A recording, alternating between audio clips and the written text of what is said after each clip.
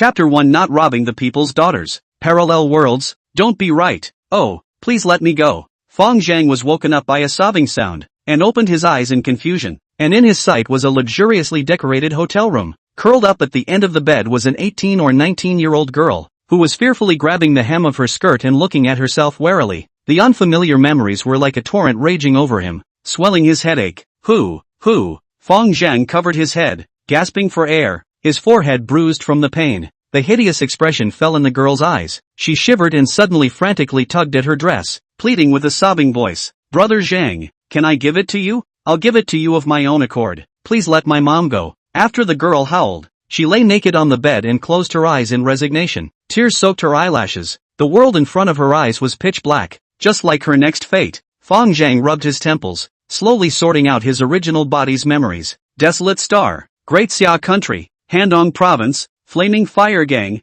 the eponymous triad. Life's greatest pleasure, forcing good people into prostitution? Because of the covetousness of the immediate Li Ji-yun, coupled with a dislike of the fetish of playing wooden fish, so at night kidnapped its mother and daughter, with the life of her mother to force her to give in to the initiative. The key two families also know each other. Really outrageous. Memory dredging. The pain disappeared. Fang Zheng from bottom to top, interested in admiring the girl on the bed. Into the eye is two pink and naughty little feet, round long legs with cold white luster, as if the precious sheep fat white jade. The waist is like about a vegetarian, without a trace of flab. Above the mosaic is a delicate goose-egg face, moth eyebrows and white teeth. The seductive visual impact stimulated Fang Zheng's silent body to vaguely have a hint of agitation. Li Jiyun closed her eyes and waited for the demon's abuse, her heart filled with fear and anxiety. If she could choose, she would rather die than submit to this demon. But her mother was still in his hands. She knew that she was not even qualified to die. Fang Zheng withdrew his sight, put on his pants, and casually asked, "Is it a virgin?" Li Jiyun answered in a trembling voice, "Yes." Fang Zheng froze for a second, smacked his lips and said, "I don't like virgins. Go away." Li Jiyun was stunned, and when she saw Fang Zheng who had redressed himself, she was suddenly scared and bloodless. Hurriedly, she got up from the bed to undress him. "Brother Zheng, please let my mom go. I'll give you everything. I'll take the initiative. I'll do it myself. Whatever you want me to do." Fang Zheng plucked away the small hands roaming on his body and frowned. "Put your clothes on." Li Jiyun's spirit nearly collapsed, still desperately trying to undo his pants, while crying and wailing, "You know that my mom is just a sanitation worker, and her health is not good. Please be kind and let her go. I'll serve you every day in the future." Oh, stop. Fang Zheng lightly bellowed and walked off the bed. "Put on your clothes and go home. I won't find you guys in trouble." Li Jiyun was a little confused, subconsciously stopping the movements in her hands, sitting on the bed at a loss for words. She didn't understand why this demon had a change in temperament and was willing to let herself go, but what would her mom do once she left? Li Jiyun just wanted to open her mouth to beg, only to see the other party suddenly took the handbag on the bedside table and pulled out a keypad cell phone to make a call. "I'm done. Let the old guy go." "Definitely cool. It's still a chick. Can it not be cool?" "Well, release it now." Fang Zheng hung up the phone, only to see that the girl had already wiped away her tears and was looking at herself stupidly. "Gone naked." Fang Zheng pointed at the two small grapefruits, then walked to the window and lit a cigarette. He wasn't much of a decent man, and there was never a lack of women around him after he developed in his previous life. But that is all you love me. Born under the red flag, how can he not do the thing of forcing good for prostitution? In the smoke, a line of tips suddenly appeared in front of the retina. Sin value system, comes with the eye of good and evil and devouring function. Every time you kill someone with a sin value of more than 50, you can devour their entire physique, and other rewards can be activated by reaching a certain standard. Fang Zheng froze for a while, the corner of his lips gradually hooked up a smile. Evil people still have to be ground by evil people. This system is good. Ding bell. A miscellaneous cell phone on the bedside table that was gifted by charging the phone bill suddenly rang. Li Jiyun couldn't wait to take the cell phone, saw the number and instantly breathed a sigh of relief. "Mom, you're safely home?" "No one bullied me, just having a meal together. I'll be back in a while." She hung up the phone, her peach blossom eyes that were as full as water gradually faded away from obscurity and a hint of spirituality emerged. Fang Zheng swept her with the eye of good and evil. Sin value -27. The value was negative and belonged to the good people recognized by the system. Good people should have good rewards. Fang Zheng extinguished his cigarette, put on his leather shoes, walked out of the suite and pressed the elevator. At the beginning of the lights, the streets were flowing, and couples holding hands could be seen everywhere. The couple is the wife of another person. With nothing to do, Fang Zheng opened his eye of good and evil to scan the pedestrians passing by. Their heads immediately revealed either red or green numbers. Red was a positive number, the bad guys recognized by the system. Green was a negative number. Good people. The good and bad were half and half. Most people's values were floating around zero. The line between good and bad was not very obvious. Fang Zheng had already figured out the rules of the system, and its criteria for determining the value of evil was somewhat different from the current law, closer to the moral level. It was also more in line with his values. Fang Zheng closed the system and saw a few large men depicting dragons and tigers approaching him with a playful smile. The leader, a middle-sized man with a handsome face and a center-parted head, walked up to him and handed over a cigarette, squeezing his eyebrows and saying, "Boss, the field has 4 new girls. Do you want to go tutor them? These people are all the original body's pony boys." The center-parted head is called Zhu Laolu. He looks more gentle and wise than the others, belonging to the gang's white paper fan, the wise man type of talent. However, Fang Zheng felt that this guy was only a half bucket of water, with small wisdom but not big plans, definitely not as good as the famous neo-jinxing, Song Xianzi. Next to him, the black undershirt that is as strong as an iron tower is named Zheng Mang, nicknamed Mangzi, and he is loyal to Fang Zheng, but his brain is a bit stubborn. Fang Zheng exhaled a mouthful of smoke rings and cursed with a smile. Forget it, the waste hasn't recovered yet. Curiosity got the better of him and he opened the eye of good and evil again, scanning over at the 6 minions. The tops of the 6 people's heads were immediately like red light bulbs, with lines of blood-colored numbers floating out. Strangely, there was even a green light bulb sandwiched in between, looking very out of place. 22, 23, 17, 19, 21, -24. The scanning results made Fang Zheng slightly surprised. The first 5 values were all relatively close and in line with his prediction. They were all gangsters who bullied and bullied. Not good people, but not enough to meet the system's criteria for the death penalty. But the last one, nicknamed Morning Biao, was very abnormal. -24? Being in a gang that bullied men and women like the Flaming Fire Gang, the sin value was so negative? It was almost catching up to Li Ji-yun. Wasn't it a bit outrageous? Fang Zheng glanced at Morning Biao thoughtfully. Early 20s age. 1.85 m big tall man. Greasy big bald head. Wearing a big gold chain on his neck that could float on the water. Biao's body was strong, and he had a tattoo of a mountain tiger on his body, almost tattooing the word triad on his forehead. However, he was recognized by the system as a good person. Chapter 2 Undercover? This person is an undercover agent, right? The probability was that he was still a fresh graduate, untainted by society. That's why he had a sin value of -24. Fang Zheng had a hidden suspicion in his heart, but he didn't say much, looked at the time and proposed, "Have some late-night snacks." The boss gave the word, and the juniors responded enthusiastically. Several people walked into the alley near the hotel. Along the street there were several temporary night market stalls, those selling fried skewers, iced drinks, fruits. There were all kinds of things. Facing the street was a fried skewer stall, and the owner was a scruffy young man wearing a pair of sandals and a towel casually resting on his shoulders. This is it. The few people ordered some kebabs, asked for a few beers, and snuggled up at the folding table on the steps to feast. Fang Zheng didn't like meat much. Holding a bowl of stinky tofu sprinkled with scallions and doused with sauce, he ate with relish. Not to mention, the stinky tofu of Desolate Star tasted quite fragrant.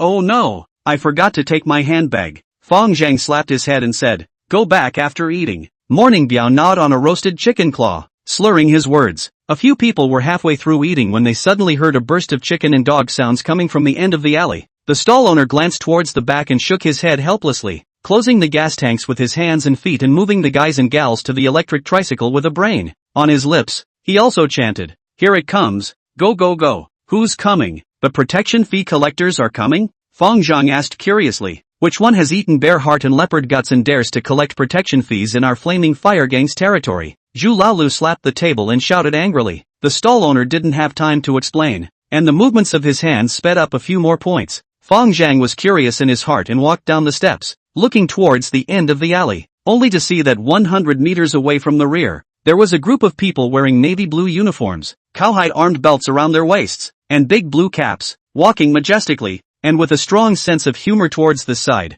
Along the street vendors, as if they were surrounded by rats, have been scared and panicked, scattered and fled. Fang Zheng suddenly realized, ate the rest of the stinky tofu in 3 or 2 bites, then helped the boss quickly fold the table and stuff it into the electric tricycle. On his lips, he still didn't forget to remind, "Run fast." "Thanks, next time I'll treat you to a kebab." The stall owner straddled the electric tricycle, twisted the key, and the man vehicle merged into one, and was out of sight in a puff of smoke. Zhu Laolu was eating vigorously. The table was suddenly lifted. This is not good enough. His left hand wrapped around the beer, his right hand holding the grilled sausage, cursing and walking down the steps. Then he saw a group of people who were getting closer and closer and the armbands on their uniforms. His face suddenly changed, and his curses were swallowed very heartily into his stomach, and he muttered in a small voice, "Can't afford to mess with it. Old Six, your kid is not afraid of the sky and the earth, but there are also people you are afraid of?" Morning Biao teased from the side. Lao Lu bristled. Speaking lightly,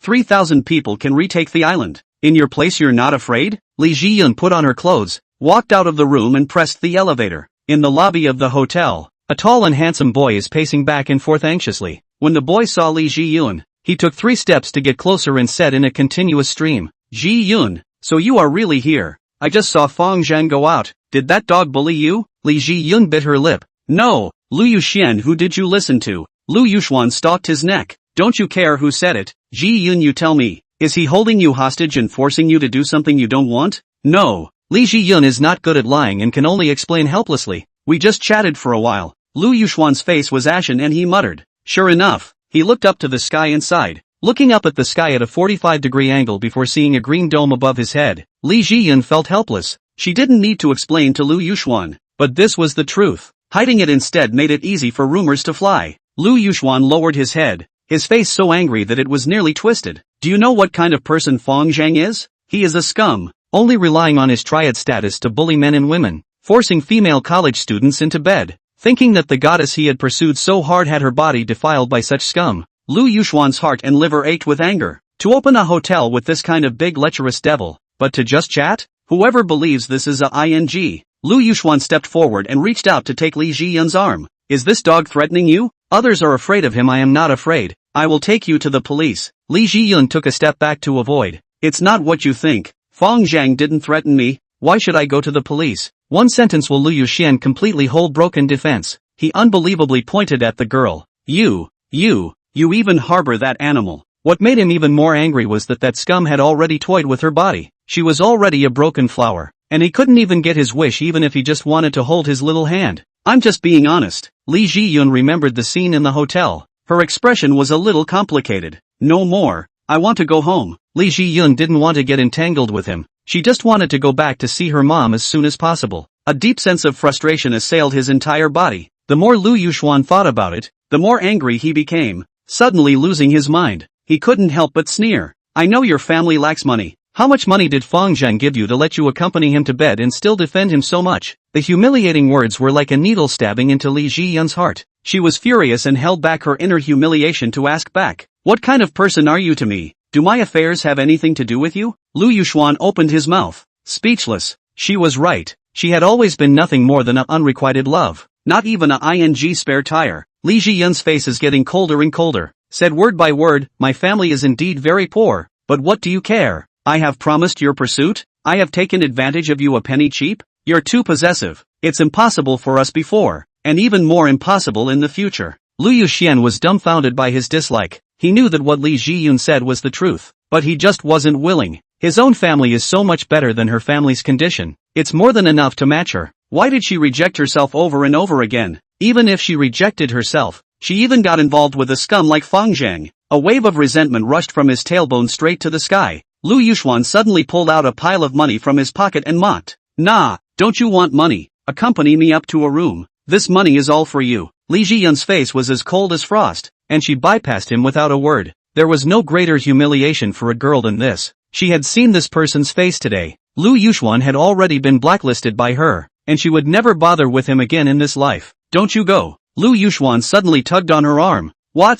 Think the money is too little? Not enough? I'll go home and get it again." "Let go." Li Jiyun's arm was gripped with raw pain. She struggled to shake it off but failed to break free. Lu Yuxian looked crazy, hissed, "How much money did that dog Fang Zheng give you? I'll double it, okay?" Li Jiyun is also a soft on the outside and hard on the inside stubborn character. Did not say a word, desperately want to break free from each other. It was at this moment that a stern voice suddenly came from the entrance of the hotel. "Little pussy brat, who are you calling a dog? Try cursing again." A few big men walked to the near front, walked in the forefront of the inch head without saying anything, raised his hand and slapped Lu Yuxuan a slap. Chapter 3, Imperial Clubhouse. Lu Yuxuan was smacked by Shao Qi and the right side of his face swelled up to the naked eye. Glancing at the visitor, He was stunned into silence. He had seen the son of a leave the hotel with his own eyes. How did he kill back again? Fang Zheng walked to Li Jiyun's side and asked, "Is the rune card with you? I lost my bag upstairs." Li Jiyun softly pulled out the rune card from her pocket and handed it to him.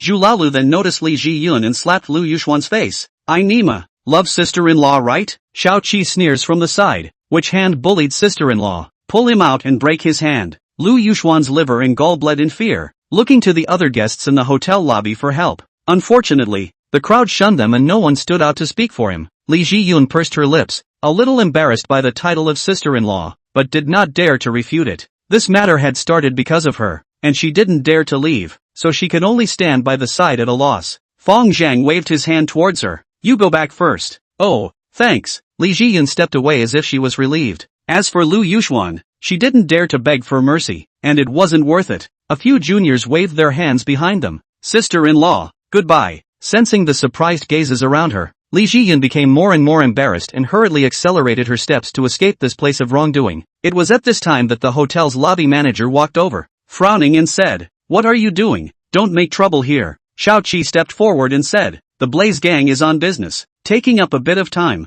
The lobby manager's face instantly changed and said helplessly, "So it's the brothers of the Blazing Fire Gang. This is Brother Eru's venue. Can a few brothers give face? Turn around and I'll inform Brother Eru to set up a table for the brothers." "Alright, don't hinder Su Eru's business. Let's go out and do our business." Fang Zheng nodded in agreement. With a command, the two junior brothers pulled and dragged Lu Yuxuan outward. Lu Yuxuan was so scared that his face turned white. The Flame Gang was extremely powerful in the southern district. Pinching himself as a commoner was like a game. These people do what they say they will do. They are never joking. "Brother Zhang, I was wrong." Lu Yuxuan suddenly kneeled on the ground with a bang. "Please spare me." Fang Zheng narrowed his eyes at him and said with a smirk, "Just now you said it's twice as much as me. Your family seems to be very rich?" "No, my family is just an ordinary family doing small business." Lu Yuxuan cried out in pain. "Then you're blowing your brains out. I'm a person who hates dishonest people. What do you think we should do? Mangzi? You are the boss. You say." Mangzi's answer is still so nonsensical. "Smoke the hell out of him." Zhu Laolu stared anxiously from the side. Mangzi ignored Laolu. His eyes went to Fang Zheng. He only listened to his boss's orders. No one else was good enough. Seeing his boss nodding, he then asked, "Where to smoke?" Fang Zheng froze for a while, then remembered that Mangzi was a bit of a hamstring. It wasn't that his brain wasn't working, it was just a bit of a shaft. "Go go go. Mangzi, I'm so damn convinced." Laolu pushed him away and raised his hand to slap him. The loud sound resounded in the hotel lobby. Lu Yuxuan was smacked. His brain instantly buzzed. "Can I do it myself?" Lu Yuxuan begged pitifully after he slowed down. He knew that these people did not have a light hand. Immediately slapped himself, both sides of the face back and forth. A moment without stopping. Crisp slap sound resounded through the lobby. A few moments later Lu Yuxuan both sides of the face are swollen and the same as the hair cake. Okay. Fang Zheng felt tasteless and slapped his face. "Mind your own mouth. If you chew on your tongue again you know the consequences." Seeing the few people sail away, Lu Yuxuan finally breathed a sigh of relief. The hand was finally saved. As for the idea of retaliation, he hadn't thought about it since kneeling down. As Fang Zheng leisurely walked out of the hotel, Zhu Laolu casually stopped a cab, opened the door, and put his hand on the roof. "Boss, you go first." Fang Zheng was the first to sit in the passenger side, and glanced at Morning Biao through the rearview mirror intentionally or unintentionally. Zhang Biao also looked at Fang Zheng through the seat, putting on a pleasing smile on his face, but in his heart, he was unable to suppress his hatred. Today, this scum insulted an innocent female college student, and caused the other party to possibly suffer from Stockholm Syndrome. But surprisingly, he didn't have too much resentment towards him. It was really too heinous. As for beating Lu Yuxuan, that is nothing. That child really should be beaten. The car parked in front of the Nan Street Empire Club. Lao Lu suddenly patted the driver's shoulder, tilted his head and said, "Brother, borrow some money to spend." The driver's heart thumped, angry, but did not dare to resist. "Open the money box." Crying face said, "Brother, I only have $200 for today's car." Lao Lu took a look at the money box, cursed, one day only earn so little money, but also run what car? Go home and eat you. His mouth was too straight and he grabbed the money while cursing, then felt a heavy knock on his brain. Just when he wanted to get angry, he saw that the boss was standing outside the car window berating himself. "Tapeless thing, hurry up and pay." Old Six had no choice but to pay, and after getting out of the car, he asked suspiciously, "Big brother, why are you stopping me? We have to transform. Those who become great don't always stare at 3 melons and 2 dates." less oil and also easy to attract people's ears. Fang Zheng casually perfunctorily said. Lao Lu was a bit unconvinced. A little makes a lot. The mosquito is also meat. Anyway, he does not dare to call the police. You are too thrifty. Fang Zheng patted his shoulder. Morning Biao and Old Six disagreed. Boss, I know what you mean. The wind and things are long. We have to talk about patterns if we want to do great things. Fang Zheng also patted his shoulder and complimented. Small words in a set. You should go to graduate school. It's really too condescending to hang out behind me. A few people wandered into the Imperial Clubhouse. This is the Blaze Gang handed over to Fang Zheng to manage the industry. Every month can create hundreds of thousands of dollars of profit to the gang. He can cut off 20%, taking 10% for himself and then distributing 10% to the horsemen. In this world similar to the previous world in 07, living is barely considered nourishing. Empire Club is located in the center of Enan Street, a total of 3 floors. The first floor is a KTV. The upper 2 floors are bath centers. The decoration is slightly outdated. Not as high-end clubs in the city center, but the business is quite good. This business relies on the input of fresh blood. Whether it is software hardening project, or hardware softening project, software is more important than hardware. East South Street 3 kilometers west is a university town, leaning against the mountain.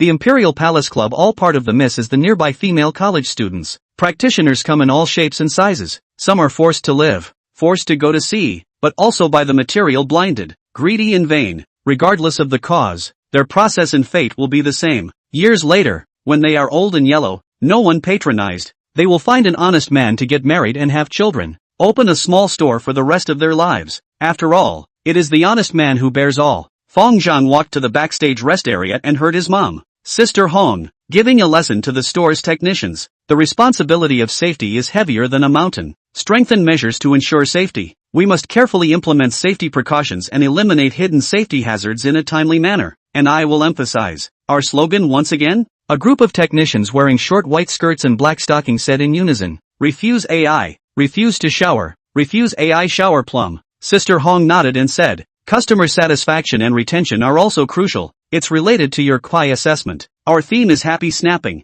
to make customers feel happy and help them find the feeling of first love. This is called professionalism. Zhu Laolu gave a thumbs up in praise. Fang Zheng also nodded his head in approval. With a gold medal mommy like Sister Hong at the helm, why would Imperial Clubhouse not worry about prospering? Chapter 4 Fang's hair wash. Fang Zheng didn't like the particularly noisy environment too much, so he simply walked out of the clubhouse and casually wandered along the streets. The 4 major gangs in Qinghe City, Black Dragon Society, Flame Gang, Great Sword Sect, and Brotherhood Alliance, each occupy the southeast, northwest, and north-south quadrants of the city. This is the southern suburb of the city, belonging to the Flaming Fire Gang sphere of influence. Fang Zheng's qualifications are shallow, and he was only assigned to the nook and cranny of Enan Street. More than 10 years ago here is still farmland. In recent years with the accelerated urbanization process, farmland was expropriated. The village has become a chaotic urban village. Garbage was thrown away, sewage flowed from the ditches, wires were intertwined haphazardly,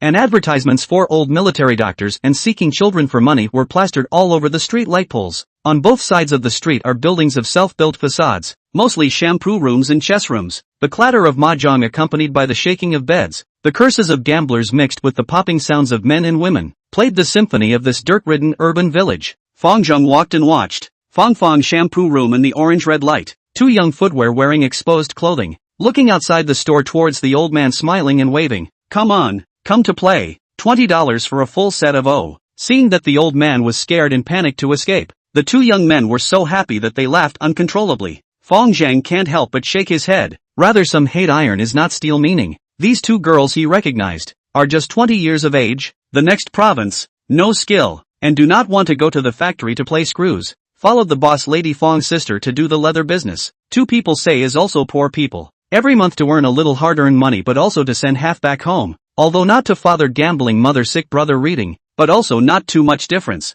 And the Imperial Palace Club regular army then. These 2 girls are very unprofessional, despite the good looks, but do not know how to package. No wonder $20 for a full set. What is the most important in the 21st century? Of course it is investment. Learn a psychology, read more books, and then buy a fake college student card. Cannot go to the hospital to make up a film. Mixed with a second wife, how good? Why do you have to sell yourself cheaply? Looking at Fang Zheng, who shook his head outside the house, the 2 men's smiles suddenly froze on their faces and shouted at the door. Brother Zhang. Hearing the shout, The old lady in the door wearing a leather skirt and black silk, holding a cigarette and watching the pearl singer, hurriedly got up and greeted, "Brother Zheng, what wind blew you here? Just happened to pass by," casually looking around. Fang Zheng said casually, "Come in and sit down." The old woman instructed the two misfits, "Irma, bring cigarettes for Brother Zheng to smoke. Xiao Mei, make tea for Brother Zheng." Fang Zheng crossed into the hair washing room and waved his hand. "Sister Fang doesn't need to make tea.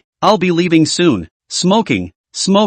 Sister Fang handed over a red Taschen and helped him light the fire. Fang Zheng glanced at the afterglow and detected the fear and hatred that flashed vaguely under the eyes of the two girls. In his heart, he shook his head helplessly. His predecessor was disliked by people and dogs wherever he went. How many sins had he created? "How's business?" Fang Zheng blazed a mouthful of smoke and casually asked. "It's not bad. Of course it can't be compared to your imperial palace," Sister Fang said flatteringly. Fang Zheng also did not refute. The Imperial Palace Club was the only gold grotto in this street, without 300 to 400 at a time. The same goods in different occasions. The price is a world of difference. Shampooing is also a reason. At this time, a middle-aged man humming a little song shouted through the door, "Irma, give brother a full job." Irma, wearing a black one-step skirt, snapped, "Brother Ma, how many times have I said it? My name is Lisa, not Irma." The man cursed through the door. "Irma is so nice. You have to use a foreign name to inflate the price." Old Ma was wearing an old workwear jacket printed with Xiaotai Cotton Spinning Factory, wobbling across the door. Seeing Fang Zheng froze for a moment,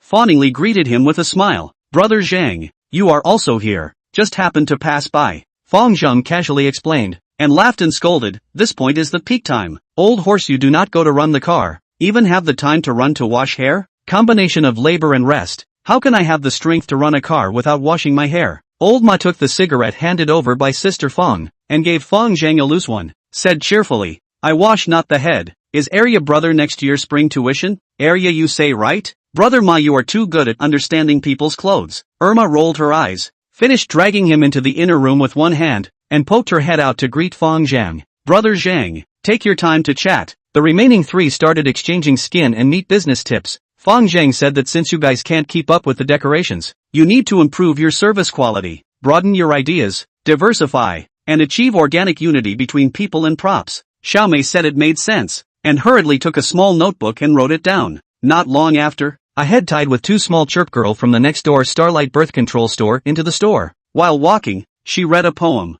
The sun shines on the incense burner and produces purple smoke, and the waterfall is seen hanging in front of the river. Fang Zheng took her into his arms and rubbed his head. Little Wei is reciting the text, studying quite hard. The little girl was wearing a small flowered lab coat. Being embraced by Fang Zheng in his arms was still a little embarrassed. Her bulging face instantly turned red. "Yes, this child is a good student. This midterm exam got third in the class," Sister Fang said with a longing face. "It would be nice if I had a daughter who could be half as well behaved as Xiao He. In a few years, I'll find an honest man to start a family with." Xiao Mei also lamented beside her. Not long after, Sister Jiang from the next store called her daughter to eat. Jiang Xiaoho broke away from Fang Zheng's embrace and ran back home in a puff of smoke, and a few moments later ran over with an enameled bowl. Fang Zheng took a look at the few slices of greens in her bowl, a few shredded potatoes, and quietly went across the street to the brine store to buy a few spicy rabbit heads, then returned to the entrance of Fang Fang's hair washing room, picked up a rabbit head and pinched it in his hand, gnawing his mouth full of oil. Fang Fang was nibbling on himself when he suddenly heard a sound of gulping saliva. With a glance of his afterglow, he realized that Jiang Xiaoho was staring at the rabbit head in his hand. Realizing that Fang Zheng had noticed, the little girl's eyes darted away again. It's delicious." Fang Zheng shivered with flavor, his mouth sighing in admiration. "Uncle Fang Zheng, what are you eating?" Jiang Xiaoho asked curiously. "Rabbit head." Jiang Xiaoho didn't understand and asked again, "What is a rabbit head?" "It's the head of a white rabbit." Jiang Xiaohua froze, her eyes reddened and her speech began to be incoherent. "How can you eat a rabbit? How can you?" She pouted with an expression on the verge of tears until Fang Zheng put a rabbit head split into two petals into her bowl. Jiang Xiaoho stopped her chopsticks and looked straight at the dish in the bowl, her expression dumbfounded, her small face screwed up into a small bitter melon. "Little Uncle Fang Zheng added dishes for you. Why don't you eat?" Sister Fang saw this scene and felt amused. "Aunt Fang, this is the head of the white rabbit. You can't eat it." Jiang Xiaoho held the bowl and explained seriously. She was very torn in her heart. If she poured out the bowl, her mom would definitely scold her. But if she didn't pour it out, the original dish was polluted and inedible again. "Uncle Fang Zheng is teasing you. This is not the head of a white rabbit. This is the head of a piglet on the mountain. It's delicious. Sister Fang tricked the child with ease. Really? Zhang Xiaohou glanced at Fang Zheng again. Seeing that he was shivering with flavor, she finally made a difficult decision. Showing an expression of looking at death, she held a flap of rabbit head in her mouth and took a bite. After pausing for a few seconds, she took a second bite. Thump, thump. Zhang Xiaohou ran into her own store in a flash, and after a few moments, she ran out again, with only one petal of the 2 petals of rabbit head left in her hand. Fang Zheng asked, "Is it delicious?" "Delicious." Zhang Xiaohou nodded heavily. Fang Zheng scoffed, "No wonder you ate it so fast. You ate it faster than me." "Not at all. Shared it with Mom." "Yo, at a young age you know how to be filial to Mom?" In the middle of the conversation, a woman limped out of the next-door Starlight birth control products store. When Zhang Xiaohou saw her,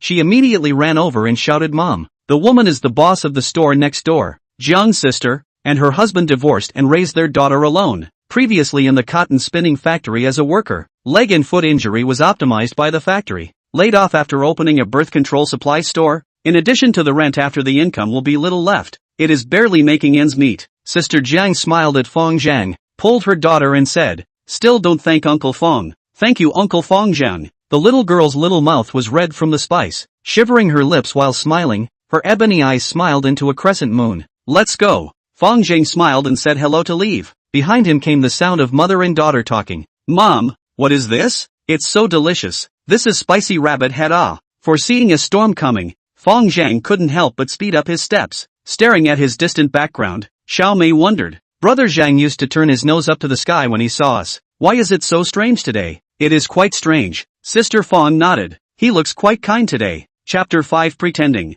Fang Zhang went to the nearby university town to buy 2 books. Wandering back to the clubhouse, just entered the door and bumped into Sister Hong. Seeing him, Sister Hong immediately greeted him gracefully, greeting him with a smile and saying, "Brother Zhang, Mangzi and the others are waiting for you at the Queen's bag." Fang Zheng nodded. "Well, I'll be right over." In the Queen's box, a group of tattooed hunks and a few ladies were playing against each other. "I won't be a big brother for years. I don't love the cold window edge." Fang Zheng's ghostly voice resounded through the box, and a few minions were desperately applauding and cheering from the side. Fang Zheng had 8 ponies under his command, known as the 8 Diamonds. None of them joined the Flaming Fire Gang, belonging to the periphery of the temporary workers, only listened to his orders. Although the original body was a bully, he had always been good to his subordinates, and several of the ponies were quite loyal. "Brother Zhang, you don't have to sing, just touch it." On the left and right, the 2 new D-cups knew that Fang Zheng was the person in charge of the venue, and deliberately rubbed his left and right arms with their breasts. "Okay, touch it." Fang Zheng smiled and grabbed the 2 men's chests. His eyes glanced and swept over the field boys. The field was playing quite high. The one who was the hippest was Morning Biao, who was bare-chested and shaking dice and rowing with a young lady, with foul language under his breath. His gangster temperament was undeniable. "Good acting," Fang Zheng secretly praised, walked into the bathroom and turned on the wall light. In the mirror was a man of about 1 meter 8, 23 or 24 years old, moderately built. His face was heroic and rigid, not particularly handsome, but at an upper middle level. Through the thin shirt can vaguely see the right back tattooed a green dragon, from the waist straight to the back of the neck. Road mixed people. Tattoo dragon is the first choice. Dragon tattoo, pay attention to a drop. If the dragon tattooed over the shoulder is over the shoulder dragon, also known as the river dragon. As the saying goes, the dragon is not over the river, so very few people will be tattooed over the shoulder dragon. The predecessor is the same. Fang Zheng didn't care much about tattoos or looks, but there was one thing that made him very upset. He had just peed, and there was always a feeling that he had not finished dripping. What was even more frightening was that the urine had split into 2 forks. Fang Zheng was a bit depressed. His predecessor was under constant artillery fire day after day, more violent than the Syrian battlefield. This is not. The problem came out. Only 20 or so years old prostate is broken into this. Not even as good as his own body of 40 years old in his previous life. Have to kill as soon as possible to improve the physical fitness. Not for any other reason. At least in the future, peeing will be a little more freely. He is not interested in singing. Play a moment to feel tasteless. Quietly return to the office. Close the door. Open the safe. And find the information of funeral Biao. Morning Biao, formerly known as Feng Jiao Biao, 22 years old. Experience, a year ago, because of assaulting the police in Mangzi, locked up in the same prison warehouse. During the period in Mangzi do not fight to get to know each other. 3 months later together out of prison. Introduced by Mangzi to join the Flame Gang. Personal experience, after dropping out of junior high school, he has been mixed up in the society. and has many convictions for wounding people. Family background, both parents are dead. No wife and no children. Personal evaluation, very good hands. Righteousness. Fang Zheng put down the information and shook his head with a smile. The information is quite well compiled. It should be whichever rookie just graduated from the police academy. Not yet polluted by society, so he is more upright. He put the information back into the safe, and took out the foreign language books on management that he had just bought and read them. Bang bang bang. While this was happening, a knock suddenly came from outside the door. Come in. Mangzi and Morning Biao pushed open the door and said with a grave expression, Boss, something happened in Imperial Hall. Old Six caught an ice cellar. Ice cellar? Knuckles unconsciously tapping on the table. Fang Zheng's mind flashed through the memories of the Yakuza in this world. In this era, there were many talented people in the Jianghu, and the ways of mixing with the black can be described as blossoming. 15 or 16-year-old half-grown boys ganged up. For a few Q coins can move the knife to fend off people. Dry earth and stone will be blocked in the car at the gate of the construction site. Do not use my goods, do not want to start. There are also those who engage in pyramid schemes. Fake certificates. Fairy jump. Each occupying a share of the jungle. But most people don't want to touch guns and drugs, both of which are felonies that kill the head. I can't imagine that I just took over the original bodies industry and ran into this kind of tricky incident. Fang Zheng closed his book and said, Go meet him. Morning Biao took the opportunity to glance at the books on the table. The all-English cover made his brain a bit confused. He did recognize the word manage, and could roughly tell that it was a management English book. But if he remembered correctly, this guy didn't seem to have graduated from high school. This kind of all foreign language professional books on the basis of him can read and understand?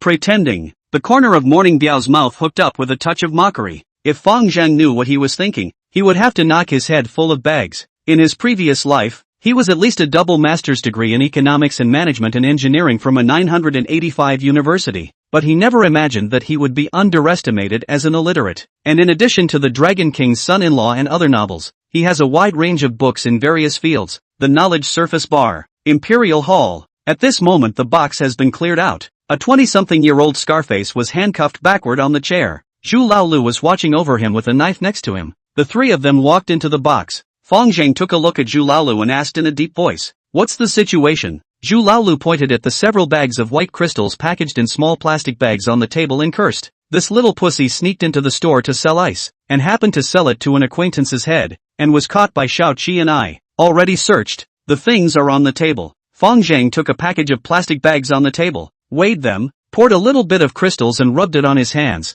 His face grew cold. These packets together weighed far more than 50 grams. If caught it was a proper death sentence. Even he himself would be implicated. Memory of the previous store also played drugs, but are marijuana, ecstasy and other addictive soft drugs, like this hard goods are not common. Currently on the market more popular hard goods have three categories: ketamine, morphine and methamphetamine. Ice belongs to the methamphetamine group. Old bastards with industries don't want to touch this stuff at all. Whoever touches it will die. And then the big umbrella can't protect it. Only some of the young and rash, or some outlaws will dip into it. However, Scarface was obviously not a rash youth, so his identity was very suspicious. Fang Zheng put down the plastic bag and asked, What are you? Scarface was restrained, but his complexion was unusually calm as he returned. Viper Gang, Cobra. The crowd changed color slightly at the words. The Viper Gang was a mob organization that had recently strung together in the provincial city of Shilin. Similar to the Tazai village in the movies and television of the previous life, making a living from drug trafficking.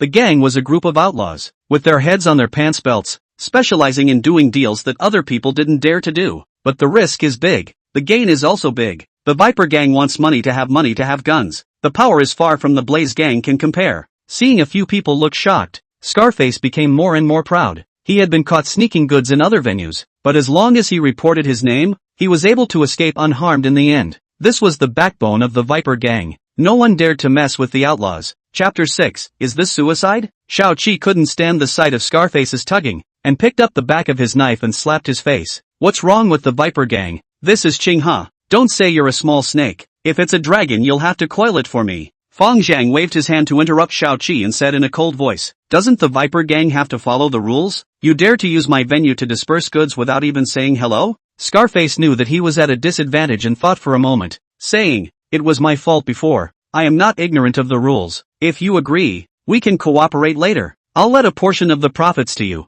Bang! Mastodon without warning made a sealing eye hammer to his eyes. Rules, nigga pussy. You know the rules when you've got the stolen goods. Mastodon's brain is missing a string. Sometimes things are done with a single stroke, and sometimes it is more jumpy. Seeing the tugging person is more jumpy. Just like this moment. Scarface's right eye was hit with an iron blue, and he grimaced in pain. On the surface is also quite tough. Resentful glaring at Mangzi, expression if you desire to choose people to eat. Glare at you. I'll gouge your eyes out. Mangzi made a gesture that he was going to do it again. Fang Zheng reached out to stop him, and instructed Zhu Laolu's 3 people. You guys go out first, I'll talk to him alone. Zhu Laolu thought that the boss had an idea, and came to his ear and advised in a low voice. Brother Zhang, this thing is a thorn in the side of the public security department. Dabbling in it is death. Only the worst assholes would do this kind of business. There is no need for us to mess with this kind of trouble. Fang Zheng didn't take any notice and scolded in a low voice. All of you get out. Several people had no choice but to exit the box. Zhu Laolu sighed and was silent. Morning Biao walked out of the clubhouse expressionlessly. His heart had long been enraged. He felt that when Fang Zheng had sidetracked himself and the others, it was clear that he had some intention to talk about cooperation with the other party. This scum was now getting more and more bold, daring to get involved in anything. Inside the box, after the others left, Scarface took the lead and said, Brother Zhang, I can take a loss and let out half of the profit, as an atonement for what happened before. By letting Fang Zheng help with the bulk goods, his profit was smaller, but the risk was also smaller, and the math was not a loss. Fang Zheng did not reply and opened his system to detect the other party's sin value. A black number immediately appeared on top of Scarface's head. Sin value 76. More than 50 was black, and his crimes had far exceeded those of the Flaming Fire Gang. This was the first time Fang Zheng had seen someone with a black value in reality. As for the people on TV, he had tried it and the skill was completely useless. Fang Zheng was happy in his heart, pinched Scarface's biceps and praised. It's pretty strong. Usually work out a lot? Scarface felt a bit puzzled, smiled and replied, it's often fitness. Our line of work has to run fast in order to be able to do it. Besides, I only sell and don't suck. My physique is definitely stronger than those Taoists. Not bad, have principles. Fang Zheng praised, took out his cell phone and made a call to Xiao Qi, instructing, bring a big suitcase over, something solid, and keep it quiet. Scarface's heart sank, and he said in alarm, what are you doing? Fang Zheng smiled and said, for your next shipment, I purposely asked for a large one, so I can pack more. This sounded obviously wrong. Scarface frowned and asked, I really want to work with you. What do you mean by this? Fang Zheng ignored it, picked up the toilet paper on the table and crumpled it into a ball, stuffing it into his mouth. After a while, Xiao Qi carried a huge suitcase and pushed open the door of the box, asking blankly, boss, what do you need this for? Knock him out. Fang Zheng waved his hand. Scarface looked horrified, spat out the toilet paper, and said vaguely, what are you doing?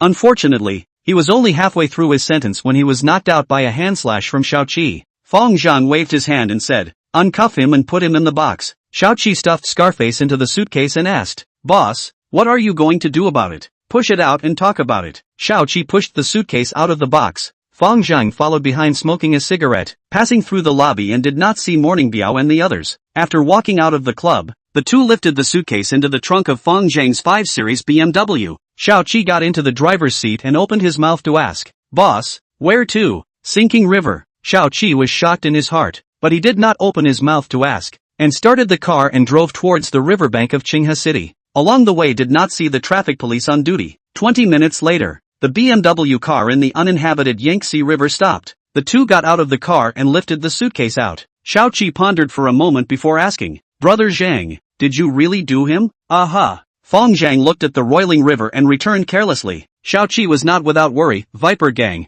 these gun-eaters are not to be messed with. If they know that we did it, they will definitely come to the door to seek revenge. People on the road know that there are two kinds of people who can't be messed with. One is 14 or 15 years old rash youth. Pissed them off. Really dare to stab people with a knife. But after all, the fighting strength of the hairy children is limited, and the one who can't be messed with is this kind of outlaw. The Flame Gang belongs to the traditional gangs, do some flesh business and earthwork projects, usually at most with a machete to scare the ordinary people, which dare to provoke this kind of drug dealers at any time with the public security department to refute the fire. Why don't we just scare them and let them pay for the ransom? Xiao Qi made a suggestion. Fang Zheng waved his hand and said, no need. A strong dragon can't suppress a snake. These dogs are a thorn in the side of the public security department. Whether they dare to come to Qinghe is still a matter of opinion. Seeing that his big brother's mind was made up, Xiao Qi opened his mouth or swallowed the words into his stomach. He neither wanted Fang Zheng to get involved in this stuff, nor did he want to offend the Viper Gang. He was very torn inside.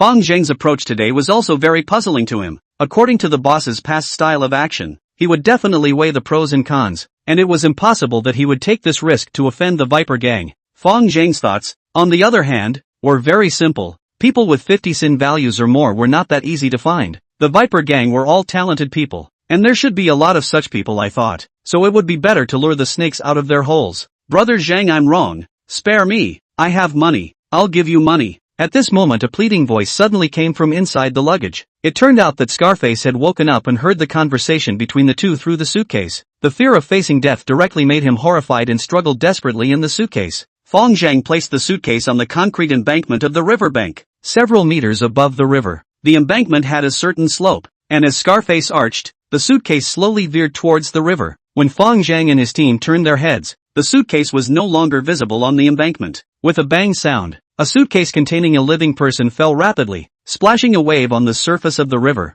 sinking further and further to the bottom. The air suddenly fell silent. The two froze in place and looked at each other. After a long time, Xiao Qi murmured and asked, "Is this considered suicide?" Fang Zheng was also confused about this question. He originally wanted Xiao Qi to operate the knife to test whether the devouring function needed his own hands to be effective, but as a result, the dog days of 7 arches and 8 arches arched themselves down the river. However, he did not regret it. There was no rush to kill, and testing the rules was more important. A few moments later, a hot current spread throughout his body. Fang Zheng's heart was happy. The original operation like this also has an effect. According to this speculation, as long as the people killed under his own authorization should be effective, so the room for maneuverability would be much larger. Fang Zheng soothed his arms and legs, adapting to the surging strength that his body had increased. His chest was full of grandeur. He could feel that in addition to strength, defense, speed, endurance, even his eyesight, hearing and self-healing power and so on had all changed considerably. The improvement in physique was all-encompassing. Although he didn't test it, the feeling in his meditation was definitely not wrong.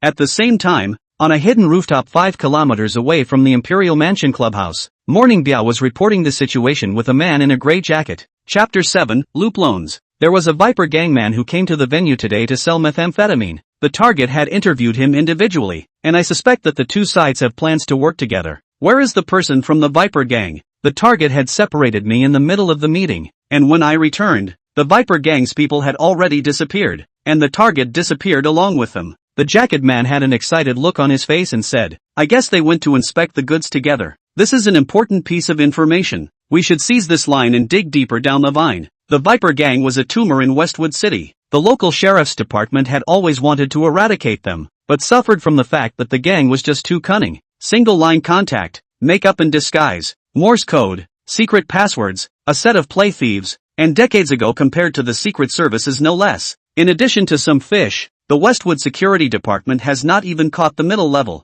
As for the big man behind the scenes, no one knows what he looks like. If one could catch their followers, it would surely be a heaven-splitting feat, and a second-class merit or even a first-class merit would be possible. Well, I'll work hard and make sure to bring this bunch of scum to justice. The young school police officer saluted and said righteously. His torso stood straight, his face was brimming with confidence, and his eyes radiated the luster of justice. It was the gold chain around his neck and the huge bald head that always looked a little awkward. The jacket man continued to exhort. The matter of the Flaming Fire Gang should also be grasped a little tightly, following the line of the target person and their top management to mix up, and strive to break into the core layer as soon as possible. Zhang Biao said, "For the time being, I can't get close enough to the top of the gang. I'll continue to follow this line." He sighed and continued. Tonight, the target abused another female college student named Li Ji-yun. Zhang Biao had been lurking by Fang Zheng's side for more than half a year, and in these half a year, he had seen too many of the crimes of this black gang that were outrageous to the gods. However, caught up in his mission, he had never been able to bring the other party to justice, a feeling that made him very stifled and uncomfortable. The jacket man was silent for a moment, lit a cigarette and said, "Sooner or later,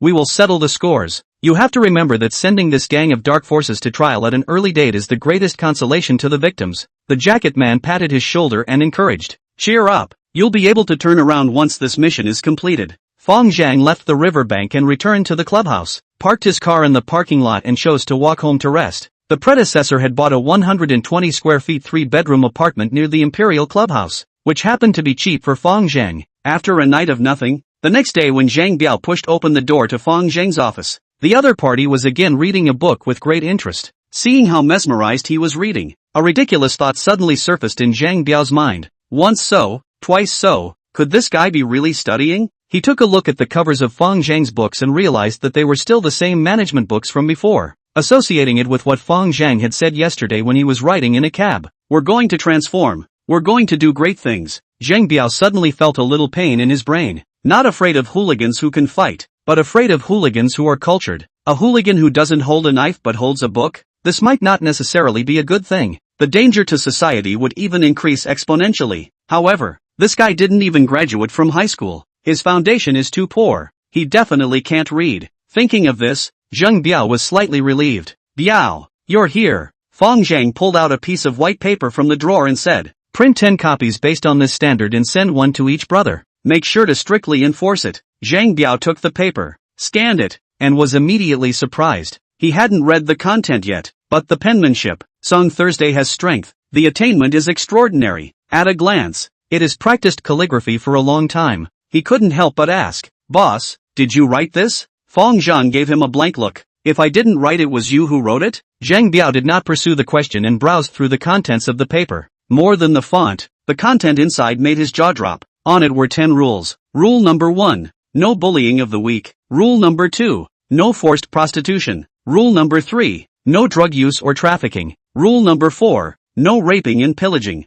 Zhang Biao read the entire content and asked blankly, boss, what do you mean by this? Fang Zheng said seriously, this is the rule I set. It must be strictly followed. Boss, we are a triad. Is this appropriate? Zhang Biao was stunned. The purpose of his superiors sending him here was to go undercover to investigate the facts of triad crimes. Now that the triads weren't playing black anymore, they were actually transforming into a spiritual civilization unit? What was there to investigate? Fang Zheng opened his mouth and scolded. How is it inappropriate? Why are you such a bad person? Is it that you can't feel good if you don't oppress the people for a day? Zhang Biao almost laughed in anger. I am a soldier. You are a bandit. Who is oppressing the people? Fang Zheng said in a serious tone. Buddha said it's not unrewarded. The time has not yet come. The causes planted in this life will bear fruit in the next life. So we not only have to obey the law, but also to do good deeds and virtue. See his righteousness. Zhang Biao directly confused in place. How this mother **** her changed to believe in Buddhism again. If it wasn't for knowing him for so long, even he almost believed it.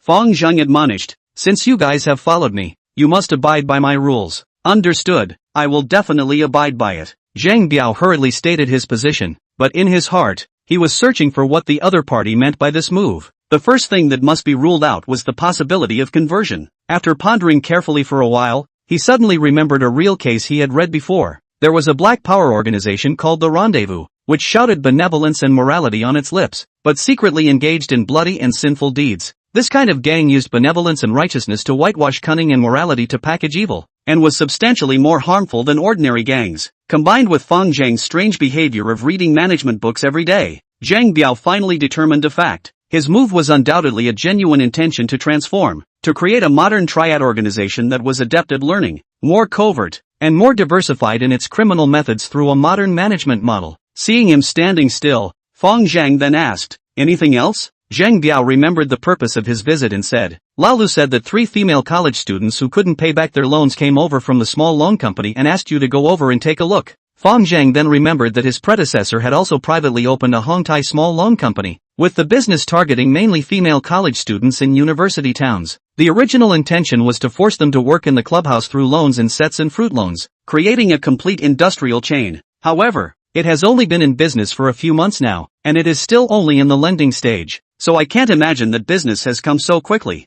Fang Zheng closed his book. Let's go and take a look together. Hongtai Small Loan Company rented a small office in Xinda Building, which was only 2 streets away from Imperial Club. The area was small, but the business was doing well. Every month, it was able to lend out tens of thousands of dollars in loans, covering several female college students, and so far it had done business with 13 female students. There is only one criterion for the lending amount. The prettier you look, the higher the amount. When Fang Zheng and Morning Biao rushed to the small loan company, Mangzi, Zhu Laolu, Xiao Qi and others had already arrived at the scene. The 3 girls who were not too old stood in a row in fear and were being lectured by Zhu Laolu. Seeing Fang Zheng, Zhu Laolu greeted, Boss, this batch of goods is good. See if you have a favorite. Fang Zheng nodded and swept his eyes over the 3 girls in turn. Since the 3 could meet the company's lending standards, their looks were indeed not bad. All of them had a curvaceous figure and outstanding looks. In particular, the one in the center wearing a white bodysuit was the most outstanding. Exquisite melon face, watery eyes under thick eyelashes, and her body was concave and convex. Very hot. Fang Zheng withdrew his line of sight, grinning widely as he sat on the boss chair and opened his mouth to ask, "What's the situation with all of them?" Zhu Laolu handed over 3 contracts and whispered, "The one on the far left is called He Yuan Yuan. She borrowed 10,000 and has already repaid 13,000. There is still 280,000 with interest. The one in the center is called Su Yao. She borrowed 20,000 yuan, and has already repaid 16,000 yuan, leaving 510,000 yuan with interest. The one on the right is called Lin Xiaoshui, borrowed 16,000 and has already paid back 15,000. With interest there is still 320,000.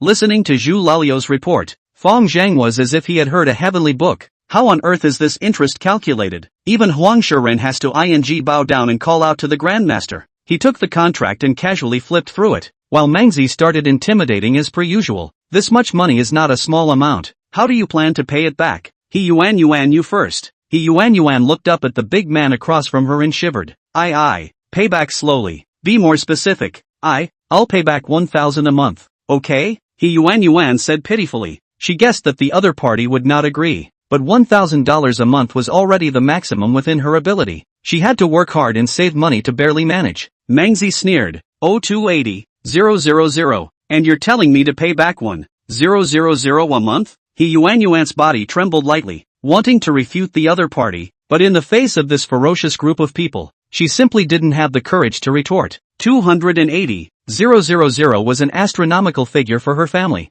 and even if she sold her family's only home, she couldn't solve it. She was helpless in her heart, and her eyes glanced out the window with dullness. This is the 18th floor. Maybe jumping down will get it over with? When Morning Biao saw her wandering off, he suddenly slapped the table and bellowed, "Paying back $1,000 a month? What the hell are you paying back? The interest isn't even enough." He felt that he hadn't gotten Fang Zheng's full trust yet, and now that the opportunity had come, he was eager to show it. A loud shout almost made He Yuan cry. She pouted, teardrops hanging in her eyes, ready to drip down. Fang Zheng looked at Morning Biao and asked, "Then how much do you think is appropriate to pay back each month?" Morning Biao considered for a moment and said, "It's not easy for the little girl, so let her add a little bit and pay back 1,200 every month. What do you think of this proposal, boss?" Fang Zheng smiled and shook his head. "I don't think it's good. Biao can't see that you are quite kind." Morning Biao's heart thumped, smiled and stopped talking. Zhu Laolu glared at Funeral Biao and interjected from the side, "Repaying the loan like this definitely won't work.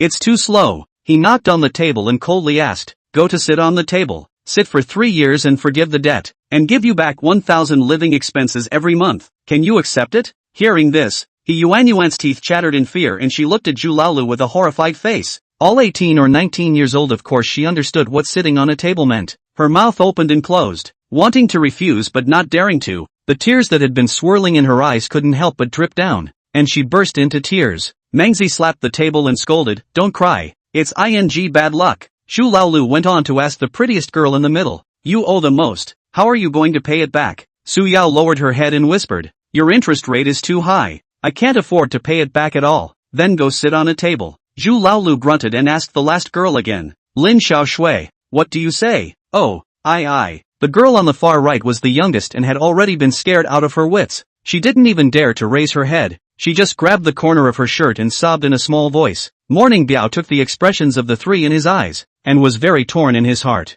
Undercover every day he felt tormented. If not to stop this behavior, conscience cannot pass. If he stopped it, it was likely that he would expose himself again, leading to the abandonment of his previous endeavors. After hesitating for half a day, he decided to collect evidence and report it through other people's hands, even if he exposed himself for it. The matter of clues will be discussed later. The most urgent thing is to stop this kind of evil behavior of forcing good people into prostitution. Seeing the three girls all succumbed, Zhu Laolu was satisfied, and Fang Zheng scowled and said, "Boss, these three are not bad. Do you want to pick one to go back to bed?" Fang Zheng didn't reply. He finally understood where the tricky part of the contract was, picked up the contract and said, "Help them calculate. According to the original annualized interest rate of 20%, how much money is still owed with interest?" This sentence, the scene suddenly quiet. The little brother on the field thought he had heard wrong. The three girls were also at a loss. staring stupidly at the opposite boss. The interest rate they had negotiated when they borrowed the money was 20% annualized. This interest rate is only a little higher than the bank, and they thought it was a loan company similar to the bank. Only later did they realize that the contract was left blank and there was something fishy, and they were caught in the trap of the loan company. But why did the boss across the street restore the interest rate again? Quickly calculate. Fang Zheng tapped the table. Zhu Laolu immediately picked up the calculator and said after calculating, according to this interest rate, Su Yao still owes 5,600. Lin Xiaoshui still owes 1,800. He Yuan. What happened to He Yuan? We still have to find her $1,400. Make a new contract and tell them to pay back the rest within a week. Fang Zheng tore up the 3 contracts, then took out $1,400 from the safe and handed it to He Yuan. Looking at the money that was handed over, the girl's mind was confused into mush and she stood still, not daring to take the money for half a day. Obviously this person pushed herself into the abyss. Why would she pull herself out of the abyss again? Was this a trap? What? Not satisfied with the interest? Fang Zheng frowned. Satisfied. He Yuan nodded her head busily and asked timidly, then can I go home? Fang Zheng slapped the money into her hand and waved his hand. Go, don't come next time. He Yuan took the money and walked toward the door with trepidation. 1 step, 2 steps. She wanted to run, but didn't dare. Wait, that boss's voice suddenly came from behind her. He Yuan instantly turned white with fear. She was mortared in place and didn't dare to move. Her heart was even more panicked. Did he renege again? In the future, go to the bank to borrow money. Don't look for small loan companies. Fang Zheng cautioned. I know, thank you. He Yuan stepped out of the door with a brisk pace, then turned her head and bowed towards Fang Zheng. Stepping out, it was as if she had stepped into a new world. The sky was high and the breeze was light. The cool wind blew on her body and blew away the gloom in her heart. Lin Xiaoshui also quickly followed and left, and at this point, the only one in the arena who didn't take a stand was Su Yao. She looked complicated, opened her mouth and swallowed her words back. Fang Zheng frowned and asked, the interest is not satisfactory? Su Yao shook her head and said with a bitter face, No, I am very satisfied, but my father was hospitalized. At first I thought that he could be discharged with just 20,000 yuan. Who knew that he would need money every day behind him? I really couldn't pay it back for a while. Fang Zheng knocked the table and said in a solemn voice, you should know what we do. Su Yao's heart was bitter. She knew that the other party had already done their best to be merciful, and she could only blame her family for being too poor. No matter how the other party disposed of herself, she had nothing to say. Fang Zheng pondered for a moment and said, I'll give you 3 choices. First, come to my store to work as a waitress. No need to sell your color. Plus tips income is about 3,000 to 4,000 a month. Second, escort lady. Guests will move their hands and feet. Of course the income will be much higher. Third, sitting on the stage. No matter which one, you'll be my employee from now on, and the arrears can be slowly deducted from your paycheck. I choose the first. Su Yao made her choice without hesitation. Her father needed more than 2,000 hospitalization fees a month, and this income could still barely make ends meet after paying the hospital fees. Preferring to live a bit more bitterly was too much better than coming out to sell. From Fang Zheng's point of view, there was no loss. Anyway, the store was lacking waitresses, not to mention Su Yao's good looks. Being a waitress was more than enough. Thank you. Su Yao also bowed towards a few people before leaving the office. Chapter 8, Night Attack. When Su Yao left, Fang Zheng instructed the crowd. Other customers also changed their contracts according to this interest rate standard. In the future, regarding the nightclub piece, we won't stop the voluntary ones, but we will never allow the forced prostitution. Several juniors looked at each other in disbelief, and Morning Biao was even more confused. I didn't expect that this villain would actually give up the 3 pieces of fat meat that came to hand, and even waived the interest of the others along with it. Could it be that he made those 10 rules to be true? Fang Zheng followed the good advice and asked a few juniors, what do you guys think about what just happened? Mangzi took the lead and said, it feels pretty cool, just a little waste of money. Morning Biao said, as the old saying goes, fearing the might but not the virtue, but there is no absolute. In the past, they just feared us but hated us in their hearts. But this time I can tell that they are sincerely thanking and respecting Brother Zheng. Fang Zheng glanced at him and snickered. Ah Biao, I finally realized, amongst those here, you are the most learned. You have a great way of speaking in a set of small words. Boss over praise, I can't compare with you. Morning Biao complimented with his mouth, but in his heart, he secretly sounded an alarm. This person is getting more and more cunning. In the future, it is better to keep a low profile yourself. However, the knowledge had already entered his stomach and would always pop out unconsciously, and his mouth was like having an autonomous consciousness. Some idioms and allusions, for him just casually said, fell in the ears of these vulgar people, but it is another scene. he is not good to grasp the boundaries. Zhu Laolu laughed bitterly at the side and said, respect can't be a meal. If we cut off this financial path, our income will definitely plummet. And boss, you can't add new people to the field. It's definitely not good to deliver in the gang. Fang Zheng disdainfully said, how much is this? Don't worry you guys, I have other plans. Wait for a period of time, the income won't decrease. It can also double. Besides, this money can't be earned for long. Other gangs have followed suit and played the same routine. The tree attracts the wind. It's easy to get into trouble if we continue. Mengzi curiously said, boss, what plan are you talking about? You guys will know when the time comes. Fang Zheng did not explain too much, revealing an inscrutable expression. In fact, he had a fart plan. As a triad, of course it was by robbing. Did he earn it himself? It was not appropriate to say robbing. Trickery should be more appropriate. Morning Biao pondered Fang Zheng's words in his mind,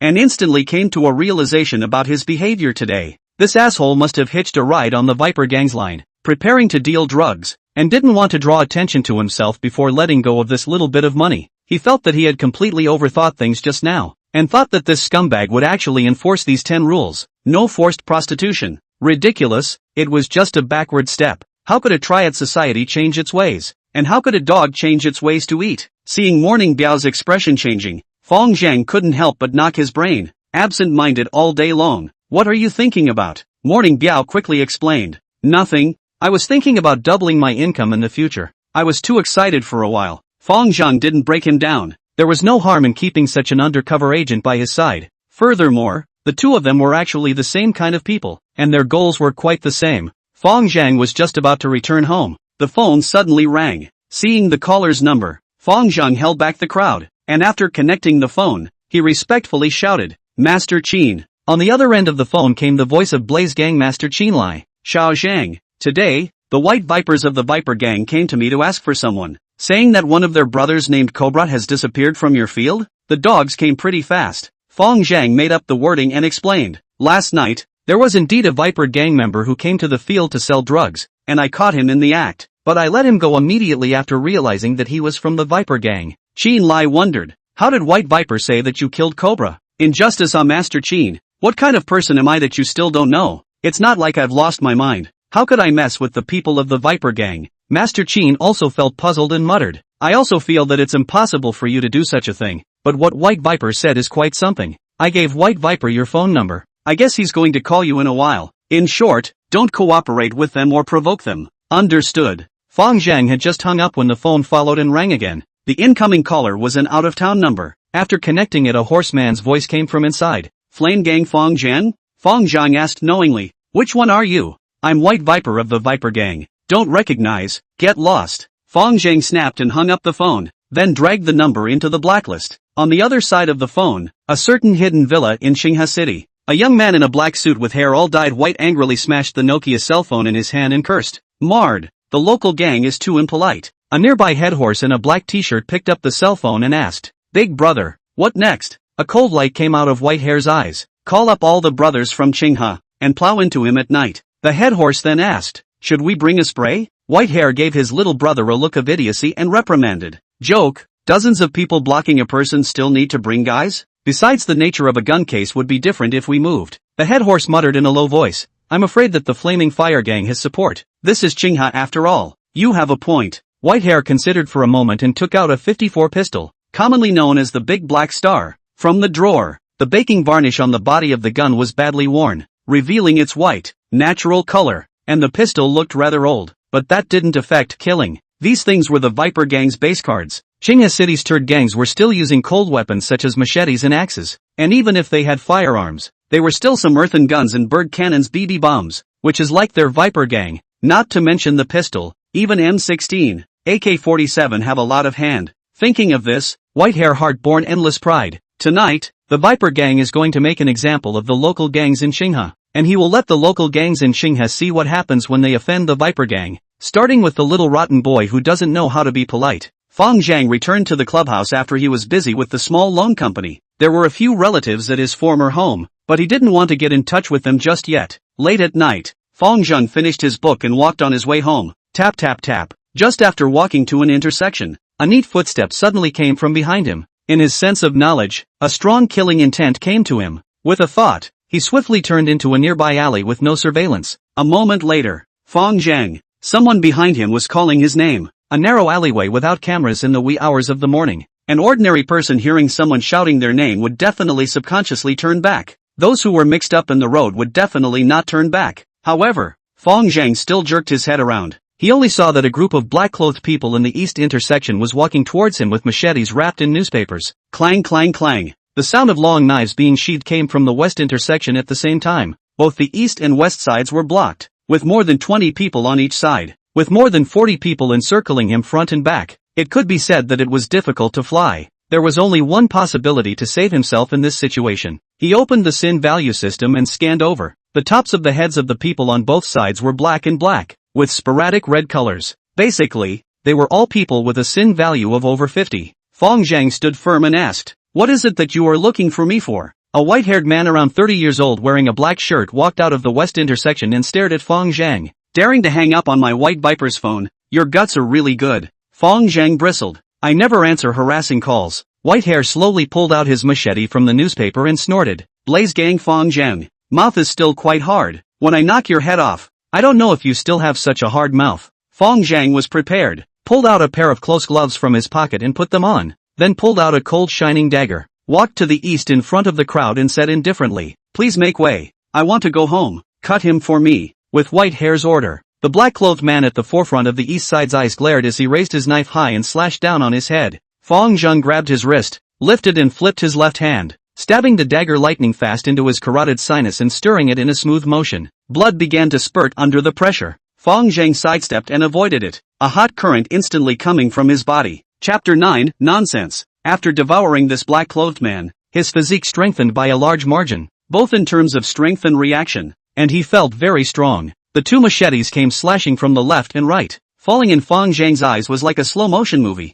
His shoulders shifted slightly, avoiding the two knives by a hair's breadth. Then the dagger in his left hand swiftly sliced through the carotid artery of the black-clothed man on the left. The dagger switched to his right hand in the air, and in a flash of lightning, it was inserted into the eyeball of the black-clothed man on the right. At this time, the people at the back also surrounded. At the same time raised the machete. Fang Zheng formed a front and rear attack situation. However, at this time, Fang Zheng had already killed 3 people, plus Scarface who had sunk into the river before. The strength in his body had been no less than 700 or 800 pounds, and his hearing and eyesight had been strengthened to an appalling level. His ears moved slightly, listening to the wind to let go of the knife behind him. His body twisted in place with incredible speed. The dagger stabbed the right eye of the man in black behind him. His palm carried a huge force and pushed. The dagger was rooted into the eye socket of the man in black. The man in black behind him was already dead. Fang Zheng simply gave up the dagger, slapped off the back of the machete before the other machete came close, and punched the face of the black-clothed man in close proximity. The powerful punch was as fast as lightning. The black-clothed man was unable to dodge in time.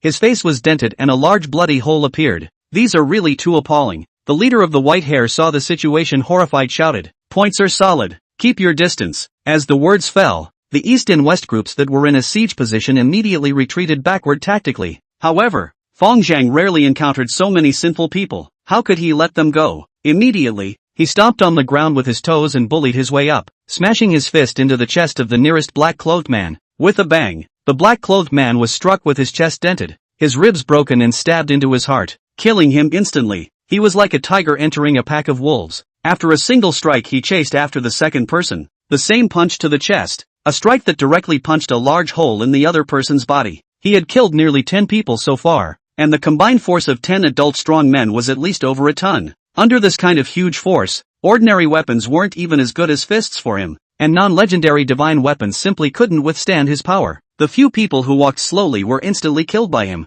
The last person was unable to avoid him, and was hit by one of his horizontal hands. His head spun around his neck a few times, and finally overwhelmed, rolled down to the ground. Blood sprayed out from his neck, splashing more than half a meter into the sky. By now there were already more than 20 people lying on the ground. Seeing the others scattering and fleeing, he picked up a machete from the ground and broke it into several pieces. As a concealed weapon he raised his hand and shot it out. Put! A few people were still breathing a sigh of relief for having escaped. Who knew that in the blink of an eye, they were pierced through their chests by the blades, and instantly fell to the ground dead. Bang! Bang! Bang! White hair, who was watching the battle from afar, changed his face drastically, and suddenly raised his pistol and fired 3 consecutive point-blank shots at Fang Zheng. In the downtown area he originally did not want to move his gun, Plus he was afraid of accidentally injuring his own brothers, so he delayed making a move. But in the blink of an eye, the brothers were dead and wounded. This person has been strong to an appalling degree. He even doubt that the other side is still not human. Holding a gun in his hand, heart also has no bottom. The bullet came in a flash. Fang Zheng avoided it with a sideways turn. An ordinary person's reaction speed was roughly 0.3 seconds. Currently his reaction speed was roughly 30 to 40 times that of an ordinary person. Roughly 0.01 seconds. The bullet flight speed of this small caliber pistol was roughly over 400 meters per second. In other words, as long as the distance was more than 4 meters, he could react. He even felt that he was perfectly capable of grabbing bullets with his hands, and maybe he could even carry them hard if he killed some more people. The yield strength of human skin was around 1 MPa, and the pressure of an unusual pistol bullet was usually around 100 MPa, with rifles around 300. In other words, as long as he killed a few hundred more people, not even rifle bullets would be able to break the defense of his skin. Quickly stop him. Seeing that Fang Zheng had dodged the bullets, White Hair was horrified and roared as he ran. At this time, he had already given up his purpose of assassinating Fang Zheng, and only wanted to leave this place and leave Qinghe as soon as possible. With a thought, Fang Zheng crossed a distance of 20 meters in a single stride and threw 3 punches at the crowd in a second, instantly killing 3 people. Cool. He revealed a bloodthirsty smile. Compared to weapons, he preferred this fist-to-flesh feeling. Run! The remaining dozen or so black-clothed men were scared out of their wits, and with the leader's order, they scattered and fled from the east and west. This alleyway was more than 500 meters. There was no surveillance, but as long as they ran to the main road, there was surveillance. Fang Zheng predicted that the people at the forefront would be able to run out of the alleyway in about 20 seconds. Time enough. He made a dash, and with his strong physique, he smashed the last 5 people on the east side into a mess. It took less than 3 seconds. Then turning swiftly, he caught up with the black-clothed men in the west in 3 strides. After 5 seconds had passed, the ground was full of dismembered limbs and broken arms, leaving only White Hair alive. Fang Zheng wiped the blood on his gloves on the corpse of a black-clothed man and sneered. "Didn't you say you wanted to knock my head off?" White Hair gulped and wanted to beg for mercy. Unfortunately,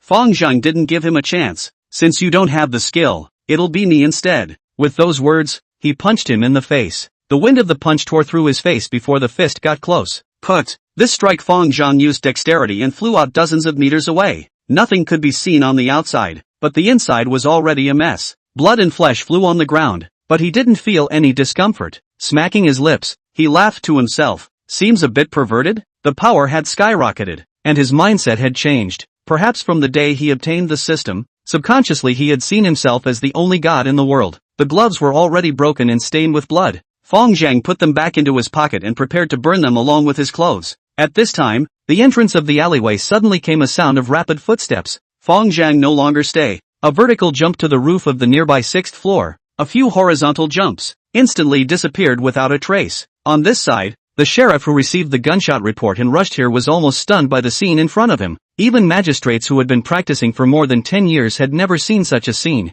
Countless limbs and broken arms were scattered and piled up in this small alleyway, like a feast of blood and flesh revelry. Several young magistrates felt their stomachs turning over and couldn't help but hold onto the wall and vomit. Jin Xiang, captain of serious crimes of Qinghe City's public security department, walked over to the corpse of a black-clothed man with his head intact, examined it, and said with a grave expression, "There's a viper tattoo on his back. It should be someone from the Viper gang of Shilin City. You guys go check the other corpses." Several other magistrates checked in turn and said in unison, "Team Jin, they all have the same tattoo." Jin Xiang got up and said, "Same dress code, same tattoos. The dead should all be from the Viper gang." His heart was a little bit settled, although the nature of the case was very bad. But if the dead were all people from the Viper gang, the situation was not so bad. Shilin City had already rounded up the Viper gang several times, but these people usually acted in a decentralized manner, and they were always annihilated but not destroyed, and resurfaced, so this matter was even a good thing in a way. Of course, he wouldn't say such words in his position.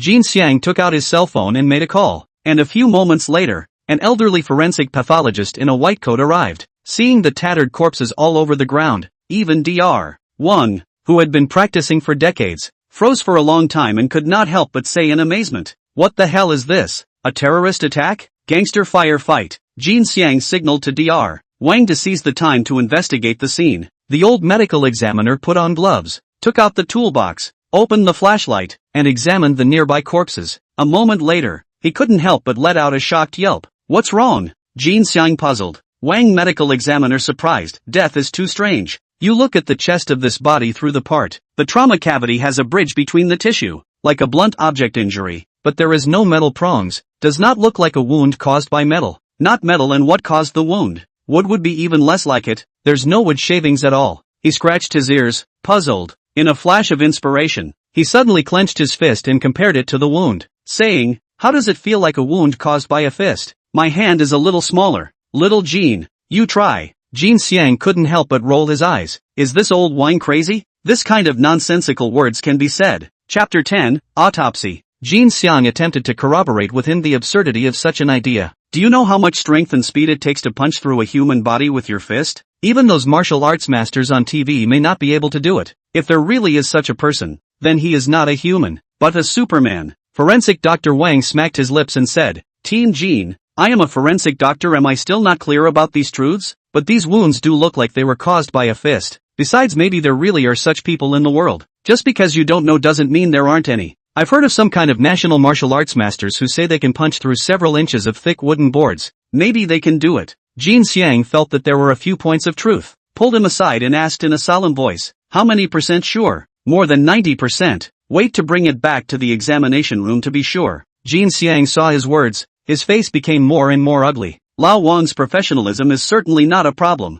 If there really is such a person in Xinghua, compared to it, the case itself is not worth mentioning. Jean Xiang glanced at the broken arms and limbs on the ground, and for a while he was thinking, is this person actually righteous or evil? Is he cynical, or is he simply addicted to killing? Forensic Dr. Wang finished and went to examine another corpse, primping for half a day, and using tweezers to clip out a tiny piece of clothing fiber from the chest part of the corpse. He was instantly excited beyond words. "Team Jean, look, there are cotton fibers in the deceased's body. It should be the murderer's glove. Keep the evidence." Coroner Wang finished surveying all the bodies and finally came to a conclusion. It should be done by a single person, first with a dagger, then with fists and feet, killing with one blow. The physical fitness is at least dozens of times that of a normal person. Jean Xiang frowned and asked, "You mean, more than 40 people intercepted and killed one person, and also moved their firearms, only to be killed by one person in return?" "That's right, Dr. Wang Forensic said with conviction. "What about the footprint situation and the fingerprints on the dagger?" "There were too many pedestrians. The footprints couldn't be screened. The fingerprints couldn't be traced. And the murderer was certain that he was wearing gloves. The murderer was obviously prepared." Jean Xiang did not dare to hold too much hope for the surrounding surveillance. "Be sure to determine the manner of death. What exactly caused it?"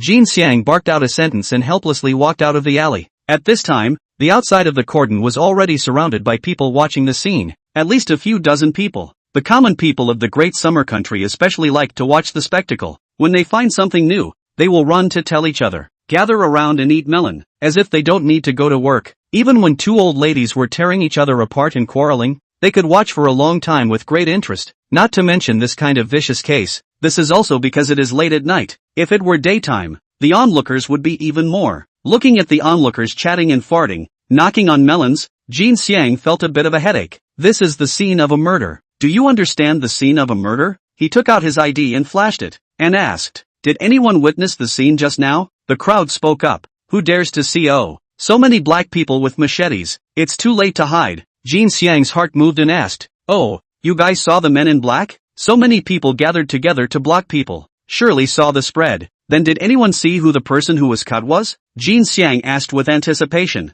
"No." The crowd spoke in unison. Jean Xiang helpless. If there is no witnesses can only access the nearby surveillance to see if there are any suspicious characters. If the surveillance also cannot find out the result, we have to start from the social relationship. But the social relationship of these people in the Viper Gang is not so good to check. Fang Zheng returned to his home and counted the gains of the night. At night, he had killed a total of 47 people. 4 of them had a sin value below 50, which were invalid kills. The other 43 people, not counting the difference in physique, gave him roughly 43 times the physique of an adult male, plus Scarface and himself. Currently, his physique was roughly equal to 45 times that of an average adult male, yet his weight hadn't changed much, so he thought that it was the system's efficacy. Fang Zheng's heart surged as he struck a fist in the air, and a popping sound came from the air instantly. As the saying goes, 1,000 gold can't buy you a sound. If one followed the categorization of martial arts novels, one would at least be a Hotian expert. Even innate was possible. It was just that I didn't know when the special reward would be activated. Maybe it's during the 100-man trials, or maybe it's the 1,000-man trials? Fang Zheng secretly pondered.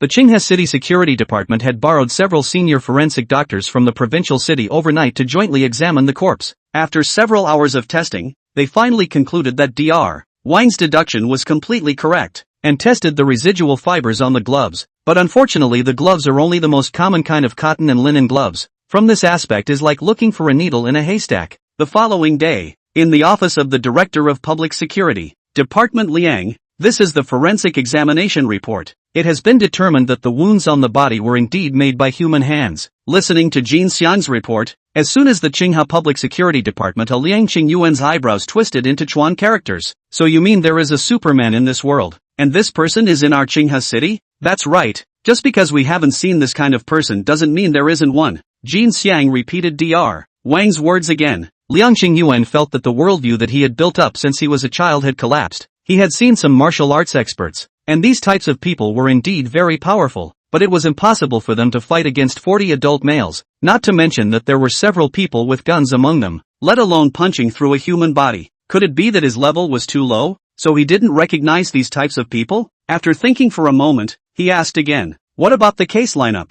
Jin Xiang sighed. It's very difficult. It's impossible to find any witnesses, and it's hard to find out the results from the surrounding surveillance. Why? Liang Qingyuan huffed and asked. Jin Xiang explained. The case happened in Muqiu Lane. There is no surveillance. The surveillance of the east exit of Muqiu Lane is on Mingwang Avenue, 500 meters away from Muqiu Lane. The surveillance of the west exit is on Huaxi Road, 400 meters away from Muqiu Lane. Jin Xiang is a bit helpless. At present, the surveillance of Daxia country can still only cover some main road areas. There are a lot of blind zones, which makes it very difficult for them to solve the case. Then access these two surveillance points to check for suspicious people one by one. There are too many. These two are both main roads, and there are at least a few thousand pedestrians who passed by during the time of the crime. Liang Qingyuan slapped the table and said, even if it's difficult, we have to line up. Unless this person can fly, we will definitely be able to find out the result. I will arrange for others to handle the case at hand. Your current task is to go all out to find out who this person really is. Yes. Waiting for Jin Xiang to leave, Liang Qingyuan seized his brows and thought darkly. Jin Xiang's political sensitivity was still too low. The emergence of a transcendent human in the Great Xia country. The importance of this event was no less than the appearance of aliens in the barren star. If he could find this person, he might be able to grasp the secret of his transcendence. And even if he just handed it over, his career path would be able to cross a big step. As long as one was sure, this person could not escape. Could he be more powerful and still be able to fight against guns? Even if he can fight against guns, can he still fight against missiles? At the same time, Qinghe City, black and white. A little bit of power of the people have heard of the Woodhill Lane last night happened a serious bloodbath incident. The well-informed ones even knew that one of the parties involved in the incident was the Viper Gang. Viper Gang should be in the siege of what forces? The results of the other side of a person did not die, but the Viper Gang planted in. More than 40 people were wiped out. As for what kind of people were surrounded, how many people were there, and whether they had any weapons on them, even Jin Xiang didn't know. They were even less clear. But one thing was certain. This force was very powerful. They took out the entire team of Viper Gang in Qinghe City without any loss. This is not called powerful. What do you mean by powerful? For a while, several major forces in Qinghe, the Brotherhood League in the north of the city, the Great Sword Gang in the west of the city, and the Black Dragon Society in the east of the city were all in a state of panic. Of all the forces, only the South Flame Gang had a vague guess. However, this speculation is really too outrageous. Qin Lai did not think deeply. Chapter 11 Misunderstanding. Early the next morning, Fang Zheng was called home by his old mother. His home was located in Siping Street, the urban-rural area 20 years ago, now the old city center. Taking advantage of the dividends of the era of urbanization and construction, Fang's mother built a 3-story self-built house on her rural home base 20 years ago, and added another 3 stories at the back, renting it out to some low-income people in both urban and rural areas. Fang Zheng walked into the Siping Street 38. The yard under the awning of a curly-haired old lady is the predecessor of the mother of Wang Chuntao, but also this rental house of the chartered woman. Fang Zheng followed his old lady into the house, where there was also a young man in magistrate's clothing and a young girl of 18 or 19 years old. It was the predecessor's older brother, Fang Ping, and younger sister, Fang Wen. The elder brother is upright, and hates his second brother with a passion. And if it wasn't for the lack of evidence of the predecessor's crimes, he would have wanted to bring him to justice in person. Little sister and Li Ji-yun is a classmate, but also girlfriends. Predecessor behavior belongs to the rabbit specializing in eating grass. In short, it is very speechless, bland and tasteless after eating breakfast. Fang Zheng received a few words of admonition to leave. Nothing hangs on the meaning of slipping to Zhengyang Street. At this time, the breakfast stalls have been set up for a long time, and the drawer cage is steaming with fragrant hot air. Retired old man leisurely. Early rise of office workers in a hurry, wearing uniforms of sanitation workers are diligently clean up the road. Sanitation workers are considered to be the hardest category of people in this society, taking the most meager wages, doing the hardest work. Most of them are elderly people who are old and have no other employment options and no retirement protection. Yet today there was a strange figure sandwiched among them, looking particularly out of place with the others. A girl of 18 or 19 was sweeping the pavement with a large broom meant for sanitation workers. She wore a labor-friendly pilled head, an outdated blue jacket and a pair of whitewashed jeans, and on her feet was a pair of badly worn little white shoes. The girl was slender and curvy. A few strands of her long hair were wet with sweat from her labor, sticking to her forehead and covering her beautiful eyebrows. Under the peach blossom eyes that are as full as water is a pair of crystal clear brown pupils. The small agar nose percolates with sweat beads, and the cherry blossom colored lips are radiant in the sunlight. Such a beautiful girl was working as a sanitation worker on the street, and this strange scene couldn't help but attract pedestrians to turn around. Some of the men who originally wanted to throw garbage also consciously ran a few more steps and threw the garbage into the trash can. Not far from the girl is wearing a sanitation uniform. Over 40 years old woman. Looks and the girl has a few similarities. At this time is sitting on the steps to rest. The woman's gaze stayed on the girl, with a few moments of serenity and relief. Fang Zheng stopped his steps, found a breakfast stall selling buns, ordered a bowl of thin rice and a few buns, and watched the girl sweep the floor with interest. The girl should not be doing this job for the first time. Her hands and feet were very nimble, and in a short while, she cleaned up one side of the road. Then she took out a glass bottle wrapped in wool and tilted her head to drink the water. Not bad. Fang Zheng nodded. His evaluation of Li Ji-yun was a few notches higher. A girl of her age, regardless of whether her family was poor or rich, was at the peak of her vanity. The rich ones would compare and the poor ones would cover it up. Some children from poor families, if accompanied by classmates, will not recognize their poor parents when they bump into them on the street. How many college students can save face and use their free time to help their mothers sweep the floor on the street? All goodness and filial piety comes first. Perhaps it was because of this that Li Ji-yun was judged by the system to have a good and evil value of -27. Li Ji-yun didn't see Fang Zheng, and Fang Zheng didn't bother her. After eating the buns, Fang Zheng wandered around the city, taking in the customs of the parallel world. The similarity to his previous life was so high that he didn't feel fresh after strolling around for a while and was ready to return to the clubhouse to rest. Just walked to the door of Starlight Birth Control Products. He heard a girl's cry. No, just no. A 6 or 7-year-old girl child ran out of the store, bawling as she ran. A limping woman followed behind, chasing after the girl child and cursing. When she saw Fang Zheng, she barely managed to squeeze out a smile. Zheng, you're here. Fang Zheng stopped Jiang Xiaoa. What happened to the child? Jiang sighed. Doesn't listen. Does everything to cause trouble at school. If I didn't steal, I didn't steal. Xiaoa leaned forward, her two small arms raised back, posing herself, ready to rip her voice and her mom on the line. How dare you be stubborn? Sister Jiang raised her hand and was about to hit the child. Her hand raised but didn't fall for half a day. Fang Zheng reached out to stop Sister Jiang. Listen to the child finish her sentence first. Heir, yeah. Xiaomei too lost feet to get up quite early. Also from the next store scurried out to pull the fight. Jiang Xiaowa saw that there are 3 people to support themselves. A lot of courage. Drumming little face, said, Mr. Wang wrongly accused me of stealing money. I did not steal. The child's logic is not very good. Rambling for most of the day. Fang Zheng only heard the general understanding. This child is 6 years old, in the neighborhood of the Red Star Primary School in 1st grade. Yesterday afternoon into the classroom teacher Wang-hyphen office to get information. The results of Wang-hyphen said the drawer lost $1,500, and had to say that it was Xiao he stole the money.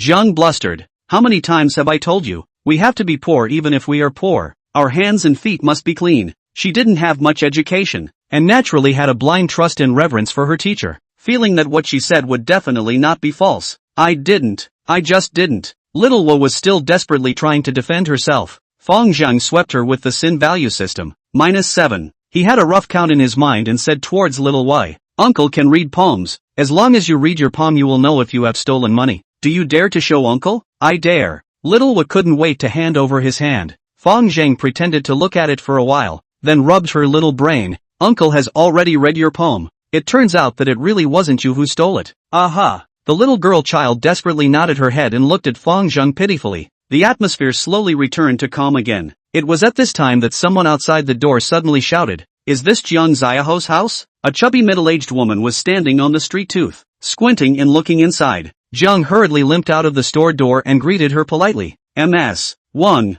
why are you here? Come in and sit down." Wang hyphen glanced at the signboard for birth control supplies, and there was a hidden sulk in the bottom of her eyes. This woman really doesn't know the difference. How could one's own hallowed intellectuals enter such a place that hides dirt? If she was seen by her acquaintances, wouldn't she become a joke? Sister Jiang also realized that she had spoken inappropriately and accompanied her with a careful, embarrassed face. Fang Zheng had been paying attention to Xiaohe ever since Wang hyphen came. She was incredibly nervous, her small hand subconsciously holding the waist of her pants. It seemed like she was scared to death of this teacher. Fang Zheng pulled her small hand and said, "Don't be afraid. Go and explain things clearly." Aha! Xiaohe pulled Fang Zheng's hand, a little more bold, walked to Wang hyphen's side, looked up and said, "Teacher Wang, I didn't steal the money." Wang hyphen was expressionless and didn't say a word. Sister Jiang saw that the situation was not right, and hurriedly pressed her daughter's head and chided, "How dare you be stubborn? The teacher made a special trip for your sake." Quickly bow and apologized to the teacher. Wang hyphen sidestepped out of the way.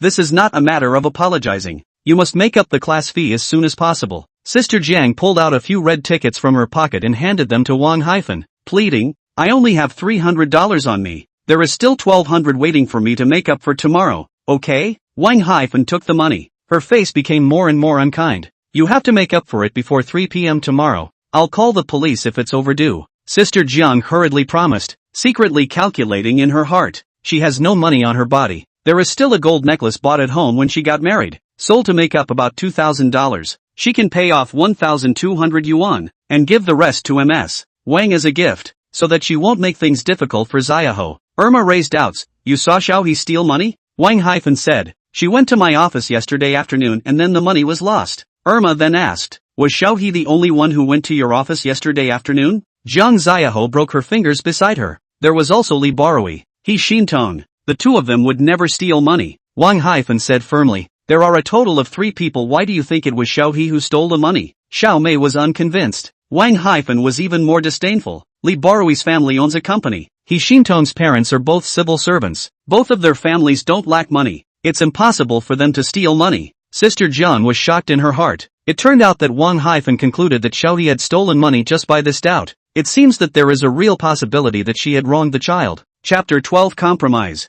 Wang hyphen's meaning was obvious. Whoever has money is in charge. Sister Jiang was unconvinced but didn't dare to retort, and stopped Xiao Mei with her eyes. She only wanted to spend money to compromise and eliminate the disaster, and hurriedly said, "I'll definitely send the money over before 3 o'clock tomorrow afternoon." Wang hyphen said, "There's also something else to tell you. Our Red Star Primary School is the best elementary school in the south of the city, and we will never allow black sheep with the vice of theft." One sentence scared Sister Jiang to the point of being at a loss for words. "Teacher, the child is still young. Can you spare her this time?" Wang hyphen pays no attention. Her tone gets tougher. "Jiang Xiaohe's situation is not suitable to continue studying in our school, so as not to affect other students. I will report to the school to expel Jiang Xiaohe." Hearing Wang hyphen say that she would expel Xiaohe, Sister Jiang was instantly scared out of her wits. She sold her ancestral home, plus the workers' compensation for her crippled leg, and managed to scrape together the money to buy a school district house, just to let her daughter receive a better education. But now Wang hyphen's words are going to deprive her daughter's education qualification. How can she accept it? She took a look at her daughter. Xiaohe was already crying tears. Although she was young, she understood everything. She knew that her mother had gone through a lot of effort to get herself into Red Star Primary School. If she was expelled, her mom would definitely be very sad. Dad is gone. Mom has a crippled leg, and she is already in tears every day. She didn't want to make mom sad again. Quickly begged the teacher. Sister Jiang hurriedly pulled her daughter and was about to kneel down together. "Teacher Wang, please don't expel me." Xiaohe was no longer obstinate. Her legs bent and she was about to kneel. "Don't come this way with me. It's useless even if you kowtow 100 times. Our school will never tolerate thieves." Wang hyphen said and twisted her head to leave. Suddenly a sneering voice sounded from the side. "A class teacher can just expel a student. You are not afraid of the wind flashing your tongue. Ask Su Yaming if he has this right." Fang Zheng originally did not want to get involved in this kind of thing. This was not something that could be resolved simply through violence. After all, Xiaohe was studying in this woman's class. and it was inevitable that she would be worn small shoes after offending her. But this woman had already put her words down. The situation was already bad. Even if it was even worse, it couldn't be worse. You know Principal Sue? Wang Haifeng had a look of astonishment on her face as she turned back to scrutinize the man who had just spoken. She originally thought that this man was just a John from the next door shampoo room, so she didn't care. But now looking closely at his dress, Armani jacket, Hermes belt, and a Rolex green water ghost on his hand, at a glance, he was someone with status, someone who could talk to himself as an equal. For Fang Zheng, Wang Haifeng did not dare to go overboard as she did with the two lost feet, and her aura instantly withered a cut. Do you want me to let Su Yaoming talk to you? Fang Zheng took out his cell phone and made a dialing gesture. Wang Haifeng's expression did not look too good as she waved her hand and said, no need. She could see that this man was not pretending and should have a great relationship with Principal Sue. Principal Sue was her top boss. She didn't want to offend, but she didn't really care either. With her husband being the deputy director of the education department, Principal Sue sometimes had to flatter her in turn. However, they are all seen people. Now people since they know Principal Sue, there is no need to make a big deal out of it. Wang Haifeng didn't mention the expulsion again and left the scene without saying a word. She won't expel Xiao He, but studying in her class, there will be less trouble in the future. When Wang Haifeng left, Fang Zheng cautioned. Sister Jiang said helplessly, it's very difficult to change classes. Besides, even if you change a class, who knows what kind of teacher you'll meet again. I'll make up the money tomorrow and give her some more gifts. In this world now, whoever doesn't give a gift to a teacher will give his child small shoes. It's the same everywhere, she thought in her heart. Selling necklaces minus $1,200. There are $800 to give Wang Haifeng a $500 gift, leaving $300 for dinner. Just hope that Wang Haifeng will not be in a difficult child. You know Principal Sue? Xiao Mei asked from the side. Fang Zheng smiled and explained. This old boy is a regular customer of our clubhouse, playing with unknown perverts. Xiao Mei sighed. Why can't we meet this kind of high-end customer? Irma said disdainfully.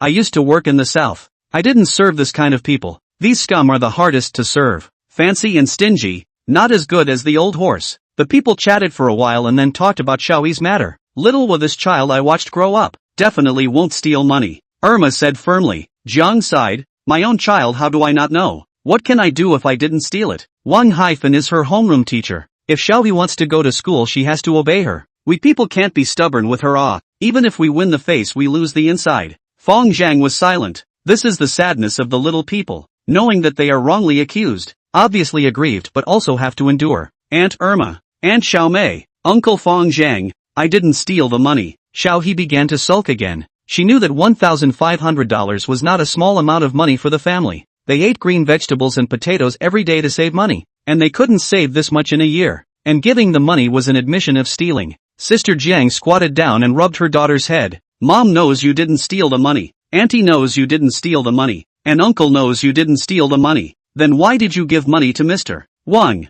Xiao He asked with a bitter little face. Sister Jiang sighed and said, Little Wa, from today onwards you need to learn one word. Compromise. Compromise is to give in. Sometimes we have to endure even when we suffer. Only when we are strong can we forget this word. So you have to fight for your honor and study hard. Why don't you explain it clearly to Wang Haifeng? Irma couldn't help but say. Sister Jiang helplessly said, didn't you see through it just now? This person has a very serious class concept, and simply looks down on poor people like us. It's not possible to explain with this kind of person. Fang Zheng knew she had a hard time. No more words, touched Xiaoyi's brain. Turn around, uncle, help you out. Okay, let's pull the hook. Little Wu looked at him with an expectant face and stretched out her little thumb. Well, pull the hook. Fang Zheng also stretched out his little thumb. I'm leaving. Seeing that things were done, Fang Zheng was ready to leave. He was clear about his own situation. Currently he had force but no power, and was not even as influential as his previous life. Without converting force into power, it would be difficult to do anything.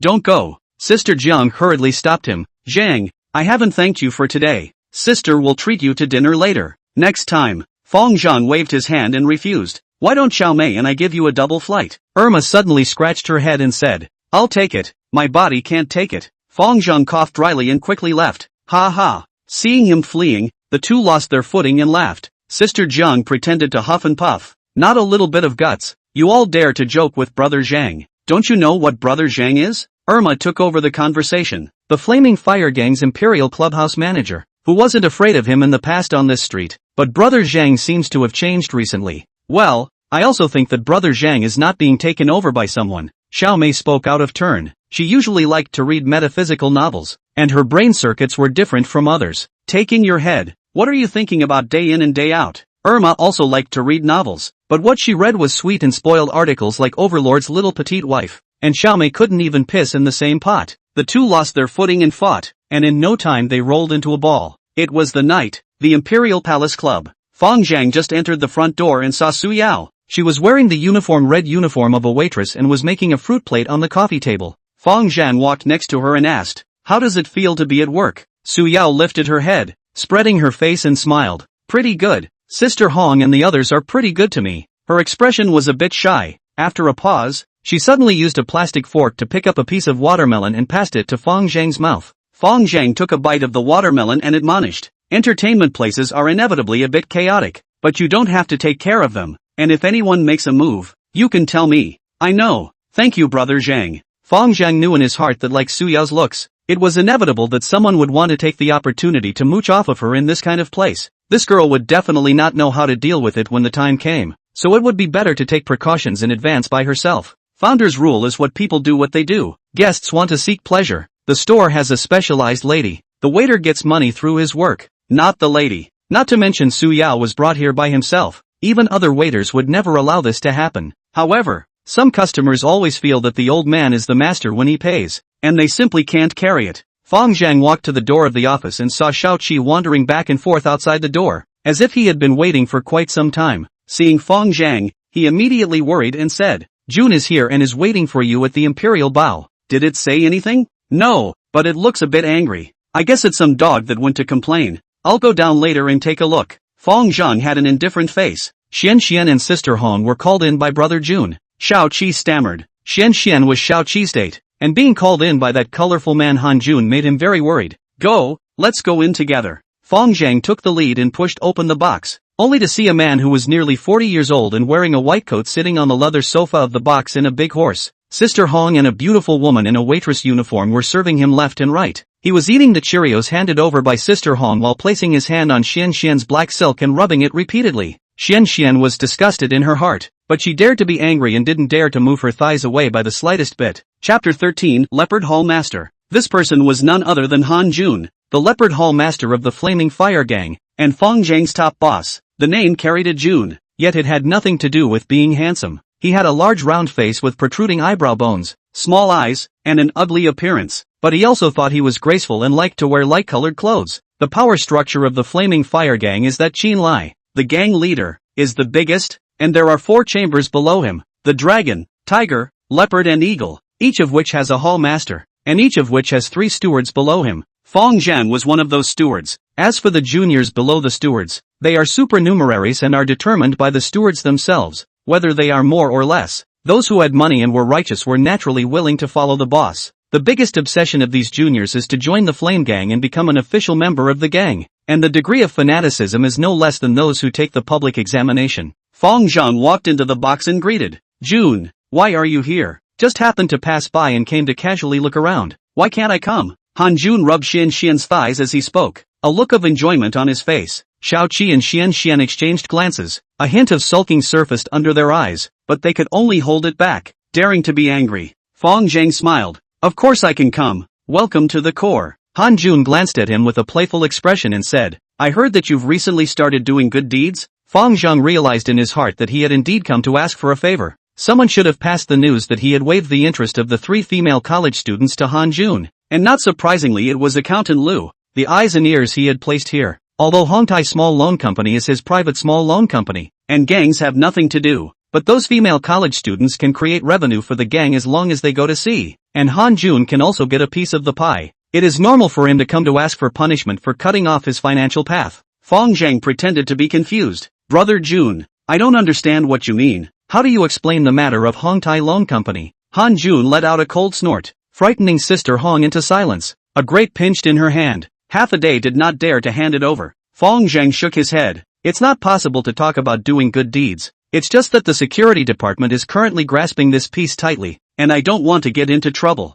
Han Jun coldly smiled. "When I first promoted you up, it was because I saw that you had many means and would come to things. Now you're telling me that you don't want to get into trouble. So what use do I have for you?" Fang Zheng narrowed his eyes. lit a cigarette and said, "The small loan company is my personal industry. How it operates is my personal business. It has nothing to do with the club, and it has nothing to do with you. Haven't seen you in a few days. You all dare to call my bluff?" Han Jun squinted at Fang Zheng, his face grim. Calling the shots can't be talked about. Fang Zheng flicked the ashes of his cigarette. "But now please remove your hand from Xianxian's leg." "Good guts." Han Jun burst into a rage, got up from the sofa, took a few steps to Fang Zheng's side, and said in a condescending manner, "Anti-bone boy, you want to rebel? I'm just telling you the rules. Xianxian is a waitress in the store, not a sitter. Sister Hong has to give training to the technicians. She doesn't have time to peel grapes for you. If you want to break the rules yourself, don't blame me for being unsympathetic." Han Jun was almost laughed at, raised his hand to whip him, while snapping, "The dog who committed the following. I'll let you know how many eyes Master Ma Wan has today." However, in a flash of lightning, Fang Zheng pinched his wrist with 3 fingers. At once, Han Jun felt as if his arm was caught in a vice, and the sensation of his bones being crushed drilled through his heart and pierced his bones. "Let go!" Han Jun shouted hoarsely, his tone faintly carrying a hint of pleading. When you ask someone to do something, you have to say please. Fang Zheng exhaled a smoke ring into his face, choking him with snot and tears. "Please, let go." Fang Zheng's arm shook him to the ground and said disdainfully, "If you don't listen when you speak properly, you have to force me to be an ancestor man." The people in the arena didn't understand what ancestor man meant, but the others saw it when Zheng took his own boss. Sister Hong and Xianxian looked terrified. The rules of the Flaming Fire Gang were strict, and it was a taboo to violate the rules of the boss, and Zhang was surely to be chastised. So where did he get the guts to do it? Xiao Qi had a grateful face, but her heart was unusually worried. Part of the reason why Zhang flipped out with the boss was for Xianxian, that is, for himself. If something really happened, even if he was not defeated, he could not stand by and watch. Han Jun climbed up from the ground and glanced at his ironic wrist, but he knew that a good man is not a good man, and hid his anger in the bottom of his heart, and did not continue to make a move. This was Fang Zheng's turf, and the following juniors all recognized him but not themselves. Fang Zheng swept him with the sin value system. 47 points of sin value. There wasn't much use in killing, and the timing and occasion wasn't appropriate. According to his research these days, the sin value would change at any time. Mengzi and the others' sin value dropped a little these days. At that time, it wouldn't be too late to wait for him to rise above 50 before making a move. Fang Zheng was disillusioned and waved his hand. "Get lost, take the accountant surnamed Lu away as well. I will report this matter to Master Qin. Let's settle this account slowly." Han Jun left the clubhouse without saying a word after letting out his harsh words. When Han Jun left, Mengzi and the others also heard the news and entered the box. After understanding what happened, they all looked worried. Zhu Laolu was worried. "Boss, if Master Qin convicts you of committing a below-the-line offense, you can't help but be 3 cuts and 6 holes." Xiao Qi stretched his neck and said, "This matter started because of me. When the time comes, I'll take the punishment for Brother Zhang. You're not an official gang member." "What punishment?" Fang Zheng had a disinterested face. "Let it be. We are in the right. If it comes to a tough situation, the big deal is that I will leave the Flaming Fire Gang and create a new gang." The next day, the headquarters of Flame Gang. This is a small manor located in the southern suburb of Qinghe City, covering an area of about 10 acres, with a name of Flame Garden. Fearing that the security department does not know that this is the nest of the Flame Gang, in the garden, there are 3 villas located in a patchwork of pavilions, ponds and willows, and green plants. The largest one covers an area of more than 1,000 square meters and is the council hall of the Flaming Fire Gang, as well as the place for newcomers to join the gang and open the incense hall. As a traditional gang, many of the ceremonies in the Flame Gang are modeled after the Hong Gang, the largest gang in Xia, and then simplified to a certain extent. The world's black gangs come out of the Hong Gang, and the same is true for other gangs. Blazing Fire Gang Master Qin Lai sat on the master chair at the main seat. He was about 50 years old, wearing a green-colored vintage robe, with a long and broad body, a four-sided face, and a pair of shrewd eyes. Han Jun and another young man were standing on his left and right. "Master Qin, that's how it is. Fang Zheng has no respect for his elders and is committing crimes against his superiors. According to the rules of the gang, he should be subjected to the punishment of 3 knives and 6 holes." Qin Lai did not reply immediately, but was quite interested in his injuries and spoke. "Lift your hands up." Han Jun lifted his sleeve and then used his left hand to lift his injured right hand. Just this one action caused him to grimace in pain. Qin Lai fixed his eyes on him and saw that the 3 fingerprints on his wrist were already black and purple. The injury looked really not light. "You said that Fang Zheng pinched you like this with just 3 fingers. "That's right," Han Jun said hatefully. "This kid's strength is pretty big. You can go to the hospital to have your injuries examined first. I'll take care of things." Master Qin, farewell. Han Jun got up to leave, and behind him came Qin Lai's voice again. Take a film to see if there's any damage to the bones. Han Jun's heart sank. He knew in his heart that Qin Lai wasn't necessarily concerned about his own injuries. More likely he was speculating on Fang Zheng's force value based on this. But this kid clearly couldn't fight before. Han Jun was puzzled in his heart. After Han Jun left, Qin Lai asked towards the young man beside him. Broken army, can you do it? The man was wearing a short beat power suit with a tough and rigid appearance. A professional bodyguard that he had hired with high pay, who had fought in black boxing abroad, worked as a mercenary, and was proficient in Xingyiquan, Baji Quan, and all kinds of firearms, making him very strong. Broken Army considered for a moment and said confidently, I can, but an ordinary person will never be able to. Qin Lai laughed and said, I never would have thought that my flaming fire gang would still be harboring such a potential dragon. Congratulations, Master Qin. Broken Army bowed and said, but we still have to see if this potential dragon can be used for me. Qin Lai then asked, is it possible that what happened with the Viper Gang the night before last? Absolutely impossible. The incident of the Viper Gang is rumored to be the work of a legendary Superman. If Fang Zheng had this strength, would he be willing to be a small steward in the Flaming Fire Gang? Broken Army's tone was decisive. In a few days you will join the gang to open the incense hall and try his depth. Yes. Chapter 14, Jumping off a building.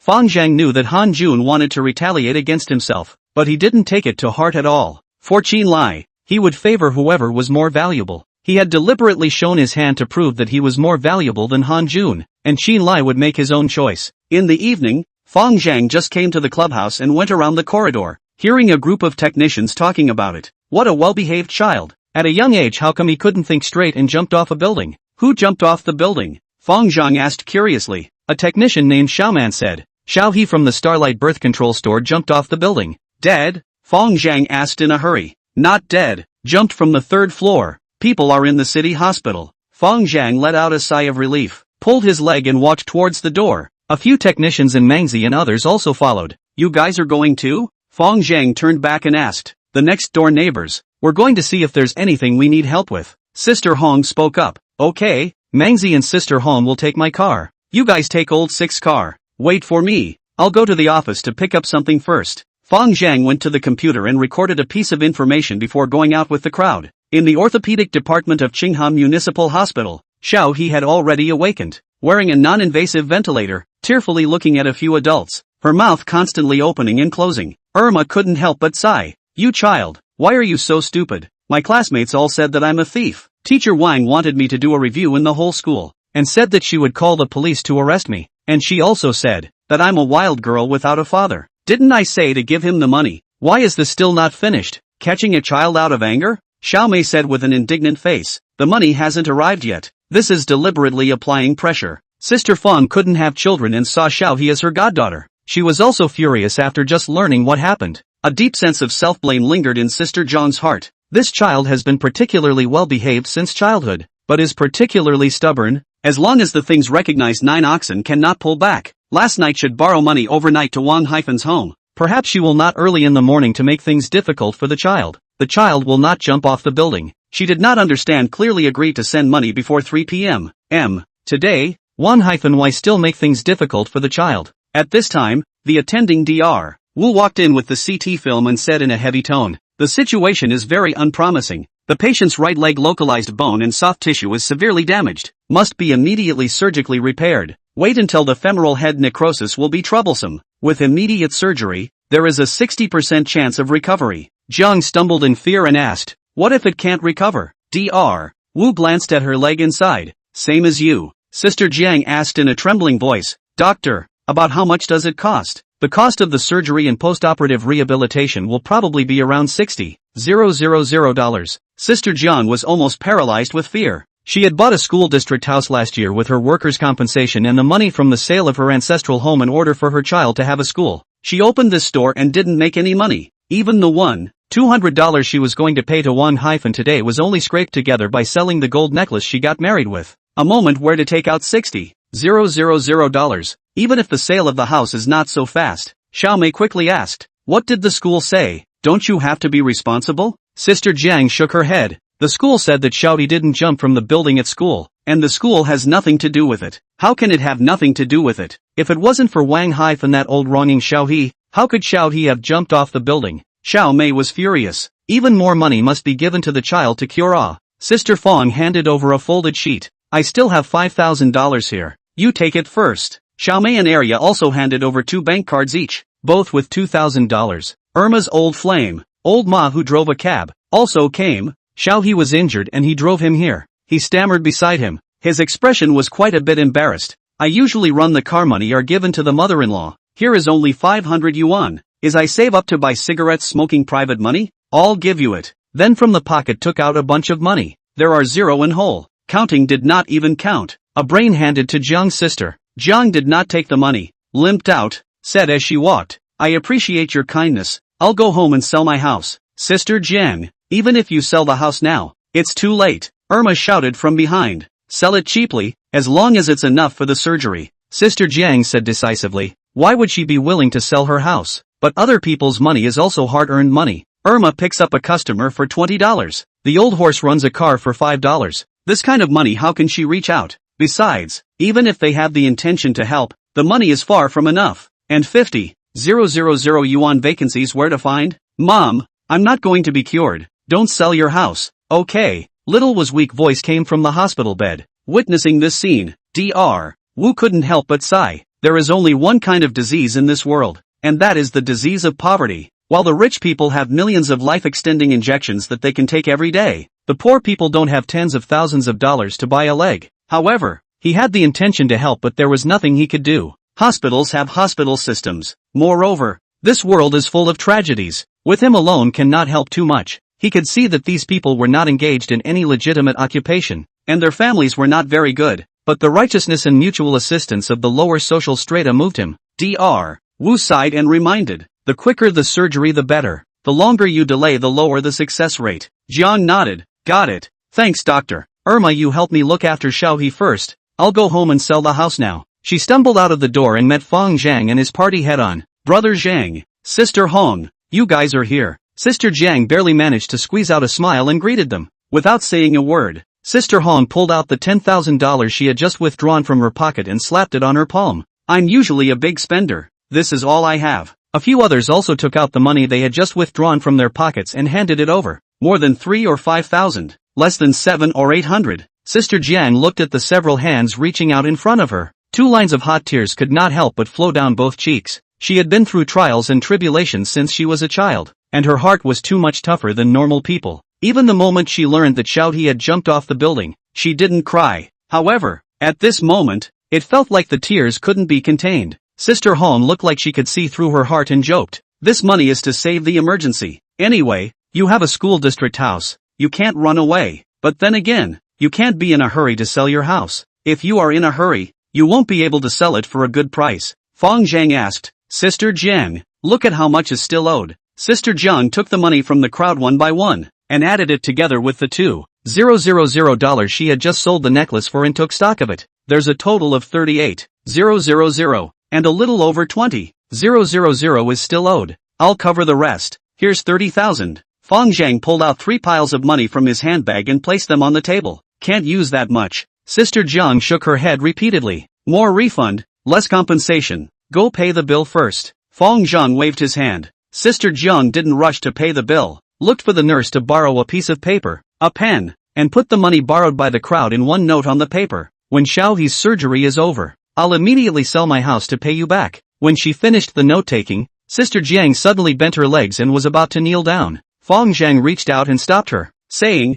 you don't need to sell your house. This money will be paid by someone at that time. Zhang Biao had also just pulled out $1,500 of his savings, and at this time was beside him with mixed feelings. No matter how bad these triads usually were, how prodigal these lost feet were, but at this moment, they had nothing to say. Fang Zheng walked to the side of the hospital bed, looked at the little girl who was covered in bandages and asked, Little Wu, does it hurt? It hurts. When you get well, Uncle will take you to the playground to play. Okay, thank you Uncle. Fang Zheng walked out of the hospital room, took out his cell phone from his pocket, dialed a phone number and spoke. Principal Su. Mr. Feng, what is the purpose of calling me? A smiling man's voice came from the other end of the phone. One of your teachers called wrongly accused my niece of stealing money. My niece is now jumping off a building. Don't you have to explain? Fang Zheng opened the door and spoke without any politeness. Hearing this, Su Yaoming's heart shook with anger. Calling out to you Fang Zheng is to give face to the flaming fire gang. When was it my turn as a key elementary school principal for you to show off your power as a little pony boy? But he thought, Fang Zheng is after all the road mixed. He is not good to offend him openly. Su Yaoming suppressed his anger and said, Wang-hyphen's husband is the deputy director of the education department. How can I have the authority to deal with him?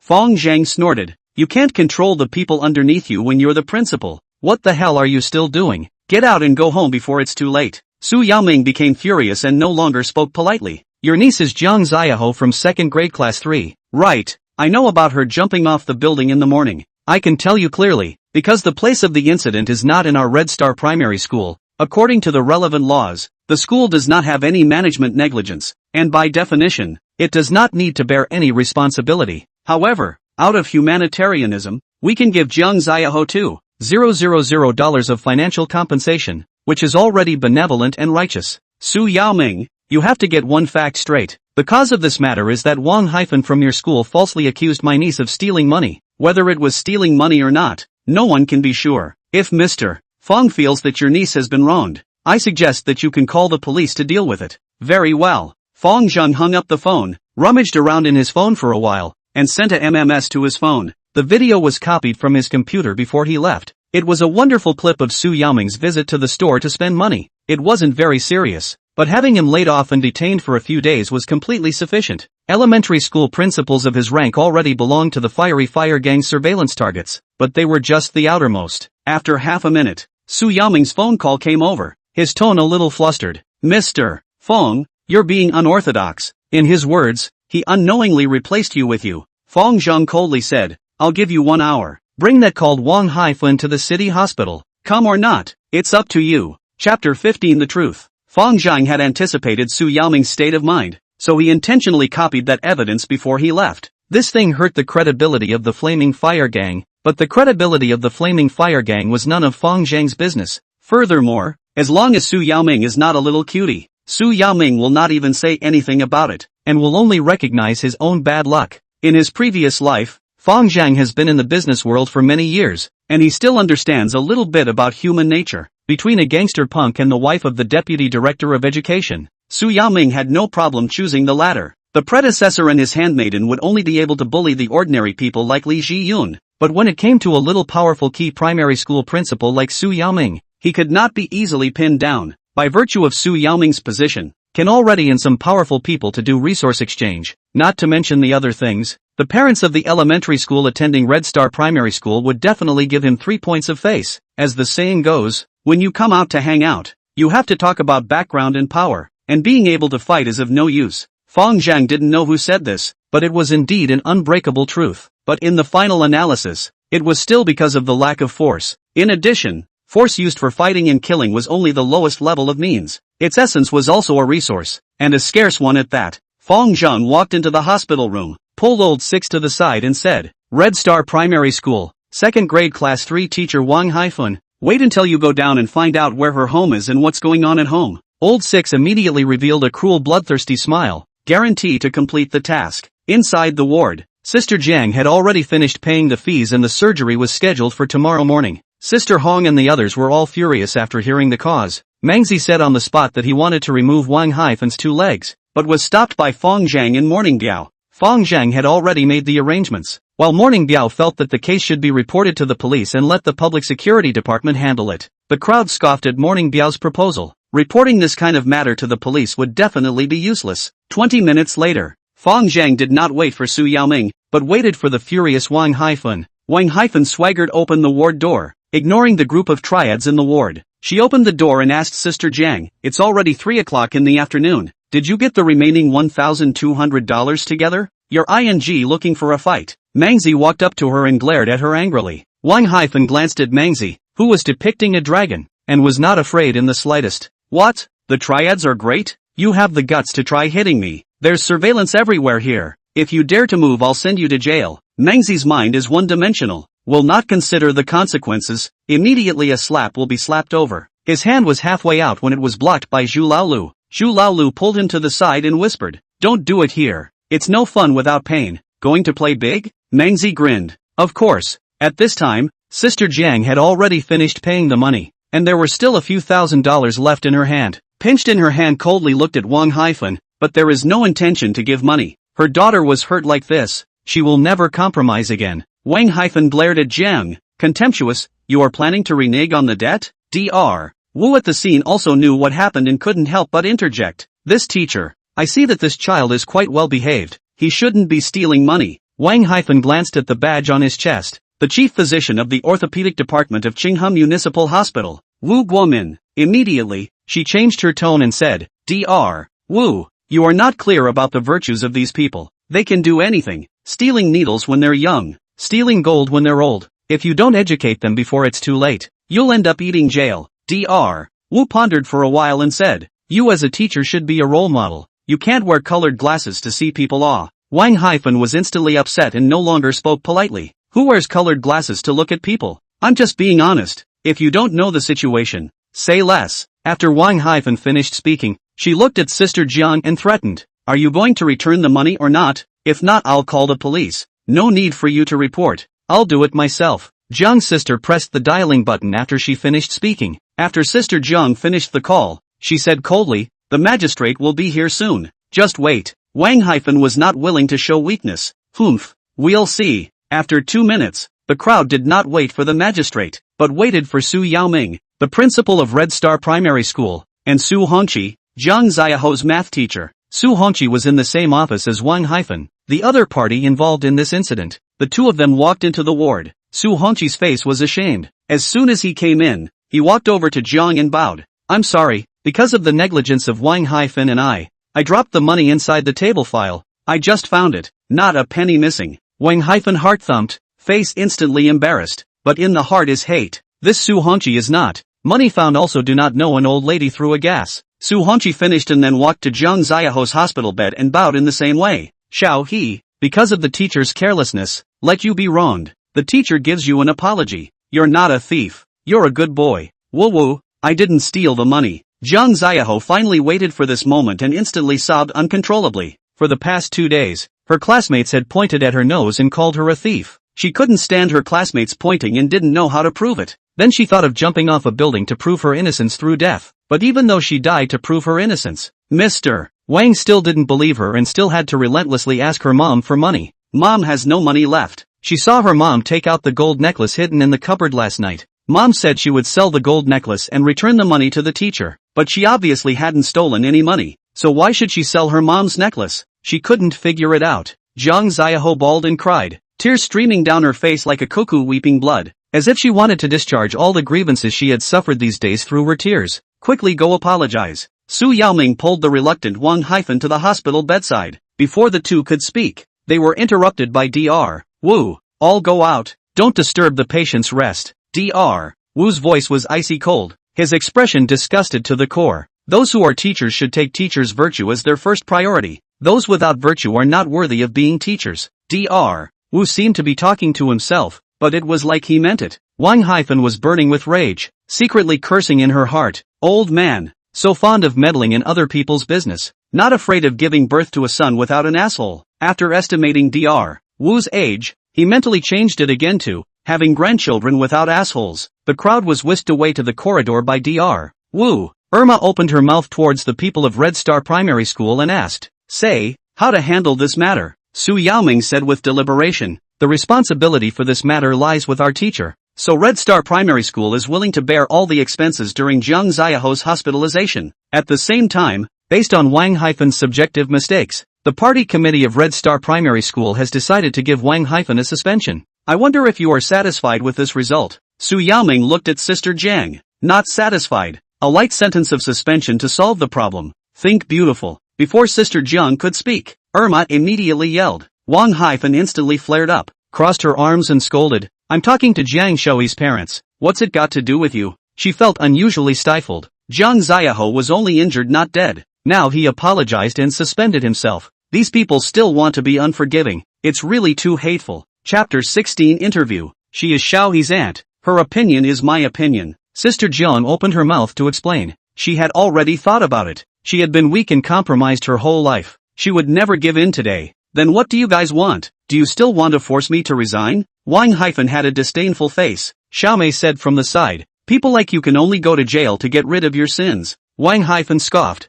Joke? It's not like I pushed her down the stairs. I didn't break the law. Why should I go to jail? Xiaomei was about to open her mouth to retort, when suddenly a few magistrates walked over, and the leading magistrate asked, "Were you the ones who reported the case?" "It was me who reported it." Sister Jiang nodded her head and recounted what happened in its entirety, unbiased and without any additions to the story. After hearing what happened, several magistrates' faces turned very ugly. A female magistrate's face turned blue with anger, and said coldly to Wang, "It's really a disgrace to the education sector for people like you to mix into the teaching force. Who are you cursing? What's your police number? Believe it or not, I'll file a complaint against you." Wang, as the wife of the deputy commissioner, is not a master to be messed with, and immediately crossed her arms in a tit-for-tat manner. "Xiao Hu, watch your words," a nearby magistrate reminded in a low voice. The female magistrate stopped speaking and asked Sister Jiang, "Do you have any claims? I'd like to ask about this situation. Should she go to jail?" Irma asked in place of Sister Jiang. The female magistrate exchanged glances with her fellow officers and shook her head helplessly. Several magistrates walked away helplessly.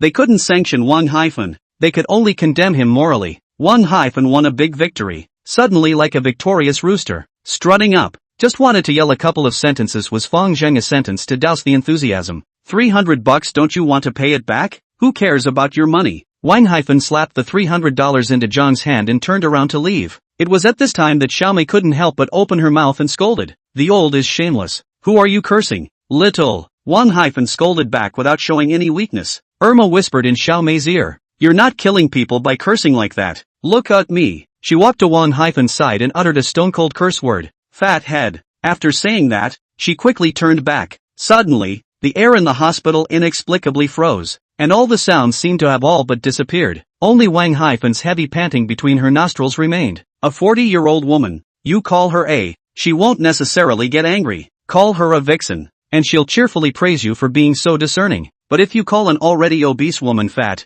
most women will leave their sanity behind and fight you to the death." In the corridor, Wang face was gloomy and terrible. Her obese face twisted together, like a pieced-together giant view. She ran towards Irma in 3 steps, raising her palm in a gesture to whip her. Halfway there, she suddenly fell to the ground with a thud, and made a dog's ass of herself. Zhu Laolu put his foot back, not moving, dusted his feet. Wang fell bruised and swollen, grimacing, but in turn calmed down. The other party is crowded, cannot make a move. A good man is not a good man. Su Yaoming was stirred by the scene of farce, unusually helpless, pulled Fang Zheng to one side and said, "Mr. Fang, handling it this way is already the best result I can fight for. I really have no other way." Although Wang is an asshole, but her husband is the deputy director of the education department, Nya de Guang. The city's primary and secondary schools are at her disposal. It's useless even if I expel her. Fang Zheng also knew his difficulties and said in a low voice, "You first take care of the child's hospitalization expenses, and we'll talk about other things later."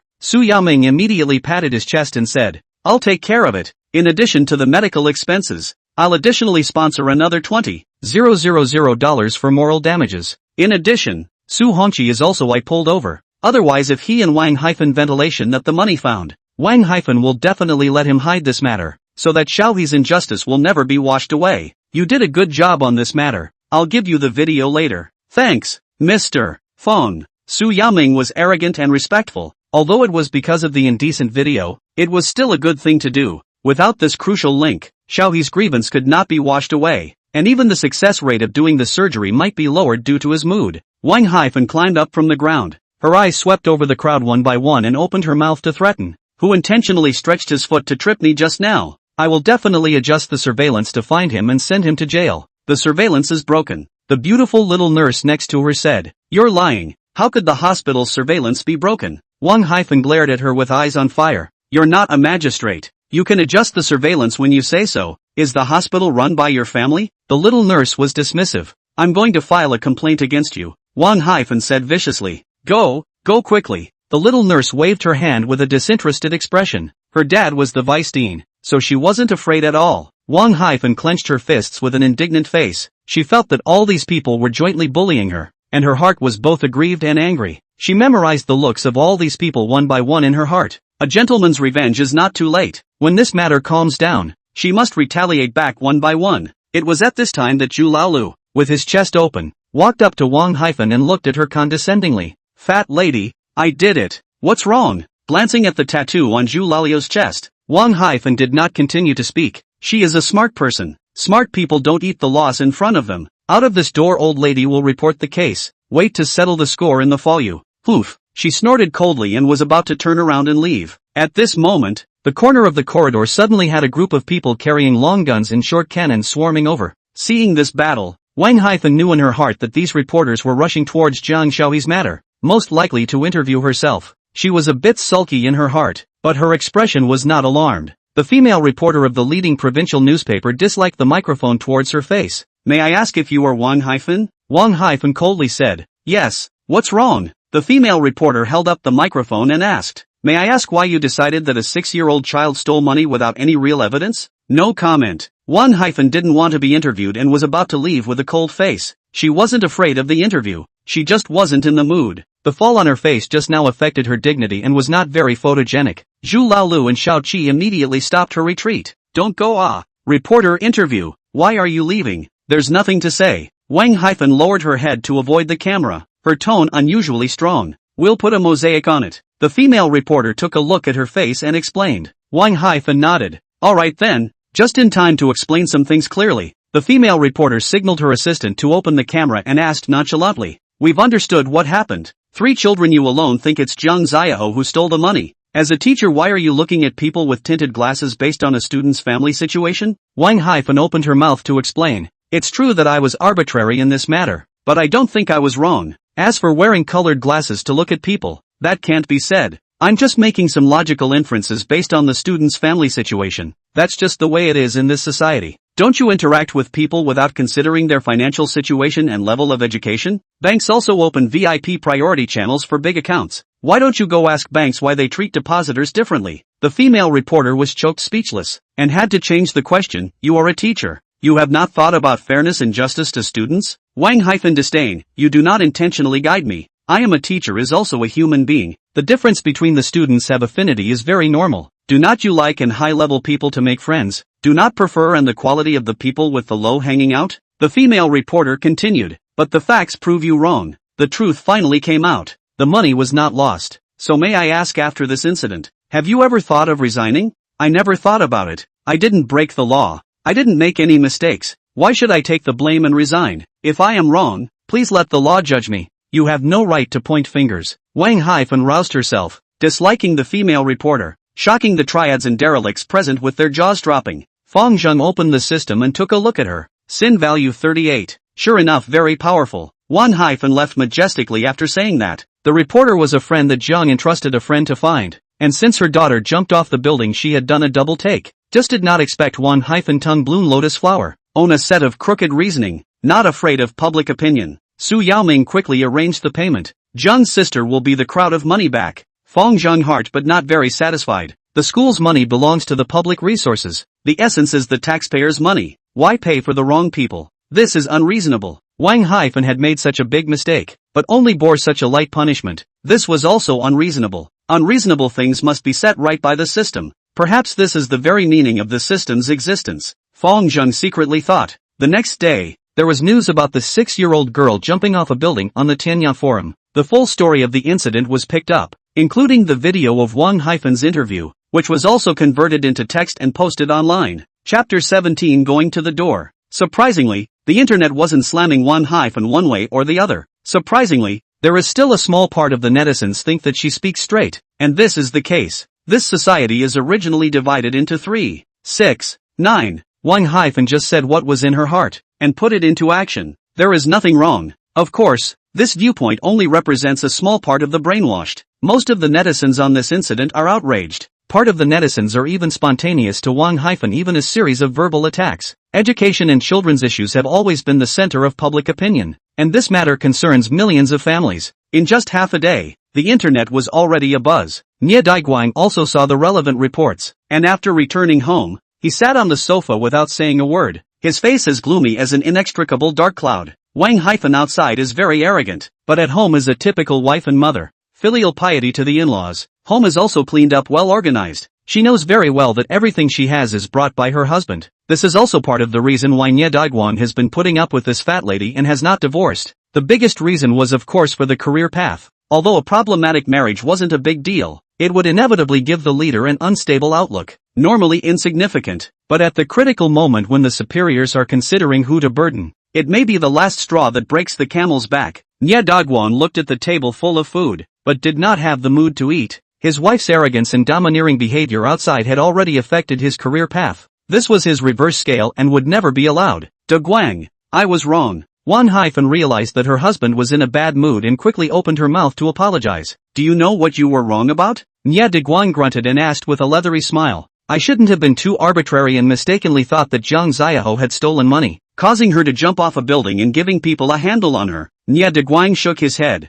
This is just the reason, not the point. Wang Haifan thought for a moment and added, I shouldn't have accepted the interview with the reporter, leading to further fermentation of public opinion. This is even less the point. Whether you accept the interview or not, this matter will ferment. Paper can't wrap fire. Nye Daiguan couldn't help but snort. You don't even know what the point is until now. You really are hopeless. Just teach me. Wang Haifan pouted, waiting for her husband to solve the puzzle. Feeling a bit nauseous, Nye Daiguang didn't reply and turned his head to teach his son. Nye Zifeng. Little Feng, you come teach your mom. Nye Zifeng was his only son, 18 years old this year, just in his third year of high school, smart and well-behaved. Although Nye Daiguang disliked the yellow face in the family, he held this son in high regard. This is another important reason why he has not divorced the yellow face of the family. Everything is for the sake of the child. Nye Zifeng saw that his father was interested in examining and teaching himself, and then said with a clear mind, the point is to completely sit on the evidence of Zhang Xiaoho's theft. There are only two people in the office, you and Teacher Su. If it wasn't for Teacher Su going to the hospital and telling the truth, who would have known that you guys ended up finding the money again? As long as this truth isn't revealed, this matter will always be a mess of muddy water, and Zhang Xiaoho will always carry the charge of theft. If it were me, I could have expected this matter to become a big deal after learning that Zhang Xiaoho had jumped off the building. The first thing I would have done was to get through to Mr. Su, pressure him through his dad's identity to keep a unified voice. That way, even if he finds the money, he'll still hide this matter. Also find another obedient student, no matter if it's by coercion or enticement. Make him testify that Zhang Xiaoho has committed other thefts. I have a good idea. Mom, do you want to hear it? Son, speak quickly. Wang Haifan revealed an expression of dawning realization and said with an expectant face. Nye Zifeng rubbed his fingers, and Wang Haifan understood, pulling out $50 from her pocket and handing it over. Nye Daiguang didn't stop it. His son earning money with his ingenuity was completely reasonable and compliant. Nye Zifeng continued.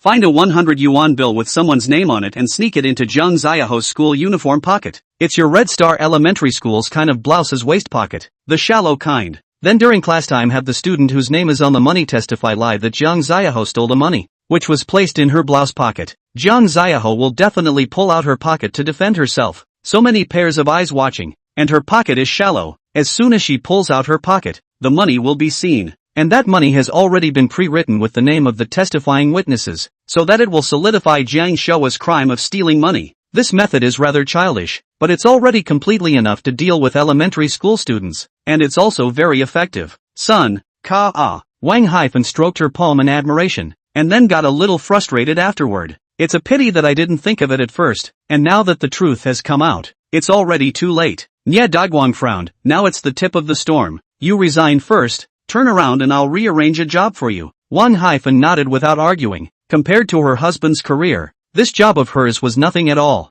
Next year, a hand of the education department would be retiring, and her husband, as a strong contender for the director, could not give her political enemies any opportunity to find any offense at this juncture. Nye Zifeng shook his head and said, this ploy is for Zhang Xiaoho to use after she's discharged from the hospital, as long as it's confirmed that she had a theft behind her, and then the matter is poked online, so that netizens know that Zhang Xiaoho's hands are not clean. Public opinion won't continue to scold you. This group of fools on the internet where to distinguish the truth will only think that Zhang Xiaoho turned out to be really a thief. You suspect her this time is completely reasonable, just bad luck, and will even think that your previous interview statement is frank and honest. Wang Haifan's eyes lit up. Wonderful. Son, I'll arrange for someone to do it right away when that little recovers. The child is teachable. Nye Daiguang had a relieved look on his face and couldn't help but praise from the side. His son had grown up and understood, and was wise in his ways. His own words and teachings for so many years, and his ear to the ground hadn't been in vain.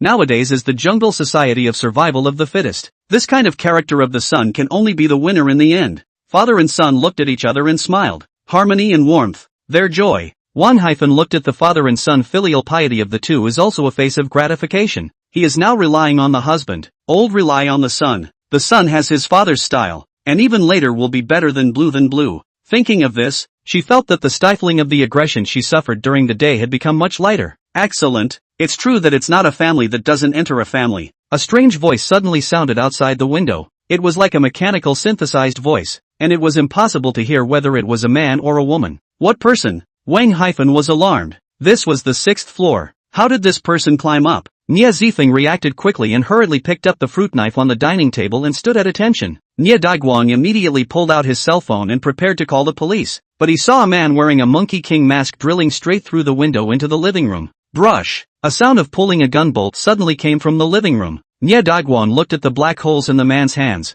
The number on the cell phone panel how did not dare to press down. Chapter 18. It's reasonable to double your lordship. What are you? Nie Daiguang pretended to be calm, but inwardly he was horrified. The way this person appeared was strange and unimaginable, and he even had a gun with him, so how could he look at it? He didn't look like an ordinary petty thief. I heard that Administrator Nie is very rich. I came to borrow some money to spend. Fang Zheng said with a light smile. This black star was the one he had snatched from Viper Gang White Hair side. There were still 5 bullets. Other than that there was also a Colt M1911. Nie Daiguang forced himself to be calm and smiled bitterly. My friend, you might be looking for the wrong person if you want to borrow money. If I had money I wouldn't be living in this kind of environment. My wife and I only have 3,000 or 4,000 wages a month, and less than $10,000 in savings after family expenses. If you are tight, I can give you all of it. Fang Zheng looked around. 90 square feet of small 3 rooms with old decoration and simple furniture. It did look rather strapped for cash, like a cleaner. If it wasn't for the fact that he had seen a lot in his previous life, he almost believed it. Fang Zheng sneered and held up his pistol,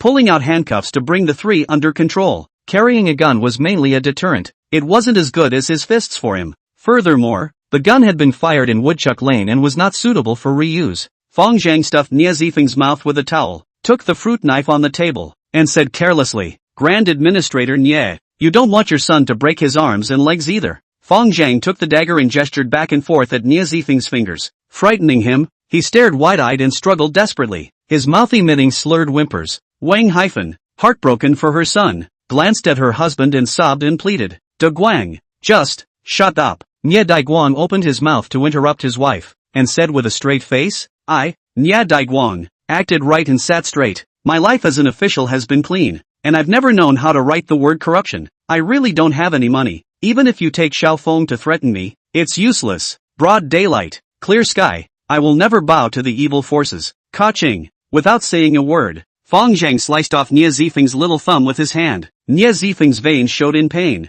and he directly fainted from the pain. Wang was heartbroken for her son, tears falling straight from her eyes. Nie Daiguang glanced at the severed finger on the ground, his heart surprised with a few points of heartache. This person's hands were too fast, not giving him any time to bargain and meander. Fang Zheng propped open Nie Zifeng's eyelids, holding the dagger to his eyeballs and said, This is the next place. I'll give you 3 seconds. I said, I know where the money is, please spare little Feng. Wang hurriedly cried. Nie Daiguang had a dejected look on his face, knowing that the small treasury that he had been scouring for years would more than likely not be saved. He didn't feel too bad about losing the money, but he was afraid that this matter would be blown out of proportion. The money is gone can earn again, lose conscience can earn more, but the position under the ass is gone, then really nothing. This is the most important thing in his heart, compared to his son's life has to move back. Now he could only hope that this villain was simply seeking money, and that he would be able to get away with it. Fang Zheng unlocked Wang-'s handcuffs. Wang led him to a mural on the wall and pressed a switch to open the mezzanine. The wall has been hollowed out. Inside is a safe. Wang opened the safe to reveal the things inside. Piles of cash tied into bundles of 100,000, a total of 23 bundles, totaling 3 million. In addition, there are 2 passbooks and 10 gold bars. The gold bar is the bank's standard gold bar, 1000 G1, a total of 10 kilograms. According to the current gold price of 200/G, about 2 million. The passbooks didn't have much money. The two together only amounted to more than 8,000. It was thought that Nie Daiguang didn't dare to deposit the money in the passbooks. Fang Zheng was not surprised by this amount. After all, Nie Daiguang had not been promoted for a long time, and Qinghao was after all only a third-tier city. Watching Fang Zheng load the gold bars and cash into the satchel, Nie Daiguang was heartbroken beyond measure, and said stiffly, You can take this money directly. I will never report it to the police. Fang Zheng nodded his head, considered acquiescing to this statement. Nye Daguang secretly breathed a sigh of relief. This person thought that he was just a humongous bandit seeking money. Seeing that he was wearing a mask, he shouldn't have the intention of killing anyone.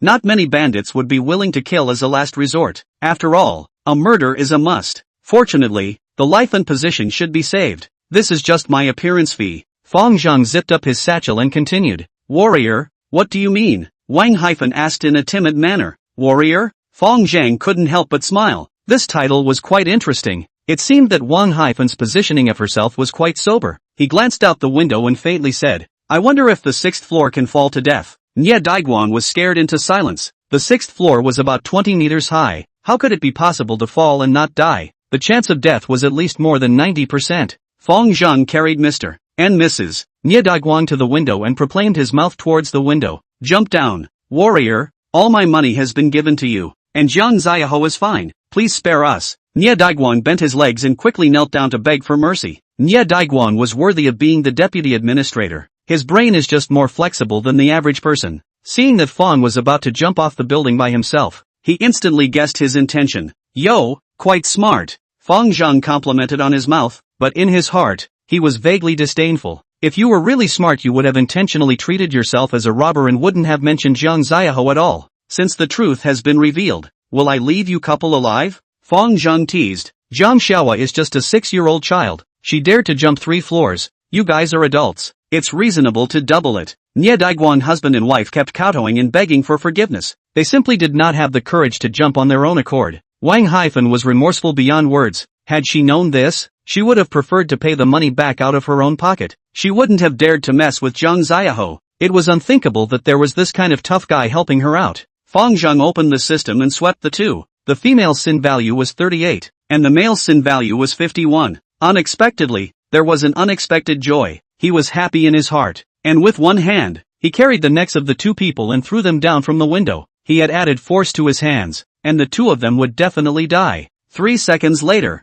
Fang Zheng threw the unconscious Nie Zifeng down as well. This kid was bad. At a young age he had 35 points of sin value, more than his parents ever had. But after all, he was still a child. Fang Zheng let him free fall. Whether he lived or died depended on his destiny. The sound of 3 consecutive crashes startled the residents in the neighborhood. There were cries of alarm in all directions, and unsurprisingly, some residents had already begun to report the incident. Fang Zheng quickly wiped off the footprints on the ground and left the fruit knife at the scene. As for fingerprints, there were no fingerprints at all. He must wear gloves when he comes out to do his job, and it is the kind of gloves that are most commonly used, so even the source of the investigation can't be traced. Feeling the heat coming from his body, Fang Zheng knew in his heart that Nye Daiguan was dead. However, after all, he was a person who sat in the office. His physique was obviously worse than the Viper Gang's people. It was just better than nothing. Fang Zheng spent less than half a minute to clean up the scene, then opened the living room security door and walked up to the rooftop from the safe passage in a dignified manner. Taking advantage of the fact that no one was there, he made a horizontal jump and jumped to the rooftop of another building 20 meters away. 10 minutes later, Fang Zheng had returned to room 1608 of the hotel where he had purposely stayed. He had tumbled in through the hotel's window and went out in the same way, so there were no traces of his trip visible in the hotel corridor surveillance. If someone linked Nye Daiguan's death with Jiang Ziaho's matter and subsequently investigated Jiang Ziaho's sidekick, this was his alibi. This was also the reason why Fang Zheng didn't call up Zhu Laolu and Mangzi to do the job together. They couldn't help and were prone to making mistakes. Nye Daguang and the group of dead puffers from the Viper Gang were not a concept. His status was there. This case, the investigation of the Public Security Department will be very strong. However, he did his work by avoiding surveillance, changing his voice, and wearing a mask, coupled with an alibi. It could be said to be watertight. Cautiousness sails off. Fang Zheng secretly thought, I won't need to be so cautious if I kill some more people. As for the matter of the Viper Gang, due to the suddenness of the incident and the fact that it was outdoors, he knew that there would inevitably be some mistakes, but it was unlikely that the sheriff's department would suspect him so quickly. Chapter 19, Opening an Incense Hall. Qinghe City Public Security Department. Captain Jin Xiang of the Serious Crimes Team had been stirred up by the Mucho Lane bloodshed case in the past 2 days. From the Viper Gang's social relations cannot start. This group of people is very mysterious. Even their specific people are difficult to find out, not to mention the social relations. Visiting the witnesses is also nothing. Have no choice. Jin Xiang will hope all on the monitoring. By checking the monitoring, The crime time period through the scene of the people and cars as many as 783. After checking the past experience, eliminating some unlikely objects, there are also 126 people. These people are gangsters, ex-prisoners, drug addicts and those who have practiced martial arts. But who can guarantee that the remaining 657 people will be fine? And even the real murderer is still unknown in the surveillance. Jinxiang feel a head too big, but at this juncture, the police center and came to the Tsuiwei court neighborhood of a family of 3 fall case news. Jin Xiang now specializes in the case of Muqiu Lane. This case can only be handed over to the deputy to deal with. After 2 hours, the deputy came with the news that the victims were the family of Nie Dugwang, the deputy director of the education department. The 2 older ones died, and the younger one became a vegetable, losing consciousness and unable to provide any confession. Based on the trajectory of the bodies, and the residue at the scene, the possibility of suicide has been ruled out. A hidden safe in an open state was found at the crime scene, and the belongings were ransacked. The deputy speculated that the case was mostly a home invasion robbery and murder, or possibly a revenge killing disguised as a robbery. No physical evidence could be found at the crime scene. No witnesses could be found. There were no signs of prying at the door locks, and there were no signs of climbing at the rear window and no way to climb it. Like the Woodchuck Lane case, it seems to be another headless unsolved case. However, the absence of traces is sometimes a form of evidence, and the deputy surmised that the murderer was most likely an acquaintance who lured the victim into opening the door, which is why the door locks were free of any signs of prying. If it is true that acquaintances, this case is much less difficult than the Muqiu Lane, Nie Daiguang's simple social relations, can start from this aspect. The deputy speculated that Nie Daiguang's home safe should be his embezzlement of property in a small vault. If this is true, this kind of small vault usually stores gold bars, and it is a good way to start from the channel of selling stolen goods. Director Liang was shocked and furious when he learned of the case, and slapped the table in the conference room, saying, "The nature of this case is extremely bad. The murderer's methods are extremely cruel. Even the 16-year-old child is not spared. Next, do whatever it takes. Make sure to solve the case within a week, and return Qinghe City a clear sky." Fang Zheng slept in the hotel. The second day the Blaze Gang notified the gang that a newcomer had joined the gang to open the incense hall, and asked him to go to observe the ceremony, and the 4 hall masters would also go. Hearing this news, Mengzi couldn't help but be surprised. What kind of newcomer is this? The battle is so big? Fang Zheng laughed and said, "It must be a senior a new offering. Confessor?" A few people were even more surprised when they heard this. The power structure of the Flaming Fire Gang never had a donor. Below the gang leader Qin Lai were the 4 hall masters: Dragon Hall, Tiger Hall, Leopard Hall, and Eagle Hall. Each hall also did not have a deputy hall master. And then below that was a stewardship head like Fang Zheng, suddenly parachuted in an offering. The status also exceeded that of the hall master, and could be considered as one person under 10,000 people in the gang. Fang Zheng asked, "Are any of you willing to go with me to see the fun?" Morning Biao's heart stirred. He quickly said, "Boss, I'll accompany you. I haven't seen Master Qin yet." Fang Zheng glanced at him and nodded with a smile. Zhu Laolu said, "Suddenly there is an offering. The other few hall masters must be unconvinced in their hearts." Fang Zheng explained, "What's there to be unconvinced about? I heard that the envoy is an expert. Master Qin spent a lot of money to invite him over. Those who are capable of mixing with the society come first. Seniority has to be moved back." When Fang Zheng and Morning Biao rushed to the Martyrs Gardens Council Hall, the others had already come more or less. Each leader had brought a few juniors, and the hall was filled with 70 to 80 people. These people were the backbone of the Blaze Gang, not counting the peripheral juniors who hadn't arrived. Fang Zheng greeted the 3 hall masters of Dragon, Tiger and Eagle, and only skipped over the Leopard Hall master Han Jun, whose right hand was wrapped in a bandage. This old boy's face was horribly gloomy, and he knew that Fang Zheng had completely torn his face off.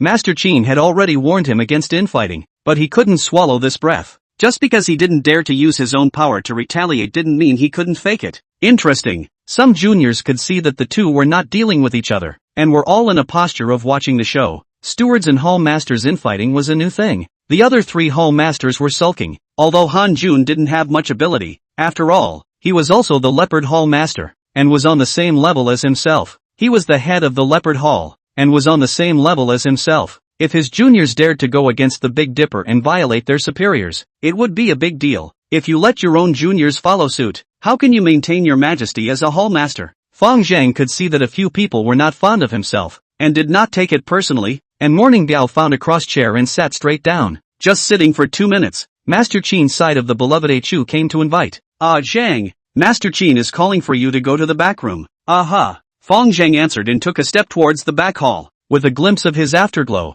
Morning Biao also followed him. Fang Zheng did not stop him, and crossed into the back hall's lounge in a single stride. Qinlai from a flat picker reckless start. These years the cause of doing big, also began to learn people attached to elegance. Inside the lounge, the couplet is overbearing and incomparable. It reads, thousands of years of great endeavors add embroidery, 10,000 miles of rock journey spreads Hongtu. It seems that they want to make the gangster's career 1,000 years of greatness, and their plans are not small. The interior furnishings are also very retro, hanging on the wall of a pine and crane, bookshelves full of ancient books, poco shelf porcelain glaze, blue and white pots, pastel small bowls, everything. At this time there are already 2 people sitting in the back room on the wooden chair waiting. One is the square-faced Qinlai. The other is an inch young man around 30 years old, his torso standing straight, his body has a hidden aura of fury. Morning Biao did not yet have a strong feeling of this fury. Fang Zheng, however, clearly felt the strong flavor of solemnity in it. Unsurprisingly, this person was in the same category as himself. He had also seen blood, and there was more than one.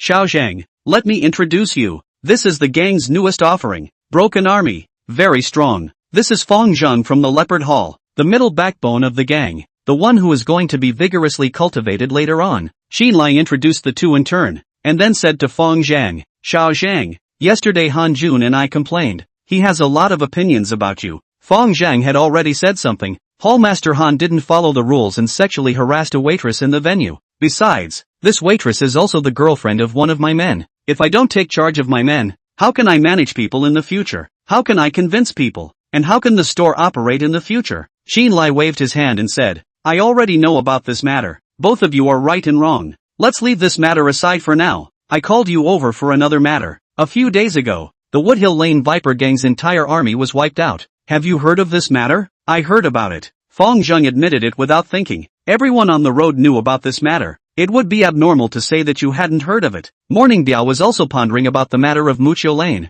After Cobra left that time, he never came to the venue again. He also heard that the Viper gang died a lot of people. The venue has never seen the ice cellar. He predicted that Cobra should have died in Woodchuck Lane as well, and that's why he broke off cooperation with this side later. Just heard about it? Qinlai asked with narrowed eyes. Fang Zhang revealed a confused expression. Master Qin, what do you mean by that? Qinlai didn't pursue the question and turned to Morning Biao, asking, who is this? This is Morning Biao. He's been with me for half a year. Back to Master Qin. My name is Feng Biao, nicknamed Morning Biao. Morning Biao's attitude was respectful with a few hints of excitement. Interpreting the mindset of a gangster's underclass little brother meeting the leader of the group was a perfect portrayal. Not bad, young man, and the nickname is also very domineering. Master Qin praised and looked at Fang Zhang, his tone a bit strange. Xiao Zhang, what do you mean by bringing an undercover cop from the cops to see me? Chapter 20 Competition. The atmosphere suddenly froze, and the temperature in the air slowly chilled. Master Qin, what are you talking about?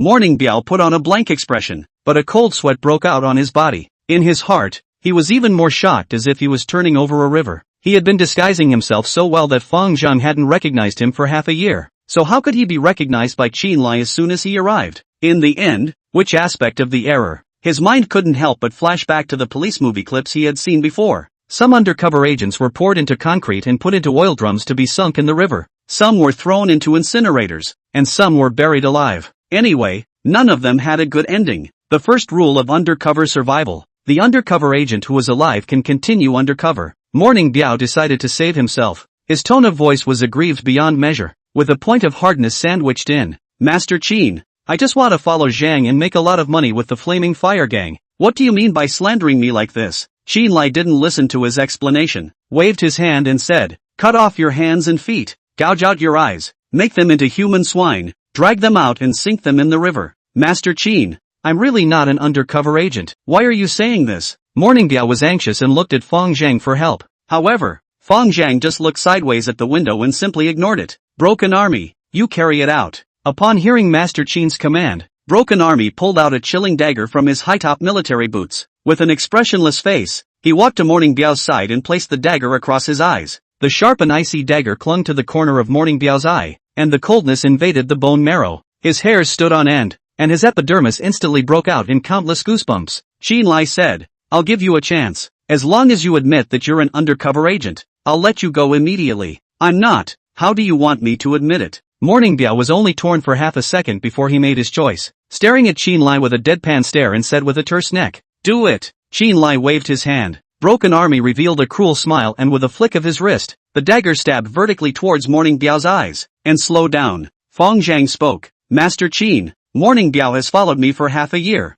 I don't think he's an undercover agent. Can you give me a little bit of time for me to find out more about this matter? Qin Lai closed his eyes, seemingly weighing the situation, and said a moment later, fine, you deal with your people on your own. Thank you, Master Qin. Fang Zheng set up Morning Biao and turned to leave the back hall. Brother Zheng, you have to believe me. I'm really not an undercover agent. Morning Biao defended as he walked. Fang Zheng led him into the lobby and casually said, find a seat. The incense hall will be opened later. Morning Biao sat on the cross chair with a dumbfounded look on his face. His heart was puzzled. Didn't you say that it's going to be investigated? Looking at this situation, it doesn't seem right. Every newcomer who comes, Master Qin will try this. Fang Zheng smiled and explained. There are no dates to hit 2 shots first. If there is really an undercover agent with a bad heart quality, it is possible to reveal his identity. There is also another reason. Handing you over to me to deal with, I will naturally plead for you, and you will be grateful to me. This is also a simple means of harnessing the undercover. This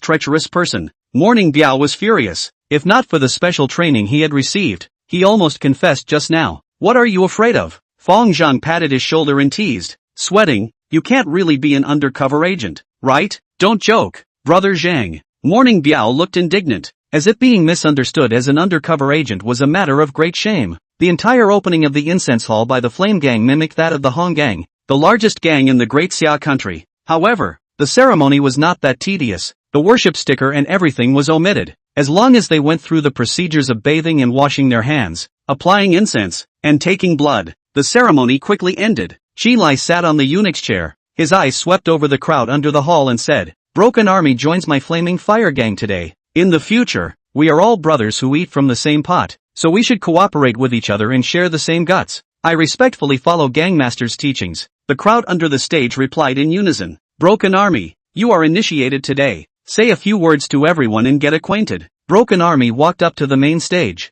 looked at the crowd at the bottom and spoke. I know that many of you must be unconvinced, thinking that what makes me a newcomer to be an offering? I can't be convinced without a couple of hits on my hands, so I'll give you guys a chance. Those who challenge me can come out and see the real thing underhand. The whole room was silent. All eyes were cast on Dragon Hall Master Li Hongbing. In terms of hand-to-hand combat, he was called second in the gang and no one dared to call him first. Li Hongbing was 38 years old, an old man in the gang, and had followed Qin Lai when he had just founded the Flaming Fire Gang more than 10 years ago. According to RTHK Drama, he is both the master of Dragon Hall and the gang's Double Flower Red Stick, the #1 gold medalist. Why Double Flower Red Baton? Because even the Flaming Fire Gang's rival, the Brotherhood League, recognized his fighting prowess when he was alone, holding a mountain knife in the Brothers League to grab the territory, from Zhangyang Street to Chonglan Street. Against more than a dozen people do not lose the wind, the flash of the knife. There is no enemy. Li Hongbing in these years has seldom hands, but the kung fu has not lost a bit. Seeing himself become the center of attention, he immediately got up and said in an unshakable manner, Then I will be the one to learn the high-level moves of Broken Confessor.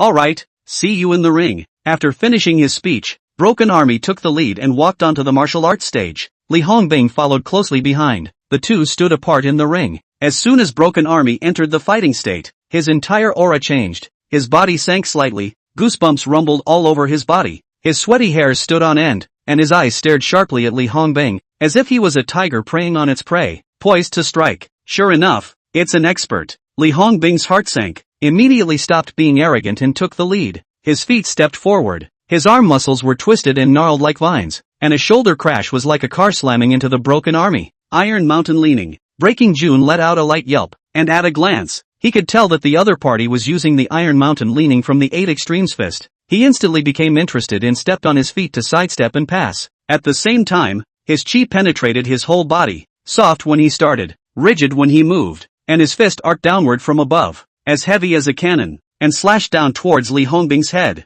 Mindfulness. Li Hongbing had practiced boxing for many years, and he also saw the Breaking Army's fighting style. Although there was only one movement, the mindfulness handle could evolve into 12 variations, and it could be considered very difficult to be practiced until it was perfected. But once practiced, it can reach the point to transform 1,000 pounds. The movement shows in the outside of the kung fu. The two men exchanged several strokes back and forth, all with fists and palms, rarely with legs. The leg is the part of the body that borrows strength, Once it leaves the ground, there is no way to borrow strength, which is very dangerous. The national art of using the legs to pay attention to a move to kill, rarely used, so Taekwondo this leg method is far more ornamental than the actual combat. After a few moves, Broken Army tried out Li Hongbing's heel kick and became much less interested. Taking advantage of the opponent's fist recovery time, a step, body leaning forward, shoulder force, also used a similar Iron Mountain leaning moves. Black Bear hit the tree. Li Hongbing was hit by a huge force on the body, snapped, the whole person was knocked away a few meters, fell on his back in the ring, the whole shoulder and body are coming from the feeling of numbness. He got up and pulled back his collar shoulder to see a large bruise. Thanks to Broken Confessor's mercy, I'm convinced. Li Hongbing arched his hand. Understood. Broken Army clasped his fist and said, your strength is good. Your 8 extreme fist attainments are not shallow. Li Hongbing huffed in his heart. He had been practicing 8 extreme fists since he was 15 years old. So far it had been more than 20 years. But in Broken Army's mouth, he only got an evaluation of not shallow. However, his skills were not as good as the others. He had nothing to say. He could only smile bitterly and walk down the boxing ring. Are there any more brothers who want to practice with me? Broken Army stood on the stage and called out. The entire arena was silent. Dragon Hall is the head of the 4 halls. Li Hongbing is the #1 combatant of the Flaming Fire Gang, usually nothing to do but use his shoulder to hit a tree for fun, and a machete is a masterpiece. Even he was defeated, not to mention the others. The crowd all turned their attention to the Tiger Hall's master, Zhang Hailu. His force ranked second in the gang, only slightly inferior to Li Hongbing. As for Leopard Hall's Han Jun and Eagle Hall's Himo Bai, both of them were intellectual white paper fans with basically no combat power. Zhang Hailu waved his hand and laughed. Broken Confessor is strong. Old Li is no match, so my old bones won't go up to make a fool of myself. Well then, since there's no one else, I'll order a brother to come up and have some fun. Hearing this, the arena clamored. Many people were a bit indignant in their hearts. I know you want to establish authority. Just now you've already established authority, and everyone is convinced. What's the point of coming up with this? Everyone turned their eyes towards Zhang Hailu. If Broken Army wanted to challenge, the candidate should be none other than him. Fang Zheng, let's come up and give us a hand. Broken Army hooked his finger towards the stage. Chapter 21 Newcomers Delegation. As soon as Broken Army's words fell, the eyes in the arena shifted from Zhang Hailu to Fang Zheng again. Fang Zheng belonged to the white paper fan type of talent in the gang, relying on the pitfalls of female college students to go to sea,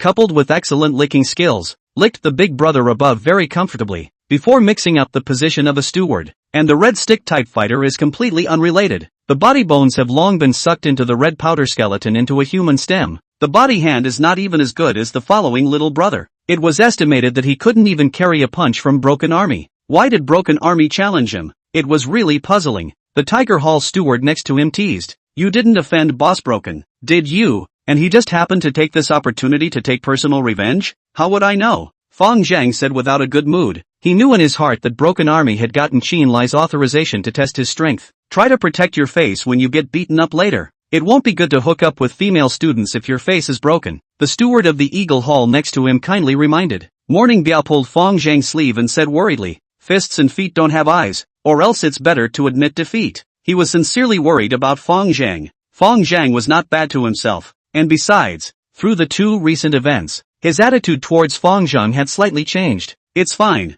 Fang Zheng got up, stepped into the ring against the eyes of the entire audience, and clasped his fists, saying, please teach me. Broken Army arched his hand and said, I have practiced Xingyi, Bagua, mixed martial arts, and Brazilian Jiu-Jitsu. I wonder which craft brother Fang has learned. Fang Zheng said indifferently, no sect, no school, I only know Street Wang Baoquan, please. Broken Army extended his hand. Good. Fang Zheng was not modest, and with a stride across several meters attacked at Broken Army's chest. Sure enough, it's a king's fist. With a glance, Broken Army could tell that his opponent hadn't orthodoxly learned any boxing techniques. There were 1,000 ways he could defuse this mediocre punch. However, it wasn't until the sandbag-sized fist suddenly accelerated, zooming rapidly in his pupils, and then there was no more. The 2 silhouettes were separated at the touch of a button, and one silhouette spat out a bloody arrow in the air while it was still in the air. Broken Army was bounced back by the ring's protective rope and fell motionless on the ring floor. Life and death unknown. With a sin value of 13,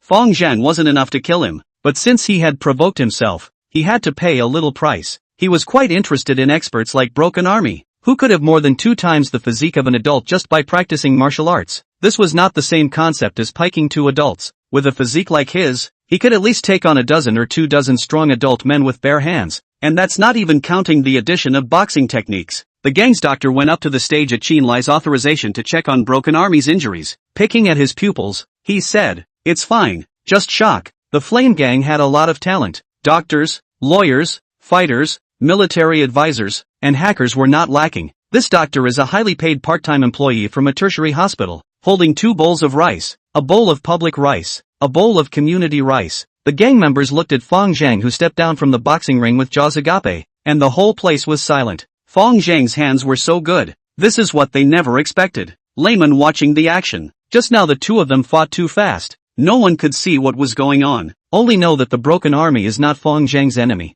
The gap between their strength is like a world of difference. In that case, Fang Zheng had clearly been hiding his strength all along. The reason why Broken Army challenged him must have known a little bit of inside information, but still underestimated him. This was intriguing. Only Li Hongbing and Jiang Hailu in the arena could see the general picture. Li Hongbing didn't say a word, but in his heart, he had already lost his temper. He was known as the No. 1 expert of the Flame Gang, but now he was surpassed by 2 juniors one after another. How could he lose face? Jiang Hailu, on the other hand, revealed an interested expression and praised. The younger generation is fearful. I never thought that our flaming fire gang still hides such a latent dragon. The latent dragon comes out of the abyss and soars to the sky. The most depressed person in the arena was Han Jun. Fang Zheng had demonstrated extraordinary battle power, and would surely receive Chen Lai's attention. It wouldn't be so easy to suppress and retaliate openly on his own. As for Fang Zheng's personal force, he didn't care too much. Can you plan my ass? How can you be even more powerful and not be afraid of bullets? Fang Zheng walked out of the ring and was again invited into the back room by Master Chen to catch up. Chen Lai ordered his beloved Achu to make him a cup of tea and said with a smile, "I have a friend who was a big shot in the provincial city. Recently his family has encountered a bit of trouble, and he wants to transfer an expert from the gang over to help. My original intention was to send Broken Army over, but Broken Army is already injured like this. There is definitely no way he can go. When will you go?" Fang Zheng heard the string and agreed painfully. The old fox was calculating, deliberately making such a mess, but he didn't care. There was no harm in making upper-level connections and exchanging resources through force. 3 days later, "You shouldn't worry too much. Li Xiao has already hired a specialized security team. The Axe Gang will also step in. Sending you over there is just to assist the Axe Gang from the sidelines. Just in case, will definitely do my best." Fang Zheng nodded his head and responded. After the matter, Fang Zheng returned to the Imperial Clubhouse. In the evening, Zhu Laolu knocked on his office door and said, "That poisonous woman died." "Oh, got it." The two of them were unspoken. Zhu Laolu left with a reverent face, and also thoughtfully helped him close the door. "Boss is just awesome. If you don't make a move, you'll exterminate someone's entire family once you make a move." Not a moment later, Zhu Laolu walked in with a dozen more young men and said, "This is Brother Zhang." "Good day, Brother Zhang." The dozen of people shouted in unison. Their voices were quite strong. Fang Zheng took a look at the crowd. Except for 3 who were slightly older, the others were all half-grown hairy children. "Old 6, what is this situation? We all want to follow you," a group of people said in unison. Fang Zheng put down the book and asked with a smile, "Why do you all want to follow me? Tell me a reason." A leading half-grown kid said, "We are all from the nearby Qinghe Technical School. We heard about Jiang Xiaoho and know that you are a righteous person. We want to follow you to fight together." Fang Zheng shook his head and laughed. "Not those under 18. Wait until you are adults to follow me. I will surely welcome you. For now it's better to go back and study well." After a bit of screening, the half-grown kids reluctantly left. Only 3 young men in their 20s were left in the field. Zhu Laolu handed over 3 pieces of paper. "Boss, this is their information. All of them are clean." Fang Zheng received the information, while scanning the 3 young men with their sin value.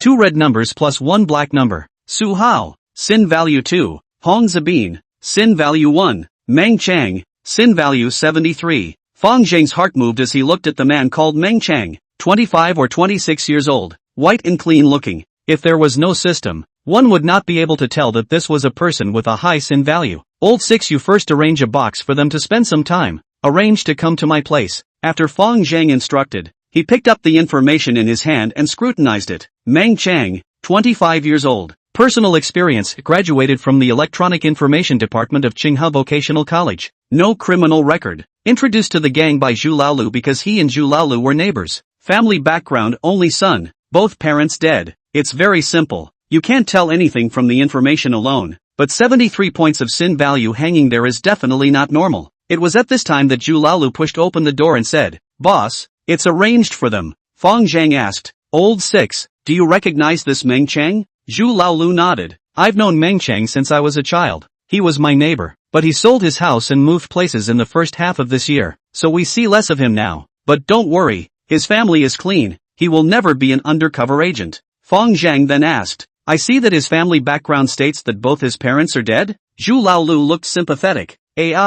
Cheng is also a poor man. He lost his father when he was young, and his mother left in the first half of the year. It seems to be gas poisoning. Fang Zheng's heart moved. Pursued, gas poisoning? Well, in May, the insurance company also came to investigate the accident scene. Seems to have compensated more than $300,000. Fang Zheng vaguely guessed why Meng Cheng, an ordinary person, would be a 73 sin value, killing his mother to cheat the insurance company. In Daxia country, unless it was a serial murder case, or some very cruel body-splitting cases, the death penalty would rarely be applied in other cases. Using this as a reference, it was evident that his 73 sin value was extremely unusual. Only this kind of situation that was against human decency would have such a high sin value. A rage rose steeply in Fang Zheng's heart. If this was really the case, he felt that Meng Cheng deserved to die even more than the people of the Viper Gang. Chapter 22, Meng Cheng. Meng Cheng wanted to go home after sitting in the box for a while. Compared to Huang, he was more interested in gambling. Every day he didn't go to the casino to play red and blue for a few hours. He felt like his whole body was itching. He got hooked on gambling 3 years ago. He originally did not gamble, but once at the encouragement of his friends, he had a small game.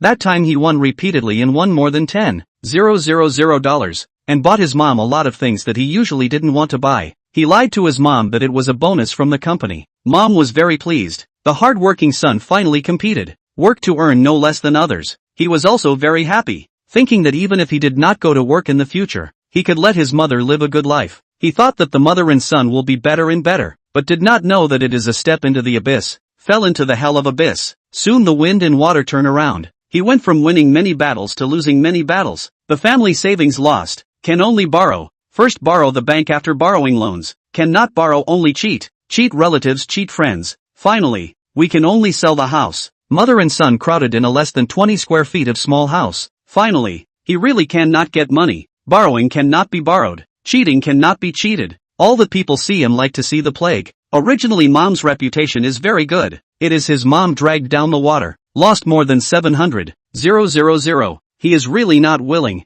He just want to lose their own money to win back. Even half cannot get money to gamble. The whole body is itching. He has not taken drugs, but he felt that this feeling is even worse than drugs. Finally, one day, he hit up his mom's idea, but the $350,000 of insurance money that he exchanged for his mother's life was lost in one night. After losing the money, he finally regretted it. It turned out that his mother's life was just a one-night indulgence for him. He remembered that before gambling, he was a filial son in everyone's mouth. He didn't know why he had become like this, but the creditors are still asking for the debt, and a part-time job is not enough to pay off the debt. Suddenly he remembered that his youngest friend, Zhu Laolu, seemed to have joined the famous Flaming Fire Gang. He could also join the gang, so that other people would be afraid to ask him for debts. Meng Cheng retrieved his thoughts, greeted the others, and left the box. He had to get stuck in time to take the last bus. The bus only cost $1, but a taxi cost $17, so he could save $16 and go to the casino to develop slowly and maybe even win a few thousand.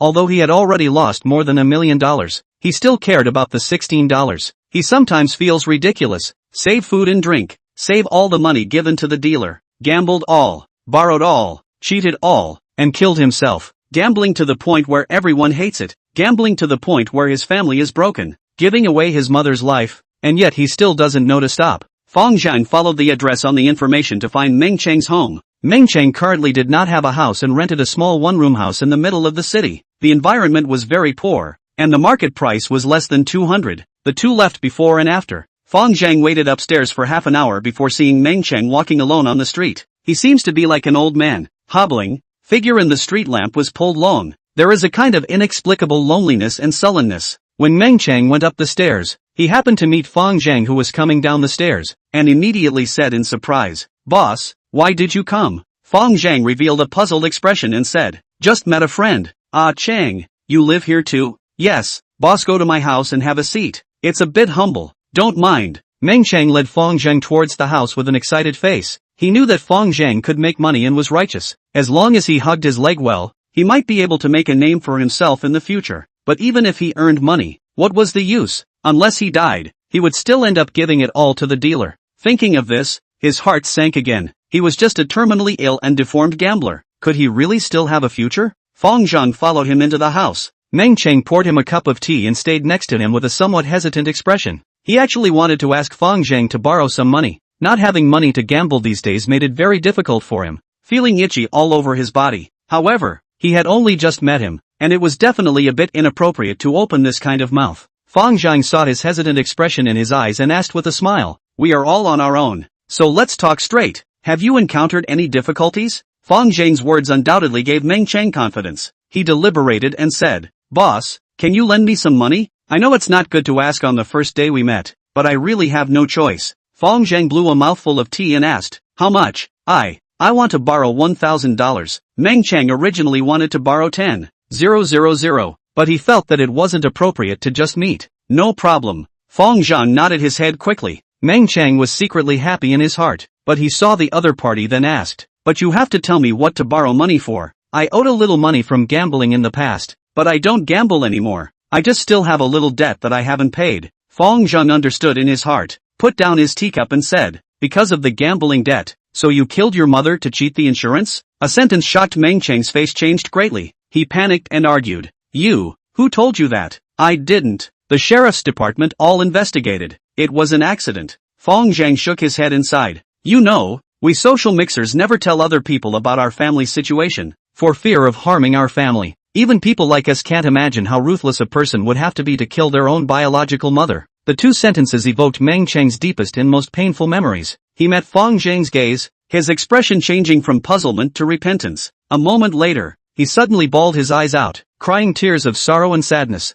"You're right. I'm the one who killed my mom. I'm the only son in my family, and my dad died when I was 9. It was my mom who raised me through thick and thin. She didn't study and couldn't earn easy money, so she had to carry cement and move sandbags. She was very short, only 1.5 meters. And her physical strength was less than half that of a man, so she had to suffer more than others. Perhaps it had been suppressed in his heart for too long, and finally there was someone to listen to himself." Meng Cheng cried bitterly and choked out, "My mom has to work more than 10 hours a day, and she can only earn $2,000 or $3,000 a month, which isn't even enough for me to win or lose for a minute. She earned money for so many years where I lost, not a penny of savings, do not want to eat, do not want to wear, have a disease or hard to carry." He suddenly pulled his hair vigorously, murmured, "My sins are too heavy. People like me shouldn't live in the world." Fang Zheng let out a breath and silently pulled out his cell phone. Compared to Scarface, he felt that it would be more appropriate to leave this situation to a legal trial. "Brother Zheng, are you going to call the police?" Seeing the cell phone in Fang Zheng's hand, Meng Cheng opened his mouth and asked. "That's right." Meng Cheng wiped away his tears and with a firm gaze, said, "Brother Zheng, you don't need to call the police. I've already thought about it. My mom must be very lonely down there. I'm going down to accompany her. I wrote the suicide note a long time ago." Meng Cheng pulled out a letter from the drawer and handed it to Fang Zheng, saying, "Brother Zheng, before I die, can I ask you for 2 things? You say, after I die, can you bury me next to my mom? There's another letter in the drawer of the room. It's a confession letter I wrote to my mom. Can you burn it for me to her? I want to tell her that I truly know I'm wrong. If there is an afterlife, I will definitely honor her." Fang Zheng nodded. "I promise you." Meng Cheng closed his eyes. "I'm afraid of pain, so I've never had the courage to kill myself. Can you help me?" Fang Zheng didn't rush to kill him, and rescanned with the system, only to see that his sin value had dropped from 73 to 55. At this moment, he was indeed repentant, and he was bent on seeking death. Fang Zheng opened his mouth and asked, "Where did you lose your money?"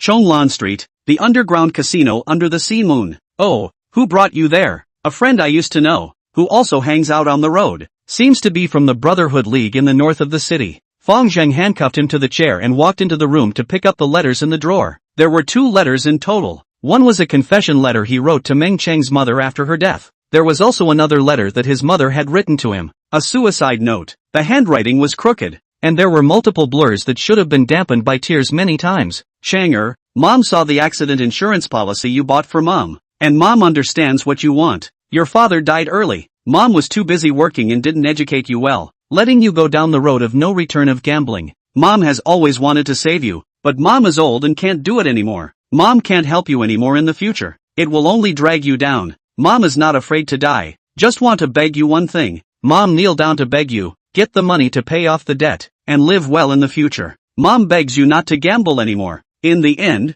you will really bury your life. Chang'er, you are the meat that fell off Mom's body. Mom doesn't want to see you die. She only wants you to pay off your debt, marry and have children, and live a good life in the future. Promise Mom, okay? Wake up, Chang'er. If Mom's death can't make you wake up, Mom is really powerless. Chapter 23 Car Accident. Fang Zheng folded the letter paper and slowly exhaled a mouthful of turbid air, feeling blocked in his heart. So, his mother actually committed suicide? Meng Chang did make a move, but gave up when it came to making a move. While Meng Chang hadn't made a move, his mother had hoped to use her one life to pay off her son's debt and wake him up to return to his prodigal son. Unfortunately, Meng Chang didn't pay off the debt and lost all her death insurance money. Legally speaking, Meng Chang belonged to the crime suspension, and the sentence for his crime was not very heavy. However, the system still set his sin value at 73, even more than the average murderer. If Meng Chang really killed his mother with his own hands, Fang Zheng estimated that his sin value might exceed 200 like never before. The system's sin value determination was closer to the moral level, considering this kind of thing that was against human morality to be a great crime, even if it was just a mere thought. Similarly, both are capital murderers. In the system's judgment, the difference in sin value between those who avenge their mother's murder and those who kill innocents indiscriminately is also a world of difference. Drugs and gambling were indeed the most harmful things in this world. Fang Zheng had never been so angry in his previous life plus this life. He wanted to go out and kill that scum.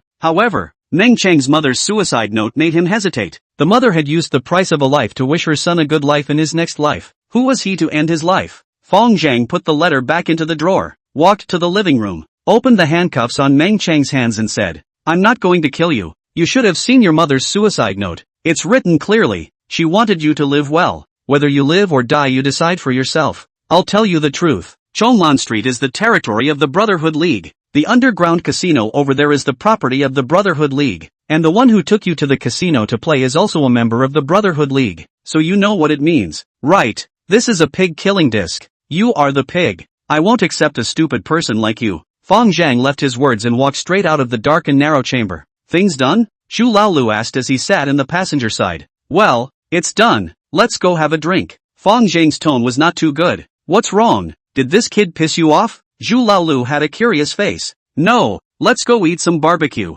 Fang Zheng didn't want to say much. The two of them casually found a barbecue restaurant. Fang Zheng just parked the car, only to hear a buzzing roar of a sports car engine running at high speed suddenly coming from the road behind. Mard, it's this gang of rich second-generation drag racing party again. Zhu Laolu sat on the passenger side and cursed. Fang Zheng looked back. A few dozen meters behind was an intersection. At this time it was the green light time. Some pedestrians were crossing the crosswalk in an orderly manner. A blue Ferrari sports car, without the slightest sign of slowing down, ran through the red light at a speed of over 100 yards, roaring towards the pedestrians on the crosswalk. Fortunately, the pedestrians heard the sound of early preparedness, scared to avoid. No one was injured. The sports car did not stop for a moment. Straight across the road, half-open windows came from the male and female waves of screams and the strong smell of cigarettes and alcohol. Chase. Fang Zheng's eyes went cold, rebuckled his seatbelt and stepped on the gas. At the same time, a black A8 next to him also fired up and started chasing after the blue sports car in the direction it fled. Fang Zheng's 5 Series BMW used an inline 6-cylinder turbocharged engine, matched with an 8-speed manual transmission, with a maximum power of 177 horsepower. In terms of acceleration, it was definitely no match for the Ferrari in front of him, but his exquisite and subtle handling could completely make up for this gap. It's a stretch of road near the suburbs, and since it's nearly midnight, there are few vehicles on the 6 lanes in both directions. A blue Ferrari was like a wild horse running across the highway. A black A8 and silver 520 sped behind it. There was also a traffic control motorcycle with open lights following the 3 cars. Fang Zheng quickly caught up with the A8 by virtue of his control, and was only a few dozen meters away from the Ferrari. At this moment, Fang Zheng suddenly heard a loud bang coming from the front. Looking around, he saw a woman holding a child crossing the road being hit by the blue sports car and thrown in the air. The Ferrari just stopped for a moment and was ready to start accelerating again. Fang Zheng's heart sank. His foot stepped on the gas pedal tightly. The speed was raised from 150 yards to 180 yards, and the wind noise and tire noise also strengthened. Fang Zheng overtook the Ferrari, stepped on the brakes, hit the steering wheel. The tires and tarmac made a violent friction sound. A drift stopped in front of the Ferrari. Bang sound. the Ferrari crashed into the center crossbar of the 520. The Ferrari had only just started, the speed hadn't increased yet, and neither car had overturned. After a violent shaking, Fang Zheng and Zhu Laolu pulled open the driver's door and stepped out of the car with frosty faces. At this time, beside the Ferrari car has surrounded a lot of people. A black A8 parked near. From the driver's seat walked down a young man wearing a TAD sharkskin punching jacket, Tyrannosaurus sunglasses. Fang Zheng walked towards the accident scene with a heavy face, and the sunglasses man also followed. The accident scene was already surrounded by some people. Scattered on the ground were 2 high-heeled shoes and a piece of flattened birthday cake. On the cold asphalt, a dying woman lying in a pool of blood constantly twitching. Mouth issued unclear whimpering. Gradually lax pupils reflected a 2-year-old child. She struggled to reach forward, wanting to finally touch her child, but ultimately in vain. Drooped down. Fang Zheng knew that the woman had already breathed her last. This was confirmed by the outstretched hand of a man in a navy blue punching bag next to her. The man shook his head and said in a heavy tone, "It's hopeless." An onlooker, an older woman, sighed. Such a young child without a mom. How can he live in the future? This murderer is really a sin. Fang Zheng didn't say a word and walked straight towards the Ferrari. The man in the punch jacket also followed. The front end of the Ferrari had been dented, the windows and doors were tightly closed, and the people inside the car had no intention of getting out of the car. 2 on-duty traffic controllers are knocking on the driver's window, signaling the perpetrator to get out of the car. Surrounded by dozens of people, the crowd was furious, some people with bricks in their hands to try. Inside the Ferrari sat a man and a woman, 2 young people, refused to get off, but also leisurely smoking cigarettes. Shaking his head, Fang Zheng watched closer and heard the onlookers talking. Dog Day just now at the intersection of Mingguang Avenue almost hit someone. The little pussy is 100% DUI, drunk driving. I suspect the dog days of drug use. Someone on the side, driving a Ferrari is not something to be messed with. I don't know how it will be dealt with at that time. Inside the field, an older traffic controller whispered to a colleague beside him. It's Shichang Real Estate Zhang Xiaojie's car again. We have to hurry up and get the evidence. Otherwise it'll be too late to wait for them to dredge up like last time. The 2 men's voices were very light, but Fang Zheng's power was dozens of times that of a normal person. But he heard it clearly. In his heart, he secretly nodded. There are many bad people in this world, but there are also many good people. The young traffic controller went to knock on the car window again and said in a solemn voice, "Please get out of the car and cooperate with the inspection." Zhang Xiaojie glanced at him, pulled out a phone from his pocket, said a few words and hung up again. Then he spat a smoke ring through the car window at the young traffic controller and raised his middle finger in an arrogant manner. Chapter 24. The law is not responsible for the public. Zhang Xiaojie's phone call was to his mother, Chen Shunning. Chen Shunning was sleeping at home, and after receiving her son's call, she was shocked and immediately made a call to her husband, Zhang Shichang, the chairman of Shichang Real Estate. Zhang Shichang was currently lying in the apartment he bought for his mistress, sleeping with a female college student from Tsinghua Art College. After hearing what happened, he became furious on the phone. Unproductive thing, causing trouble all day long. Let him die outside for good. If this rebellious son can be half as understanding as Zili, I will not be so laborious. Zhang Xiaojie's elder brother was called Zhang Zili, the only son born from Zhang Shichang's previous wife, and had no relationship with Chen Shunning, his second wife. Her predecessor had died. Chen Shunning cared nothing about it, but Zhang Zili was the biggest stumbling block to her son's competition for the industry. So Chen Shunning could not treat him well, but she did give birth to a loser. There was nothing she could do but beg. Shichang, I beg you, Xiaojie is also your own flesh and blood. If you don't save him this time, he will definitely go to jail. Then go to jail. Don't let him learn a lesson that he will still cause trouble in the future. Zhang Shichang cursed on his mouth, but in his heart, he still made plans. After all, Zhang Xiaojie was his own flesh and blood. Blood is thicker than water. After hanging up his wife's phone, he took out his cell phone and made a call to Director Liang Qingyuan of the Tsinghua City Public Security Department. Director Liang, hello, I'm really sorry to bother you this late. No big deal. I have a painting and calligraphy here that I would like to ask you to taste and savor, then set it for tomorrow night. I'll welcome you with open arms. Zhang Shichang breathed a sigh of relief. Liang Qingyuan was a hand of the Public Security Department. The two of them had a close personal relationship. Since he was willing to come, this matter would be half accomplished. After hanging up the phone, Zhang Shichang made another call to his assistant. Xiao Jia has a little situation. You immediately go to the scene to deal with. From the company to find a person to cover the cylinder. The price you decide. Within 300,000 do not need to report to me. And then in my name, contact the director of the Castle Peak Psychiatric Hospital, Chen Yangxin, and ask him to prepare a medical record for Xiao Jia. As soon as possible, find out about the deceased's family. and no matter what means are used, the family's understanding must be obtained. Zhang Shichang was able to make it from a contractor to a real estate tycoon with nearly $1 billion in assets, relying on the fact that he was cautious in his actions,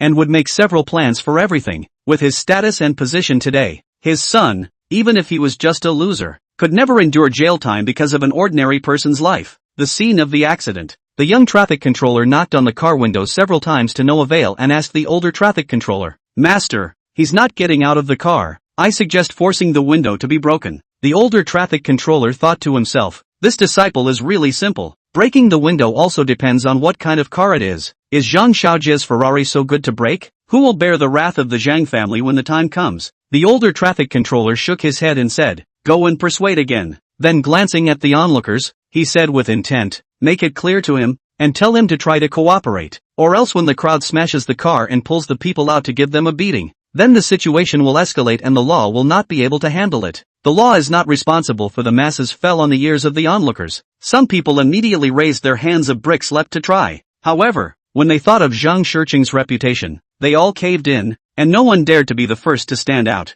The man in the punch suit suddenly took a brick from the next person and smashed it onto the Ferrari window with a bang. With a clang, the quality of the tempered glass was so good that the brick cracked, but the glass was intact. Punch couldn't help but smile awkwardly and replaced the brick with another one. "It's better if I do it." Fang Zheng snatched the brick in Punching Jacket's hand, walked over to the driver's side, and swung the brick towards the car window. This was tempered glass, but what strength Fang Zheng had nowadays. With just one blow, the glass was smashed with countless cracks and fell into the car. Fang Zheng yanked Zhang Xiaojie directly out of the car window through the car door. The car window was relatively narrow, but the kid was on drugs and skinny, so he was barely able to yank it out. Zhang Xiaojie is about 20 years old, wearing a pink Armani suit jacket, Hermes gold belt, a rich family dress. This kid was dragged out. The body has long been ground bloody. He opened his mouth and cursed, mad, looking for death. While raising his hand, he wanted to slap Fang Zheng. Fang Zheng carried Zhang Xiaojie's collar with one hand, lifted it half a meter above the ground,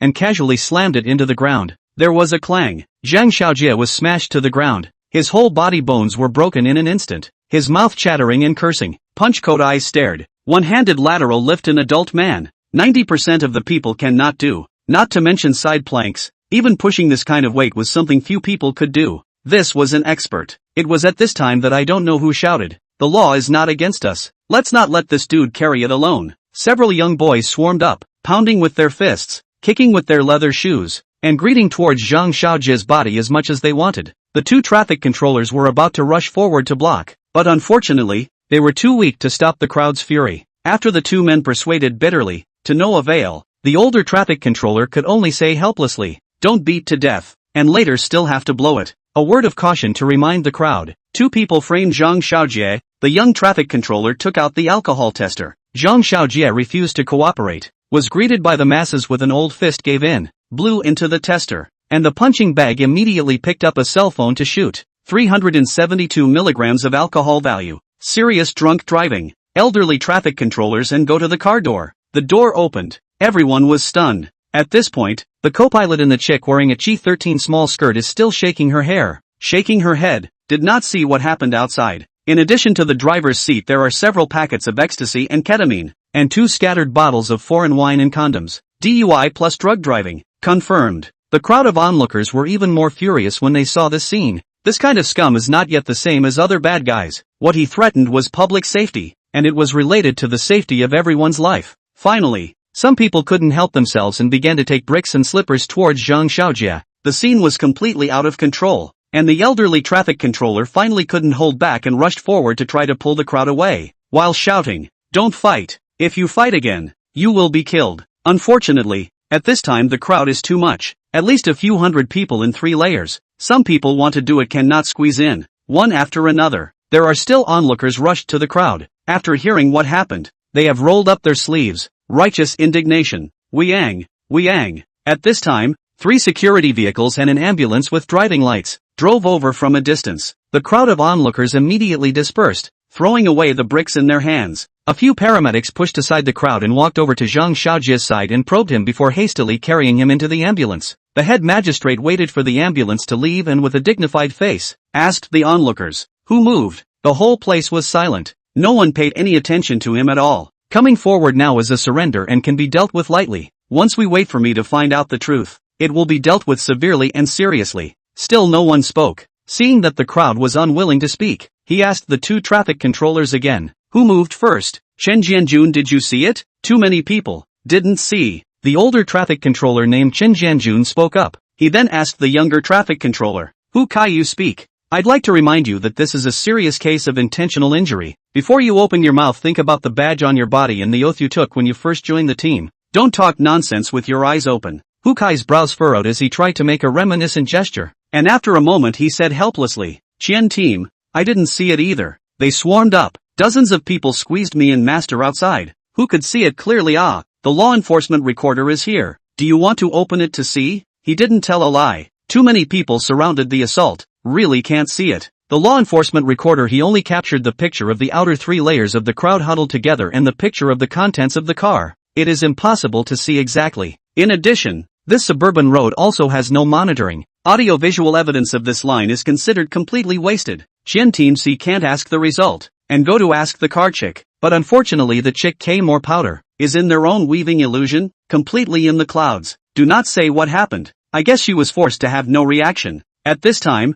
a Porsche Cayenne drove close. A middle-aged noblewoman separated the crowd and walked to the side of the Qian team, anxiously asking, where is my son? Qian Gang sighed and said, Mrs. Zhang, your son's injuries are more serious, and he has just been sent to the ambulance of the public hospital. Chapter 25, Big Brother. Chen Shunning stumbled at the words and almost went limp. Turning around, she was about to go to the hospital to visit her son. After taking 2 steps, she turned back and glared at the crowd of onlookers, her eyes fierce. All of you thugs and murderers, none of you are going to run away. Captain Qian, all these people must have participated in beating my son. You arrest them all. Qian Gang smiled helplessly and bitterly. At this time there were almost 500 to 600 people watching the scene. How could they all be murderers? Besides, if so many people really want to leave, a few magistrates can't stop them, unless the riot squad is transferred over. But that's impossible. As soon as the word thugs was uttered, many people couldn't hold their breath. Seeing that the situation is about to escalate again, the punchcoat stood out and said in disgrace, drugged driving, hit and run. If you don't discipline your son, the prison will naturally help you discipline him. Was it you who moved? Chen Shunning was furious at his words and went up to yank his sleeve. It must be you who moved. Punchy shook his sleeve and drank. Spread your hands. Don't think you can ignore the law in human life just because you have a few stinking dollars. Yo, what's wrong with me being rich? People like you are just hateful to the rich and can't see others being good. Qian Team, this kind of person is psychologically distorted and hates society. Hurry up and arrest him. Qian Gang was a bit helpless. In public, this woman is too unaware of proportion. Bossing around, what does she take herself for? He walked to Chen Shunning's side and whispered, Mrs. Zhang, you'd better go to the hospital to take care of your son first. We'll handle this side. It's definitely not realistic to arrest all of these people, but I promise you that I will definitely bring the person leading the charge to justice. Chen Shunning swept her gaze over the crowd, purposely lingering on the punching bag, and said,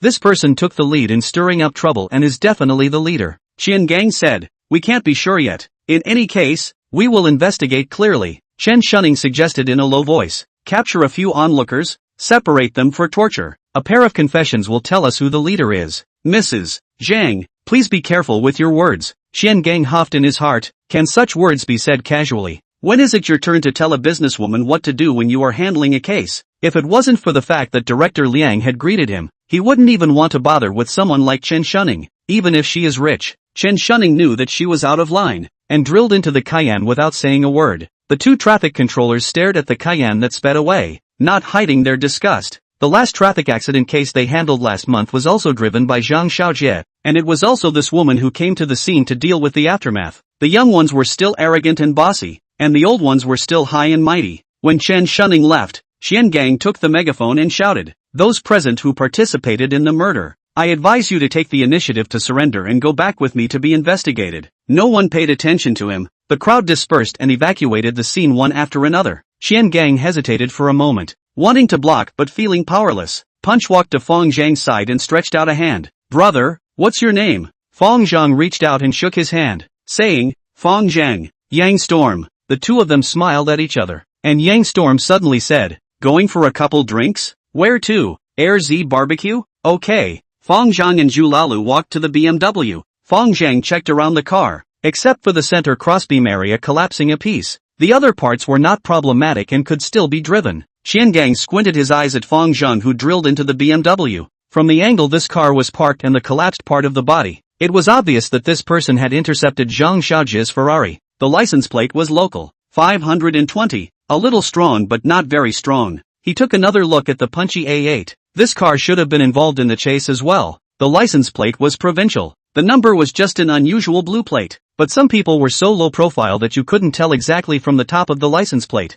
The person who can afford to drive an A8 should not be so simple. He did not want to mess with it before he found out the identity. Seeing the two car owners talking and laughing, leaving together, he originally wanted to interrogate Fang Zheng's intention, also followed by laying down, all waiting to find out the identity of these two car owners to say. Fang Zheng trio drove the car to Air Z Barbecue, found a table to sit down, ordered a bunch of mutton, waste, oysters and so on. Not long after, Morning Biao, Xiaoqi and Mangzi also arrived. Yang Storm took out a piece of wulianya from the trunk and spoke. 1 bottle for each person. Order some beer later. No problem, right? Fang Zheng made a gesture. Okay. The crowd was not willing to show weakness. They all copied the bottles in front of them to pour their glasses full. Painful, as the wine was sound and the food was hot. Yang Storm opened his mouth and said, "In my life, I hate these tycoons the most, taking advantage of the dividends of the times, relying on illegal means to earn a little money, and then think they are among the upper class. Then in turn, they bully the commoners, forgetting that they too came up from the bottom." Morning Biao took over and said, "This kind of person should be sent to labor reform." Fang Zheng shook his head and laughed bitterly. Money can get through to God. As long as there is money, it's not difficult to open a mental illness certificate, then pay some money to gain the victim's understanding, and finally find a relationship to operate, and the big matter will be minimized. The small matter will be minimized, and in the end, nothing will happen. Xiao Qi was puzzled. Is it that easy to issue a mental illness certificate? Zhu Laolu snorted. What's this? There's also changing the age. Changing it from 20 to 15. Directly exempt from criminal punishment. You say 15 is not that old? Anyway, whether you believe it or not, I believe it on the line. A human life and take some money to get rid of it? If I were his husband, I definitely couldn't accept it. Morning Biao opened his mouth. Fang Zheng said, "You're still too young, Biao. What can you do if you don't accept it? Kids have to go to school, parents have to retire. There are old people on top and young people on the bottom,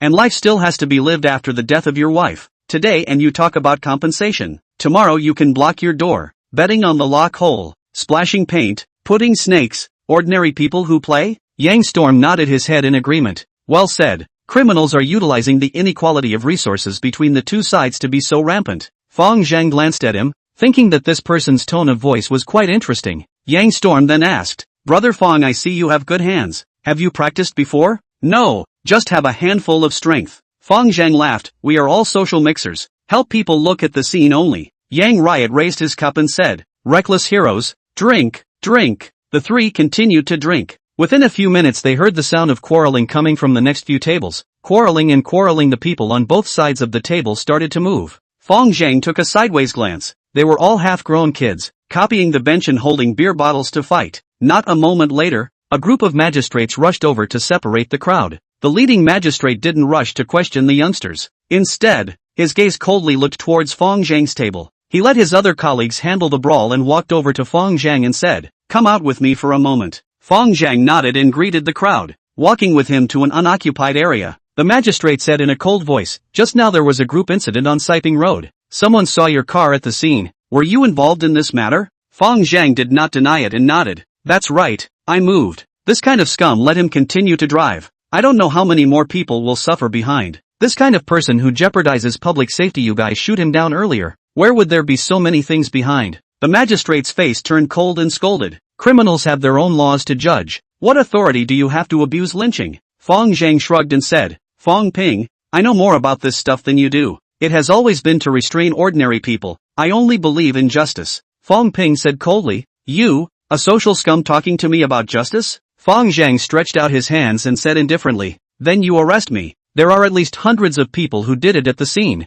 Just arrest them all." Fang Ping's face turned blue. Zhang Shirching's such a big industry is not something to be messed with. No one can protect you in this matter. Then there is no need for you to care, my good big brother. Fang Zheng finished speaking and went straight back to the wine table. Chapter 26 Young Storm. Fang Zheng returned to the drinking table, seeing that his big brother had left. His mood was much lighter. In a good mood the wine went down fast. The crowd ordered a few more beers. Between the pushes and swaps, Yang Storm opened his mouth and asked, "What did that sheriff ask you for just now?" Fang Zheng casually explained, "He's my brother." "What?" Before Yang Storm could say anything, Zhu Laolu jumped to his feet in shock and asked, "Brother Zhang, does Master Qin know about this?" Fang Zheng smiled indifferently. "Yes, he is him, I am me." Yang Storm laughed, "You two brothers are quite interesting. He. Yang Riot killed a full cup, borrowed a few points of alcohol to open the conversation. "Nightclub, this kind of place, drugs are not more widespread?" Xiao Qi took over, said, "Bath centers are rare, but KTV and bars are really more serious. A bunch of people get together to smoke with a curling pot,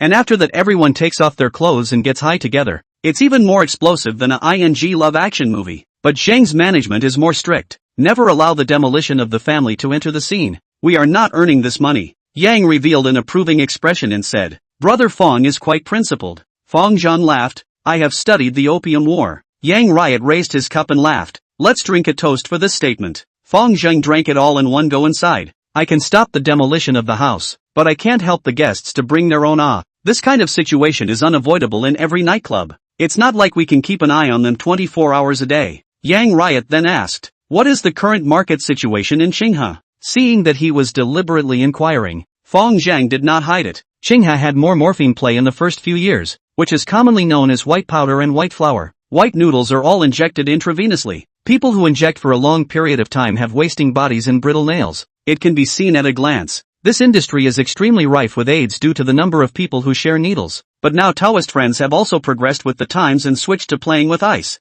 This thing is not natural. It's a new type of drug that improves on the chemical structure of ephedrine, and the addictive properties are also very strong, much more so than white flour ever was. Zhu Laolu took over the words, lamented, "Touching these things is a dumping. The end of the family broke. Men have no money to steal and rob. Women have no money to sell. Drug addiction up pro parents have the courage to kill. This kind of people have completely obliterated the morality. Each is a heartless thing. Seeing a few people are willing to tell." Yang Riot went on to inquire, "What is the current situation of the mob in Qinghe City? I'm quite curious." Zhu Laolu had downed quite a bit of wine. His mind was still quite clear, and he gave him a puzzled look. "Brother Yang, you're preparing to come to Qinghe to mix with the society? You're not preparing to come over to sell drugs, are you?" Mengzi hadn't said anything, but at this moment, he also realized that something was wrong and immediately advised, "Brother, come to Qinghe to mix can. This thing cannot be stained. Stained to lose their heads. Even our flaming fire gang do not dare to stain." Yang Storm was surprised. "You are the flame gang?"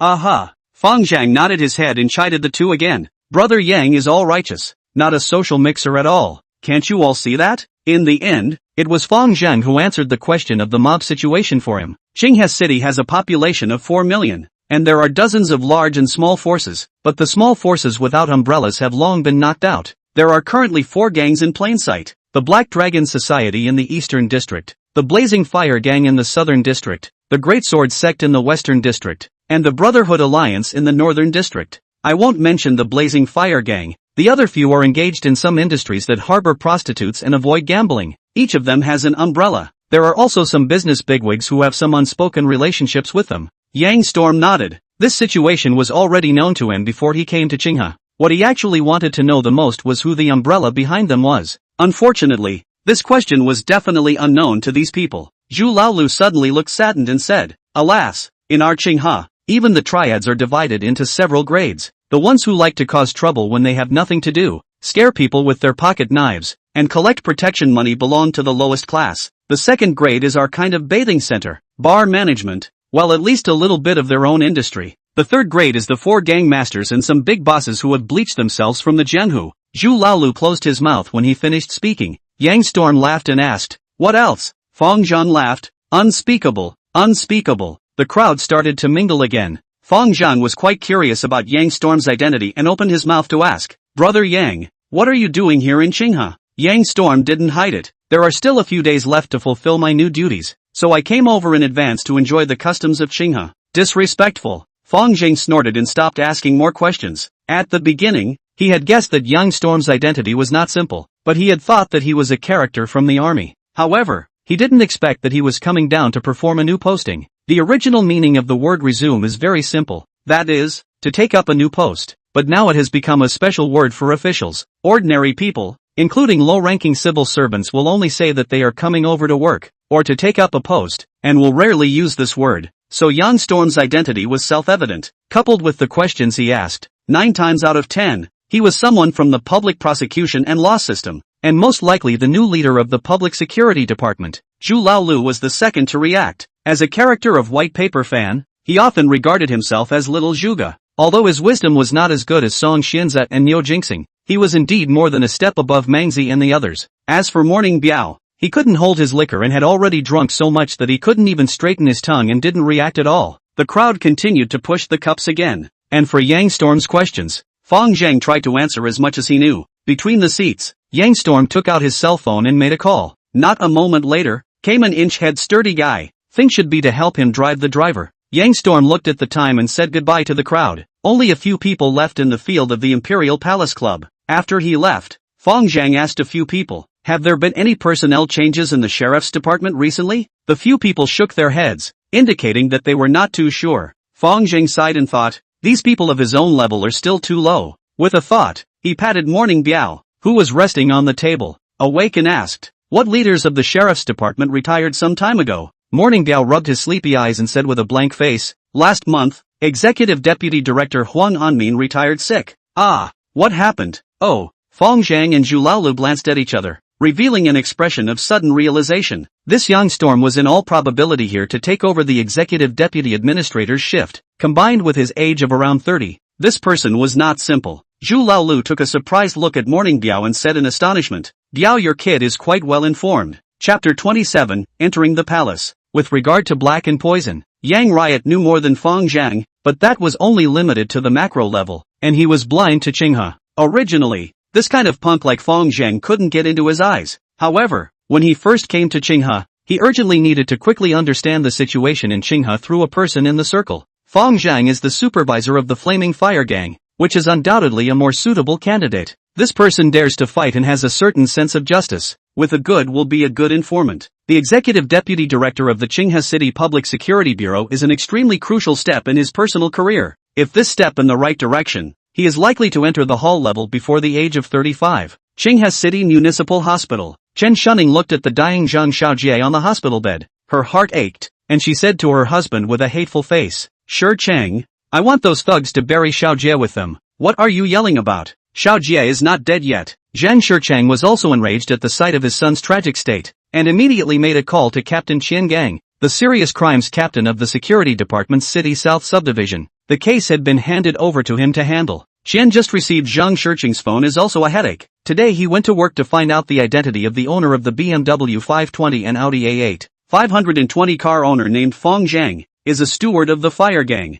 This person said that it is good to deal with or deal with. Said that it is not good to deal with is not good to deal with. This person has a brother who is a deputy section level magistrate. But this is not the point. If it was just this background, it was completely unintimidating. But if the flaming fire gang leader Qin Lai wants to stand up for him, then it's not so good to pinpoint. As for the owner of the A8, it was even more surprising to him. The owner of the car is a woman named Xin Bing. This person is the daughter of a well-known rich businessman in the province. But this is not the key. Qian just followed the melon check down, only to find that this Xinbing is the provincial capital of the Yang family's female family, Yang Storm's wife. Yang's family is prosperous. In Handong province, both political and business circles have a certain degree of influence, and Yang Storm himself is about to come to Qinghe to take office of the executive deputy director, their top boss of the top boss. In the security department, rank can be ranked to the third. The real power is only under the Liang Qingyuan one person, coupled with the strength of the family behind him. Even Liang Qingyuan has to be treated seriously. As for the relationship between Fang Zheng and Yang Riot, the two hadn't crossed paths before, and should have only established a connection because they stopped the car together yesterday. This relationship wasn't much different from a stranger. After hanging up Zhang Shicheng's call, Qian Gang made a quick decision. Zhang Shicheng's network of relationships was intricate. His face must be given. Yang Riot for the time being. Immediately arrest Fang Zheng and test what Qin Lai's reaction is. If Qin Lai doesn't react, use him to give Zhang Shicheng a favor. At night, Fang Zheng was fighting the landlord with Xiao Qi and others at the clubhouse. Sister Hong suddenly knocked on his office door with several magistrates, her face very worried. The head magistrate was none other than Qian Gang. He saw Fang Zheng and opened the door. "Mr. Feng, please come with us." Xiao Qi and Lao Lu's faces suddenly changed as they got up and asked, "Do you have an arrest warrant?" Qian Gang narrowed his eyes and said, "No, just asking Mr. Fang to go back and assist in the investigation." Fang Zheng threw the cards on the table, picked up the watermelon on the table and took a bite,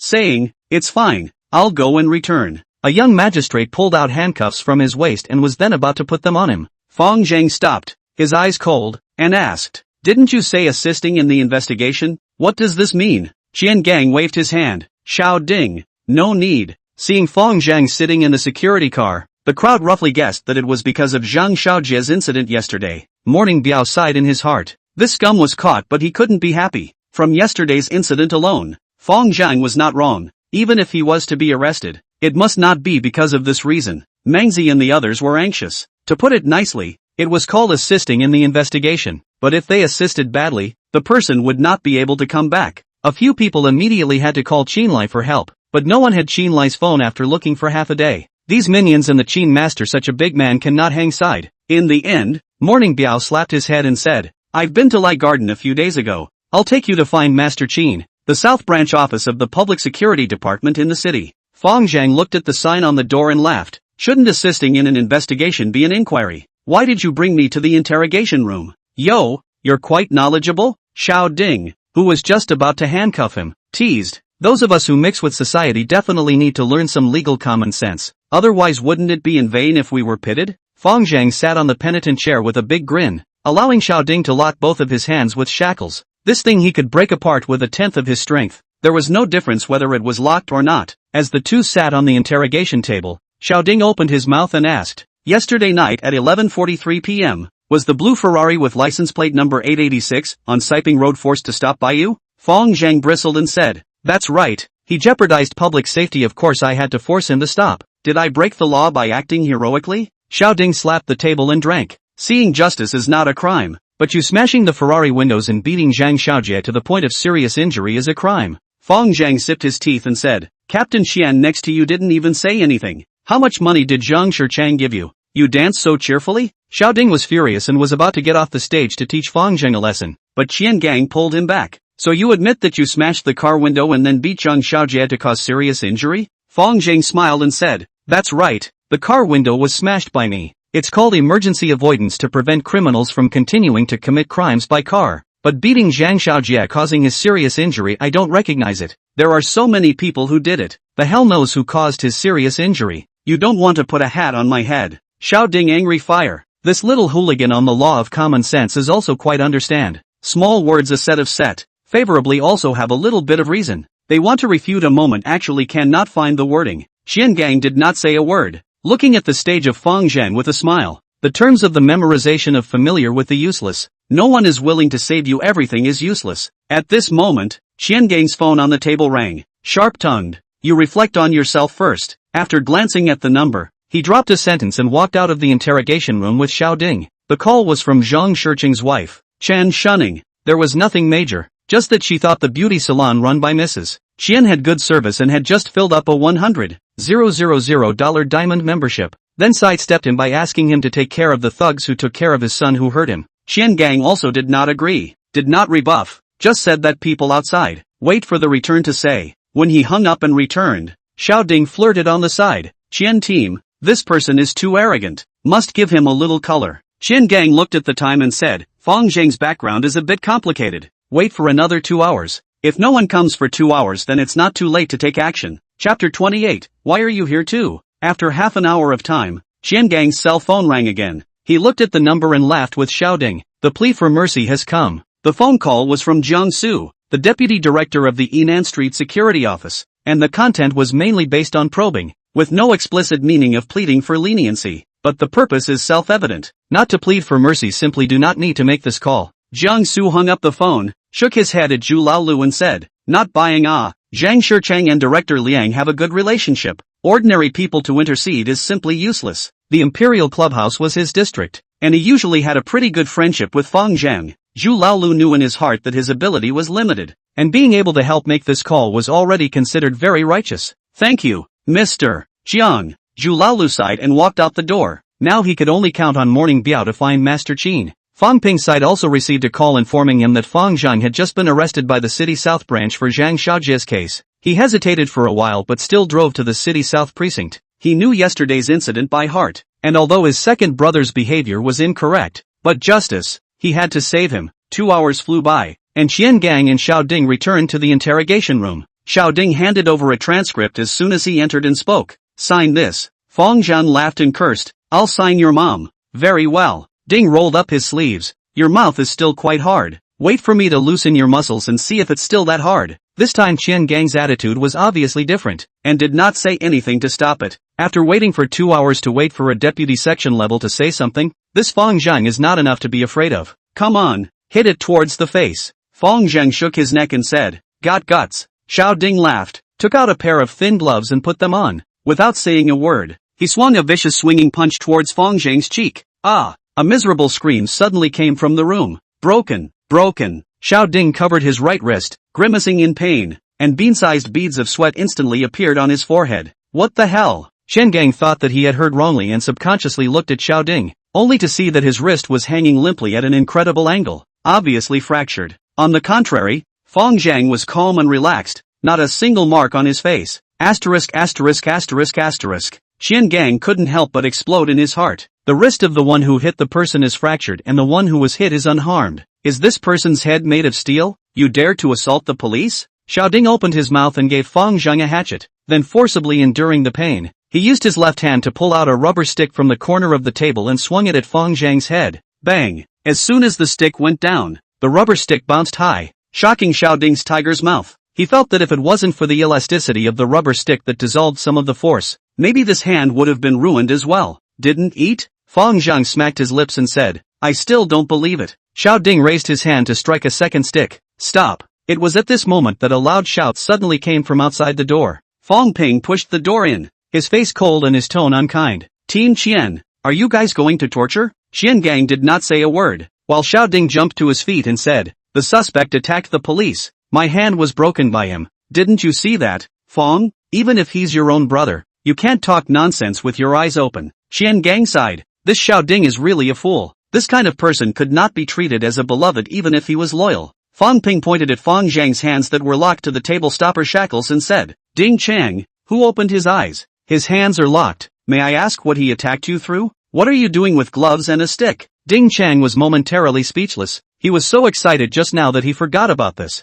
Qian Gang waved his hand and said, let's not talk about this matter. Deputy Director Fang, what is your business here at our City South Branch office? He emphasized the word vice in his words. The meaning was obvious. You are a vice section. I am a section. It's not your turn to tell me what to do. Fang Ping avoided the issue and said with a cold snort, what's to keep this matter quiet? I don't come. How do I know that you assaulted the suspect? I will definitely report this matter to the inspector's office. Ding Chang took off his gloves and kicked the rubber stick to the side and said, Deputy Director Fang, speak with evidence. Which eye did you see me beating him? Although he was only a section officer, his top boss was Qian Gang. It was not Fang Ping's turn to tell him what to do. Fang Ping heart is also very helpless. He also just scare him. Surveillance is off. There is no way to get evidence. Moreover, Ding Chang was injured, and his second brother was not hurt at all. So who would believe him? While this was happening, Fang Zheng suddenly opened his mouth and said, I have evidence. I'm a person who has always been cautious. Knowing that someone wants to deal with me, I usually prepare pinhole cameras in advance. Big brother, come and get the evidence.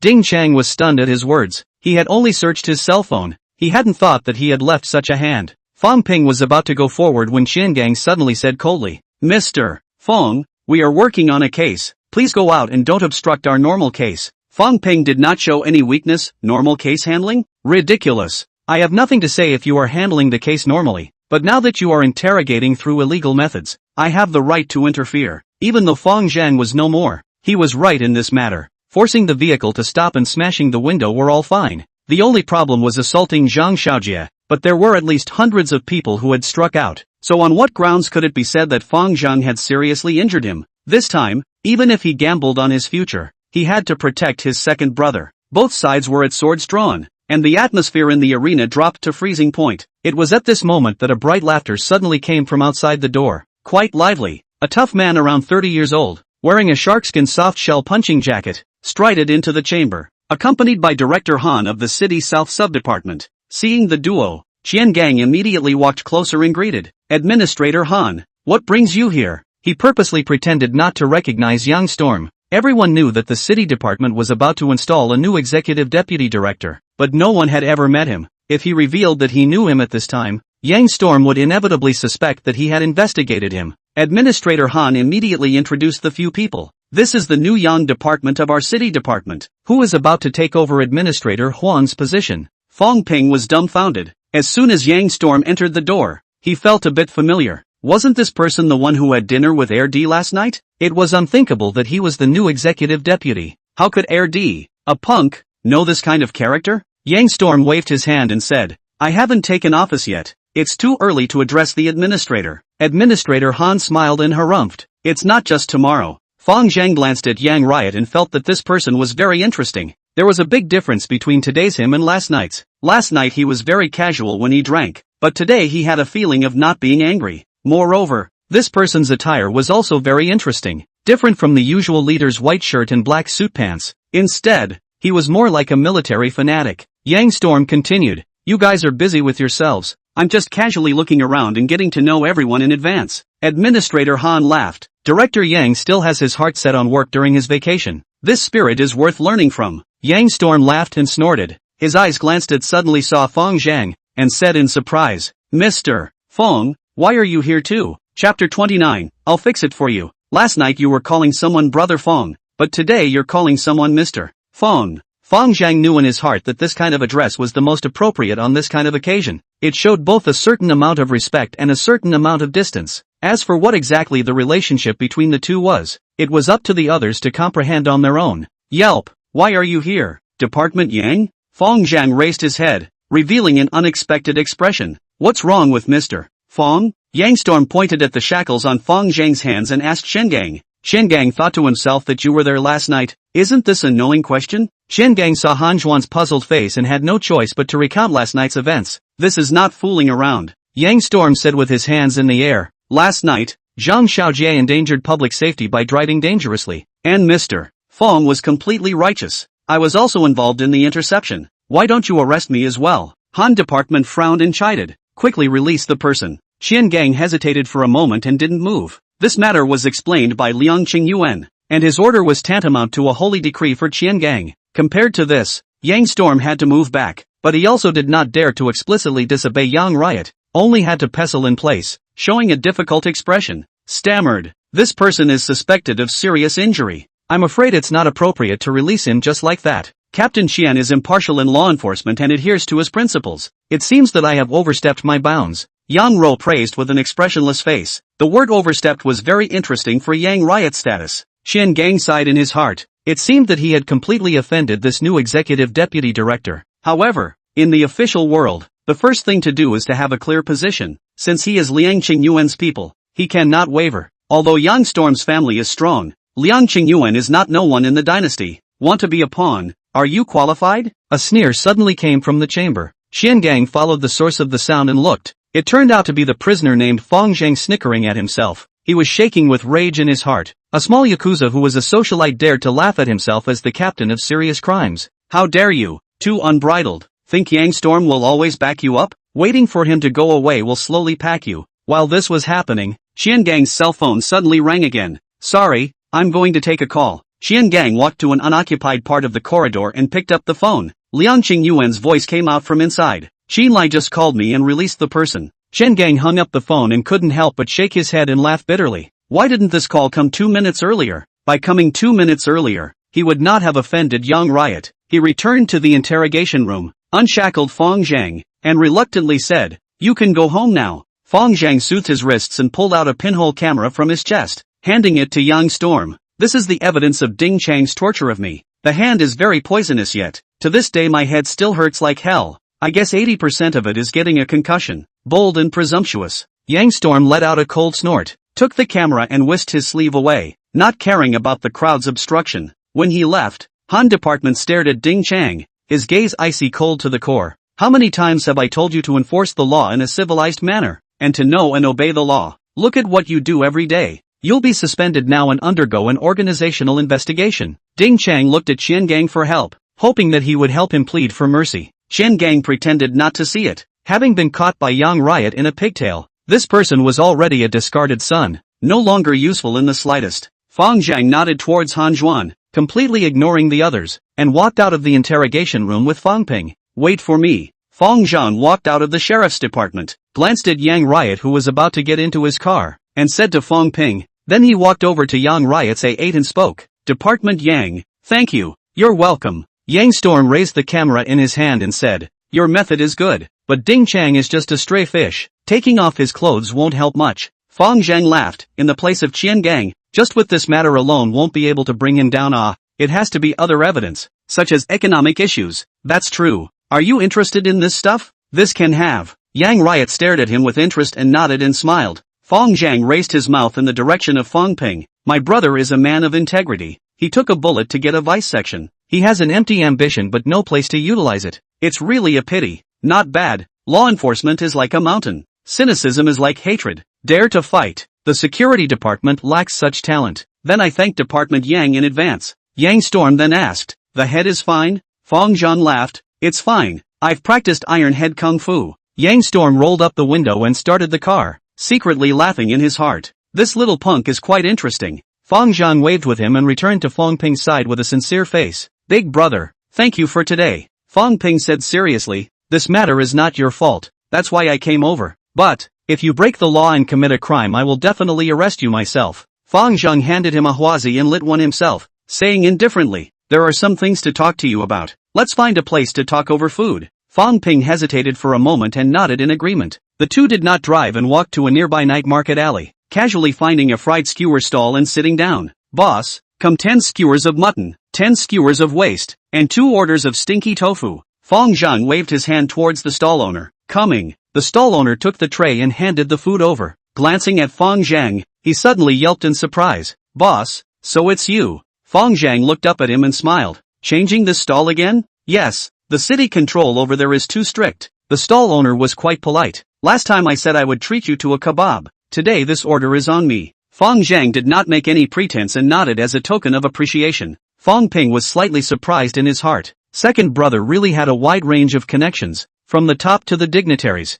down to the peddlers, he had acquaintances everywhere he went. He took a look at the stall owner. The other party looked unkempt, but stood upright with sharp eyes. It was obvious that he and himself were the same kind of people, both having served in the military. Fang Zheng poured a glass of beer and said with a meaningful meaning, a 28-year-old man ate a gun before mixing up a deputy section. If you can't get promoted to a full section by the age of 30, you basically don't have much hope in this life's career. Fang Ping puzzled, what do you want to say? I'll help you get the main section. Fang Zheng said confidently, I'm not wearing this outfit to get promoted and get rich. The corners of Fang Ping's mouth were vaguely mocking. Besides, what makes you think that you have the ability to do this? Just because you know Yang Storm? How naive. Fang Zheng nodded. That's right, Yang Storm and I are just casual acquaintances. I am just an insignificant little person in his eyes. Fang Ping said with a straight face, it's good that you know it in your heart. Fang Zheng continued. Qinghe City Public Security Department has been operated by Liang Qingyuan as if it was a piece of iron bucket. If Yang Storm wants to make a difference he must have his own direct line of men.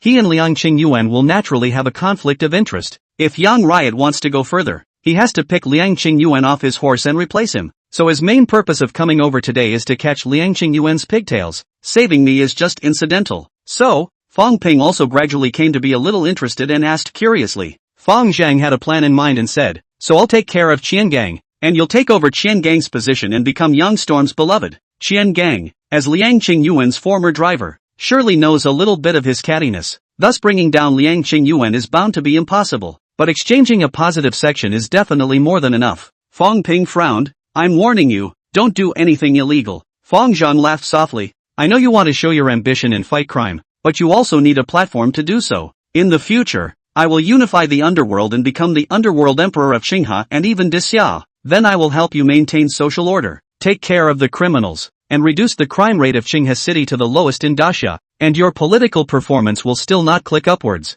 Fang Ping walked away with a dumbfounded look on his face. He had never imagined that his second brother, a punk, had this kind of ambition. However, this matter was simple to say, but extremely difficult to do. Would it be something that someone at Erdi's level could aspire to? Boss, come over and have a drink. Drinking alone was not much fun. Fang Zheng waved towards the stall owner. Okay. Seeing that there was no other business, the stall owner picked up the towel on his shoulder, wiped his hands, and sat on his butt where Fang Ping had just been. What's brother's name? Fang Zheng. Lei Ming. Been in the military before? Fang Zheng asked. Well, from the automobile company. How's business? Mixed life, $70 to $80 a day. Other things are fine, just afraid of the city police. The two had a chat. Lei Ming said he is 27 years old, retired from the army has been 3 years. He came back to find a girlfriend on a blind date, but as a result, the woman used up all his veteran's fees and ran off with a rich old man. Fang Zheng said he is a watchman, and currently there is a lack of people to watch. Asked him if he is interested in doing it together. Lei Ming shook his head and said he does not mix with the triads.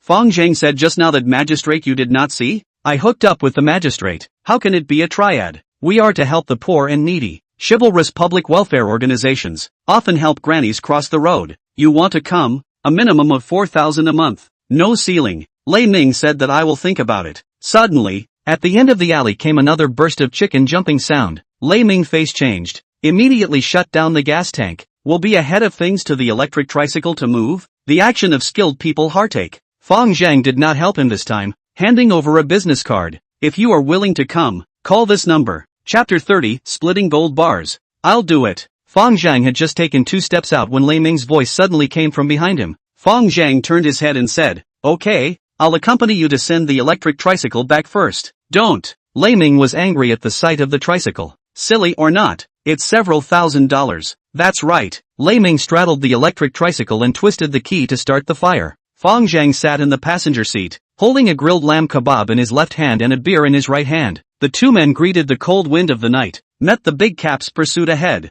dodged left and right, and sped away. Lei Ming drove to the old city in the eastern suburb of the city, parked the car in a humble courtyard and greeted, come in and sit down. Alone? Well, my parents are in the countryside. I rented my own house. Fang Zheng casually glanced at the indoor environment. In addition to a few tables and chairs, nothing else can be described as very simple. The two sat down. Lei Ming opened the door and said, it's fine if I want to hang out with you, but I have to convince you to do so. Fang Zheng asked, how? Lei Ming said, we soldiers don't have so many twists and turns. Let's have a match. As long as you can hold out for a minute, I'll follow you. Fang Zheng glanced at him and said seriously, I'm afraid I'll miss and kill you. Lei Ming was furious, getting up and glaring at Fang Zheng with rounded bull's eyes. When he thought about it, he was the second place in the military skill competition, but he was treated with contempt by a social person. He could beat 10 social people like this. No need to be so troublesome. Fang Zheng stretched out his right hand and pressed it on the solid wood dining table. His palm slightly exerted downward pressure and then raised it. Lei Ming did not understand what he meant and looked down,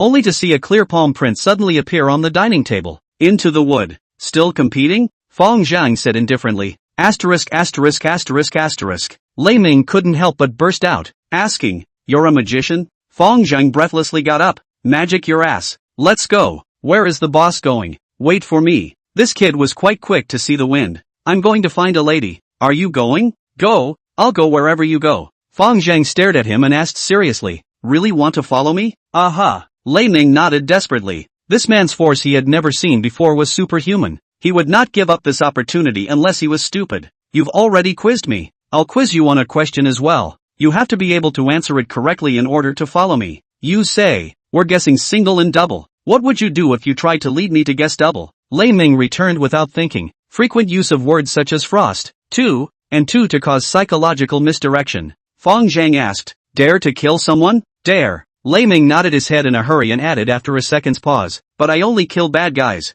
Okay, give you a mission that is equivalent to a pitch. Building 11 of the Phoenix District Villa Cluster was Qiangang's residence. Compared to Nye Daguang, his residence was much more ostentatious, which was related to the personalities of the two. A Bao-light introverted, a wantonly flamboyant. This is also evident from the occupations of their wives. One is a teacher and a beauty salon owner. The two carefully sneaked into the villa area, hiding in the darkness outside the door of the 11th building. Fang Zheng handed over a Colt pistol, 3 pairs of handcuffs and other tools and whispered, there are 3 people inside. They should all be sleeping right now. Qiangang has a 9-year-old son in addition to his wife. You go in and threaten the lives of their whole family. Record Qiangang's record of bribes over the years. Make him sign a letter of repentance. And then find the cash that he hid even if you complete the mission. We'll take the gold bars, the cash as evidence. Understood. Lei Ming gave a tactical gesture. Go ahead. I'll give you a sweep at the back. Carrying a tactical backpack, Lei Ming stomped on his toes and crossed the fence in a few steps, leaping down without making a sound.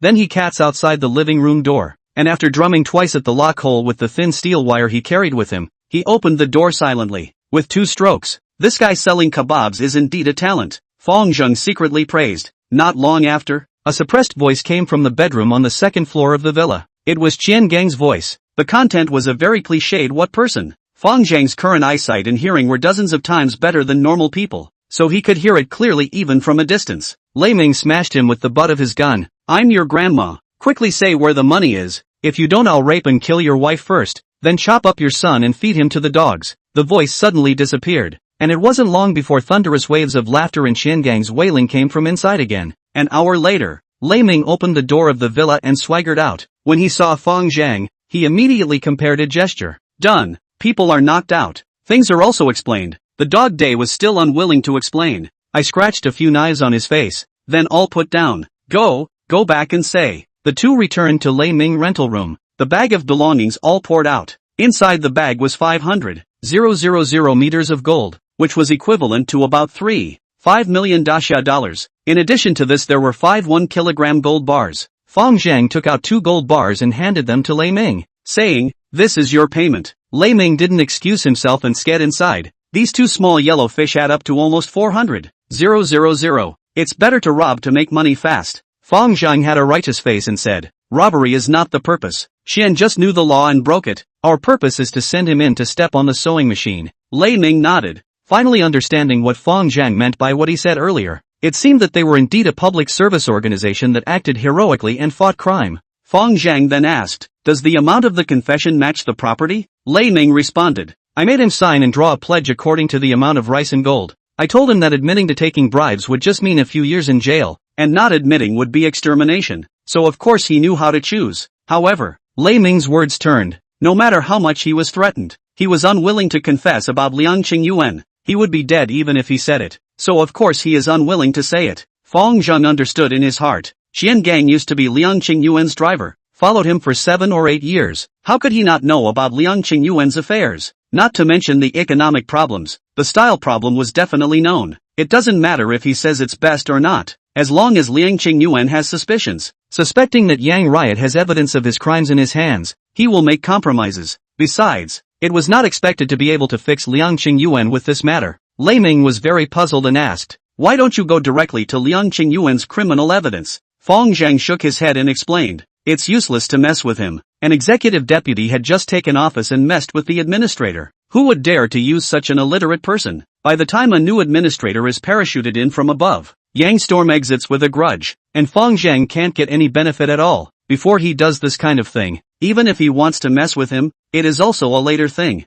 I'm leaving," Fang Zheng instructed. "This gold bar can't be moved for the time being. Wait for some time before you can get out." The gold bar he had snatched from Nye de Guang last time was also untouched. He knew in his heart that the sheriff's department would definitely follow the clues of selling stolen goods to investigate. Seeing that Lei Ming was a bit helpless, Fang Zheng continued, "This amount of money is nothing. I'll take you to an underground casino tomorrow night to win money." What Fang Zheng planned to go to was the venue where Meng Chang lost his money. That is, the Brothers League's venue. He and Brotherhood Alliance had been feuding for a long time over the matter of robbing the technician in the clubhouse, so it was the right time to take advantage of the opportunity to go and pull some wool over the eyes to expand his power. As for whether or not he could win, with dozens of times the sight and hearing of a normal person, it shouldn't be much of a problem. Chapter 31 Underground Casino. It was already 1 in the morning when Fang Zheng returned to the clubhouse, and Mengzi and the others were waiting for him in the box. Xinlai had made a call to Liang Qingyuan in front of Mengzi to intercede. Fang Zheng was not surprised by this. If it was in the past, Xinlai most likely wouldn't have stood up for himself. However,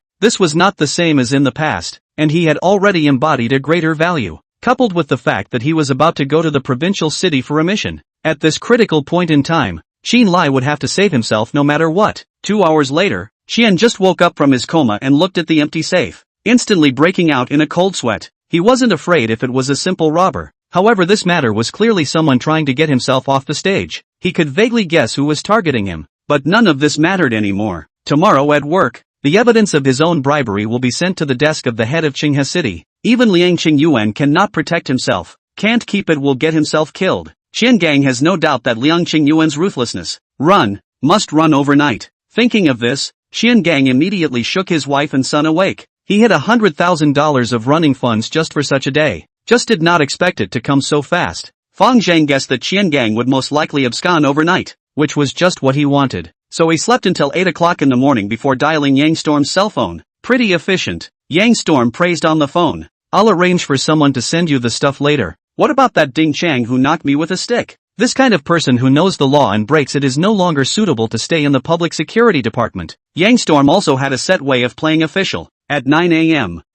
Yang Riot, the new executive deputy director of the Qinghe City Public Security Bureau, came to the Public Security Bureau to take up his new duties, accompanied by Deputy Minister Chang of the Organization Department. Vehicles in the moment before entering the door of the Public Security Department, suddenly in a license plate Chang and Van Cross. At this time, the van suddenly dropped a large package from the window, blocking the vehicle in front of the Yang Storm. Vice Minister Chang and Administrator Yang were alarmed and immediately ordered the driver to back up to avoid the situation. The gate guards were also startled. One word came to many people's minds: bomb. However, Administrator Yang was unimpressed and had to insist on waiting for the arrival of the bomb disposal experts. The experts examined it, but found that it was not a bomb at all, but only 500,000 meters of gold, a USB flash drive and a confession of guilt. The confession was written by Qiangang, the captain of serious crimes of the city South Precinct, giving a detailed account of his corrupt deeds over the years, and the amount of money just matches. More than 3 million belongs to more than 10 years of sentencing.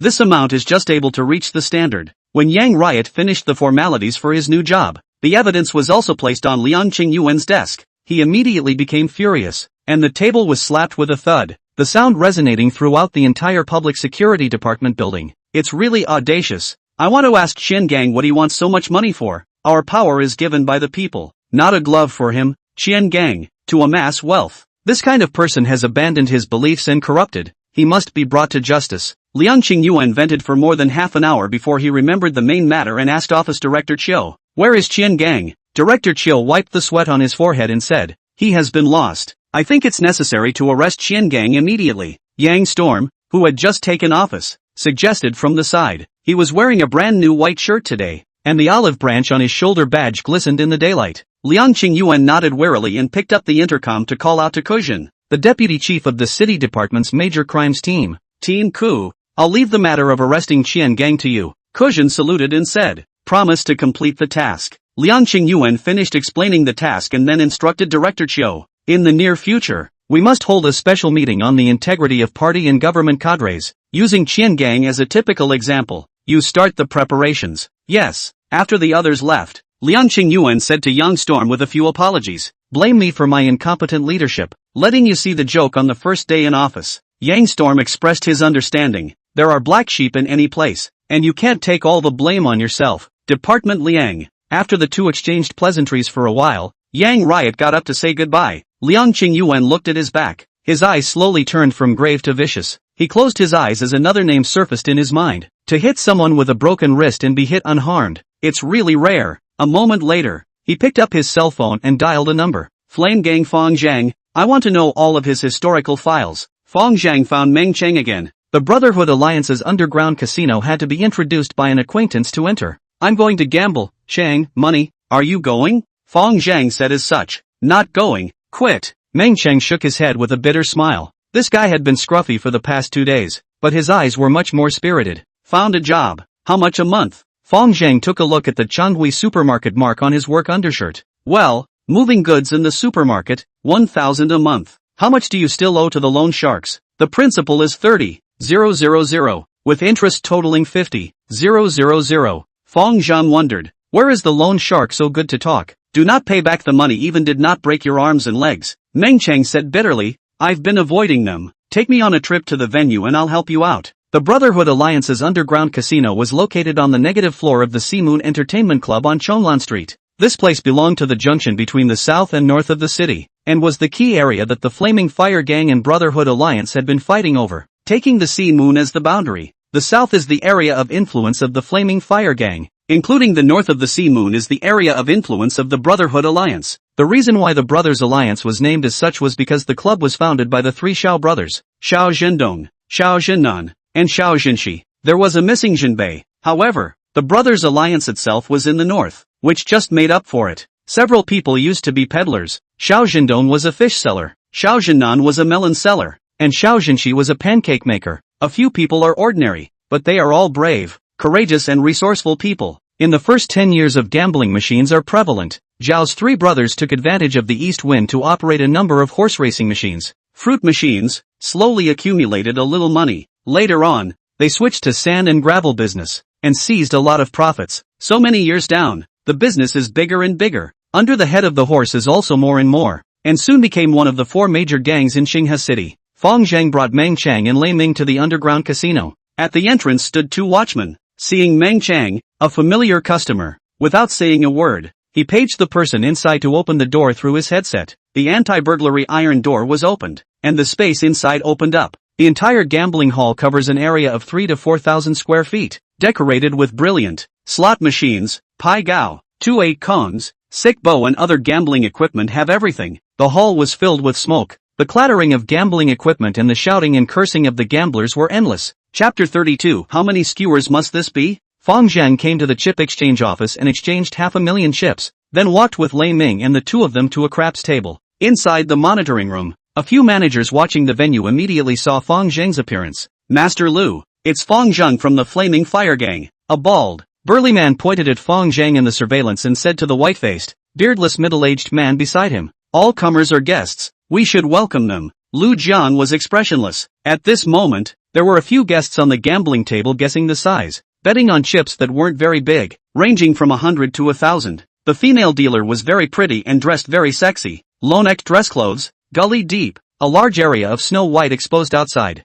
Male gamblers tended to be more uptight in their bets even under the stimulation of hormones, and the casino certainly understood this. Fang Zheng took out half of the chips from the tray and stacked them in front of his own betting table, glanced at the female lotioneer's breasts, and opened his mouth to ask, what is the betting limit? The Dutchman was delighted in his heart. Listening to this meaning, this master seemed to be a big player. Every croupier's earnings, the bursar has a certain percentage of commission. There is a wrongdoer on the pole over to send money. Of course, she begged for it. The female dealer's body leaned forward, making it easy for Fang Zheng to better aim at her career line. A touch of deep gully in the light shining. Gully next to the butterfly tattoo with her breathing undulation, as if at any time to spread their wings and fly. Fang Zheng heard the sound of yellow hair's throat shrugging and swallowing saliva beside him. Big and small single and double cap of 1 million. Round up leopard cap of 500. 000. Single bet on leopard cap of 200. 000. The female magistrate kissed her vermilion lips and said, alright then,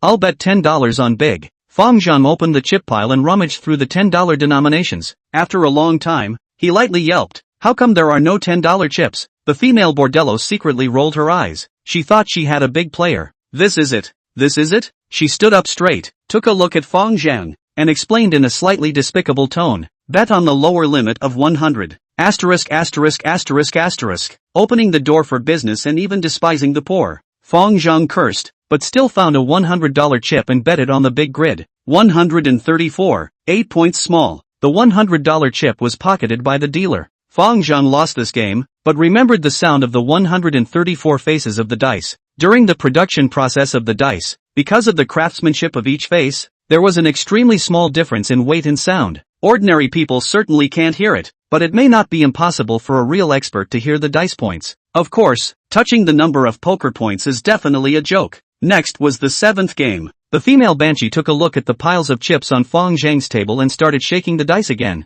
After he shook his hand, Fang Zheng suddenly took out the two largest 100,000 chips and put them on the 111 leopard. Seeing this kind of betting method, the female bursar stared in surprise and asked, Sir, are you sure you want to bet on 3-1 leopards? Why? Is there a problem? Isn't a single bet on leopard capped at $200,000? No problem. The female bursar shivered for a moment and looked for help at Lu Jiang, the casino's stewardship manager, who was walking down the steps. She didn't believe that this game could open up 3-1 leopards, as she was shaking big. Although her level was not yet able to accurately control the number of points, she was still 70 to 80% sure of controlling the size. However, Fang Zheng's betting style made her worry. The probability of 3-1's opening was 1/216. The casino gave odds of 200 times. If Fang Zheng won, 200,000 would turn into 40 million. This kind of betting method she had never seen even after 4 years of being a dealer. Unless the person is a cutie pie, he would never bet on such extremely small probabilities. However, he was obviously not a cutie.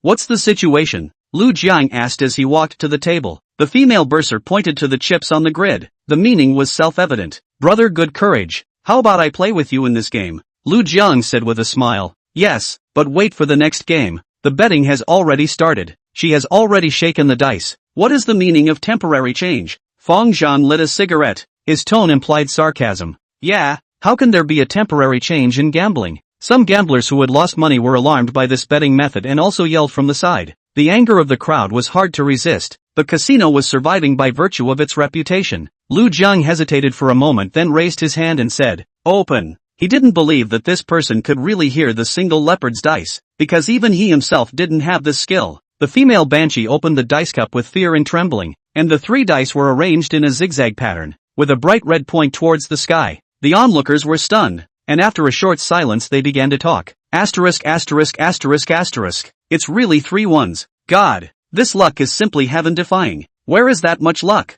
I reckon this dude must be a master. Some big smart immediately found a way to make money, and said to the companion beside him, "Why don't we bet with him later?" The companion shook his head and whispered, "Be careful of having a life to earn money but no life to spend it." Lu Jiang stared at the 3 dice and the dice cup, his face as gloomy as water. He was the sitting master hired by Master Xiao San, with $1 million annual salary, but in the end, he let someone win so much money under his eyes. How can he tell Master Xiao San, "Boss, you are truly divine"? Lei Ming was dumbfounded. This money was too easy to earn. 40 million ah. How many skewers would one have to fry to get to 40 million? Know what gambling means? Fang Zheng patted the jaw-dropping Meng Chang. Got it. Meng Chang mumbled in response. 9 out of 10 gambles were fraudulent. The ancients honestly did not deceive me. He did not think that Fang Zheng had guessed the number of points by luck. Since Fang Zheng had this ability, the casino must have it as well. It was really deserved that he had lost his family in this kind of scam. Fang Zheng glanced at Lu Jiang and the female lotteries who were standing in place and said indifferently, "What are you waiting for? Pay up." Lu Jiang's face was unpredictable. He swept a glance at the more than 100 gamblers who were watching from the side, and quickly weighed the pros and cons in his mind. This casino could bring in $20 to $30 million a month to the Brotherhood Alliance. After deducting the punting and operating costs, there was still a net profit of just over $10 million left. This game alone had lost 4 months of net profit. However, if the casino's reputation was ruined if it didn't pay out, who would dare to come and play? And the loss would only be greater. As for leaving Fang Zheng behind, he hadn't thought about it. Leaving him behind would mean going to war with the Flaming Fire Gang, and now was not the time. Lu Jiang hesitated for half a minute and said through gritted teeth, "Do you want cash or chips?" Cash. Hearing that he wanted cash, Lu Jiang was slightly relieved. Luckily, this Flaming Fire Gang's man had taken it as it was. Otherwise he really didn't know how to deal with Mr. Zhao's 3 brothers. Chapter 33 The First Industry. Soon, a few waiters came over carrying 4 large duffel bags. Fang Zheng opened them and saw that they were full of 100,000 bundles of cash. He casually picked up a bundle and weighed it in his hand, then instructed Lei Ming, "Count the quantity and check the authenticity. Don't worry, our brothers' alliance is not so bad as to steal pounds," Lu Jiang said through clenched teeth. "Pro brothers are clear about their accounts." Fang Zheng finished and took out another half of chips from his pocket and placed it in front of the gambling table, and said at Lu Jiang, "Continue. This time I agree with you to shake the dice." It didn't matter to him who shook the dice. The leopard just now wasn't shaken by the female bursar either. Fang Zheng heard that the female bursar was shaking 456, 15 points big. The moment before she uncovered the dice cup and left her hand, Fang Zheng sent a force through the table, and the conduction of the strength changed the points of the dice. That's why the leopard with 3 ones was opened. Asterisk asterisk asterisk asterisk even there are still chips? Lu Jiang completely tensed up, his eyes like a torch staring at Fang Zheng, his tone chilling. "Spare the man and spare the man. Our Brotherhood Alliance and your Flaming Fire Gang are currently well watered. There is no need to do things so absolutely. Obviously, he thought that Fang Zheng was sent by the Flaming Fire Gang to cause trouble. Fang Zheng shook his head. "I'm me. The Blazing Fire Gang is the Blazing Fire Gang. Are you going to take it or not? Can I borrow a step to talk?" Lu Jiang said with narrowed eyes. Fang Zheng shook his head. "If you have anything, say it here." Seeing the other party's oil and salt, Lu Jiang knew that today's matter would never end well. He arched his hand at the surrounding gamblers and said, "Sorry, we are closing early today, and I'm still asking you all to leave first." After saying this, he ordered the lotteries and staff in the venue to leave work early. The gamblers in the venue immediately quit, stating that they had lost money and still wanted to get their money back. The gamblers who lost a lot even jumped to their feet and cursed. "Send 3,000 chips per person. Lu Zhang's next sentence immediately stabilized most of the gamblers. Now the crowd stopped talking and left with smiles on their faces, feeling that they had taken a great advantage. Meng Qiang watched with cold eyes. There was a time when he himself thought the same way. However, the fleece comes off the sheep's back, and it is not unreasonable to take advantage of a small advantage to suffer a big loss. This $3,000 they will return to the casino in one night, and will also give away their own savings, their parents' house. The gamblers dispersed in a flurry, waiting for the big iron door to close again, along with Lu Zhang clapping his hands. Tap tap tap. Dozens of casino-bred thugs, armed with clubs and machetes, walked down the upstairs steps and surrounded Fang Zheng's trio. Lu Zhang lit a cigar and stared at Fang Zheng with interest. Still want to bet with me now? Fang Zheng smashed his mouth and said, gambling, only bet on cash. I don't accept chips. Bet your mom, cut him for me. With Lu Zhang's order, a flower-armed fighter smiled coldly, holding a machete and slashing down towards Fang Zheng's head. Brush. A cold light dagger appeared in the air. The sharpness of the blade, a black silhouette intersected with him, and a cloud of blood mist gushed out from the flower-armed hitman's neck. The sharpness was recovered. Lei Ming's eyes were stern, holding the dagger in front of Fang Zheng. Dripping blood fell from the dagger to the floor. If you want to touch my boss, you have to ask if my dagger agrees first. Lei Ming mimicked the tone of the TV. He was holding the dagger with a stern look in his eyes, and the remaining fighters were surprisingly intimidated by the aura, not daring to come forward for a moment. Side by side,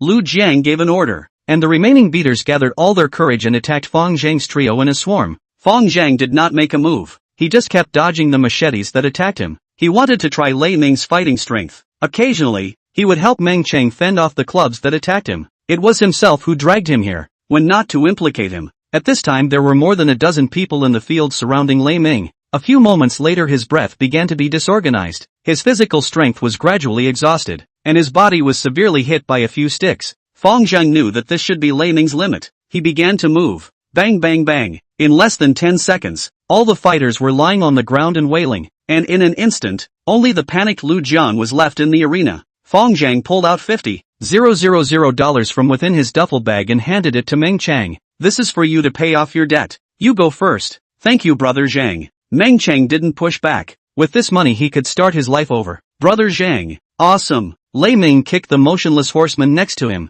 completely unresponsive. Fang Zheng took a look at the trembling Lu Jiang and said, call Boss Xiao. You can't carry this matter. Half an hour later, Xiao Zhendong did not come, but Xiao Lao San came. He traveled lightly, only brought 2 believers. However, the 2 men's muscles pancake, eyes open and close between the essence of light flow, obviously are experts. The waist bag is also bulging, should be with firearms. Xiao Zhenqi heard Lu Jiang finish what happened on the way. He didn't take the enemy lightly but also didn't pay too much attention. Highly skilled. The 2 people beside him were as well. He himself cut down a piece of foundation with a watermelon knife and barely counted as 1. 3 people, 2 guns, enough. Xiao Zhenqi opened the burglar-proof iron door, only to see a patch of injured people lying on the ground, and 2 strange young men sitting nicely on the sofa. Xiao Zhenqi signaled his men to close the door and laughed at the 2 men. The brothers of the Flame Gang don't have a lot of guts. 2 people dare to come and pick on my venue. Fang Zheng shook his head. Mr. Xiao, that's not right. You open your doors for business and still don't allow people to come over and play? Xiao Zhenqi was momentarily speechless and asked, then what do you want? It's very simple. You guys open the venue and I'll come over to gamble. Win or lose, each according to their own abilities. There's no problem talking about the sky. Xiao Zhenqi glanced at the duffel bag on the ground and said coldly, you can take 1/10 of this money, and don't come to my field to make trouble in the future. After a pause, he continued, it's really too bad for a talent like you to be a small steward in the Flaming Fire Gang. If you are interested, you can come to me as a technical director, with an annual salary of $1 million to start. Hitting out at a beggar. Fang Zheng's mouth was disdainful. Then there's no more to talk about. Xiao Zhenqi waved his hand, and the 2 gunmen flatly pulled out their pistols. Shoo! It was at this moment that 2 round flake-like objects shot out electrically from Fang Zheng's hands with a whistling sound that tore through the air, slicing into the wrists of the 2 gunmen in a matter of moments. The 2 black star pistols snapped and fell to the ground. Xiao Zhenqi was shocked and fixed his eyes towards the 2 injuries, only to realize that they were 2 plastic chips in the amount of 100 yuan. 2 people's wrists were cut flesh and blood. Chips did not enter half deep. The edge of the shell emerged by the fire burned black color. Can also smell a burning paste smell. Xiao Zhenqi did not understand physics, but could guess that it was because the plastic accelerated too quickly in the air. The reason for the high temperature generated by friction. He suddenly thought of a word. Flying flowers and picking leaves can also hurt people. Switching to plastic chips didn't seem too different from flying flowers and picking leaves. This person was clearly an expert that only existed in fiction. Xiao Jinshi quickly made a decision, and hastily bowed, while saying in a civilized manner, I don't know that a high-level person has descended to my humble land. Jinshi has missed the welcome. I hope you'll bear with me. That's a wimp? Fang Zheng was slightly stunned. This kind of big brother's ability to see the wind and make the rudder is indeed formidable, worthy of being a lord who has successfully crossed over from grassroots to class. What have you decided to do about this? Fang Zheng asked with his hands in the air. His high man's temperament was full. Xiao Jinshi was very painful. I would like to offer this casino to you. He thought very clearly. If a high person wanted to come and gamble, he couldn't stop himself at all, so he might as well give it to him for good karma. The good karma of such a person was too important than a casino. Thinking that the two brothers should also agree, Fang Zheng shook his head. I don't want this thing. I never touched the gambling and drug industry. Xiao Jinshi's mind moved, pondering over Fang Zheng's words. Gambling and drugs don't touch. Gambling and drugs don't touch. Yellow gambling and drugs. He left out yellow. Xiao Jinshi felt that he had discovered a blind spot, and blurted out, in order to show my sincerity, I'll give you the upstairs Sea Moon Clubhouse. Our property is including the house's property rights, and it was only installed and repaired last year. Xiao Jinshi was too quick. Fang Zheng instead was not too nice. See Bright Moon he knows. The property construction area totaled more than 17,000 square feet. The first floor is a big supermarket. The second floor is Clothing City. The third floor is See Bright Moon KTV. The entire property is Xiao Jinshi's. The first two floors are rented to others to operate. The annual rental fees are several million. The value of the entire property should be around $100 million. I won't let you suffer too much. You take this money. Fang Zheng kicked the duffel bag by his feet and said, Mr. Fang is indeed very particular. Xiao Jinshi praised him repeatedly, then waved his hand again in a hurry. This is the money you won. It should be taken away by you in its entirety. Tell you to take it away and you take it away. Lei Ming watched in disbelief from the side. The two had just shouted and fought, but at this moment, they were actually humbling each other. This is $40 million. In their eyes how and $4 is no difference? The Zhenghu is not about fighting and killing but about human feelings. It really makes sense. Seeing Fang Zheng's insistence, Xiao Jinshi also no longer excused himself, and Fang Zheng's feelings were raised another notch. After the two discussed a bit, they finally settled on a plan. Since Fang Zheng was not opening a casino, Xiao Jinshi decided to relocate the casino elsewhere. Fang Zheng is ready to transform this venue into a bar. Xiao Jinshi is responsible for the transformation costs and all the transfer costs of the property rights. In addition, Fang Zheng also returned the favor by saying that he would help Xiao Jinshi's venue if any masters of the 1,000 tricks came to look for trouble. Both sides were happy. Xiao Jinshi had met a high-level person, and Fang Zheng had also obtained his first property. Force finally began to be transformed into resources. Chapter 34, Dispatching Supplies. The next morning, the manager's office of the Empire Entertainment Club. Fang Zheng and his subordinates, the 8 Vajra along with Lei Ming, totaling 10 people, held a personnel appointment meeting. After Fang Zheng introduced Lei Ming in the crowd, he opened his mouth and said, The Sea Moon Clubhouse is my property from today. Asterisk asterisk asterisk asterisk. Zhu Laolu was the first to jump to his feet and said in astonishment, Isn't that Brotherhood Alliance Xiao Laosan's property? You don't need to care whose property it is, it's now surnamed Fang, and the title transfer will be done in the next 2 days. I'll make the personnel arrangements below. Appoint Xiao Qi as the stewardship manager of the Empire Clubhouse, and Meng Zi as the deputy stewardship manager. Appoint Lao Lu as the Sea Moon stewardship manager and Lei Ming as the stewardship assistant manager. Fang Zheng arranged this firstly to consider loyalty. Lao Lu, Xiao Qi and Meng Zi were the most loyal to himself, so he definitely had to consider them first. Although Lei Ming's ability is stronger than the above 3 people, after all, he is a newcomer, his loyalty still needs to be examined for a period of time, and his seniority is not convincing. As for the other people, originally is to follow the old 6 mixed. Think also not to have too much opinion. Even if there are opinions will only target Lei Ming. As for Morning Biao, he is an undercover agent. There is no way to arrange, unless he abandons the light and joins the dark. Fang Zheng finished also did not seek the opinion of a few people. Here he is a word. Do not serve can leave, but the chicken blood that should be fought should still be fought. Next we control more and more venues. In the future to arrange the manager will certainly take the lead to consider your group of veterans. As long as you do a good job all have the opportunity. Mengzi several people finally understood what Fang Zheng meant when he said that he would bring everyone to double their income last time in the small loan company. They just didn't expect that this day would come so quickly. It also dawned on Morning Biao that he wasn't going to deal drugs, but to continue to engage in yellow. Next we need to recruit another batch of manpower. You guys look at the arrangements, but there is one thing I want to make clear in advance. When recruiting people, don't use the Flaming Fire Gang's banner again. Xiao Qi's eyes lit up and asked, "Boss, you want to break away from it?" Fang Zheng laughed. "It's still too early to say. Identity is not important. Getting the industry up first is practical. There's also another thing to tell you guys. We're going to do good deeds and give back to the society from today." Fang Zheng finished and paused for a moment, giving them time to accept it. Morning Biao was puzzled. "Brother Zhang, what are you going to do?"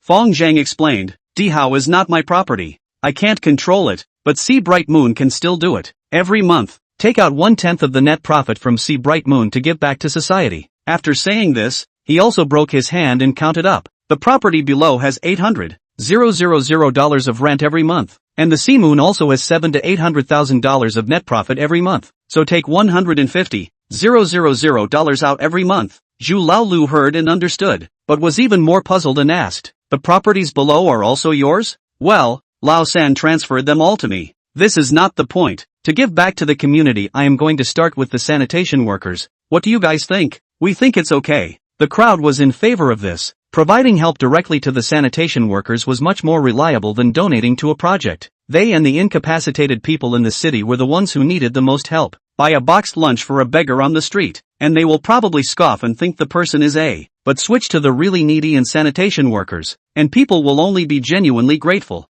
Soon, the Giving Back to the Community program was officially launched. A monthly fee of 150,000 was used to cover 500 sanitation workers at 300 per person per month, starting with the sanitation workers on Zhengyang Street. As for why it started from Zhengyang Street, this was proposed by Zhu Laolu, and Fang Zheng agreed, because Li Zhiyun was there. Even doing good deeds should prioritize acquaintances, not giving money directly, but only providing food, oil, rice and noodles, could almost cover the expenses of a family of 3. The matter was finalized, and the few people immediately started working. Fang Zheng took 150,000 cash from the petty cash vault that he had robbed from Nie de Guang's house last time, and instructed Zhu Laolu to go and purchase grain, oil, rice and flour. For the first time, they could only purchase from the supermarket, and then purchase from the grain and oil company later when it became the norm. This is also considered taking from the people and using it for the people, Fang Zheng secretly thought. While Zhu Laolu went to purchase supplies, Fang Zheng decided to visit Zhang Ziyaho in the hospital. It was still unknown how this girl's surgery went. When Fang Zheng walked outside the orthopedic ward of the municipal hospital, he heard Sister Fang and Sister Jiang were talking and laughing. It seems that the operation should be successful. Pushing open the ward, only Sister Fang and Sister Jiang accompanied in the room. Irma and Xiao Mei were not there, thinking that they should be at work. "Zhang, you're here." When Sister Jiang saw Fang Zheng, she quickly gave up the chair on her hip. You sit.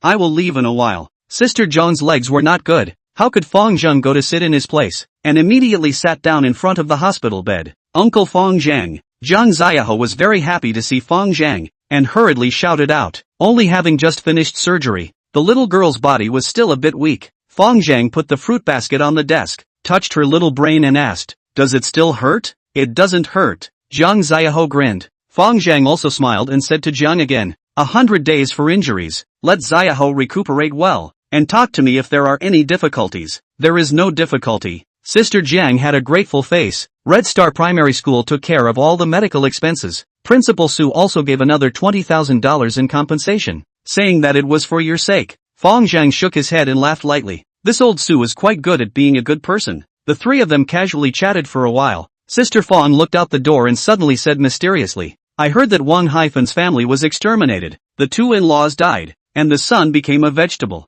The corner of Fang Zheng's mouth sketched out a sneer. "I've also heard about it. It's just as well that this kind of scum died. No one will bully Xiao He in the future." Sister Jiang said, "It's true that these 2 couples are not good people, but I heard that the child is only 16 years old. The child is innocent after all." Fang Zheng secretly thought, "That's because you don't know that Nie Zifeng is bad to the point of pus. If you knew, you wouldn't think so." While this was going on, Zhu Laolu called to say that the supplies had been procured, and the supermarket had thoughtfully arranged for a delivery truck to deliver the goods. Asked him where the car was going to drive to. "Drive to the front gate plaza of Zhengyang Street. There is a large empty lot over there. Just unload the goods there." Fang Zheng accompanied Xiao He to chat for a while. After half an hour and the 3 people said goodbye, drove to Zhengyang Street. Zhengyang Street front gate square. At this time all the supplies have been unloaded from the car. The 8 juniors including Lei Ming were also all in place. This kind of good thing to be in the limelight. A few people were very excited. Fang Zheng parked the car and flung a pack of china to the delivery driver. Brother,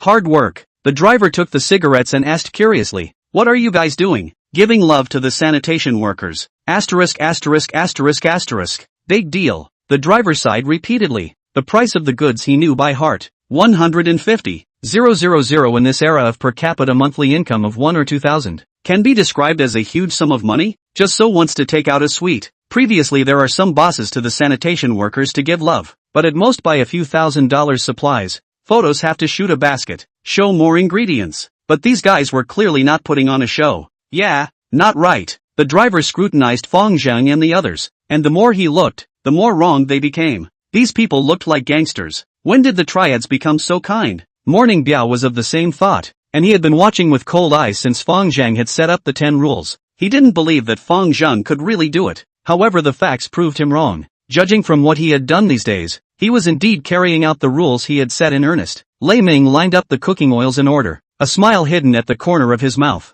Fang Zheng's words to fool himself into joining rang in his ears again. A public welfare organization that helps the needy. Quite interesting. Zhu Laolu procured 50,000 pounds of rice and 1,000 barrels of cooking oil. The rice was fragrant rice that cost $2 a pound, and each sanitation worker could share 100 pounds. This piece cost 100,000 yuan. Cooking oil was 2 barrels per person, totaling 50,000 spent. The 500 bags of rice and 1,000 barrels of cooking oil occupied a not-so-small space, piling up the 20 square meter space in front of Tiananmen Square. 10 strong men with tattoos of dragons and tigers stood in front of the supplies laughing and smoking. The strange landscape drew sideways glances from pedestrians passing by, and in no time at all there were a few curious elderly people gathered around. A sanitation master carrying a large broom asked curiously, "What kind of activity are you engaged in?" "We're giving out free supplies. You can get a bag of rice and 2 barrels of oil later." The sanitation grandpa suspected that he had heard wrong,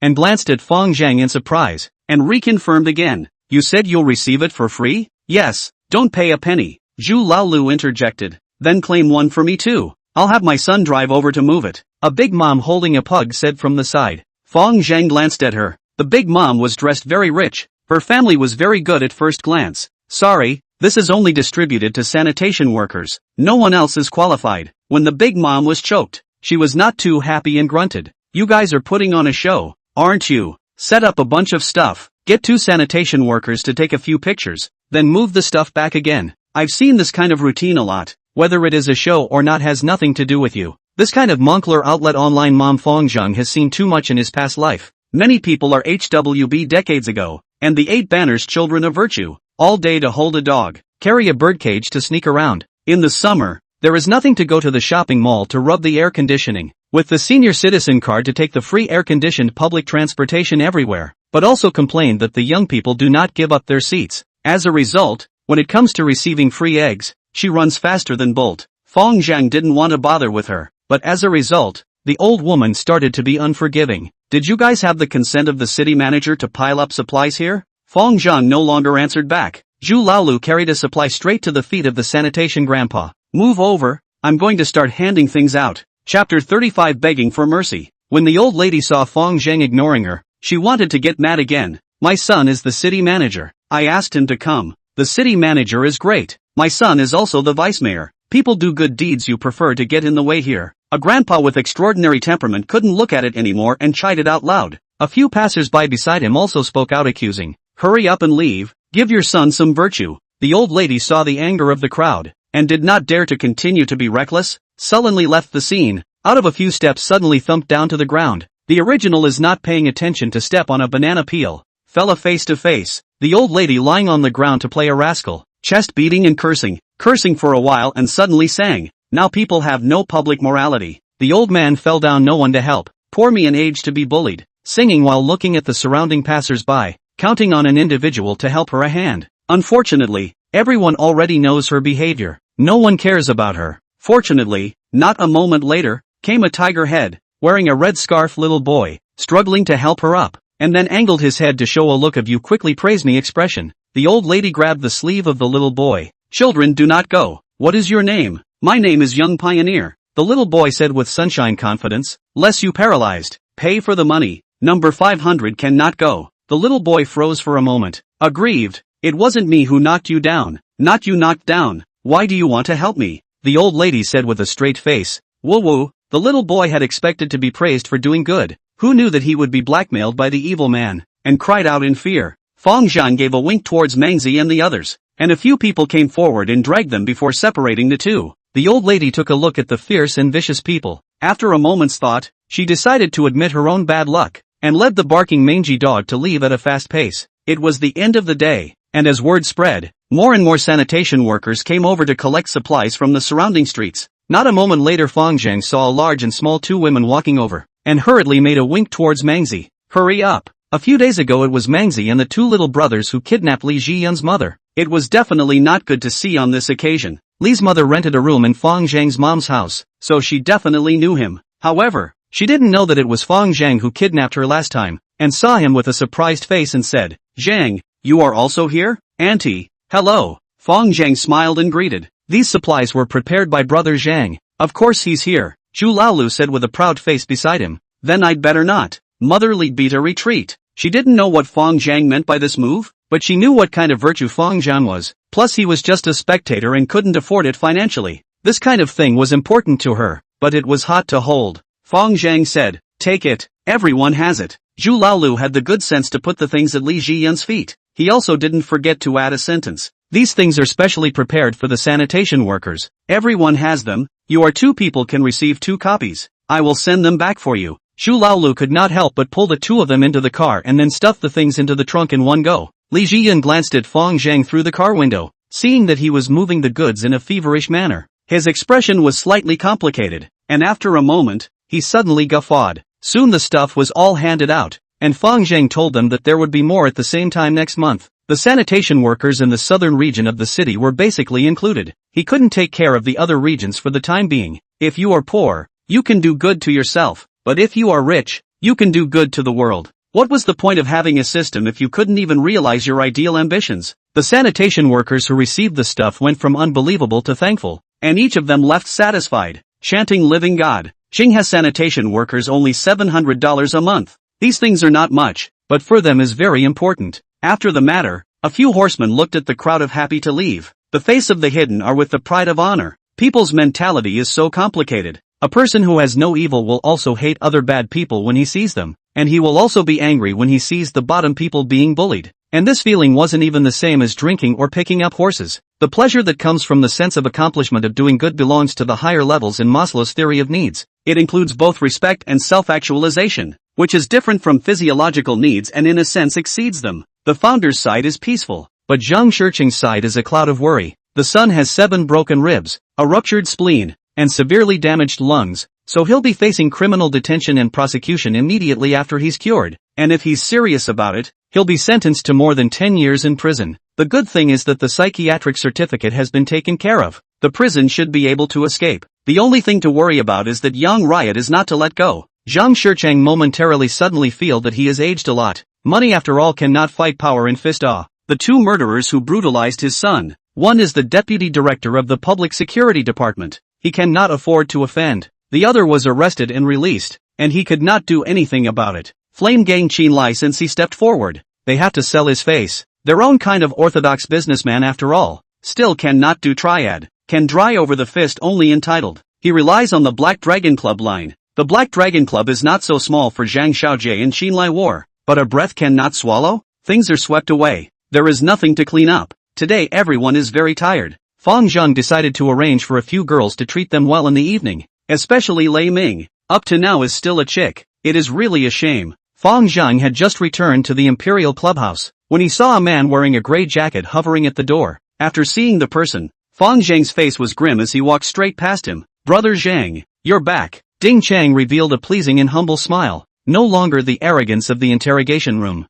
Without a word, Fang Zheng entered the clubhouse and walked into the box that Sister Hong had arranged. Ding Chang also shamelessly followed, pushed open the door of the box, and stood groveling beside the door. Maleficent, who let you in? Old Six crossed him, his eyes icy cold to the core. Puff. Ding Chang suddenly bent his legs and just straightened up and knelt down. Brother Zheng, there were many people outside just now, so now I'm kneeling down for you. Fang Zheng opened his mouth and asked, Magistrate Ding, is there something wrong? Ding Chang smiled bitterly, I am no longer a magistrate. Commissioner Yang said that unless you are willing to forgive me, You can let me return to my post, or else you will have to dismiss me, and you will have to deal with me on the charge of extorting a confession through torture. Fang Zheng waved his hand. He is no longer a magistrate. Drag him out. Right, I remembered. He knocked 2 sticks on my head yesterday. Chapter 36 Rescue Axe Gang. Ding Chang was just a small person. Fang Zheng didn't have the energy to take care of him at all, and instructed old Six to break one of his arms and one of his legs, the kind that couldn't be picked up. Then he threw it out. He had already taken off his clothes. He was just an ordinary villain, and old Six was also a villain, so he had no qualms about striking. The next day, Fang Zheng rushed to the provincial city of Shilin City to carry out the mission arranged by the gang. Shilin City is the capital of Handong Province, belonging to the megacity of Daxia, with a population of more than 10 million people, with a favorable geographical location and a chokehold on the Yangtze River, which has been a place of contention for soldiers since ancient times. What the Flame Gang assigned to Fang Zheng was a security mission. The object of protection was Li Chen, the leader of the Axe Gang in Shilin City. The identity of the Axe Gang is not worth Qin Li's efforts, but Li Chen has another identity, the first son of the 3rd generation of the Li family in Shilin City. Although he is not the first son, his identity is extraordinary. The Li family belongs to the first-class family in Shilin City, and there are capable people in both politics and business. Its strength also exceeded that of the Yang family, where Yang Riot was from, by 1 step. The reason why Li Chen was seeking protection was because he had learned a piece of news that someone had spent 50 million meters of gold on the darknet to assassinate himself. The family had actually sent him a 10-member professional security team, but perhaps there was a lack of trust in the capabilities of the security team, or in the person who sent it. On top of that, he invited a few familiar gangsters and sent a group of good men over to aid him, in addition to hiring a great master himself to sit in the center hall. The Axe Gang, as the first-class gang in Shilin City, had more power than the Flame Gang, and the hall was located in the eastern suburb of Shilin City, which was also a small manor house, twice the size of the Lai Garden. At the entrance, there were 2 rows of guards standing neatly, 4 people in each row, totaling 8 people, all wearing black suits, all taller than 1 meter 8, all muscular, tiger-backed, ears uniformly hung with an air headset. These people are Li Chen's private bodyguards. Ability than professional security should be modest 1 chip. Otherwise Li Chen did not need to hire professional security. Thinking that this was the first line of defense, Fang Zheng took out his cell phone and made a call according to the agreed number. Not a moment later, a big man in a black suit walked out from the manor with a smile on his face. You're a brother of the Flaming Fire Gang, right? Fang Zheng pulled out a token. Blazing Fire Gang Fang Zheng. The black suit took the token and verified it, waved his hand to signal the gate guard to release him, and spoke. My name is Kuan. The 2 walked and chatted. The manor was small, lush and green, and everywhere you could see patrol officers wearing air headsets. There were no less than 30 people along the way. A grand and imposing antique building stood tall in the midst of the greenery, which was the Axe Gang's hall headquarters. Fang Zheng and Ah Koan walked to the main entrance. Ah Koan reached out his hand and signaled. Brother Sam has been waiting for a long time, and the reinforcements from other brother gangs have also arrived. Fang Zheng knew that the so-called waiting for a long time was just polite. He didn't mind and asked curiously, I heard that you guys also invited an expert to sit in this time? You're talking about Eagle Claw King Senior Luing. He's already here. Oh, Eagle Claw King? This title was more or less a bit strange. Fang Zheng was very curious about this so-called expert and walked into the lobby along with Kuan. At this time, there were already 13 or 14 people in the lobby. 8 of them were wearing uniformly styled black suits, white shirts, and black ties. Waist also don't have a peculiar shape of the small axe. It was thought to be the elite gang members of the Axe Gang. There were also 3 other people dressed differently, which should be the reinforcements that Li Chen had invited from other gangs. Axe Gang leader Li Chen was about 30 years old, with a somewhat feminine and pale face, wearing a black suit tied with a bow, and was currently lighting a cigar and sitting on a leather sofa to enjoy the performance of a middle-aged strongman. Bang bang bang. Firecracker-like explosions exploded on the wooden human stake. The burly figure wearing a black elastic undershirt clenched his hands into a claw shape, prancing from side to side. His claws were like fine iron. A claw scratched, and then he saw the wood shavings flying, and 5 half-inch deep claw marks suddenly appeared on the wooden human stake made from acacia and elm wood refinement. The burly man turned around, revealing a horribly scarred 4-sided black face with high temples, eyes like electricity, and a voice like a bell saying, Kung Fu was a killing technique. This claw of mine is 20 years old. Can you guys block it? Li Chen stroked his palm and rose up, bending his head in a long bow. Can't block. Of course can't block. Eagle Claw King's martial arts are world-class. I, Li, along with all Axe Gang colleagues, salute Eagle Claw King. All of the Axe Gang's juniors in the arena bent over and bowed their heads in a long bow. The other gang members, including Fang Zheng, did not salute. They were talking about their fellow Axe gang members, not him. This Eagle Claw King is so dense? Fang Zheng glanced at the claw marks on the wooden stake and was slightly surprised. The original body ate and drank all day long, oppressing the people, not knowing much about this world at all. The most powerful person he knew was only Li Hongbing. However, look at the destructive power of this Eagle Claw King. A claw down Li Hongbing is estimated to lie down to blackmail medical bills, the same as practice 20 years of martial arts. The gap between the two is like an abyss. Fang Zheng is still accustomed to convert according to the way he understands. Li Hongbing was roughly 1.5 times the physique of an ordinary person. Broken Army was roughly 2.5 times, and this laborious Eagle Claw King was at least 3.5 times. Fang Zheng licked his lips and became a little interested in him, opening the eye of good and evil. He swept it. A line of red numbers immediately appeared above Lu Ying's head. 13. Fang Zheng was slightly disappointed. It was useless to kill. Li Chen and Lu Ying sat down opposite each other. Li Chen spoke with anticipation and asked, "Senior Eagle Claw King, these 8 are our Axe Gang's 8 Vajra. Labor you to see if there is any buildable talent among them." Lu Ying swept his eyes over the black suits on the field one by one. The corner of his mouth implied disdain. They are all a group of mediocre talents who have been emptied of their bodies by alcohol, sex, and wealth, and cannot be made. Li Chen's face was a little embarrassed, and then calmed down, said with great bravado, "I have set up a dragnet inside and outside the manor. Plus there is the Eagle Claw King who will protect me, and will definitely call that SK to have no return." SK is a prestigious assassin organization outside the country. There are many talented people, but also the main body of the assassination of Li Chen's order execution. Li Chen got the news that SK had already sent a team of gold medal assassins to enter the country. He decided to just spend time at the manor. As long as he was allowed to find the mastermind behind the scene,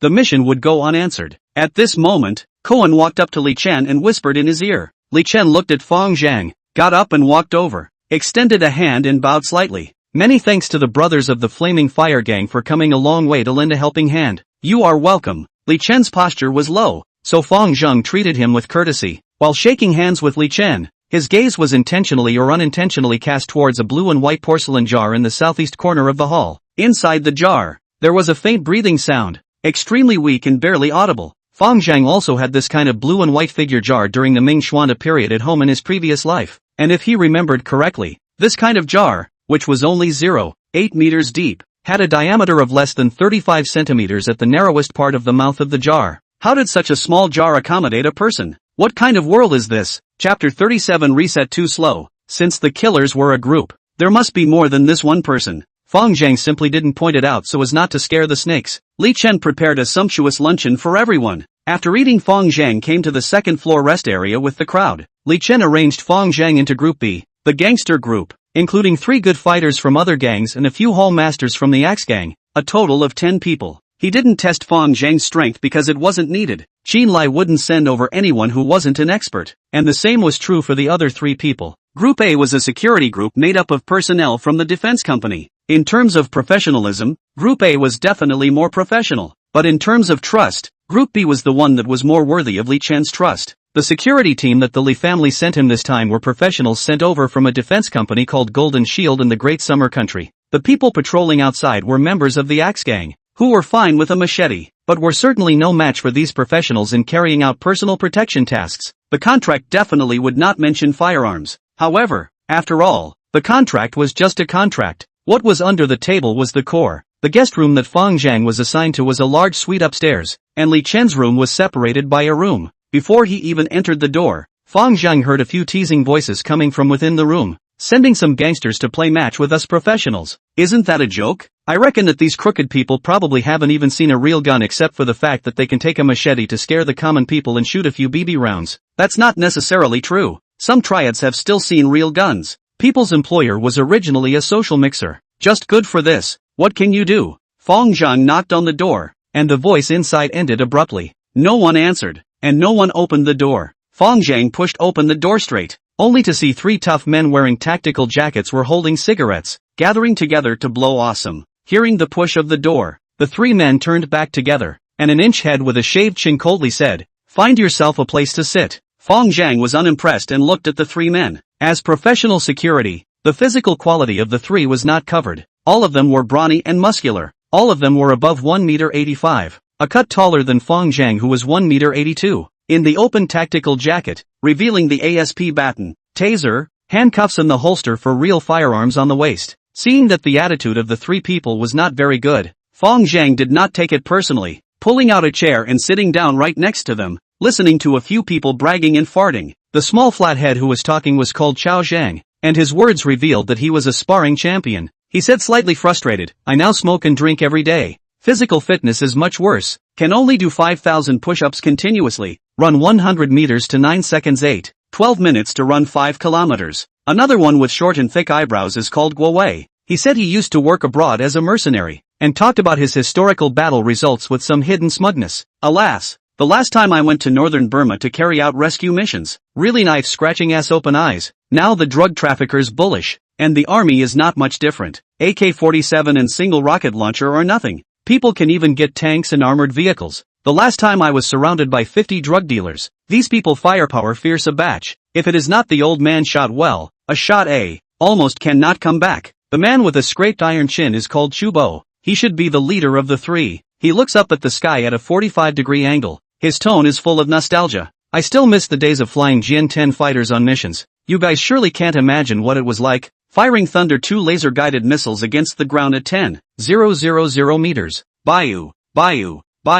A few missiles down and a military base goes up in smoke. Cuckoo cuck. The first two Fang Zheng didn't laugh, but this one called Chubo did make him laugh. People still need to go out if they don't come to Shilin, all day harboring in Qinghao where to see so many talents. What are you laughing at? Seeing that his boss's bragging was interrupted, the casual champion was immediately a bit annoyed. Nothing. Fang Zheng laughed and shook his head to explain. I'm a person who usually doesn't like to laugh, unless it's really too funny to resist. No more talking. Chubo's interest was interrupted and asked in annoyance. What do you do? Fang Zheng laughed while answering. I'm from the Flaming Fire Gang, managing an entertainment club. Chubo disdainfully said. Che, so it's a venue watcher. Fang Zheng nodded his head and admitted. Well, I am indeed a venue watcher. The mercenary was a bit curious about entertainment clubs. Are there a lot of beautiful women in your kind of clubs? And how much money do you get in a month for watching a venue? Of course there are a lot of beautiful women. From imperial sister to lowly, from white collar to college students, everything is available. The income is about more than 100,000 a month. Lousy is only 15,000 a month. The casual champion stubbed out his cigarette. His tone was full of disbelief. Fang Zheng said, you think it's nice to watch the venue? Every day, there are guests who come to cause trouble. Without a bit of skill they simply can't cover it. The sparring champion cast a sidelong glance at him and said provocatively, you mean to say that you are very good? How about we have a match? Fang Zheng looked at him and said seriously, you're not my opponent, but you can hang out with me, and as long as you pass the strength test, your income will definitely be higher than you are now. This violent temper of mine can't help it. The sparring champion got up and was about to compete with him, but was stopped by the pilot. Chubo handed over a gun and 2 magazines to Fang Zheng, and said in a good-natured manner, Beretta 92F, don't say you don't know how to use it. Fang Zheng took the gun and nodded. It was true that his predecessor was not too familiar with firearms, but Fang Zheng had played with handguns many times in the shooting club in his past life. Coupled with his current reaction speed and eyesight, it was certainly no less than an average sharpshooter. The gun was fitted with 9mm bullets, with a muzzle velocity of 333 meters per second and an effective range of 50 meters. It was a very classic semi-automatic pistol. The so-called semi-automatic meant that only one bullet could be fired each time the trigger was pulled, and even if the trigger was pulled for a long period of time, it would not fire continuously. Fang Zheng placed the empty gun to his ear and pulled the sleeve frequently. Shaking his head seemed to be not too satisfied. Then he pulled the hammer again and placed it by his ear to continuously pull the trigger, repeatedly listening to the firing pin's excitation effect, and finally pinching the sleeve with one hand to repeatedly check the sleeve's reset strength. The whole set of actions confused the champion of sparring. Stupidly asked, what are you doing? Fang Zheng said indifferently, I'm checking the reset speed of the sleeve. The reset speed of this gun is too slow. The spring must add 2 pounds. Chubo nodded and said, this kind of semi-automatic pistol can't be fired continuously, so the firing speed has to be increased. The faster the reset speed of the sleeve, the faster the bullet will be loaded. This brother seems to know his stuff very well. After saying that, he extended a hand towards Fang Zheng. Sorry, I was the one who underestimated you before. Brother, get reacquainted. My name is Chubo. Fang Zheng. Chapter 38, Bone Shrinking. This reasoning was simple. Anyone who had played with a gun basically knew it. But being able to hear the gaps inside was not easy. one had to be experienced. Fang Zheng didn't have enough experience, but his hearing and senses were far superior to normal people. They were all young people doing security. Everything was based on strength. Several people quickly became acquainted. Pilot Chu Bo introduced himself and mercenary Guo Wei as veterans, and the sparring champion was really a champion, but only at the provincial level. One of the two veterans was responsible for reconnaissance, one was responsible for long-range offense, and the sparring champion was responsible for melee combat. The sparring champion was already convinced of Fang Zheng's firearms level. However, he was still skeptical of his melee ability, and proposed that the two arm wrestle for fun. As a result, he was completely convinced after his two hands could not break the other's hand. Not long after, the target person Li Chen to go out, but did not call on many people, only brought Lu Ying into attendance. Fang Zheng curiously said, "Isn't he afraid of being assassinated outside?" Chu Bo explained, "No, Mr. Li's car is completely bulletproof, installed with armored steel plates, not to mention rifles. Even RPG attacks won't leave a scratch. The tires are also bomb-proof. As a joke, even poison gas attacks are counted. There are even oxygen cylinders inside the car. This kind of protection performance killers simply do not have the opportunity to start. Coupled with our Daxia law and order has been relatively good. Killers are also unlikely to carry weapons of mass destruction into the country. So the biggest possibility will only be to sneak into the manor to sneak attack. Even sniper rifles are impossible, because there are no sniper points around here at all." It wasn't until the afternoon mealtime that Li Chen came back again in a dusty manner. As soon as he returned, he called everyone downstairs and said, "According to the intelligence, the assassin who entered the country to carry out the mission this time only has 2 days. So the assassination is either today or tomorrow." The words just fell. Rumble. Outside the door, a cold bolt of electricity tore through the sky, and raindrops followed, soon forming a thick curtain of rain that hung in lines under the eaves. The atmosphere inside the house plummeted into silence. The moon was dark. It was a rainy night. A very good night for killing. If the killer was going to make a surprise attack, it would most likely be tonight. For the dinner, Li Chen had likewise prepared very rich dishes. Plates of delicacies were brought to the table, and Fang Zheng sat at the main table with the other 3 foreigners since he was a guest. Because of the mission, most of them didn't drink. Only Lu Ying didn't care. Li Chen also thoughtfully arranged for 2 beauties to wait on his left and right sides, constantly adding wine and food to him. Others did not have this treatment. After 3 rounds of drinking, Lu Ying opened his mouth and said, "I expect the attack should be tonight." The crowd also had a feeling, and were all silent. Tonight there is a high probability that some people will lose their lives. Although the people who come here to help are all for the glory and riches of life in the fight, but when it comes to the end of the day, some people cannot help but still a little bit timid. Lu Ying, maybe the wine has been on the head, perhaps next to the beauty in the side. The words began to moor up. Sweeping a glance at the people on the table, he rushed Li Chen and said, "In fact, it makes no sense at all for you to arrange so many people and guns." "Oh, what does Master Lu mean by this?" Li Chen wondered. "Soldiers in the essence and not in the many. The real expert is not afraid of guns at all, because his reaction speed is faster than you. The moment you move your hand, he would have already dodged it. More guns can't hit the enemy but also easy to accidentally injure their own people." Lu Ying used his chopsticks to point towards Fang Zheng and the other gang's foreigners while he was chucking vegetables. "The ones with guns are just fine. They can still hold back a bit or two. What's the point of calling these gang fighters?" Li Chen's face was a bit embarrassed, explaining, "These brothers are the gold medal red stick of their respective halls, although they are not as good as you, Master Lu. They are all experts." Lu Ying disdainfully said, "What gold medal red stick? Silver medal red stick? It's okay to beat 2 ordinary people. When it comes to our kind of Mingjin Guoshu masters, come as many as they can die. In exchange for the Tiandi Association a few hundred years ago, there are indeed still a lot of experts. Now the gangsters even forget about it. I guess they don't even know how to stand on stakes." The faces of several foreigners were not very good, but they did not retort. Although Lu Ying's words were hard to hear, he had that strength. Fang Zheng was pondering the meaning of the words Mingjin National Martial Arts Masters. It seems that the martial arts circle also divided Kung Fu into realms. Lu Ying swept his eyes over the 4 people one by one, and after a pause, he pointed at the 3 people other than Fang Zheng and said, "These 3 have practiced boxing, but their Kung Fu practice is not good enough." "Oh, how did you see that?" a named foreign aide asked. Lu Ying skimmed his lips and said, "Of course I can tell. Your hand bones are flat, there's no fossa on them, and there's a layer of hard skin, which means you've practiced boxing a lot. Your obliques are also well developed. In addition, you have dumpling ears. This is a characteristic of people who are often dropped, proving that you have practiced wrestling, but you are often beaten and dropped, so your Kung Fu is not high." The foreigner who asked the question nodded his head and acknowledged. "Eagle Claw King Sr., what you said is very accurate. I am heartily convinced. Luing finished and then pointed at Fang Zheng with his chopsticks. This one is very strange. His hands have no calluses, and his fist bones are not flat. He has not practiced boxing at all. I don't know what your hall has sent you for. To send you to your death? As the words fell, the gazes of the people on the table all turned to Fang Zheng. Li Chen also felt a little strange. The Eagle Claw King's gaze was definitely not wrong. So what was the meaning of Qin Lai sending someone over who did not know martial arts? After a second thought, he instantly realized and helpfully explained. Although this brother Fang doesn't know boxing or kung fu, his marksmanship is definitely very good. Chu Bo's trio also chimed in at the next table. Brother Fang is indeed very proficient with firearms. No wonder. The crowd showed expressions of sudden realization. Luing stopped squeaking. It was reasonable for people to say that since they had other skills, he belonged to the more traditional martial artists, and looked down on people who used hot weapons. Yet times were changing, and hot weapons were the mainstream after all. However, Fang Zheng was not happy, slowly put down his chopsticks, stared at the Eagle Claw King and snorted.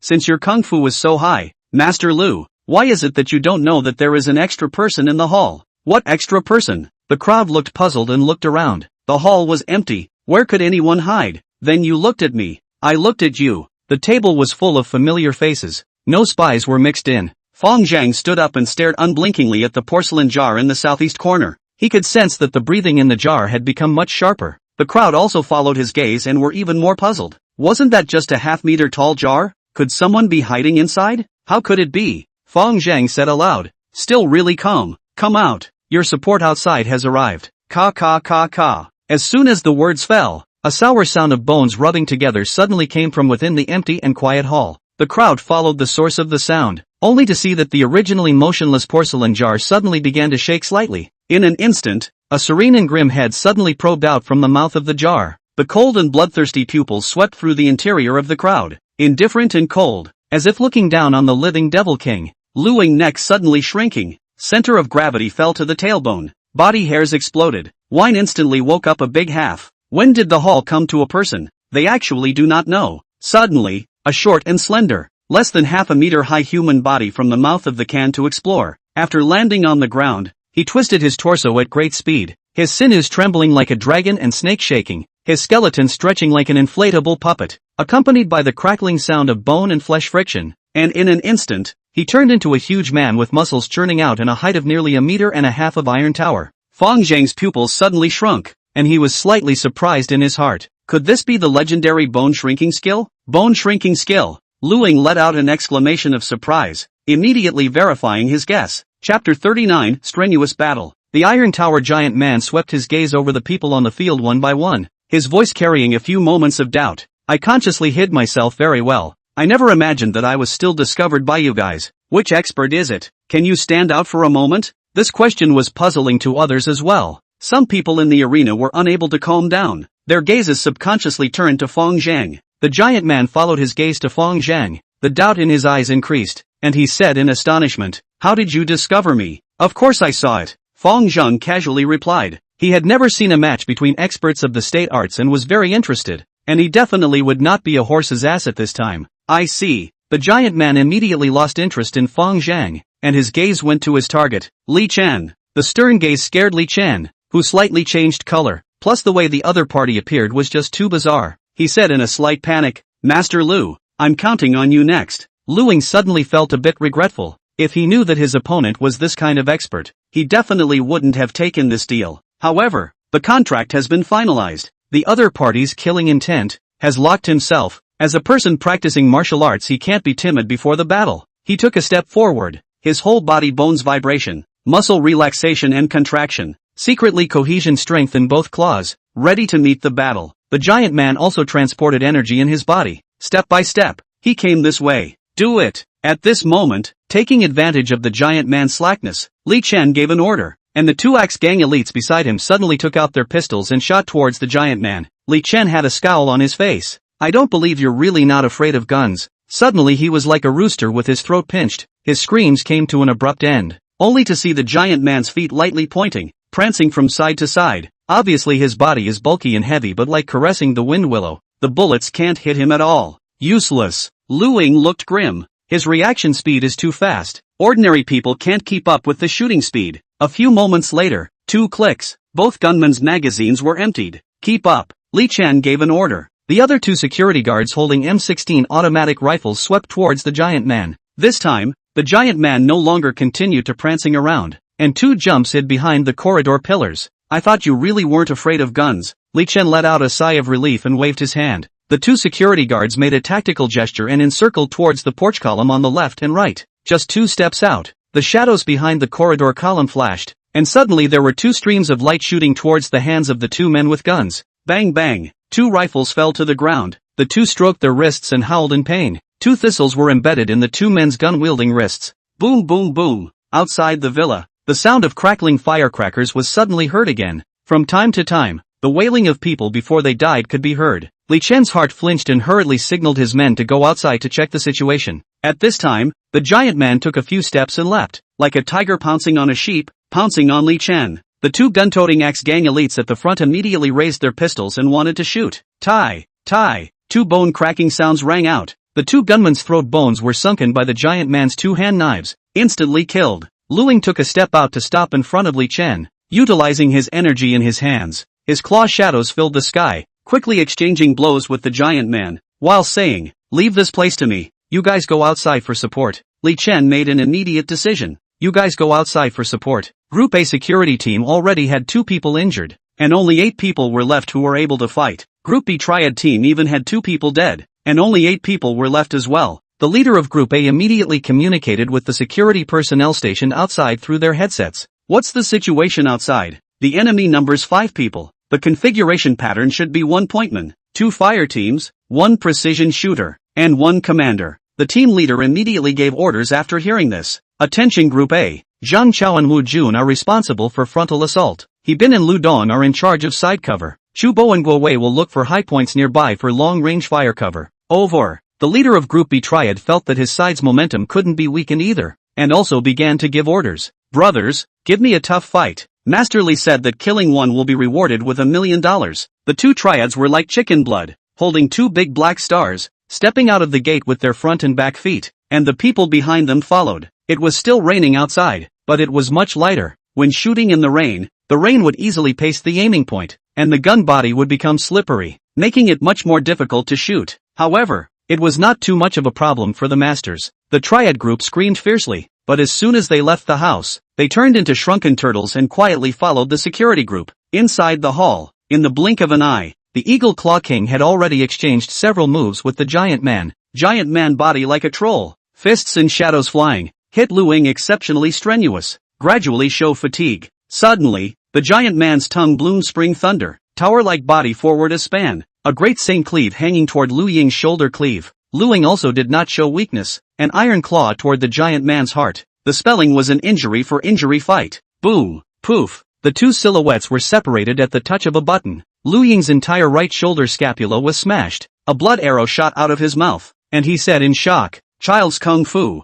bone-shrinking kung fu." That's right, although the giant man fought hard with Lu Ying, he only had his chest clothes torn, revealing a scratch at his chest, and didn't suffer too much injury. It should be the effect of the child's kung fu. At this time, only Li Chen and the 2 axe gang elites who protected him, and Fang Zheng who was watching the scene. Li Chen's trio glanced at the Eagle Claw King who was paralyzed on the ground and had completely lost his ability to fight. Their eyes were shocked. The power of Lu Ying's previous attack on the wooden stake was still fresh in their minds. Who knew that 20 years of strength would be gone so quickly? Just this? Li Chen made a snap decision. Immediately ran towards the door. Although the gunman outside is also dangerous, but this giant man is really too horrible, so that he cannot afford to have the slightest resistance. Giant man no longer pay attention to Lu Ying. Ignoring the others, 2 arrow steps will quickly approach Li Chen, a palm head toward the back of his head split. This was his target. If he didn't kill him, it would be useless for others to kill more. Li Chen sensed the sound of strong wind at the back of his head. His heart was horrified. He wanted to speed up his feet, but he felt his feet trembling. He couldn't raise his speed. Just then, boom, behind him suddenly came a loud sound, like the dull sound of a heavy object being struck, accompanied by a muffled grunt of human pain. Li Chen subconsciously twisted his head, and then in an instant, he stopped in his tracks and turned around, looking ahead incredulously. In his line of sight, the previously rigid and castless giant man was inexplicably weak on the ground at this moment. Blood was spilling out from the corner of his mouth, and a large chunk of his chest had collapsed, revealing broken ribs and white organs. The red stick of the flaming fire gang called Fang Zheng was standing with his hands behind his back, condescendingly standing 5 meters in front of him. He was standing in a profound manner, with the demeanor of a tall man. The giant man looked up at Fang Zheng and muttered under his breath, "I can't imagine that the small gangster hall still has an expert like you. No wonder you were able to spot me." Fang Zheng did not reply. Instead he looked at him with interest and said, "Child's kung fu really lives up to its name. Your defense is indeed very strong." This giant man had roughly 3 to 4 times the physique of an ordinary human in his estimation, and he had used about 10% of his strength to not kill him with a single blow. The giant man he was bound to kill. This person had a sin value of 143, more than anyone he had ever seen. He thought that it was because he had been on assassination missions for a long time, and his hands were covered in blood. The giant man supported the ground, struggling to get up. Fang Zheng did not stop him. The reason why he didn't kill the giant man in the first place, and had to wait until Lu Ying was defeated and Li Chen was about to die, was to maximize the benefits. Only at the most critical time would this helping hand be the most valuable. He had run hundreds of kilometers himself, not to be a pawn. Seeing the giant man get back on his feet, even though he knew that he had been seriously injured, Li Chen was still alarmed and shouted, "Brother Fang, please help me kill him. I can promise you whatever you ask." The giant man also opened his mouth and said, "This brother, our group's reward for this mission is $50 million.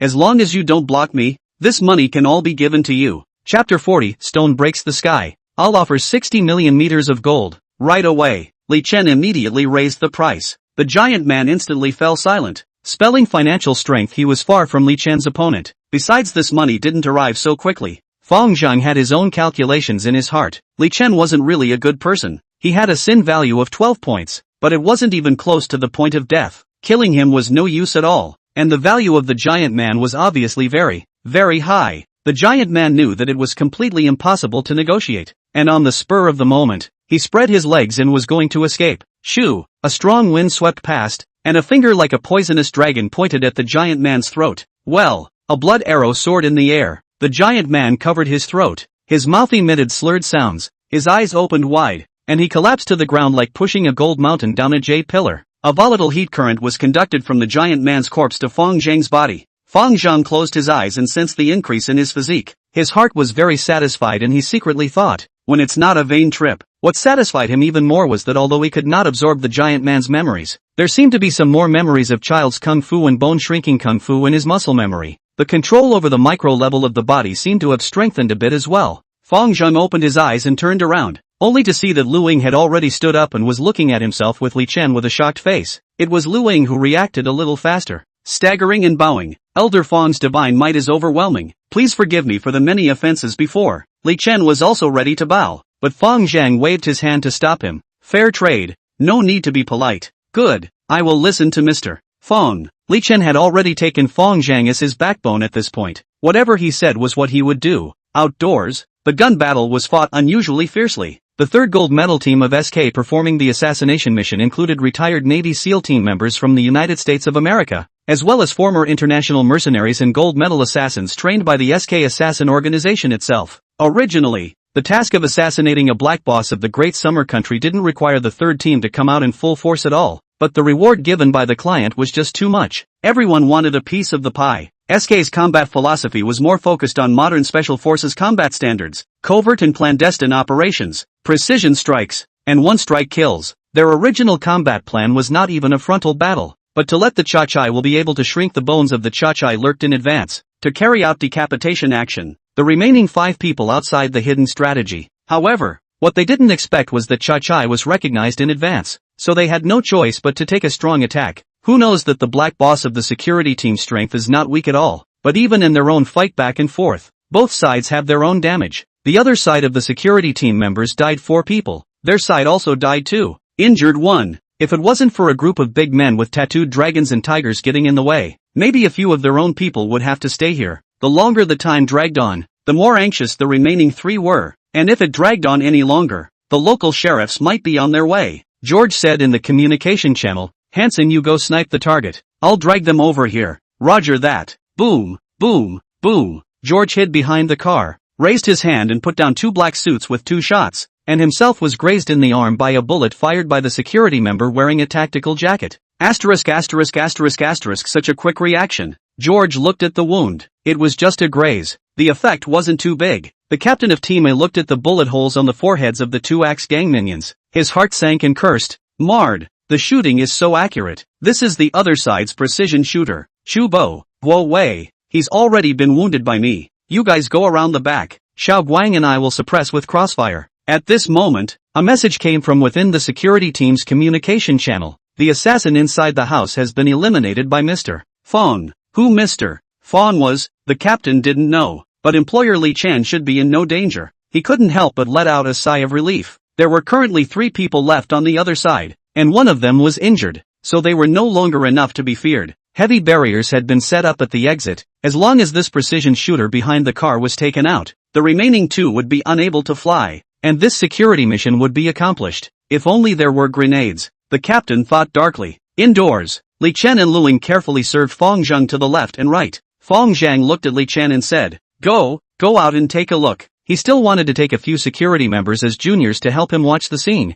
so naturally he wouldn't want them to lose too much. What was most important in the 21st century, of course, was talent. Sparring champions and veterans who had flown fighter jets were hard to find. After Fang Zheng finished his speech, he went outside first, followed by Li Chen. The 2 Axe Gang bodyguards were at the back. Luing could not fight anymore, so he had to stay indoors. Li Chen originally did not want to go out, but Fang was about to leave. He hesitated for a moment or feel safer to follow behind. At this time, the rain outside has stopped, and the sound of the gunfight is also much smaller. Fang Zheng just stepped out of the door, and suddenly his heart fluttered. A faint breathing sound was faintly coming from the flower bushes about 60 meters away from the side. As several people went out the door, the breathing sound suddenly sharpened a touch. Subsequently, boom, boom, the sound of 2 bullets discharging suddenly came from within the flowers. Li Chen's heart was instantly alarmed. The enemy was lurking here, and it was self-evident who the target was. Fang Zheng gazed at his concentration, and out of the corner of his eye, he saw 2 bullets being shot towards this side, one after the other, at an unhurried speed. The bullets were fast, but under his dynamic vision they were unhurried. The target was not himself but Li Chen. One shot was to the forehead and the other to the heart. If it was before killing the giant man, Fang Zheng wasn't sure if he could take these 2 rifle bullets. However, at this moment in the underworld he felt that he could do it. Fang Zheng struck out, stretching out his right hand to probe in the air, seemingly slow, but actually very fast, the 5 fingertips as if they had a quasar to catch 2 times in a row, and then they flew back. My God! Under the infrared night vision device, Hansen saw the most unbelievable scene in this life. His own 2 rounds of 5.56mm caliber bullets shot with M16 seemed to be caught by this Oriental man. Impossible, absolutely impossible, Hansen exclaimed repeatedly, and was about to hold his gun again to continue shooting, but he saw that Oriental man suddenly smiled wryly at the flower bush he was hiding in. Then with a raised hand, a bullet zoomed rapidly under his pupils hidden behind night vision. A muffled grunt came from the flower bush,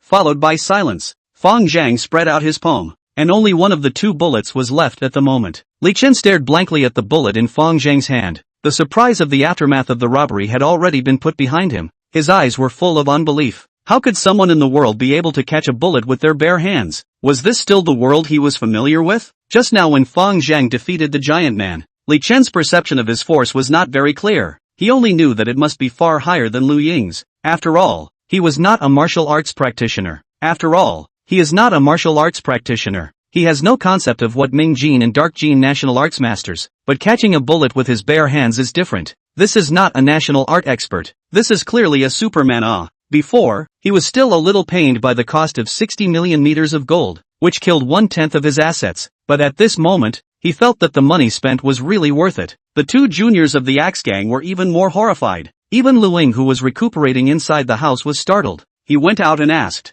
"What happened, Mr. Fang just caught the bullet." A junior brother pointed at Fang Zheng's hand and said in a trembling voice, "What are you blindly pushing for?" Li Chen immediately chided, "Quickly go and see what's going on." He knew very well in his heart that this matter would definitely be a stone-cold event when it got out, and it was Fang Zheng's business if he was willing to say so, but it absolutely could not be revealed from the mouth of the Axe Gang. Chapter 41 Sand and Gravel Factory. The horseman trotted over and trotted back, sticking to Li Chen's ear and muttering softly. The bullet hit his forehead squarely. Li Chen's pupils shrunk slightly, but on the surface, he did not move. He is a Jianghu atmosphere is very heavy people. Family siblings from the business, from the political, he preferred to play black. Very discerning, very aware of the times. otherwise it would not have been possible to create a large gang in his prime. Li Chen instructed the subordinates to clean up the hall, and invited Fang Zheng to take a seat. His attitude was very low, more respectful than before to Luing. Luing was vaguely a bit unhappy in his heart. This little brat was still saluting the Eagle Claw King with his fellow Axe gang members a few hours ago, and now that he has a thicker thigh he doesn't even want to tell himself the truth. However, he had seen people catching white blades with their empty hands.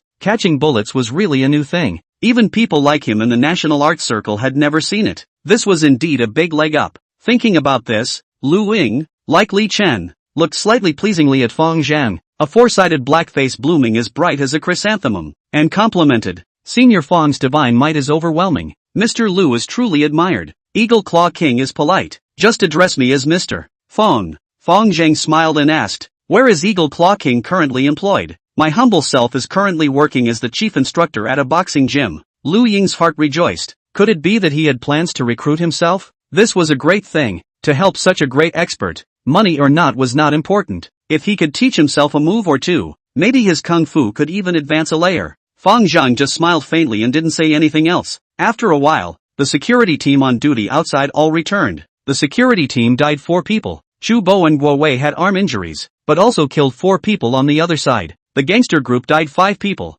Nothing, angry straight cursing. Not a moment later, both groups spread the word that Fang Zheng was the one who defeated the giant man, and the arena was in shock. Seeing that he had become the center of attention, coupled with the fact that the mission had been completed, Fang Zheng got up and decided to take his leave. Seeing that he was determined to go, Li Chen didn't force him to stay, and paid 30 million meters of gold as reward first. The remaining half said that it would take 3 days to raise the money, and within 3 days it would be paid to Fang Zheng's account. Fang Zheng nodded his head and agreed, and after saying goodbye to the crowd, he called Chu Bo to one side and asked with a smile, "You've also driven a firm 10? Chu Bo laughed. "Guo Wei and I were both scouts. It's a joke to say aviation." Chu Bo treated him with respect. He and Li Ming belonged to the same category of people who only obeyed those who were better than them. Oh, Fang Zheng was slightly surprised. This type of soldier was not simple, not inferior to the special forces. He was in need of such talents. That's also very powerful. Your kind of talent is really buried in the security company. Is there any interest in working with me?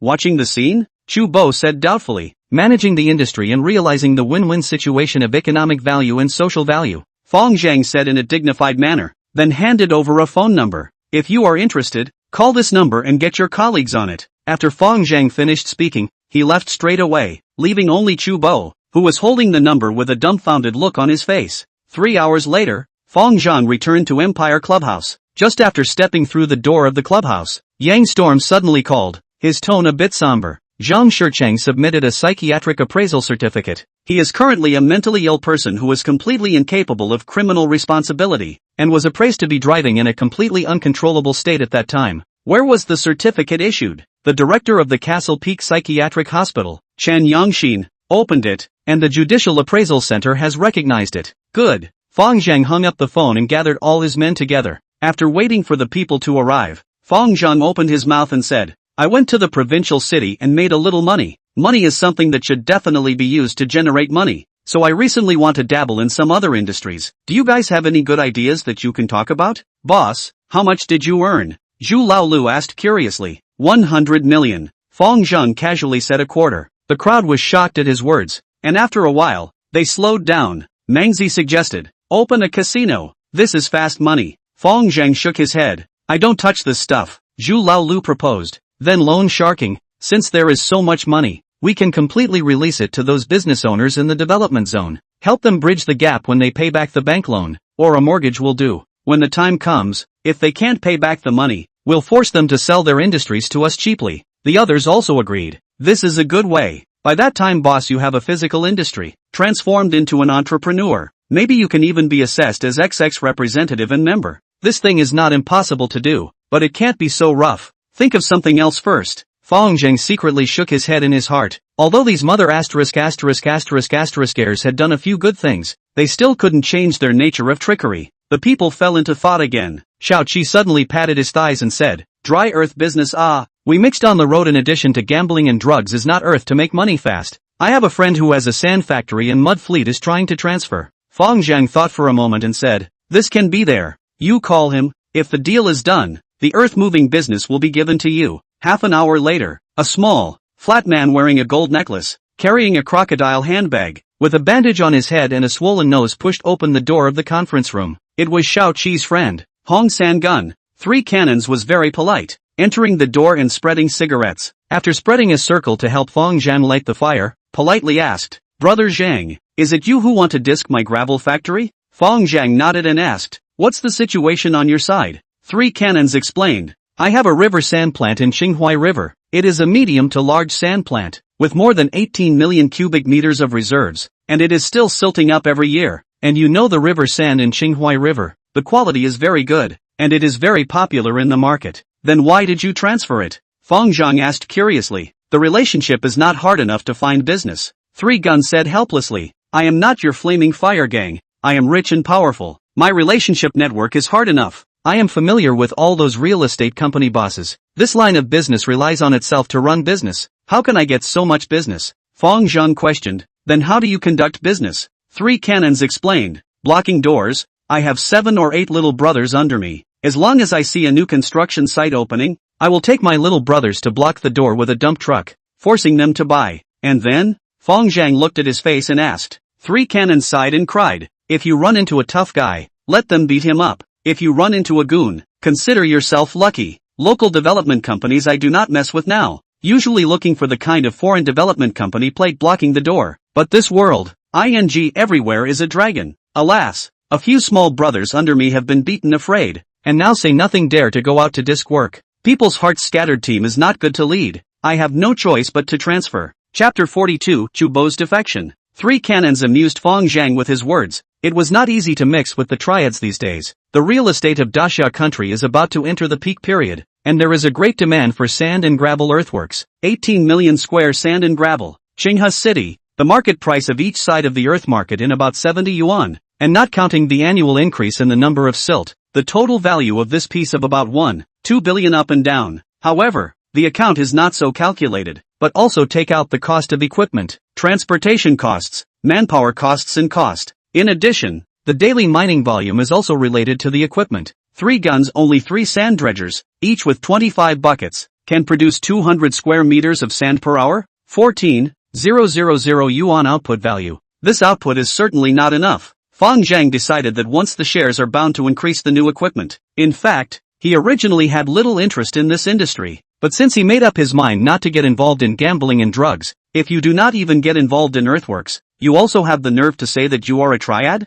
Without a little gray industry which little brother is willing to follow you? Can't you open a software company like you did in your last life? How can a software company keep its boys? Fang Zheng made up his mind and decided to go to the gravel plant tomorrow morning to inspect the site. If there is no problem, and the Three Guns signed, and then handed over the gravel plant to Shaoqi management, he retired to the background. The next morning, Fang Zheng and his entourage rushed to Qinghai City, Dawang Township Yakan gravel plant. Hong Sanbao has long been waiting with a few small brothers. Seeing Fang Zheng's BMW 520, Hong Sanjun eyes hidden a trace of concern. "See, this master's car is not like small Chi blowing so rich ah." Fang Zhenghao eyesight immediately saw the other party's concerns. The dark thought that they really want to change a car. A few $100 million of wealth and then drive this car certainly does not match the identity. To buy certainly want to buy a most windy. His last life is driving AS series Mercedes-Benz. Has always wanted to buy a Night 15, but feel that doing business with this car is too high profile. This life is not have to worry about so much. Hong Sanbao still hid his worries and led Fang Zheng to visit the sand and gravel plant. The quality of river sand in Dawang Township was really good. The water in this section was clear and not polluted. The sand and gravel had low mud content and hard texture. It was a good building material. Fang Zheng brought a professional. After surveying, nodded and said that as long as there is a sales outlet, it can be completely invested. Sand and gravel plant Hong Sanbao only mining rights, and Dawang Township signed an 8-year mining contract, and now there is a year and a half. The annual contracting costs 1 million. In addition, he also bought 3 sand dredgers and some sand washing and drying machines. As for the transportation of mud fleet, are leased with a professional company? This thing is too much wear and tear. By their own is not cost effective. The total price for the whole set of equipment plus the transfer fee was $6 million, which was considered a fair price. Fang Zheng agreed to the price, but there is a requirement. Must re-sign an 8-year contract with Dawang Township. Hong Sanjun himself was from Dawang Township, and the township chief was also his sister-in-law's husband, so this was not a problem at all. Both sides are very quick. 3 hours to complete all the formalities of the handover. Hong Sanbao finally threw away a hot potato,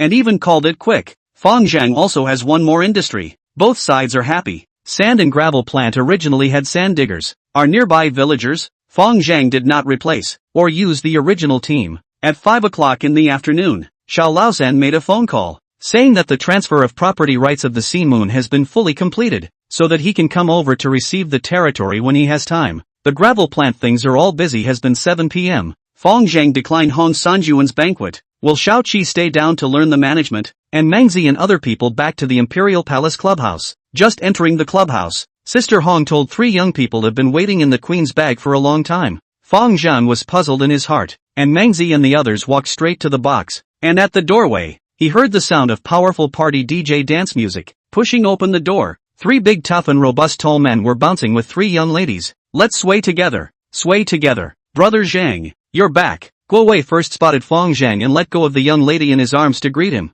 Fang Zheng playfully laughed. Why are you 3 here? And you didn't say hello in advance? He gave the 3 of them a cigarette in turn, and then asked the waiter to get a few cases of beer. Chao Zhang, the sparring champion, helped him light the fire and said with a smile, in the security company they are all fighting with their lives, and they still can't earn much money. Take this mission for example. Risking their lives is only 100,000 bonus. That's why we decided to rely on you. Brother Zhang, is this the field you manage? Fang Zheng said, this is the property handed over to me by the Flaming Fire Gang to manage. The property rights are not mine, but I personally have a venue in the city center. I'll take you guys to see it tomorrow. Also this kind of KTV nightclub? Zhu Bo asked curiously. Zhu Laolu helped explain from the side, the nightclub is just one of the units. It also includes a clothing mall, jewelry and gold mall, supermarket and bar, 17,000 square feet above ground and 5,800 square feet below ground, all of which are Zhang's properties. He can see at a glance that these people are experts. Experts are usually a little untamed.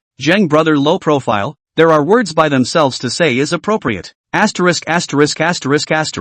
Chu Bo's 3 faces were astonished. Although Qinghe City is only a 3rd-tier city, the house price is not as high as the provincial capital Shilin, but the value of such a large industry is at least more than $100 million. The triads are so rich? Had I known this, a few brothers to go as a fighter is also stronger than when security However, on second thought, the other side of the body can also understand. Have such a good body to wear not earn money. Fang Zhang and a few people drank a round of wine and said, I first a nuclear treatment situation. The 3 immediately perked up their ears. Even Zhu Laolu and the others focused their attention. Personally, I currently only have a property building and a gravel factory in my name. Let's put aside the fact that this Imperial Clubhouse is owned by the Flaming Fire Gang. For the clubhouse under my own banner, I will take out 20% of the net profit and distribute it to the stewardship manager and the assistant manager. In the case of the Sea Moon for example, there is more than $800,000 of net profit per month, and this piece of the profit shared out is roughly $178,000.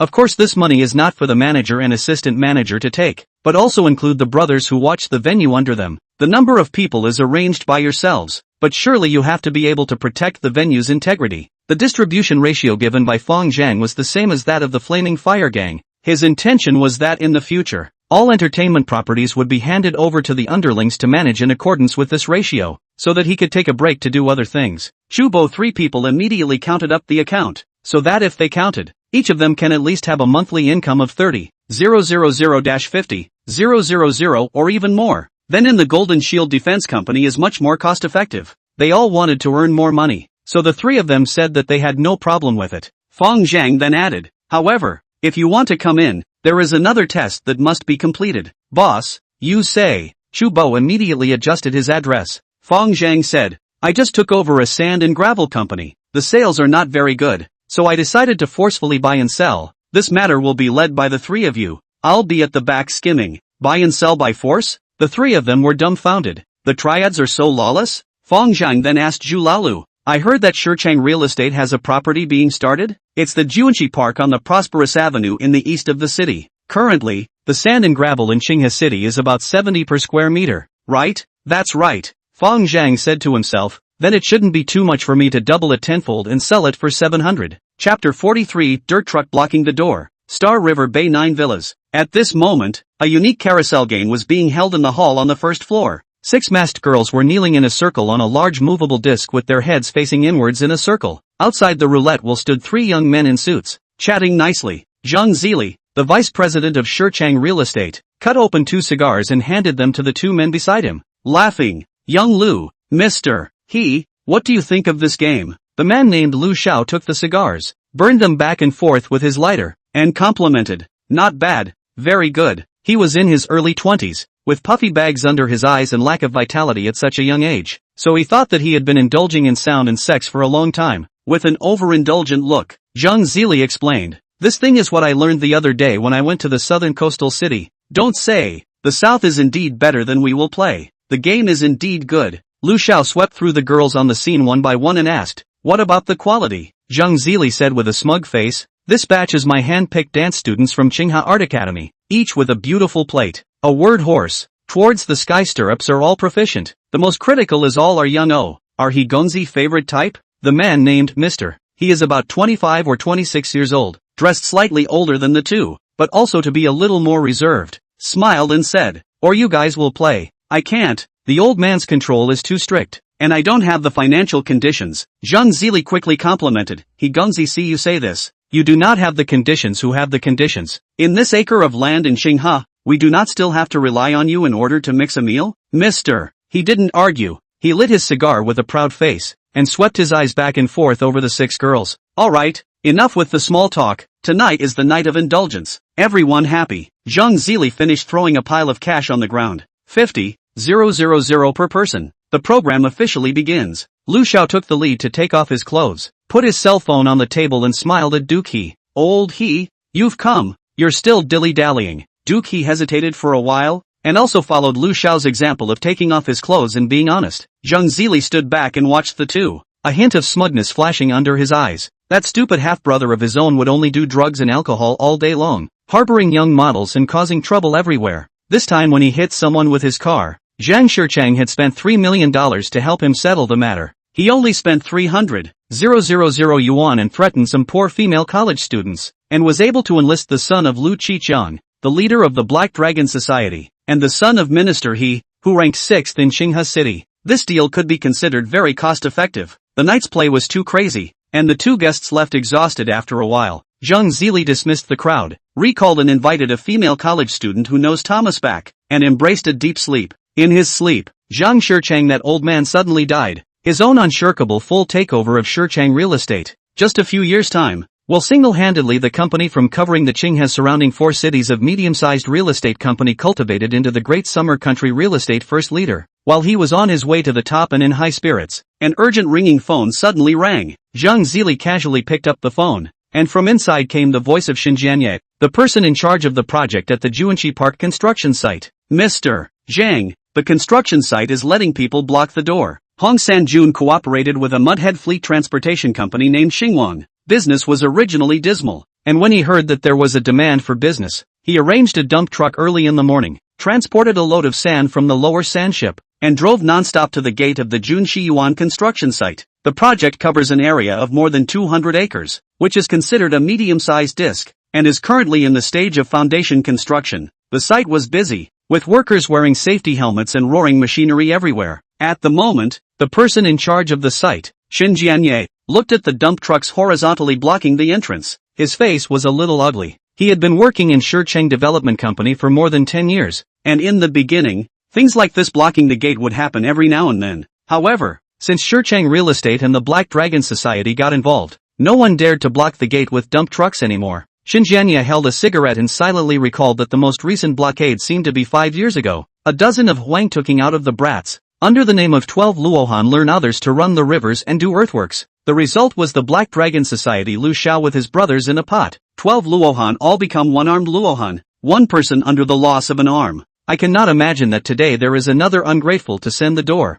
Xinjianye extinguished his cigarette and went straight around the dump truck. He knew that the dump truck was just the driver of the delivery, and the real owner must be in the back. As expected, there was a ragged Wuling Zhiguan following behind. Seeing the model, the corners of Xinjianye's mouth twitched, and in an instant, a hint of disdain hung on it. Who's a good mixer would drive this kind of car? It seems to be some small yakuza who don't know the sky and the earth. Thinking like this, Xinjianye walked to the front of the car and glanced at the people inside. The driver's seat was a burly man in black tights, with an iron-shaved chin and an inch head, looking very spiritual. Hanging below his neck was a golden jade guanyin, and on his finger was a jade trigger finger. Squinting his eyes and tapping his fingers rhythmically to the music of the car stereo, I'm looking up. Over the moon. There are a total of 3 people in the car. In addition to the driver's seat, the passenger and the back seat, there are 2 people. What are you guys doing? Xinjianye asked with a mischievous look. And what are you doing? Shubo opened his eyes and looked at Xinjianye coldly. Xinjianye was swept by the gaze in his heart. He was also considered to be a person who had seen a lot of people. This person dressed to look like a typical social person, and it was the kind of social person at the bottom of the hierarchy.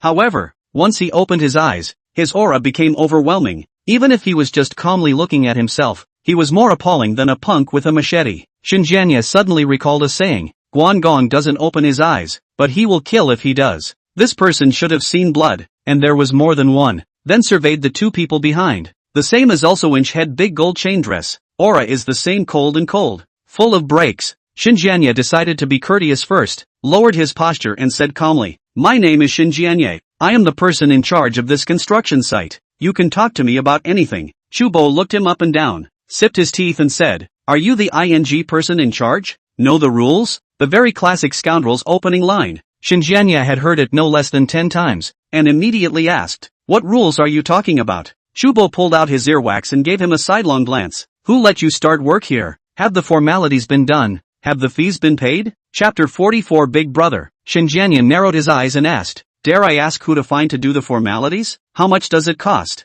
Shubo said with his head held high, Just look for me to do it. Forget about the cost. In the future the sand and earth must all be bought from me. Brother, what is the price of your earthworks? Seeing that you are more knowledgeable, the original price is 1,000. Give you a 30% discount, 700. Xinjianye took a glance at the dump truck. The loading capacity was 10 square meters. In that case, the price was quite fair. He thought about it and said, If it's 700 a car, I can give you face to help you sell 100 cars, as a right to make a friend. Shubo's eyes glared. What the are you thinking? Who the is making friends with you? 700 aside. Xinjianye Aslam thought he heard wrong. After reacting, coldly laughed. Then you will wait here. Naturally someone will touch with you. He returned to the construction site, raised his hand and made a phone call to Zhang Zili. The piece of Shichang real estate construction site project was all managed by him. Zhang Zili is not a traditional gangster, but this piece of Shichang property also has hundreds of security guards. Not many dare to fight. Barely a dozen people can still come up with. Hearing that the other side only 3 people,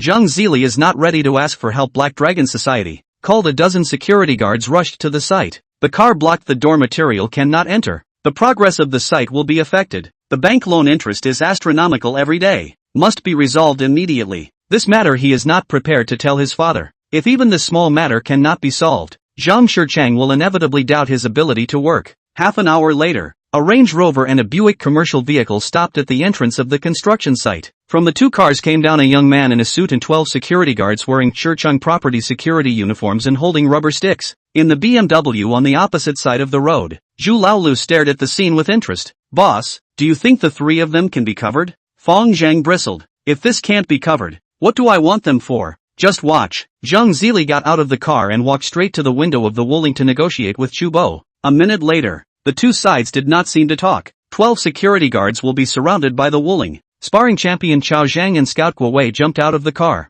One of them, with an ASP stick, shook the stick and the 12 security guards to fight. Fang Zheng carefully observed the hands of the 2 people. Chao Zhang, in addition to learning sparring, should have learned some boxing. Fighting style is very organized. Dodging and vacillating is also very regular. Guowei is concerned about 1 strike to kill. Powerful. Specializing in the vitals of the attack. Less than 3 minutes. The ground lying down a ground of security. 2 to 12, to Fang Zheng side won the end. Zhang Zili saw the situation is not good. Has long been hiding to the construction site. Trembling, he touched his cell phone. Hesitated for a second in choosing to report the case or requesting support from the Black Dragon Society. And finally called the young master of the Black Dragon Society, Lu Ziqian. Jianghu matter Jianghu. Report the case only solved today. Tomorrow they can come back again, only to beat them into submission. Zhang Zili went to call someone. Fang Zheng concluded. Zhu Laolu also took out his cell phone. We also call people. Recently we are not going to take over the sea moon. I also collected a dozen or so little brothers. Fang Zheng nodded. It's good to let them see the world. If they are not suitable, don't. Half an hour later, Zhu Lalio's little brothers arrived, driving 3 Xinjiang motorcycles and 4 Southern 125s, in addition to the 2 older. The others are 18 or 19 years old half-grown boys, a total of 14 people. The 8 people who came down from the southern 125 all had shaved heads and wore sportswear. The 6 people who came down from the 3 Qianzheng all had dyed yellow hair and wore flared pants. The crowd searched around and finally saw Zhu Laolu in the passenger side, bowing in unison and shouting, "Big brother is good." The two of them got out of the car. Zhu Laolu pointed at Fang Zheng and said, "This is my big brother Zhang, the big boss of Sea Bright Moon. Big brother is good." A group of boys immediately bent their waists even lower, with envious and worshipful faces. The BMW car is not to mention. Owning such a big industry as Sea Moon is not simple. There are not many such characters in the entire Qinghe Road. Their lifelong pursuit is only to mix to this level. The two gangs of people stand apart. 2 older flathead and yellow hair are the leaders of the 2 gangs of people. The leading flathead stood out and said, "Do you remember me, brother Zhang? I saw you last time at the Imperial Palace." "I remember. Your name is Su Hao, and another one is called Hong Zetao." "Right." Fang Zheng turned his gaze to the leader of the yellow hairs. "Brother Zhang, I am Hong Zetao." The leading yellow hair hurriedly answered, "Do you know what you were called for?" "Yes, to fight. I've already prepared my weaponry." The 2 gangs replied in unison. Yellow hair side have pulled out weapons, clear color 60 centimeters long hollow steel pipe. The flathead side was unified with beyond the lookout machetes. "Not bad." Fang Zheng pointed at the Wuling van and said, "We still have 3 brothers in the car. If we do it later, you guys will go and receive them." After Fang Zheng finished speaking, he took out 3 soft Chinese from the car and scattered 2 packs for each person. Asterisk asterisk asterisk asterisk. Brother Zhang is so generous. In the past I helped others to do the fight only red Tashin, and only 1 pack. A little brother and the people next to him exchanged discussions. Brother Zhang is a big shot. Do you think it's those small yakuza who collect protection money? The person next to him despised. After another hour, a fleet of cars came in the distance in great numbers. At the head of the caravan was a Bentley accent. Behind it were 14 clear black Hanlanda. The caravan drove to the entrance of the construction site, and from the Hanlanda came down 60 to 70 black-clothed big men with dragons tattooed on their bodies. A big man walked to the door of the Bentley Elegance and respectfully pulled open the door. A foot wearing orange beanies was the first to stick out, and then above it was a pair of black pencil pants, a gold Hermes belt, and a red Versace jacket. Under the sunglasses was a young but overindulged face. Dozens of big men in black quickly set up a formation, lining up in 2 rows in front of the Bentley like a hotel welcoming guests, and the security guards of Shicheng property were dragged out from the ground, standing straight and bowing together. "Good day, Lu Xiao." "Aha." Lu Ziqian gave a nasal hum and asked loudly, "Which ungrateful one dared to come to my brother's field to cause trouble?" Zhang Zili scurried out from the site again and pointed at the Wuling van. "Just these 3 people." Lu Ziqian oversaw his mouth toward Fang Zheng's side. "Is the one over there?" Zhang Zili said uncertainly. "Seems like not a gang. Should be watching the fun." Lu Ziqian nodded. Asterisk asterisk asterisk asterisk driving this kind of broken car dare to block the door. Really ing want money want crazy. He waved his hand. A group of big men immediately copied from the car. The equipment of the Black Dragon Society is very distinctive. Most of the people are holding a metal weapon similar to the medieval Morningstar hammer. The hammerhead is full of nail spikes, powerful and heavy. The kinetic energy of the blow can even pierce the armor. There were also 2 men with shotguns with sawed-off barrels. Dozens of people quickly surrounded Wuling. Seeing that the situation was imminent, Fang Zheng waved his hand towards the back. Go see the action." There was no response for half a day. He looked back. A dozen or so half-grown boys were already trembling in fear. Their legs were limp and they didn't dare to go forward at all. Chapter 45, Confrontation. Yellow Hair's group of people had long since recognized that the people on the field were all from the Black Dragon Society, and only they would use this strange weapon. A blow to the head from this thing would be a brain-bursting end. Even if the other party only bare hands, they do not dare to head out. The Black Dragon Club's reputation, who knows? That can stop the children crying at night of the ruthless characters. Only 3 other gangs in Qinghe City can compete with them. If they offend them, not to mention themselves, even their families may be affected. They want to get rich and the road is not false, but there must be a gradual process. The first up to challenge this kind of hell copy, who has the courage? Seeing that several people were afraid, Fang Zheng didn't force them. People with too little guts were not suitable for the black community, and he wouldn't want such a person. A dozen or so people looked at each other in dismay. Some even threw away the sticks in their hands for fear of causing misunderstandings on the opposite side. Perhaps after struggling internally for a long time, the 3 flatheads and 2 yellow hairs finally gathered enough courage and walked to Fang Zheng's side. "Brother Zheng, we'll do it with you." Fang Zheng glanced at them. The leading big brothers on both sides were still there. He was quite satisfied with this elimination rate and said to Su Hao and Hong Zitao, "Tell the others that they are not suitable for socializing. Let them go back. The two didn't argue and walked into the crowd to say a few words, and a few moments later the crowd dispersed. Su Hao returned to Fang Zheng's side again and asked, "Brother Zheng, we're all set. When is the whole thing going to start?" A few drops of cold sweat seeped out from his forehead. His legs in bell-bottomed pants trembled slightly. It was obvious that he was very scared inside and was just holding on. Hong Zetao and a few others were not much better. In fact, even Zhu Laolu was a bit appalled. Fang Zheng understood this very well. The difference in power was too great. These few people did not flee from the battlefield and had already outperformed most people. "No need for you guys to do it. You guys just watch," he proclaimed to the Wuling bread. "They will take care of it themselves." Lu Ziqian had also long noticed Fang Zheng's side, and originally saw a group of motorcycle-riding rabble with a look of disdain. Later, when he saw them dispersing, he let out a wild laugh of disdain. If he guessed correctly, these people are the people in the van shouted to help boxing. The result is that before the fight started, the people left a big half. Clown stuff. Lu Ziqian walked to the driver's window of the Wuling with a victor's smile, lit a cigar, and swept his eyes diagonally at the Chubo trio. "You're the ones who learned from others to block the door. You little Yakuza? Know whose territory this is?" Chubo looked him up and down and said sorrowfully, "I don't care whose turf you are. Don't want to start work without using my goods. Then there's nothing to talk about." Lu Ziqian turned away, walked next to a fat black man and smiled. "Haven't seen this kind of person in years. Burn the cars for me, and waste an arm and a leg for each person." "Yes." The young gang leader gave an order, and the Black Dragon Society ponies behind him immediately raised their Morningstar hammers and approached the Wuling in unison. The two holding shotguns even pulled the bolt, one left and one right on the side to press the front. The momentum of this piece of pinch the bar. Zhang Zili helped Lu Ziqian to light a cigarette, and watched the performance of the Black Dragon Society people with a good smile, and his mouth was full of praise. "Mr.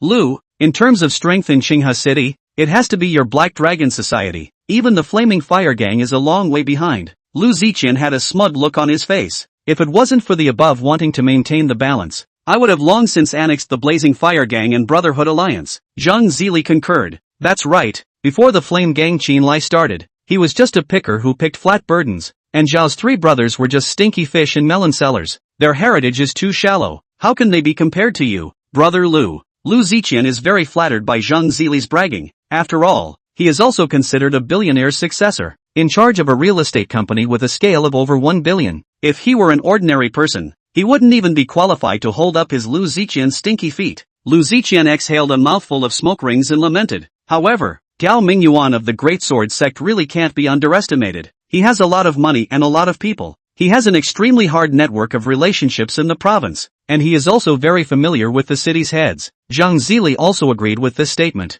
His father has always wanted to get in touch with Gao Mingyuan, but Gao Mingyuan is only polite on the surface. In fact, he does not care about Shichang real estate, this little industry. Very arrogant. The Black Dragon Society surrounded the Wuling, and the fat black man at the head of the group was about to smash the car with his weapon. At this time, from the driver's seat and the passenger seat at the same time poked out two black holes of the gun. Bayou. The two M16 automatic rifles swept wildly, shooting out dense bullets that hit the feet of the Black Dragon Society's horsemen, raising a cloud of dust, hitting the stinky ditch next to them, splashing a column of water. Lu Ziqian was dumbfounded. The cigar in his hand was held in his hand and he forgot to smoke it, swallowing his saliva with a dumbfounded look on his face. Zhang Zili also froze, his pupils suddenly contracted, and the words he just wanted to speak were hard to hold in his mouth. Semi-automatic rifle M16. These people even have this kind of weapon? The power of this thing exceeds the Black Dragon Club's 5-rounders by a few degrees. Not to mention those cold weapons. A group of Black Dragon Society's horsemen didn't dare to move, and some smart people secretly started to retreat.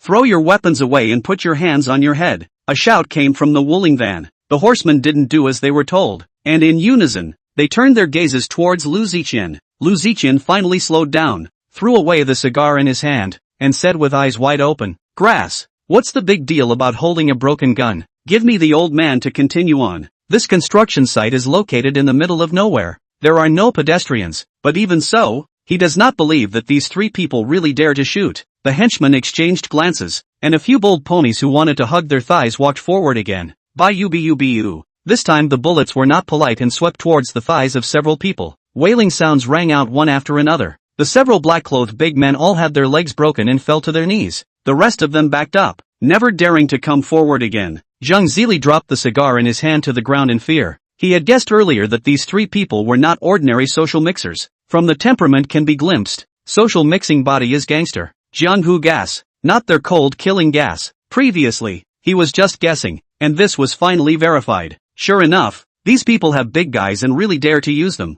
Lu Ziqian was in a dilemma in an instant. The gangsters in Qinghe City were generally using cold weapons such as machetes and axes, and had 2 electric dogs and 5 rounders that could blow for a long time. It was unthinkable that these 3 had M16s, and what was even more frightening was that they actually dared to shoot in broad daylight. He forced himself to pretend to be calm, and was very torn and fearful inside. If you just walk away, the Black Dragon Society will definitely fall to the ground, and then what cats and dogs will dare to follow suit? Holding a few sprays will dare to and piss on their own heads. Do not go, and simply cannot do these 2 automatic rifles, and look at their appearance may really dare to mutiny themselves. Chapter 46, Defeated and Escaped. Right at this moment, Chu Bo, Guo Wei, and Xiao Zhang pushed open the car door and got out in turn. The 3 of them stood in a line, each of them holding an M16 in their hands aimed at the Black Dragon Society people. Their eyes cold and their tone icy cold. I'll give you 10 seconds. Throw away your weapons and hold your heads with both hands. Those who disobey will all have their legs broken.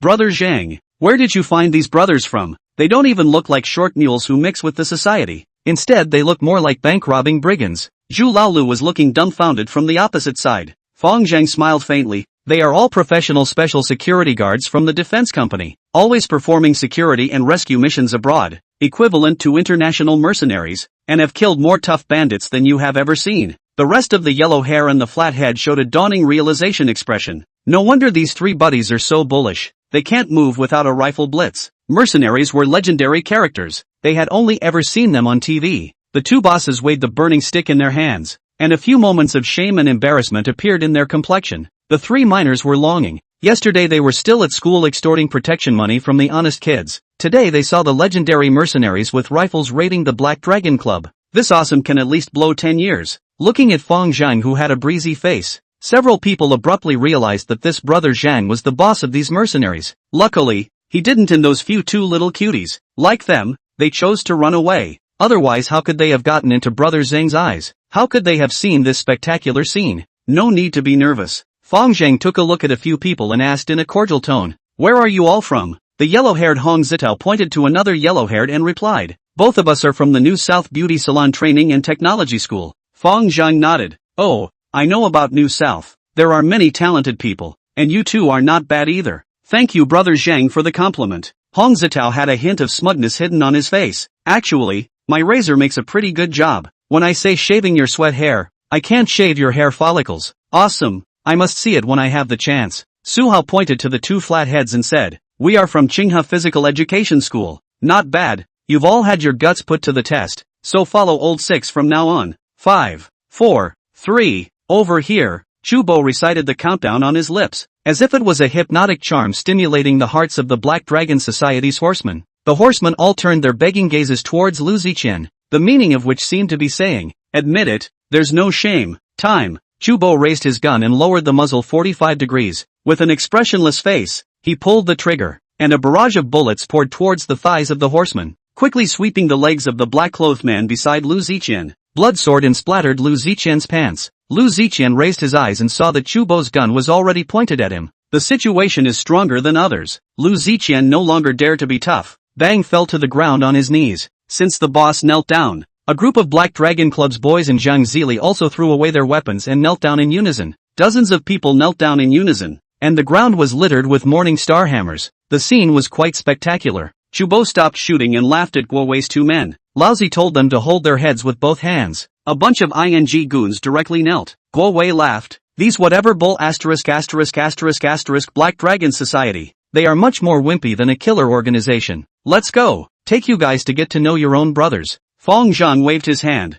and Zhu Laolu picked up the navy blue trench coat that was resting on his sleeve and helped him put it on. Fang Zheng led the way, followed by Zhu Laolu and a group of junior brothers, walking close to Chu Bo's trio. Brother Zhang. When the trio saw Fang Zheng, they immediately bowed and greeted him with an unusually respectful attitude. The main reason that prompted the 3 to defect to Fang Zheng was not because he had defeated the giant man who knew bone-shrinking kung fu. Rather, it was a piece of gossip circulating in the security team that Mr. Fang had caught a bullet with his bare hands. The 3 of them originally didn't believe such outrageous news at all, but the others had spread the rumor with such conviction that even the captain was convinced. Plus the fact that bone-shrinking kung fu had even appeared. catching a bullet with his bare hands might not be impossible. Since Fang Zheng had thrown out the olive branch, the three immediately decided to defect, first helping their teammates to explore the road, and bringing out the weapons supported by Li Chen. To have such a thick thigh and not embrace it. Cootie. Almost. Brother Zhang? Lu Ziqian and Zhang Zili both looked up at Fang Zheng. This person had just been watching the fun from the opposite side, and Lu Ziqian had thought that he was just the boss of that group of battle scum, but he had never imagined that even these three brigands were looking up to him. When did Qinghe City produce such a fierce man? Why didn't he know? Fang Zheng walked to Lu Ziqian's side, patted his face, and asked, "The Black Dragon Society's young boss? That's right, I am Lu Ziqian." Even though Lu Ziqian was kneeling, his face still carried a bit of arrogance. Fang Zheng laughed. "See, you like this? Not convinced?" Lu Ziqian stretched his neck. "I have nothing to say when you won today by virtue of your firearms." Fang Zheng picked up the shotgun on the ground and handed it over to his hand, then patted his head. "Come on, here's a chance for you. Hit it towards here." Lu Ziqian's finger pressed on the trigger. A drop of cold sweat seeped out from his forehead. A refined light emerged from his eyes, a hint of ruthlessness surfacing. His eyes glanced at Chu Bo, who was holding up his gun, then put it down helplessly and sighed tersely. "I'm convinced." He wasn't afraid to shoot to kill, but he was afraid of those three tough guys with M16s. As long as he dared to shoot himself, he would be shot into a hornet's nest by them in the next second. He didn't have the courage to gamble his life with Fang Zheng. Zhu Laolu snickered from the side. "Now you know how our brother Zhang won over you. He has more balls than you. You can't afford to get involved in this matter. If you don't have the strength, get out of the way." Lu Ziqian's heart was burning with anger. He forced himself to hold back his anger and said, "I will never get involved in this matter in the future." Zhu Laolu received a signal from Fang Zheng and waved his hand. "Get lost." Lu Ziqian stood up and turned around without a word. His gait was unusually calm, showing his mindset of not being afraid of danger. However, his face was twisted to the point of horror. Today, he had lost his face to the Pacific Ocean, and the Black Dragon Society had also lost face. This scene would have to be recovered sooner or later. Brother Zhang. He memorized this name. Asterisk asterisk asterisk asterisk. Don't get lost yet. The sound of a gun burst suddenly came from behind him. A barrage of bullets swept the dirt floor behind him. Lu Ziqian couldn't help but quicken his pace and went straight to a nearby Honda, not even caring about his own Bentley. Only when he sat in the car did he finally breathe a sigh of relief, touching his forehead, already in a cold sweat. Seeing his ugly face, the subordinate horseman whispered indignantly, "If we had known that we would also go abroad to buy some automatic rifles, we wouldn't have been so passive today. Did you dare to use them after buying them?" Lu Ziqian coldly snorted. "We are porcelain. There is no need to be hard with this kind of tile. This kind of in the end is to eat the end of the gun. Boss wise." The little brother quickly complimented. Lu Ziqian handed out a key. "Go and drive my car back." He wouldn't dare to get out of the car even if he died now. "It's time to talk about us next," Chu Bo said as he walked over to Zhang Zili. Chapter 47 Receiving the Bright Moon on the Sea. Taking advantage of the gap between Chu Bo and Zhang Zili's conversation, Zhu Laolu asked Fang Zheng, "Brother Zhang, these three brothers are making a big fuss. Aren't you afraid that Zhang Zili and the others will call the police?" Fang Zheng patted the shoulder of and said meaningfully, "Black Dragon will not call the police because it is too humiliating. Zhang Zili will be even less likely to call the police. Instead he will help us hide it." Zhu Laolu puzzled. "Why? You'll know later." Fang Zheng revealed an inscrutable smile. "As long as we beat them into submission first, the next step will be easy to talk about." After a while, Chu Bo walked over. "The dog day's psychological defense has already disintegrated. Boss, you go and talk." Fang Zheng nodded and waved towards Zhang Zili. The other party immediately sprinted this way in a trotting sprint with an unusually respectful attitude. Running close to him, he hastily bowed. "Good day, Brother Zhang." Fang Zheng looked at the time and decided to go straight to the point. "I heard that there is a mental patient in your house. This kind of person should not be released to harm people. You need to take him to the hospital for treatment." Zhang Zili froze for a moment before he reacted. So this guy was trying to fix Zhang Xiaojie. Was it necessary to make such a big show? For someone who was competing with himself for the family fortune and was only a half-brother, he couldn't wait for Zhang Xiaojie to die. The enemy of the enemy is a friend. After figuring out the other party's intention, Zhang Zili felt that the scandal he made in the morning was nothing, and quickly promised, "Definitely, I will definitely bring him to be admitted to the hospital for treatment as soon as possible." Fang Zheng nodded and said with a taut face, "I heard that President Chen Yongxin of the Castle Peak Psychiatric Hospital invented a unique electric shock therapy. The effect is very remarkable. The patients who have used it all say it's better than being in jail and much more comfortable." Zhang Zili patted his chest and assured, "Don't worry, Brother Zhang. I will try to convince Dean Chen to let that vermin experience electric shock therapy every day." Fang Zheng bristled. Try to convince? Doesn't Chen Yongxin have 2 children? They don't want to lose their father at a young age either. Zhang Zili put his legs together. Guarantee to complete the task. How much did the deceased's family pay out? Fang Zheng pulled out a pack of cigarettes. Seeing his good attitude, he also handed one to him. Zhang Zili took the cigarette with both hands and helped Fang Zheng light it again. His face was a little embarrassed. Compensated 100,000. Your brother killed someone. Why don't you go pack a white bag? Fang Zheng narrowed his eyes. His tone was a bit unkind. Go do it right away. I'll bag $1 million. It's really not easy for a father to bring up a child. Seeing that Fang Zheng was satisfied with this amount, Zhang Zili again looked embarrassed. Brother Zhang, I can make the decision to use your company's earthworks for all of the future Shichang real estate projects. However, the market price of Qinghe's earth is $70 a side. $700 is indeed a little bit expensive. Can you see if it can be lowered to 200? It's too high, I can't be good with the company. 100 then. Fang Zheng extinguished his cigarette. That's it. I'll send someone to sign the contract with you right away. Thank you, brother Zhang. Zhang Zili revealed a grateful look and waved his hand to greet the dump truck to drive directly into the site. Then he also thoughtfully arranged a few of his menders to help Chubo clean up the shell casings on the ground. After the two said goodbye, Fang Zheng secretly pondered. Earthwork business is fast money, and not much technical content, has always been the favorite of the mob. Now Shichang Real Estate's earthwork business was snatched by himself, and he was only an unknown small player in Qinghao Road. It was inevitable that some people would jump out and object. Only temporarily will Chubo 3 people stay in the sand and gravel company to suppress these disobedient people. After informing the 3,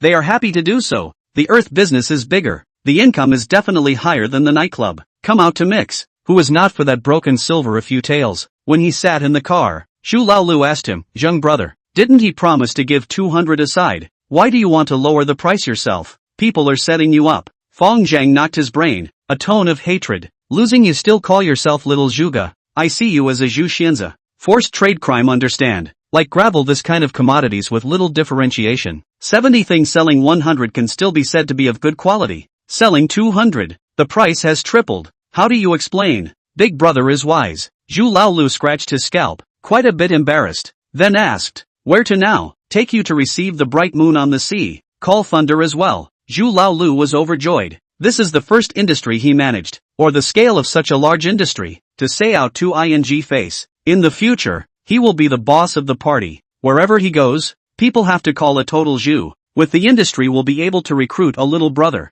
I will be with 10 little brothers every day. See who dare to call me old 6 in the future. Chonglan Street belongs to the new city of Qinghe City. Came to this side. Fang Zheng's perception is obviously different. The buildings were lined up, the streets were spacious and clean, and it was as if the urbanization process was 10 years faster than Yinan Street. When Fang Zheng and his party came to the downstairs of Simun, they saw Xiao Zhenxi from afar. He was waiting in the square outside the door, and there were 2 columns of greeters standing behind him. One column was 8 bodyguards wearing black stand-up suits, and the other column was 8 beautiful women wearing sheath dresses and black silk. A brand new red carpet was specially laid where the main entrance was entered. The greeting specifications were very high. Seeing Fang Zheng, he immediately waved his hand and the 16 people behind him bowed in unison and shouted, Brotherhood Alliance greets Mr. Fang. See Bright Moon greets Mr. Fang. Fang Zheng laughed, walked forward and shook his hand. Mr. Xiao, this welcome ceremony of yours is too grand, making me embarrassed. Xiao Zhenxi smiled and said, Mr.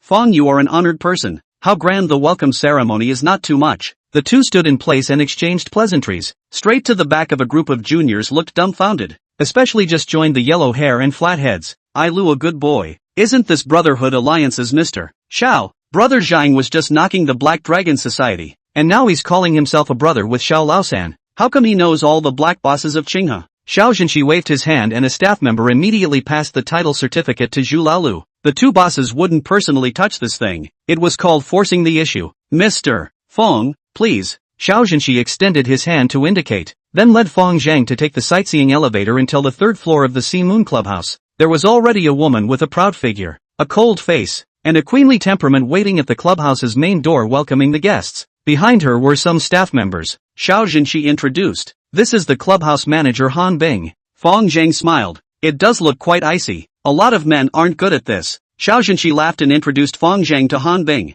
Xiao Bing, this is brother Zhang. From now on, he'll be your new boss. Han Bing blinked her peach blossom eyes and gave Fang Zheng a delicate look, then naturally walked up and took his arm. Brother Zhang, from now on, Xiao Bing will be relying on you. cold and icy on the outside, but still quite flirtatious on the inside. This kind of woman is a great killer. Fang Zheng gave her a comment, pointing behind him. This is Manager Zhu, Manager Lei, the other few are their little brothers. In the future, the security of the venue will be their responsibility. Han Bing made a wink, and a few flirtatious beauties behind him immediately jumped up to hug the arms of the crowd. Brother long brother short shouted, 2 yellow hairs, 3 flat heads eyes floated on the spot. Footsteps also messed up, heart happy, with the wolf eating meat, with the dog eating. This big brother did not follow in vain. Lei Ming secretly clenched his fists. This is the life that men dream of. Fried string, go to the ing fried string. Chapter 48 Undercover Cadet Police Officer. Fang Zheng walked into the clubhouse and was immediately brightened up. Sea Moon was a new store that was only decorated last year, and it had a very high style. The hall was streaming with color and gold, and it was by no means comparable to the kind of shabby decoration of the Imperial Palace Club. Han Bing introduced as he walked. Manhwa by the Sea has an area of 356 square meters, including 88 themed private rooms, and 273 staff members. The original security staff consisted of 20 people. Fang Zheng sighed. After all is said and done, there is still a shortage of people. Putting the numbers together, he himself had only 12 serviceable henchmen at full strength, adding in the 5 half-boys that had just joined. Even maintaining a sea bright moon seemed understaffed. Little brother is very easy to find, with the name of the boss of the Sea Moon. As long as the flag out, immediately there will be a large number of want to join the horse, but a bunch of waste material. Talent is hard to find. They need to be bold and brave people. Each of the 4 major gangs in Qinghe City has hundreds of minions. How many people do you have? Is it possible that in the future and the other gangs to grab the territory? Is it difficult to take a machete in charge? Wouldn't that be a laugh? Thinking like this, Fang Zheng instructed Old Six. We must recruit a group of good hands as soon as possible, mainly veterans. Lao Lu pointed to Su Hao in the distance and proposed. There is a group of young brothers in Qinghe Physical Education School who have pretty good physical qualities. I think they can be used. Fang Zheng nodded. Alright, but pay attention to the balance. Understand? Xiao Laosan arranged very considerate. First bringing Fang Zheng to know the management personnel of Sea Moon, then bringing him downstairs to know other tenants. The second floor was a clothing city and jewelry city. When Fang Zheng wandered to the southeast corner, he saw an empty room, probably more than 200 square feet, then asked, this room is not rented out? Xiao Zhenshi said, no, this is divided out. The place is too remote, not good to rent. Fang Zheng's heart moved, turned back and said to Lao Lu, this room will be your training room from now on, both recruiting good fighters and keeping up with your own training. I hope that all of you will be unique talents in the future. After a round of busyness, Xiao Zhenshi took him to the nearest magistrate's office to recognize his face again,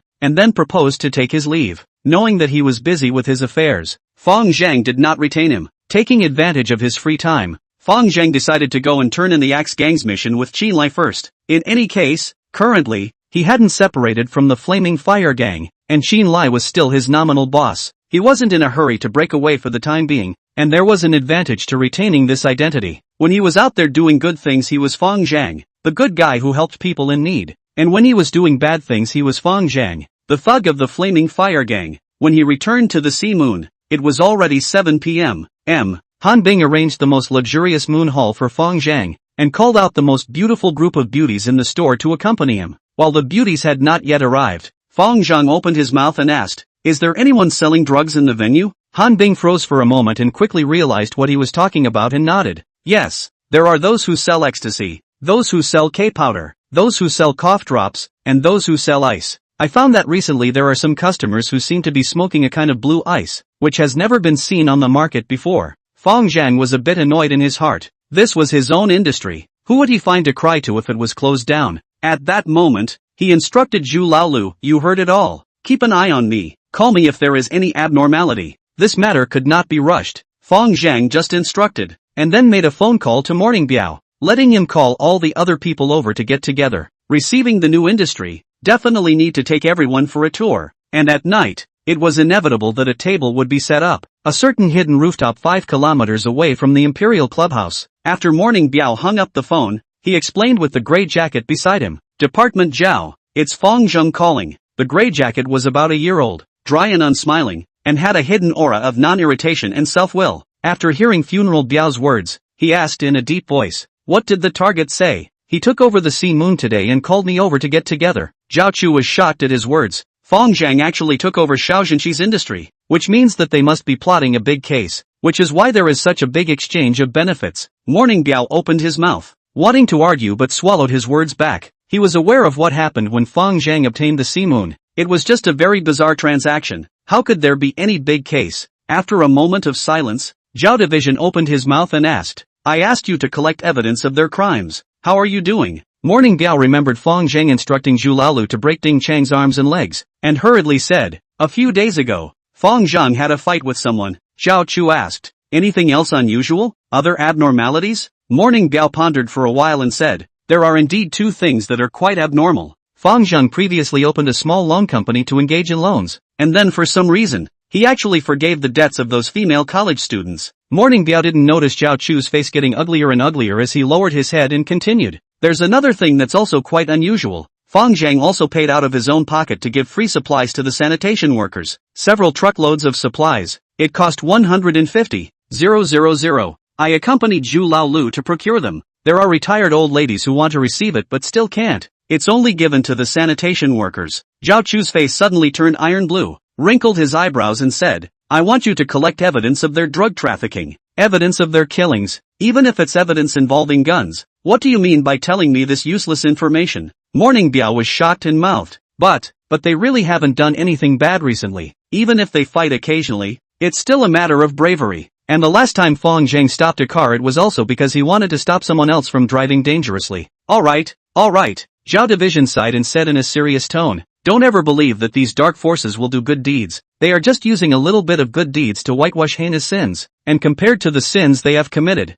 this little bit of good deeds is simply insignificant. You have to remember your profession. To engage in this profession you have to take a clear stance and be cynical. You can't forget your beginnings just because of a little bit of small favors. It's your good fortune that I can pick you. You have to cherish this hard-won opportunity and make sure to bring this gang of black forces to justice as soon as possible. The time they are ambushed will be the time you are converted. Zhao Division's tone became steeply stern. If you don't do well in this matter, you won't be able to turn straight for the rest of your life. I understand. Looking at Zhao Branch's figure without turning back, Morning Biao pinched the bank card in his pocket. His insides were a little messed up by the cold wind blowing from the rooftop. In his pocket was the dividend that Fang Zheng had given him this month, a whole $30,000. Chapter 49, Smart Woman. An hour later, in the Bright Moon box of the Sea Bright Moon Clubhouse, Fang Zheng and all the ponies under his command were gathered together. Han Bing was very considerate in arranging a little sister for each of the ponies. While she herself was serving around Fang Zheng's side, she picked up a grape with a plastic fork and handed it to Fang Zheng's mouth.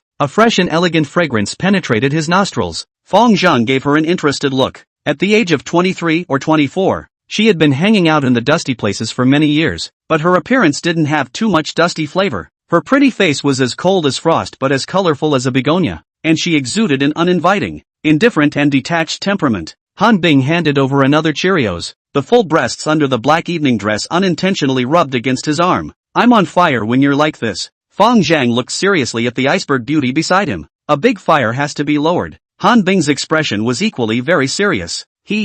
Forget it. Fang Zheng shook his head and laughed. Yeah? Han Bing exhaled against his ear, her tone unusually seductive. Fang Zheng pulled out a few piles of money from his handbag and placed them on the coffee table. I'll forget about it. Let them keep their brother's company. I'm a virgin. Han Bing threw out the killer. Fang Zheng was a bit confused at the words and looked at her with a black line. If it was true, there was only one possibility. The other party was a high-level publicist that Xiao Laosan had specially cultivated in order to handle dignitaries one-on-one. So of course she had to stay original. This kind of woman is usually cultivated from a young age and learns a very mixed content. In ancient times it is the kind of zither, chess, calligraphy and painting that is proficient in all kinds of things. Fang Zheng thought for a moment and said, I will give you what I should give you, but I won't promise you anything. The other party wanted to sell at a good price. Very normal psychology, but beyond the price, he would not accept it. I'm not greedy, and I'll never tell anyone else. I just want to find something to rely on. In the flowing light, Han Bing's face was beautiful beyond compare. You guys play first. Han Bing and I have some work-related things to talk about. Fang Zheng greeted his brothers then took the lead to walk out of the box. The general manager's office. In addition to the office area there was also a lounge. The decoration was exceptionally luxurious. At this moment, although she hadn't been drinking, Han Bing looked like she was drunk. Cheeks flushed, eyelashes slightly trembling. Under the evening dress, a butterfly mark with the undulation of the chest as if at any time to spread their wings and fly. Lips touching. Han Bing's eyes more and more confused. issued a murmuring sound of unknown significance. A moment later, clothes slipped off. Fang Zheng feels that the most correct thing he did in this life was to recognize Zhu Laolu as the boss by his own initiative, thus recognizing the big brother. Fang Zheng, look at people this class. This row, Qinghe City, the 4 big gangster leader is probably not so. Just now, under the arrangement of the boss, he had a hard time, but he was a little out of his depth. He is still better than the subordinate yellow hair, his own 3 minutes, others half an hour. Fang Zheng felt a little embarrassed about his face, decided not to wait for his little brother, and took the lead to leave, humming a little tune. Staggering out of the hotel, just turned into the side alley, a machete suddenly on his neck. In the dark alleyway, Fang Zheng used the light to see 3 people on the opposite side. The leader was a middle-aged man with a large round disc face, protruding brow bones and tiny eyes, wearing a white suit disguised as Prince Charming. You guys, what are you doing? I'm with Brother Zhang, Fang Zheng asked in a trembling voice as his heart raced. The middle-aged man grinned. Brother Zhang, I want him to kneel, he doesn't dare to stand. I want him to go east, he doesn't dare to go west. The little brother with the machete also laughed out loud. This is Boss Fang Zheng, Flaming Fire Gang Leopard Hall Master Jun. Fang Zheng was shocked at his words. He knew that Fang Zheng had a top boss, just called Han Jun. It turned out to be this person in front of him. Fang Zheng wimped out in seconds and smiled sarcastically. What do you mean by this, Brother Jun? We're all family. If there's something I need to serve you can say it explicitly. Han Jun stared at him, seemingly smiling. Give you 2 choices, either I cut off your 2 hands, or do something for me. I give you 200,000. Fang Zheng looked at the machete on his neck, and only hesitated for a second before making his choice. I'll choose the second one. Han Jun waved his hand, signaling his junior to remove the machete. You're a smart man. A smart man must first recognize the time. Come here and wait for me at 8 o'clock tomorrow night. Don't try to trick me. I know where your house is. Yang Storm has been having a headache lately. He has only just taken over the position of Executive Deputy Director of the Public Security Department, and a batch of unknown ice has appeared in Qinghe City, and the market before the rumors of ice is different. This batch of ice blue color, purity is very high, but the price is almost the same as the previous. As soon as this batch of goods hit the market, the Taoists in Qinghe City rushed to tell each other, as happy as their dead parents. Some friends of the road nothing to get together in groups of 3 to 5 in the KTV with homemade ice bottles to smoke. Sucked on the men and women to get high together. The scene in the island action movie scene is even more horrible. According to the intelligence, the amount of ice flowing into Qinghe has exceeded 1 ton, and gradually there is a tendency to monopolize the drug market in Qinghe. The provincial government paid great attention to this and ordered the Qinghe city government to find out the source as soon as possible. However, this group of people are very experienced in counter-surveillance. Do not use cell phones at all. There is no fixed landing point, but also all single-line contact. It is difficult to investigate. Bang bang bang. Yang Storm was rubbing his brow and pondering over the fishing skein when a young man wearing glasses suddenly knocked on the office door. This was his subordinate, Zhang Bin, the only confidant he had brought to Qinghe from the province. Zhang Bin walked through the door, holding the information in his hand and said, 2 big things have happened in Qinghe in the past 2 days. The first thing, Fang Zheng, who you asked me to keep an eye on, took over the territory of Sea Moon. The second thing, the Great Sword Society's Gaoming Yuan's investment company injected capital into a trading company on Hong Kong Island. See bright moon. See bright moon. Yang Ro's fingers unconsciously tapped the desktop, and a ridiculous thought suddenly popped up in his mind. Dusty floating in the light. Fang Zheng glanced at the woman next to him. There was a very strange feeling, yet it made sense. The nature of this world was the exchange of resources, and to put it bluntly, it was a transaction. Even male and female friends who had been talking for a few years were the same. Either provide economic value or emotional value. He and Han Bing had just saved some steps, and the essence was actually still the same. Other people wanted to find a dependency. He wanted to find a physical partner that he didn't have to be responsible for. A very fair deal. Just after washing up, Fang Zheng received a call from Yang Storm. Brother Fang, how have you been? Yang Storm's voice was the same as always, majestic with a hint of cordiality. Fang Zheng laughed. As long as you address me as Brother Fang, it will be no good. Speak up, Grand Administrator Yang. What is it that you need my services for? Chapter 50, A Righteousness. Come to my office to talk. Yang Storm sent out an invitation. Okay, half an hour or 2. Fang Zheng hung up the phone, looked at Han Bing who had already awakened, and said, I'm going out to run errands. You continue to rest. Aha. Qinghe City Public Security Department. Fang Zheng scrutinized the white shirt and olive branch on Yang Storm, sked and praised. Still, this outfit is handsome. Yang Storm smiled, personally helped him make a cup of tea and spoke. Congratulations, the industry is getting bigger and bigger. and will soon be on the same level as the 4 gang leaders. Fang Zheng snorted. If the industry gets bigger, I will have to rely on you, Mr. Young. Yang Riot smiled faintly and didn't argue. Fang Zheng gave him a bit of a strange feeling. Slippery, not like the road to mix, but more like a businessman. Fang Zheng sipped his tea and asked, right, how is my brother's matter going? It's in the process of being implemented. The Liang department has already agreed to it, and the appointment documents will be released after the meeting next week. Then I will thank you on behalf of my brother. In the future, I will have to trouble you, Department Yang, to take care of him, Fang Zheng said while handing over a bank card. No need to come with me on this. Yang Storm waved his hand. This time, I called you over because there is something I want to ask for your help. Fang Zheng did not force himself and took back the bank card as a listening gesture. A new batch of methamphetamine has appeared on the market in Qinghe, with a blue color appearance. Do you know about it? That's right, there are people peddling it in our field as well. Yang Storm said painfully, this new type of methamphetamine is very harmful. At present, not only the entertainment places in the city, even the schools in the townships below have appeared. Fang Zheng curiously asked, how about the price? Yang Riot said, in the past, the drug dealer's purchase price was around 50 per gram. The demolition house can probably rise 4 or 5 times when they take the goods, and sell it to the nightclub consumers' hands around 400 up and down. This batch of purity is higher than before, but to the terminal hands only need 350 or so. Fang Zheng bristled. Previously, the purity was low because those crooked merchants conned consumers and scraped the wall skin to mix it in to create a fake. Not exactly for this reason. Yang Storm didn't want to discuss this topic and opened the door. Nightclubs are a very important distribution channel. You are the owner of the Sea Bright Moon,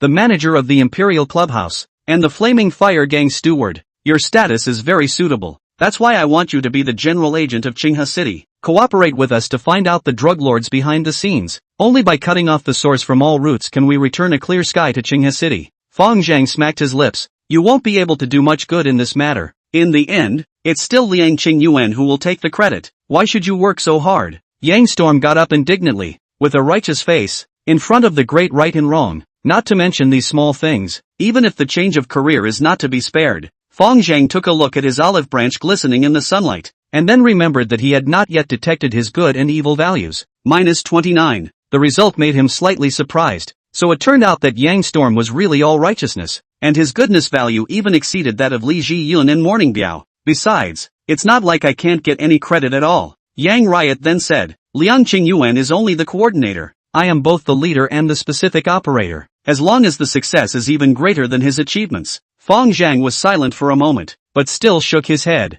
Being an undercover agent is like putting your head on the waistband of your pants. I've heard that those undercover agents will be poured into cement and thrown into the river as long as they are discovered. I won't do it without any benefits. Yang Storm said with a bit of embarrassment. The special intelligence allowance of 100,000. Although it is not much, but it is barely enough to buy a house in Qinghe for the down payment. Fang Zheng laughed. I have a big family. Hundreds of thousands of dollars a minute up and down. Do you think I will take this kind of risk for $100,000? Yang Storm was choked and sighed secretly in his heart. Because of the last car stop incident, he had always thought that although Fang Zheng was a triad, he was not afraid of power and had a righteous heart. That was why he thought of asking him to cooperate with him. Who knew that he was still rejected by him in a single breath? However, on second thought, this matter was indeed extremely risky. It was only normal that he did not agree to himself. Yang Storm sighed. I know what you mean. Fang Zheng took over. Yes, I mean that I have to add money. Add money? Yang Storm was slightly stunned. I have 2 conditions.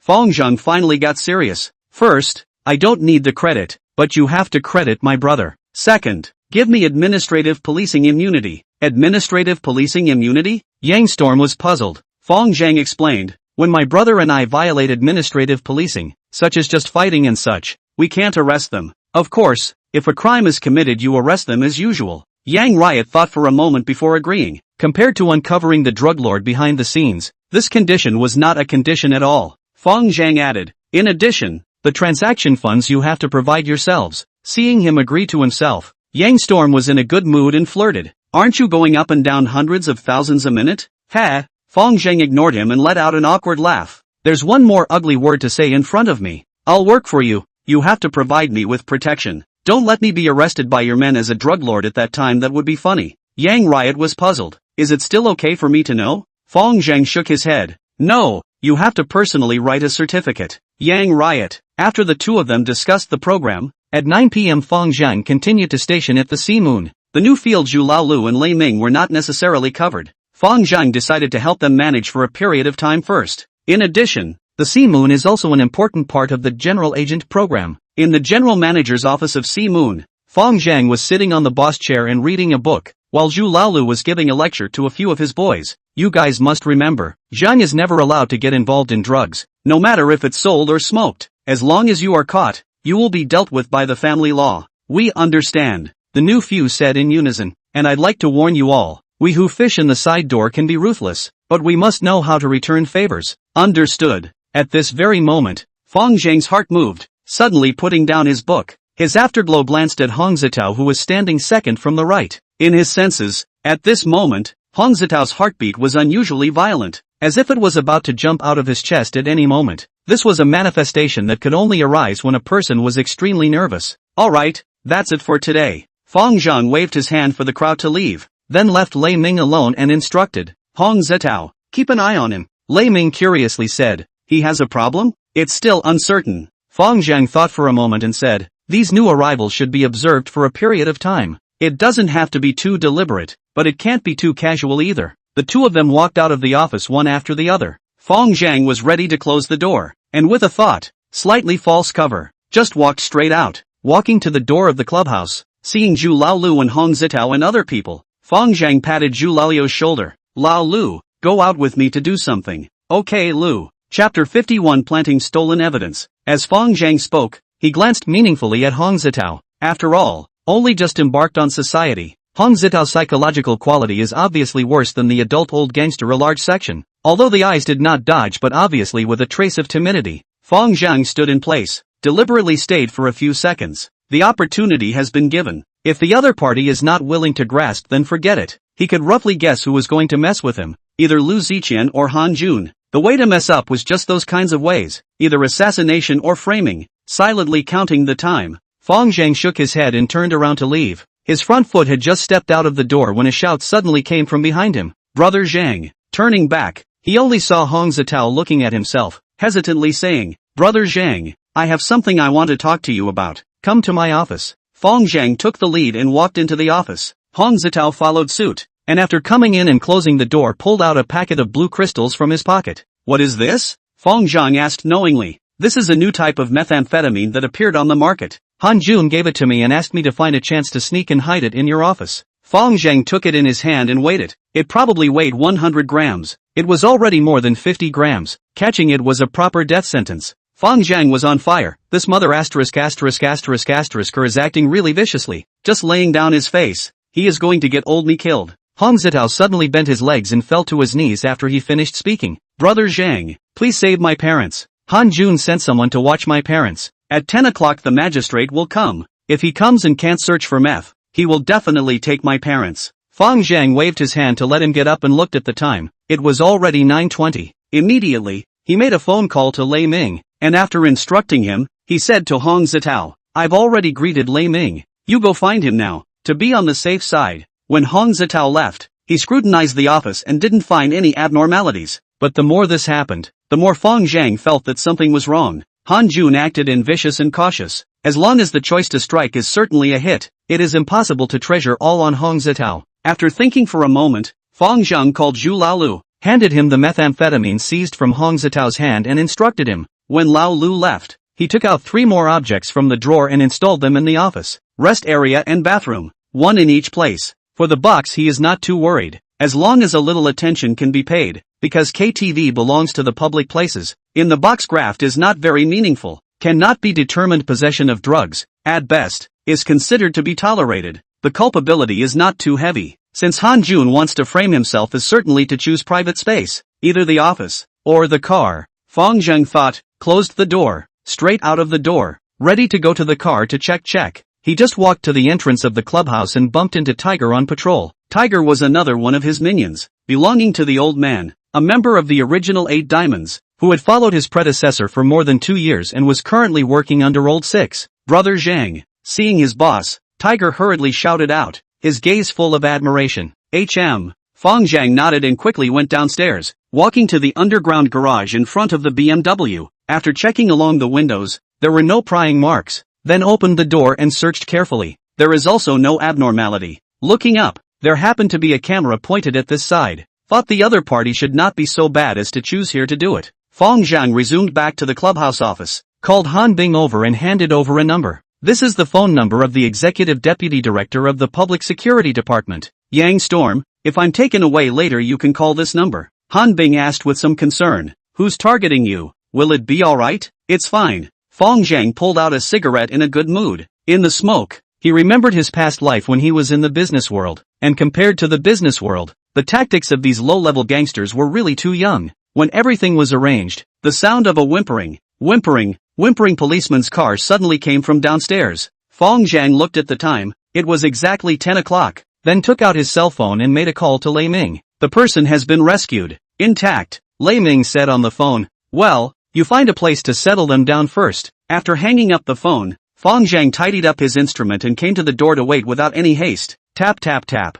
Four magistrates in vigilante uniforms walked over from far and near. Fang Zheng greeted them with a smile and greeted the leading square-faced magistrate. Officer Fan, why did you come in person? Didn't even greet me in advance so that I could go down to greet you. The visitor was a member of the Chonglan Street Magistrate's office, and see Bright Moon belonged to the Chonglan Street Management area. Before he did not know Fan Lei, or last time Xiao Lao San brought him to recognize. Someone reported that you have drugs here. Fan Lei took out a search warrant and said expressionlessly. Oh, surprisingly, there is such a thing? Fang Zheng revealed a puzzled expression and turned solemn. I will definitely cooperate with your investigation. The four magistrates casually inspected a few compartments and walked straight to Fang Zheng's office after finding nothing. Fan Lei pointed at the signboard of the general manager's office and asked, Is this your office? Fang Zheng nodded. Yes, take me in to take a look. No problem. Fang Zheng opened the door and said, Feel free to search. I am a law-abiding and good citizen. I will definitely fully cooperate with your investigation. After saying that,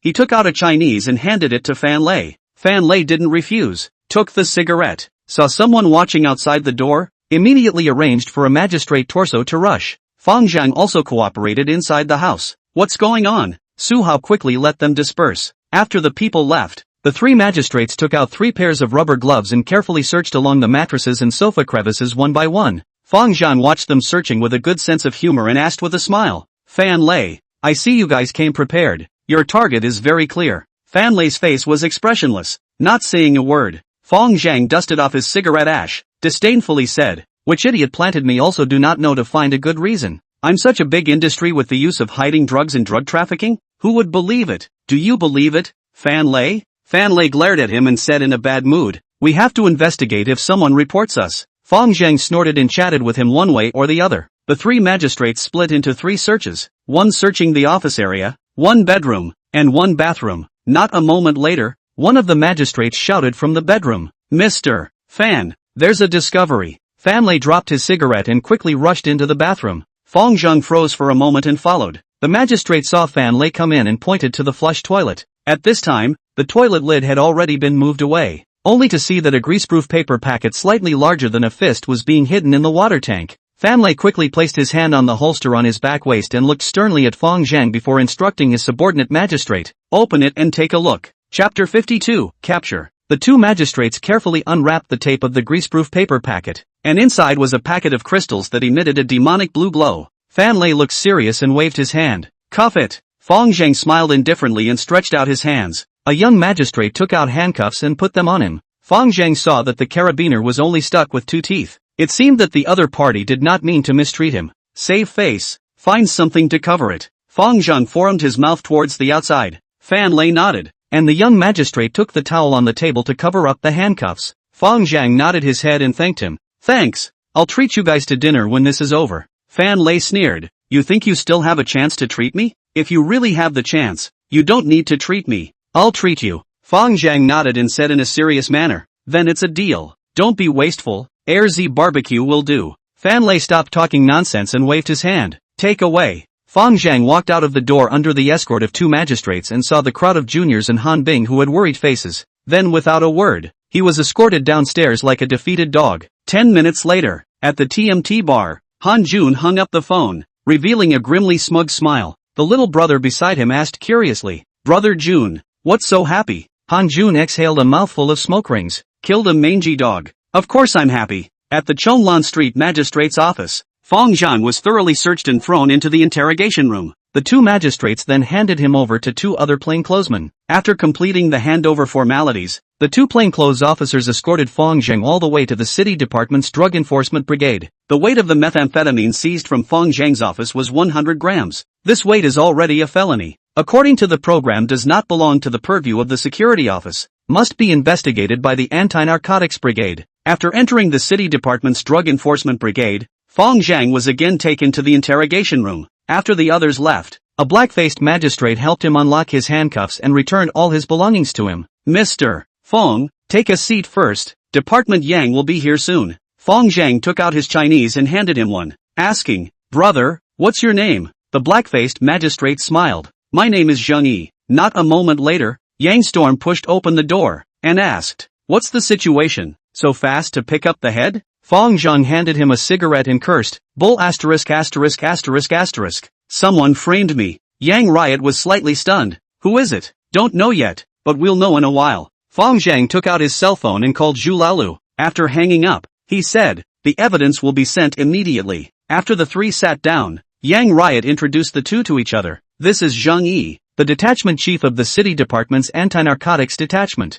This is Special Agent Fang Zheng that I mentioned to you yesterday. Your identity is only known to Zheng Yi and I. He will be your contact from now on." Then he looked at his watch and said, "You guys chat first, I have a meeting to attend." After Yang Storm left, Fang Zheng took the lead and asked, "What do you guys know about the drug source situation so far?" Zheng Yi said, "This batch of goods should have been circulated from the Dongguan side. Specifically, who is responsible for peddling it in Qinghe? What transportation channels are used? And what big demolition houses are on this side of Qinghe that we don't know yet?" Fang Zheng asked, "What do you want me to do? What is the specific plan?" Zheng Yi said, "Your identity is perfect for trading with Dongguan drug dealers as a black boss of Qinghe. You can contact them and offer to be the general agent. If other dealers offer 50 a gram, you can offer 60 or 70, as long as the price is higher and the quantity is bigger. You can grab the general agent in Qinghe and draw out the drug lord behind the scenes. When we wait for the transaction, we will put listening devices on you, and at that time, we will be able to eliminate the contacts who sneaked into Qinghe,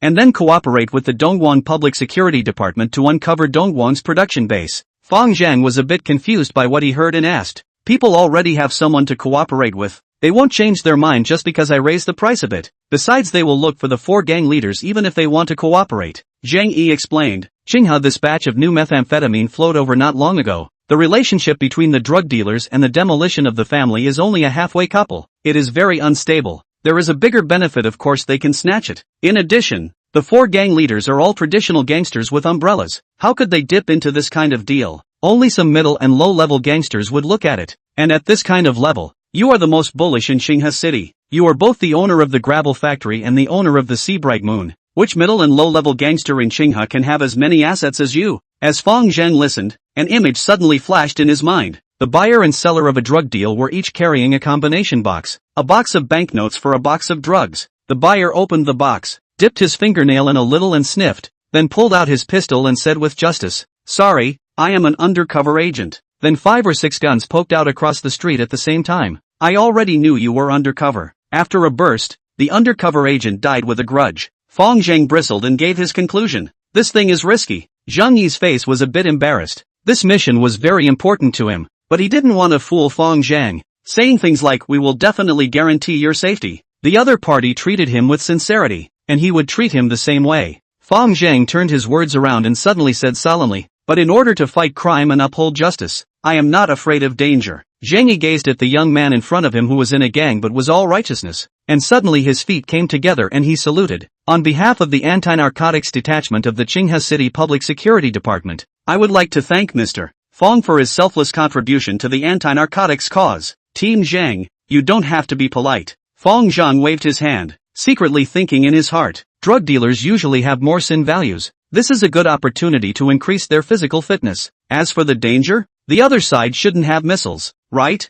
The two of them chatted for a while longer, and it wasn't long before Zhu Laolu sent over the camera left and right. Fang Zheng opened it and took a look. His face instantly became ugly. The person who planted the evidence to frame himself is none other than Tiger. "Arresting now?" Zheng Yi asked as he looked at the video. Fang Zheng shook his head. "It's best to arrest tomorrow." Zheng Yi could see that the duo had something to say and nodded. "You guys chat, I'll go out for a while." When he left, Fang Zheng asked old Six in a low voice. Have the things been put in? Put it in. Lei Ming opened the car with a hook of a rope and put it in the gap of the back seat. The stuff didn't leave fingerprints, right? No. You go first. I'm still sitting here for a while. 1 hour later, the 4 major ponies under Fang Zheng, Zhu Laolu, Lei Ming, Morning Biao, and Mengzi gathered in the general manager's office of the Imperial Clubhouse. The sealed office was filled with smoke. No one spoke, and the atmosphere was very depressing. Still, Morning Biao took the lead to break the silence and asked worriedly, is Brother Zhang really not coming back? Zhu Laolu shook his head inside. The number is too big. I guess I'll have to eat the gun. I can't come back. Morning Biao felt a very hard feeling in his heart, filled with the feeling of hatred. He had just generated some good feelings towards Fang Zheng. Who knew that this person was still a dog who couldn't change his ways, not only did not repent, but also more and more bad. Even drug trafficking dare to provoke, and he drug trafficking their own surprisingly do not know. Provincial Department Zhao has been waiting for their own information, but the result was intercepted. Then do not know how to reprimand yourself. Marred. Just who brought Zhang to drug trafficking? Mengzi was furious and said as he slammed the table. Zhu Laolu looked indignant. Who else? Han Jun chanting. Morning Biao's heart stirred, and he quickly asked, how do you know? Of course I know. I followed Han Jun on an errand with Zhang in the afternoon, and saw him give Zhang a packet of methamphetamine with my own eyes, and there's still a packet hidden in the car. Zhu Laolu finished, and then pounded his chest and cursed. Who knows that Brother Zhang had an accident at night, and I still don't know if it's Han Jun that son of a on purpose. Morning Biao's eyes lit up and suddenly covered his stomach and got up. You guys chat first, I'll go out for a big one. Isn't there a bathroom in the office? Mengzi asked strangely. Morning Biao waved his hand. I've eaten bad food in the past 2 days, and my poop stinks in the evening, so don't stink you guys. Chapter 53, The Courage to Win on a Narrow Road. Zhao Lixia was the deputy director of the Criminal Investigation Division of the Hanong Provincial Public Security Department. Due to the rampant black forces in Qinghe City, the provincial department suspected the existence of local protection umbrellas, and half a year ago, he was given a mission to secretly spy and collect evidence of crimes committed by the black force gangs in Qinghe City, mainly evidence involving drugs and guns. That's why he picked a graduate named Zhang Biao at the Provincial Magistrates Academy by the thousands. His primary criterion for picking people was not excellence, but loyalty. One had to be loyal to the cause they were engaged in. With his experience of studying infernal affairs no less than 20 times, he believed that for undercover missions, there were 2 drawbacks to being too good.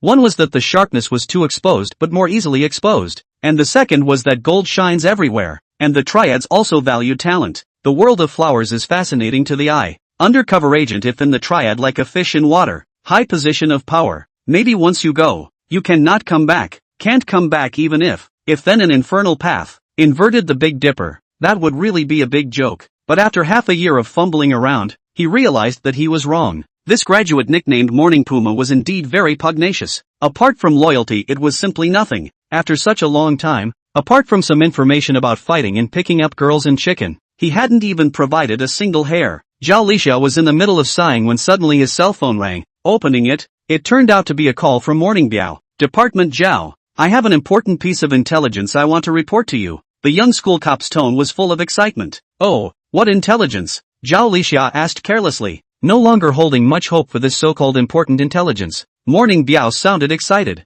Haven't you always wanted me to investigate drug-related cases? This time I found a big fish. What big fish? Zhao Lixia's spirit was shaken, and he ejected from the sofa in a single bound. Morning Biao proudly said, didn't you want me to get close to the center of power of the Flaming Fire Gang? And after my unremitting efforts, I finally found evidence that Leopard Hall Master Han Jun is suspected of drug trafficking. You should hurry up and send someone to make an arrest before it's too late. Han Jun had been particularly depressed recently. It was just as well that his juniors had committed the following offenses. What made him even more annoyed was that this rebel had also recently gotten a huge industry from the hands of the Brotherhood Alliance, and his assets had even surpassed his own. Who the hell can tolerate this? The good thing is that the anti-bone boy was finally designed by himself to go to jail. No accident after a period of time to be beaten head. Thinking of this, Han Jun is quite proud. Han someone wise plan is unparalleled. Not to strike then already. A strike must be two-pronged. A hit to kill. Hong Zitao this damned. Received the money of my son even dare to backwater. Tomorrow we'll kill your whole family.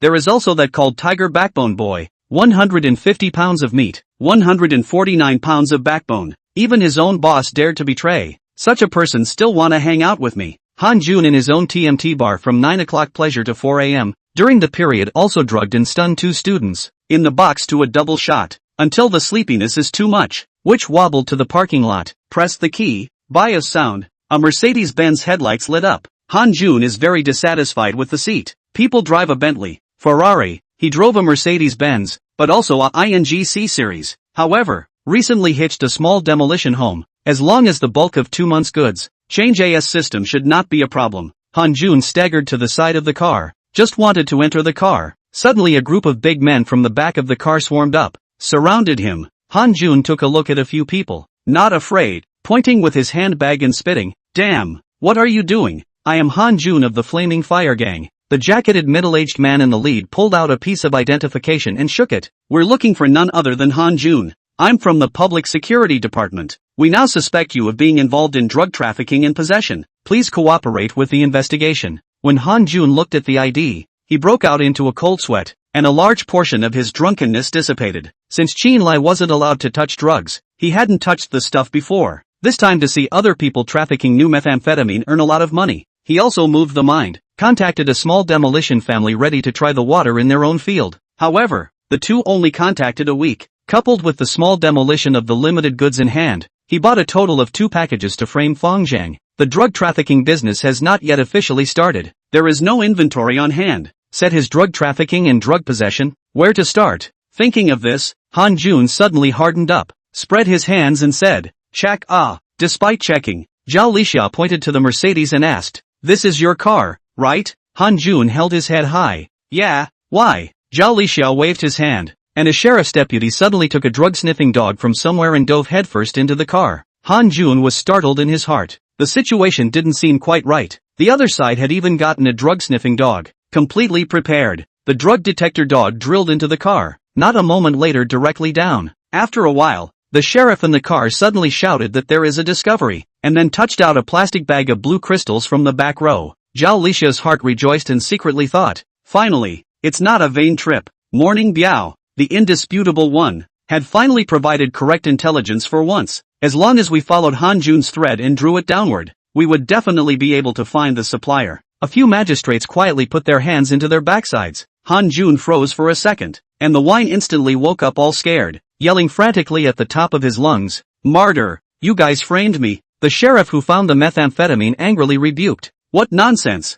We brought a law enforcement recorder. Zhao Lixia waved his hand. Cuff them. Han Jun took a look at the style of the plastic bag, which looked very familiar, and instantly realized who was framing him. But that was no longer the point now. Catching such a large number would be a proper death sentence. He would never sit around and wait for death, and instantly moved his hand quietly towards his back waist as well. Freeze. On the opposite side, all 5 guns were pointed at him at the same time. Take your hands away and raise them. Han Jun hurriedly put his hands up and shouted, it's Fang Zheng who set me up. He put the drugs in my car. Zhao Lixia snorted. Fang Zheng is already in custody. How did he frame you? If you want to mitigate your guilt, confess the housebreakers behind you. Don't pull that useless. Cuff yourself and cut the crap. Han Jun thought for a while and decided to tie his hands. This matter might not be unexplainable, but resisting will surely lead to death. Parking lot corner, an 18 or 19-year-old half-grown boy probed towards Han Jun this side, and then put his head back. To the side of the even smaller companion said, 5 people 5 guns.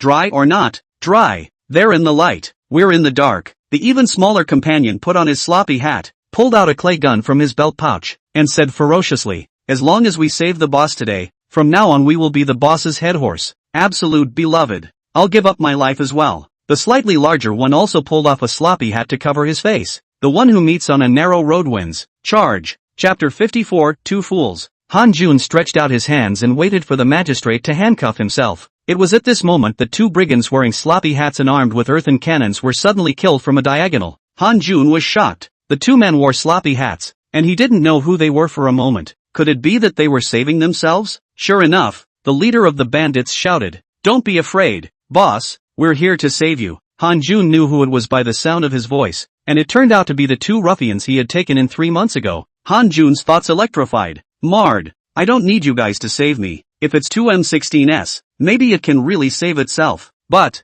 these 2 earth cannons he knows, are the antiques that the 2 rash youths dug out from their homes? The old-fashioned stuff. The 5 magistrates who came to arrest Han Jun also froze. These drug dealers are really heartless, holding a broken earth cannon and dare to barge fire with the regular army. Han Jun was about to open his mouth to stop them. Just as the magistrates were about to turn their guns on the two bandits, the two young men with the earthen cannons suddenly opened fire at the same time. Hearing the gunshots, Han Jun knew it was going to be bad and made a split-second decision to go for broke. In a single move, he reached out and drew the .54 pistol in the holster on his back waist in a flash of lightning. At this time, two pops sounded at the same time. The earth cannon in the hands of the two rash youths emitted a stream of black smoke, and the two guns blew up at the same time. Two cries of pain came from the quiet parking lot in the early hours of the morning, and the two cannons fell to the ground. The two bandits covered their bloody palms and grimaced in pain, howling. The five sheriffs froze, and Han Jun froze as well, raising his gun and wondering if he still wanted to shoot. Boom,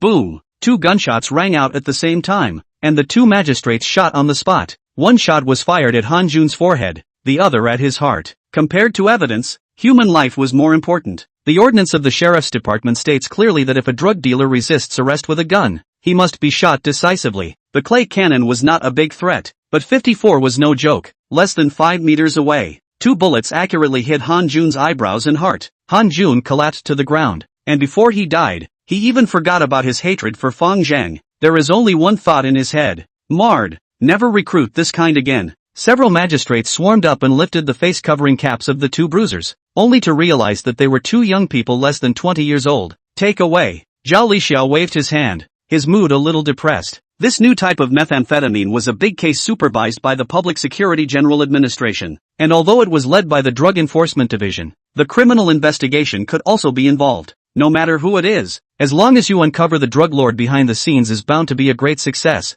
Originally, he also pointed to Han Jun through the vine to trace the melon, to find the back of the big fish. Who knows that in the end or a basket of water is empty. 4 hours later, Morning Biao made a call to Zhao Lixia and couldn't wait to ask. Department Zhao, did you find the drugs? Did you catch Han Jun? Aha. Zhao Lixia wasn't in too good of a mood and casually responded. Then can I be transferred? Morning Biao asked with anticipation. Not yet. You have to continue lurking for a while. Zhao Lixia balked, and thoughtfully reassured. I know you've had a hard time for a while. As long as I find the black hand behind this batch of methamphetamine, I'll definitely arrange for you to be converted, and I'll also give you a big credit. Oh. Morning Biao hung up the phone with a disappointed face, sighing as he walked out of the alley near the Imperial Clubhouse. He suddenly bumped into a sneaky person head-on at the corner. After seeing the face clearly, Morning Biao rubbed his eyes and thought he had seen a ghost, exclaiming, "Boss, you escaped from prison? Escaped your ass." Fang Zheng pointed at the empty alley and asked, "Sneaky, what are you doing here?"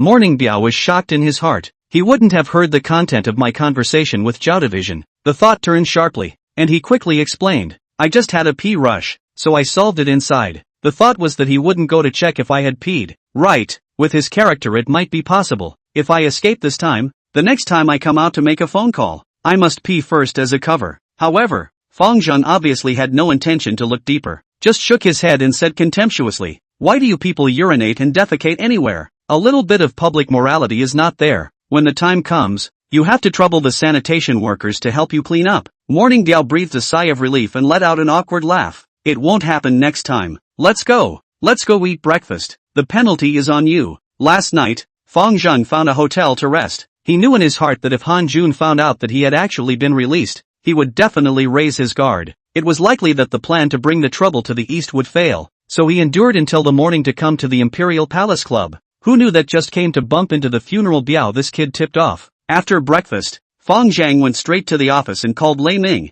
Morning Biao, Mengzi, Lao Lu, Chu Bo and others together for a meeting. Through the tiger betrayal thing, he figured out a truth. Although it is his own overall decision, but it is also best to consult everyone's opinion. Tiger betrayal is just feel with their own 2 years, but did not give him the arrangement of deputy manager above the position. The heart is not balanced, so the balance of the scale must be grasped. When the people arrived, in addition to Zhu Laolu, the other people are all surprised. Chu Bo gave a thumbs up and sked and flirted. "Brother Zhang, you have a good hand. Drug trafficking can even be released." Fang Zheng glared. "What are you thinking?" Lao Zi was planted. Mengzi sniffed and slapped the table, cursing angrily, "Boss, who planted you? I'll chop him to death right here." Fang Zheng was secretly pleased. Although Mengzi was one-dimensional, his loyalty was unrivaled. It was Tiger who was instructed by Han Jun to frame me. When these words came out, the atmosphere suddenly fell silent, and the faces of a group of people were very ugly. Since one mole had appeared, it might not be impossible for a second one to appear.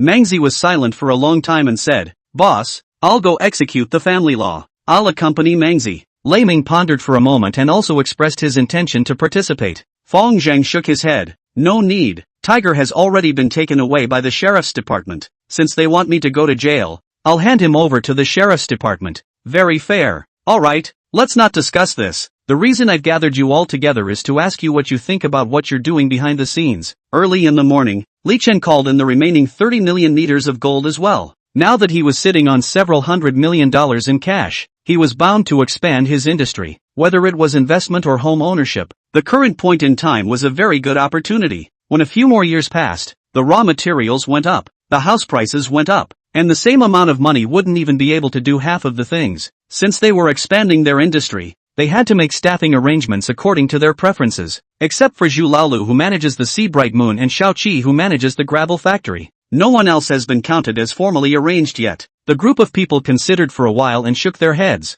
stating that they were not sure. After thinking for a moment, Fang Zheng decided to use the way they could best understand to clarify. Do you guys want to mess with money or women more? His idea was simple. Those who wanted to screw women more were sent to nightclub-type industries, with less income and enough women. If you want to get money, send them to other industries. The bar downstairs of the Sea Moon was about to open, lacking manpower, and it was necessary to choose some stewards out among them. Fang Zheng started naming names. Chu Bo, you guys come first. Chu Bo's trio considered for a moment before saying, we decided to get money. Fang Zheng nodded and asked Hong Zetao, what about you? Yellow Hair said without thinking, screwing women. Young people are on fire. What about you? Mangzi? Both screw. Fang Zheng looked at him with surprise. Can't see. You're really smart. What about you? Lei Ming? Lei Ming smacked his lips. Screwing women's money. Just you. Fang Zheng slammed the table. How fortunate is Fang to be able to recruit a talent like your excellency. The back of the bar will be left to you to manage. Chapter 55, You're a talent. Lei Ming was quite proud and grateful. A few days ago, he was just a hawker selling fried skewers,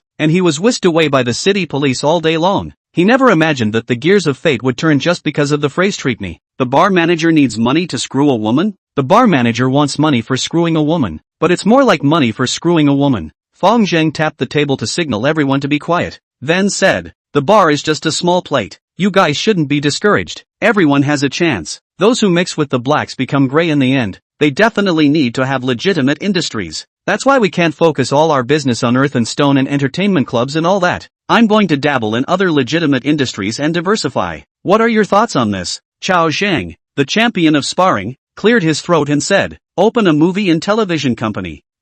And take Fan Binbin, Li Binbin, and Gao Yuan in one go. By the way, there's a female star who just debuted called Louis Fei. This looks good, pure and pretty. Fang Zheng shook his head speechless. Let's talk about this later. What else? Zhu Laolu suggested. Open a real estate company. This one comes to money fast. Chu Bo waved his hand and put forward his opinion. Real estate is more complicated. If you can't handle it on the black side, you can't start the construction. If you don't have the strength on the white side, you can't get the land. And this line of business has a very big requirement for capital. It's not that simple. Fang Zheng pondered for a moment and said, real estate is exactly what I intended. Black and white relations and funds are not a problem, but I'm not going to open my own. I only intend to annex a real estate company, and I don't want to spend a lot of money. What do you guys suggest? Zhu Lalio's eyes turned and asked, Shicheng Real Estate? Fang Zheng said, you guys don't care what company it is. What I want is suggestions. The people started to do thinking, some looking up at the sky, some pulling their beards. After a long time, Zhu Laolu suddenly revealed a ferocious expression. Kidnap all the shareholders and force them to transfer their shares at a low price. Fang Zheng rolled his eyes. Bad idea. There are rules in this society. If you guys do things like this, if you sign the shares today you will be in jail tomorrow. The group of people began to rack their brains again, but after scratching their ears for most of the day, none of them could come up with a suggestion that would satisfy Fang Zheng. Fang Zheng sighed. In fact, he had already known how to take down Shicheng Real Estate. He had already started the layout the time he blocked the door with a dump truck. Asking this question was just to test and teach his subordinates, and the result could only be described as very disappointing to him. All of them are reckless. Let them fight and kill. Charging into battle is fine. Not a single wise man. Talent. Lousy needs talent. Fang Zheng waved his hand helplessly. Dismissed. Then he walked out of the clubhouse and dialed Li Chen's phone while walking. Mr. Feng, hello. Li Chen sounded a bit excited. In his understanding, the fact that the thighs were making this call meant that it wasn't a one-shot deal with himself. and that there must be dealings behind it. Gangmaster Li, I have a small matter that I would like to trouble you with. At your command, Mr. Fang. I want to register an offshore company. Do you know any organization that handles this kind of business? Yes, I'll arrange it right away. After hanging up the phone, it wasn't long before a call from Shilin City came through. The other party claimed to be Westwood City Coastline Consulting Company, specializing in handling overseas company registration business on behalf of the company. Fang Zheng was satisfied with his professionalism and quickly finalized the proposal. The company is registered in Cayman and Virgin Islands, taking the mode of complex equity condom, setting up confidential accounts to avoid the general nature of equity inquiries.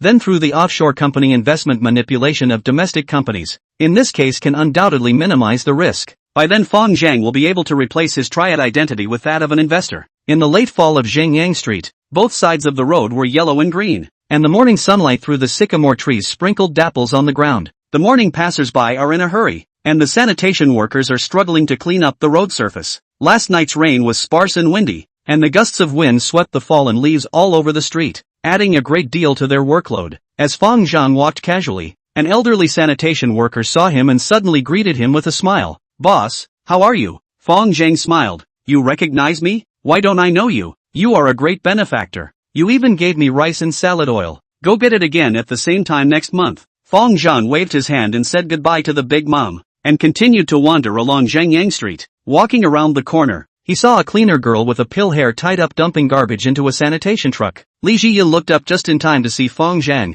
froze for a moment, and weakly shouted, Brother Zheng. Fang Zheng nodded and casually asked, Didn't go to class? I'll go to class later. I'll sweep this piece of fallen leaves first. How old are you? What major are you studying? Finance and law. Sophomore. After a moment's pause, Li Jiyan added softly, Brother Zheng, thank you for the things you sent last time. No need to be polite. It's not for your family. Fang Zheng thought for a moment and said, If you truly thank me, answer me a question. Li Jiyan put down her broom and revealed a puzzled expression. Seeing his serious face, she immediately perked up her ears and made a listening gesture. A question for you. If you want to acquire an unlisted medium-sized real estate company and don't want to spend too much money, what means would you have? Provided that it's within the scope of the law. Li Jiyan felt a bit puzzled, but still thought about it seriously. 10 seconds later, she spoke. Not wanting to spend too much money would require suppressing the price of the shares. Real estate is a high debt, high leverage, high running 3-high project. The lifeblood of the company is the cash flow.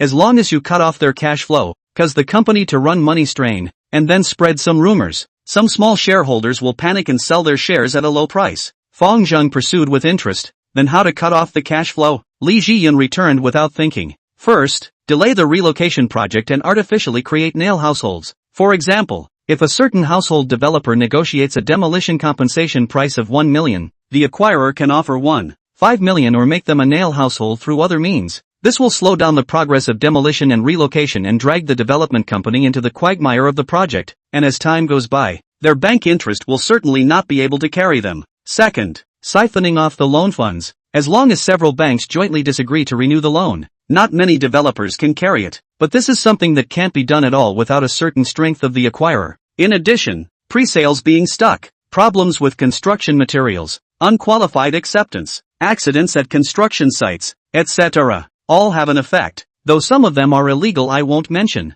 Fang Zheng nodded. Very good, you are a talent. Then pointing to the broom leaning against the wall, he said, You are a filial child, but filial piety should also be methodical. It's not called filial piety just because you help your mom sweep the floor. If you are truly filial, you should carry the burden of the family so that your mom doesn't have to set her alarm clock to 4 in the morning. Li Jiyan lowered her head in silence. The other party was standing and talking. He was just a student and had to take care of his mom. How could he have the ability to make money? Even if she has the ability, she needs a platform to play. In addition to selling sex, there is currently no way to change the family situation. Chapter 56, White Angel Chen Yangxin. Fang Zheng then asked, Do you have an accounting license? Li Jiyun paused, roughly understanding what the other party meant, and returned, Yes, your ability is good. First work for me as an accountant, $4,000 a month, and then slowly improve later. Li Jiyun heard confused. She thought that at most 700 or 800, but could not imagine that there is such a high salary.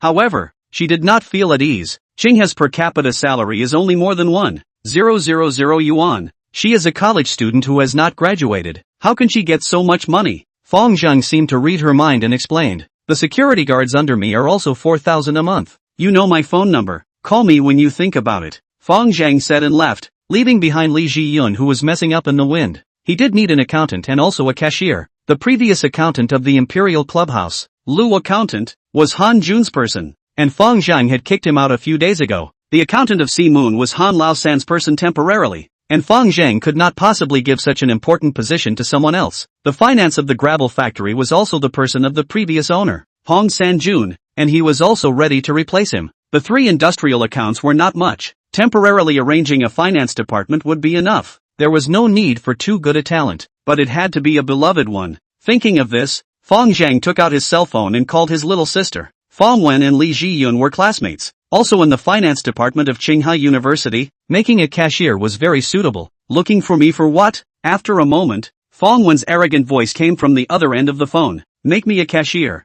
Fang Zheng opened the door. Che, don't go. Through the phone, Fang Zheng could feel the other party's disdain, and after a few seconds of pause, he said, $4,000 a month, don't come even if. This time the other party replied quickly, when will you report for duty? After Fang Zheng left, Mother Li walked to her daughter's side and asked with a slight worry, what is it that Zheng is looking for you for? Li Jiyun replied back, asked me to work as an accountant, said I'd be given $4,000 a month. Hearing this, Li's mother became even more worried. They are not related to you. Spending $4,000 a month to hire you as a college student who hasn't graduated. Don't have other intentions. Li Jiyun knew what her mom was worried about and said firmly, no, he is absolutely not. She was very clear in her heart. Fang Zheng wanted to eat himself. He had the opportunity last time. There was absolutely no need to seek far and near. Qinghai Municipal Hospital. The prodigal son, Zhang Xiaojie, wearing an Armani suit and a Hermes belt, pleaded with Chen Shunning, who was peeling oranges for him by his side. Mom, I'm not going to some bull ***** mental hospital. You tell Dad that I want to go home. I want to go to the bar to play. Learning that her son had to go to the mental hospital to hide the truth from the world, Chen Shunning's heart was also very difficult. Her eyes reddened as she said, son, your father is also for your own good. You do not go to the mental hospital, will have to go to jail. Son, don't worry. Your father gave director Chen 200,000 yuan. You go there to stay for a month to make a show. When the time comes, the public opinion is small. Your father will definitely pick you back. You change your clothes first. They are coming over to pick you up later. Zhang Xiaojie considered for a while without saying anything, helplessly changing into his hospital gown. Not long after, 4 male nurses with tiger backs and wearing white nurse uniforms pushed open the door of the ward. The black-faced male nurse in the lead opened the door and said, Mrs. Chen, then we will pick up the person now, haha. Looking at the 4 big men with big waists, Zhang Xiaojie felt uncomfortable all over and opened his mouth to curse. Damn, why are they all male nurses? I want female nurses. Mrs. Chen, your son is really sick. How can there be female nurses in a mental hospital? The 4 male nurses laughed and laughed so hard that the taser hanging above their waist swayed. Xiaojie, stop it. Cooperate with others. Chen Shunning glared at her son, then took out the 4 red envelopes she had prepared long ago and handed them to several people respectively. A little token of appreciation is no honor. Please take care of my Xiaojie more in the future. The 4 people were not polite and took the red envelopes and directly stuffed them into their pockets. Don't worry, ma'am. We will definitely take good care of your son. Xiaojie, I'll walk you to the car. Chen Shunning sighed and sent her reluctant son onto the stretcher. She then accompanied her son downstairs and watched the 4 people carry Zhang Xiaojie into the specialized ambulance. Don't worry, Mrs. Chen. We will definitely take good care of your son, the black-faced nurse in the lead said with a kind face. Then I'll trouble you all. Chen Shunning watched the car start, her heart hard and angry. If it wasn't for the damn Fang Zheng and Yang riot, how would Xiaojie need to suffer so much? If I can't fix Yang riot in the future, I will also fix that Fang Zheng. When the car started, the black-faced male nurse in the rear compartment pulled out a red envelope from his pocket and counted it, cursing, only $2,000. Much more stingy than Mr. Zheng, wearing a blue and white striped hospital gown, tied to the stretcher. Zhang Xiaojie was confused. What Zhang Gongzi? Am I not Zhang Gongzi? He couldn't help but ask. What Zhang Gongzi? What petty much? What are you guys talking about? The few people ignored him, counting the money to themselves and baring their mouths from time to time with a very disdainful expression. Zhang Xiaojie became angry and cursed with a broken mouth. Marred. Where is Lousy asking you guys? Are you dumb? The black-faced male nurse exchanged glances with the puffy-eyed male nurse next to him. The swollen bubble-eyed male nurse opened his mouth and said, typical paranoid mania. Looking at this condition, it should be a level 1 symptom. Very serious. Zhang Xiaojie was laughed at and cursed. Your ING condition is the one that is serious. Your whole family's condition is serious. The black-faced nurse in the lead took a look at him and said seriously, it is imperative to take drugs that suppress the nervous system in a timely manner, as well as immediate electrotherapy. The other three nurses shook their heads. The medication is not available. The black-faced nurse stuffed the red packet back into her pocket. Then do the electrotherapy first. What electrotherapy? Nymphets. Zhang Xiaojie's eyes were in a rage, and he was writhing madly, but the harness was tied too tightly. No matter how much he struggled, it didn't help. The puffy-eyed male nurse took out the stunner on his waist, turned on the switch and discharged the electricity, looked at the thunderbolt sparks from the stunner, and smiled with satisfaction. Then with a jerk he stabbed towards Zhang Xiaojie's waist and eye area. Put. After a burst of sparks with lightning, Zhang Xiaojie foamed at the mouth and cursed breathlessly. Curses! I must get dead. The black-faced nurse frowned and said in a solemn voice, the patient's condition is very serious. He may have a tendency to injure and self-harm. He needs to increase the intensity of the electric shock. Put. The air was suddenly quiet. Zhang Xiaojie did not speak, as if a fish out of water flopped twice on the stretcher, completely losing his movement. 1 hour later, the ambulance stopped at a hospital 40 kilometers away from the city. Zhang Xiaojie opened his eyes in a daze and saw an old doctor in his 50s. The old doctor had kind eyebrows and wore a neat and clean white coat, with the elegant aura of an intellectual and the holy aura of a white angel. The old doctor politely extended his hand towards him. Welcome to Castle Peak Psychiatric Hospital. I am the director Chen Yangxin. You can call me Uncle Chen. Chapter 57, Bobbed Hair and High Ponytails. The division of labor was currently clear at C Moon KTV. Han Bing was in charge of logistics and operations, and Zhu Laolu was in charge of security. Lei Ming temporarily cooperated with Old Six and would manage the bar when it opened. When Fang Zheng arrived at the venue, he saw the two men, Old Six and Lei Ming, lewdly lying on the doorframe of the training room in the back hall, looking inside with great interest. What's going on? Fang Zheng approached and patted the two on the shoulder. Shu, class is in session. Lei Ming pointed at the training room. Fang Zheng looked over, only to see Sister Weiwei, the mother in charge of the training of young ladies, was giving lessons to the young ladies in the store. It's not easy to come out to work. Personal hygiene must be remembered. Getting AIDS will kill you, and mom and dad will be spat on. Sister Weiwei had a very high level of skill. With a set of small words, the importance of safety was succinctly stated in a few verses. Fang Zheng secretly nodded his head. It seemed that no matter which field it was, safety was the most important issue. Come here. After listening for a while, Fang Zheng called Lei Ming aside and asked, how many of your former ex-combatants can you still contact? Lei Ming thought about it and said, there are about 7 or 8 that are on good terms. What are they all doing now? Working as security guards, driving a black car, and setting up stalls. $4,000 a month. By Social Security. You help me find a batch of people to come here. There are other people that can be brought here as well. They have to be bold and brave. Fang Zheng's idea was to find a batch of manpower to be assigned to each field first, and then set up a professional security company later on,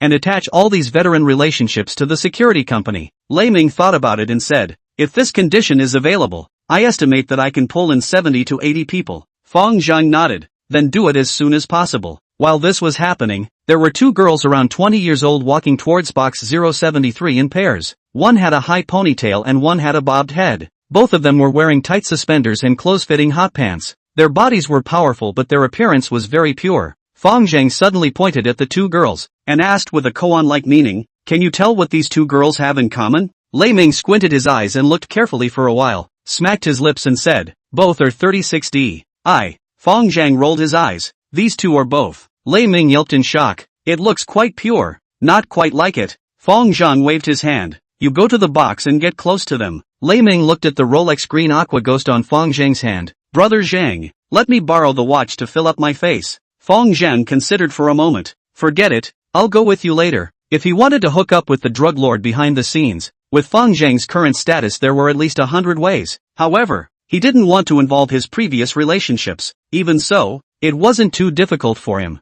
Find a random skater. Follow the line to find the small splitter behind. Then follow the small splitter to find the big splitter behind, so that it only took 3 levels to find the drug lord behind the curtain. The difficulty in this matter is trust. At least you have to make people believe that they are not undercover. In addition, there must be a certain economic strength. Otherwise people will not be able to see. After 10 minutes, the 2 pushed open the 073 box, only to see the box in addition to the 2 girls just now. There are 2 young men, a yellow hair, a bangs cover the eyes of the non-mainstream. In front of each person's desk there was an ice pot made of small mineral water bottles. There were straws inserted on top of the ice bottles, and the yellow-haired man and the non-mainstream man were skillfully baking the blue crystals on top of the tin foil with a lighter. Seeing the stranger push open the door, the two hurriedly wrapped the tin foil and put it into their pockets, cursing under their breath. "What are you guys doing?" Lei Ming opened his mouth and said, "I'm the caretaker manager of the Sea Moon." Yellow Hair froze, his tone eased a lot, and asked, "May I ask what you guys have to do?" Skating at someone else's rink was ultimately a bit of a distraction, coupled with the other party if it is really the manager. That is the Big Brother level characters. Two buddies searching for their own simply cannot afford to offend. No big deal. Brother just saw these two girls outside is good. Come over to recognize.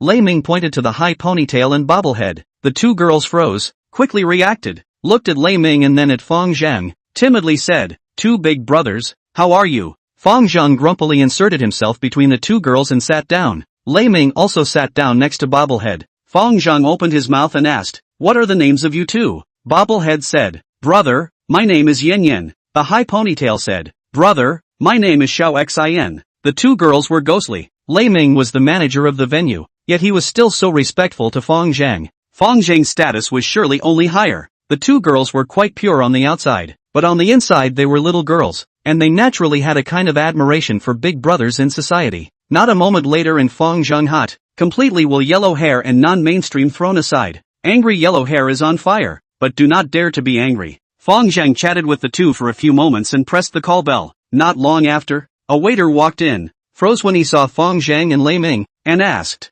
"Mr. Fang, Brother Lei, what are your orders?" Fang Zheng said, "Serve them 2 bottles of Chivas Regal, 2 more fruit plates, and a little bit of snacks, all on my tab." "Okay, Mr. Fang." The waiter respectfully closed the door. The atmosphere suddenly quieted down, and a moment later Yellow Hair asked with a shocked face, "Brother, are you the owner of Sea Moon?" Lei Ming hummed, "That's right, Brother Zhang is the chairman of Sea Bright Moon." After receiving the confirmation, the two sisters' eyes were glowing, their eyes dribbling up, and they secretly had small thoughts. The high ponytail didn't move and rubbed herself towards Fang Zheng's arms. Bobblehead poured a cup of foreign wine and brought it over with both hands, whispering, "Brother Zhang, I toast you." She was a little nervous. Her hand shook and the amber-colored wine in the cup accidentally dripped on Fang Zheng's crotch. Immediately scared to death, and hurriedly pulled the napkin to help him wipe. On her lips, she kept apologizing. I'm sorry, but a hint of cunning flashed in the bottom of her eyes. Fang Zheng was rubbed a little annoyed, waved his hand, nothing.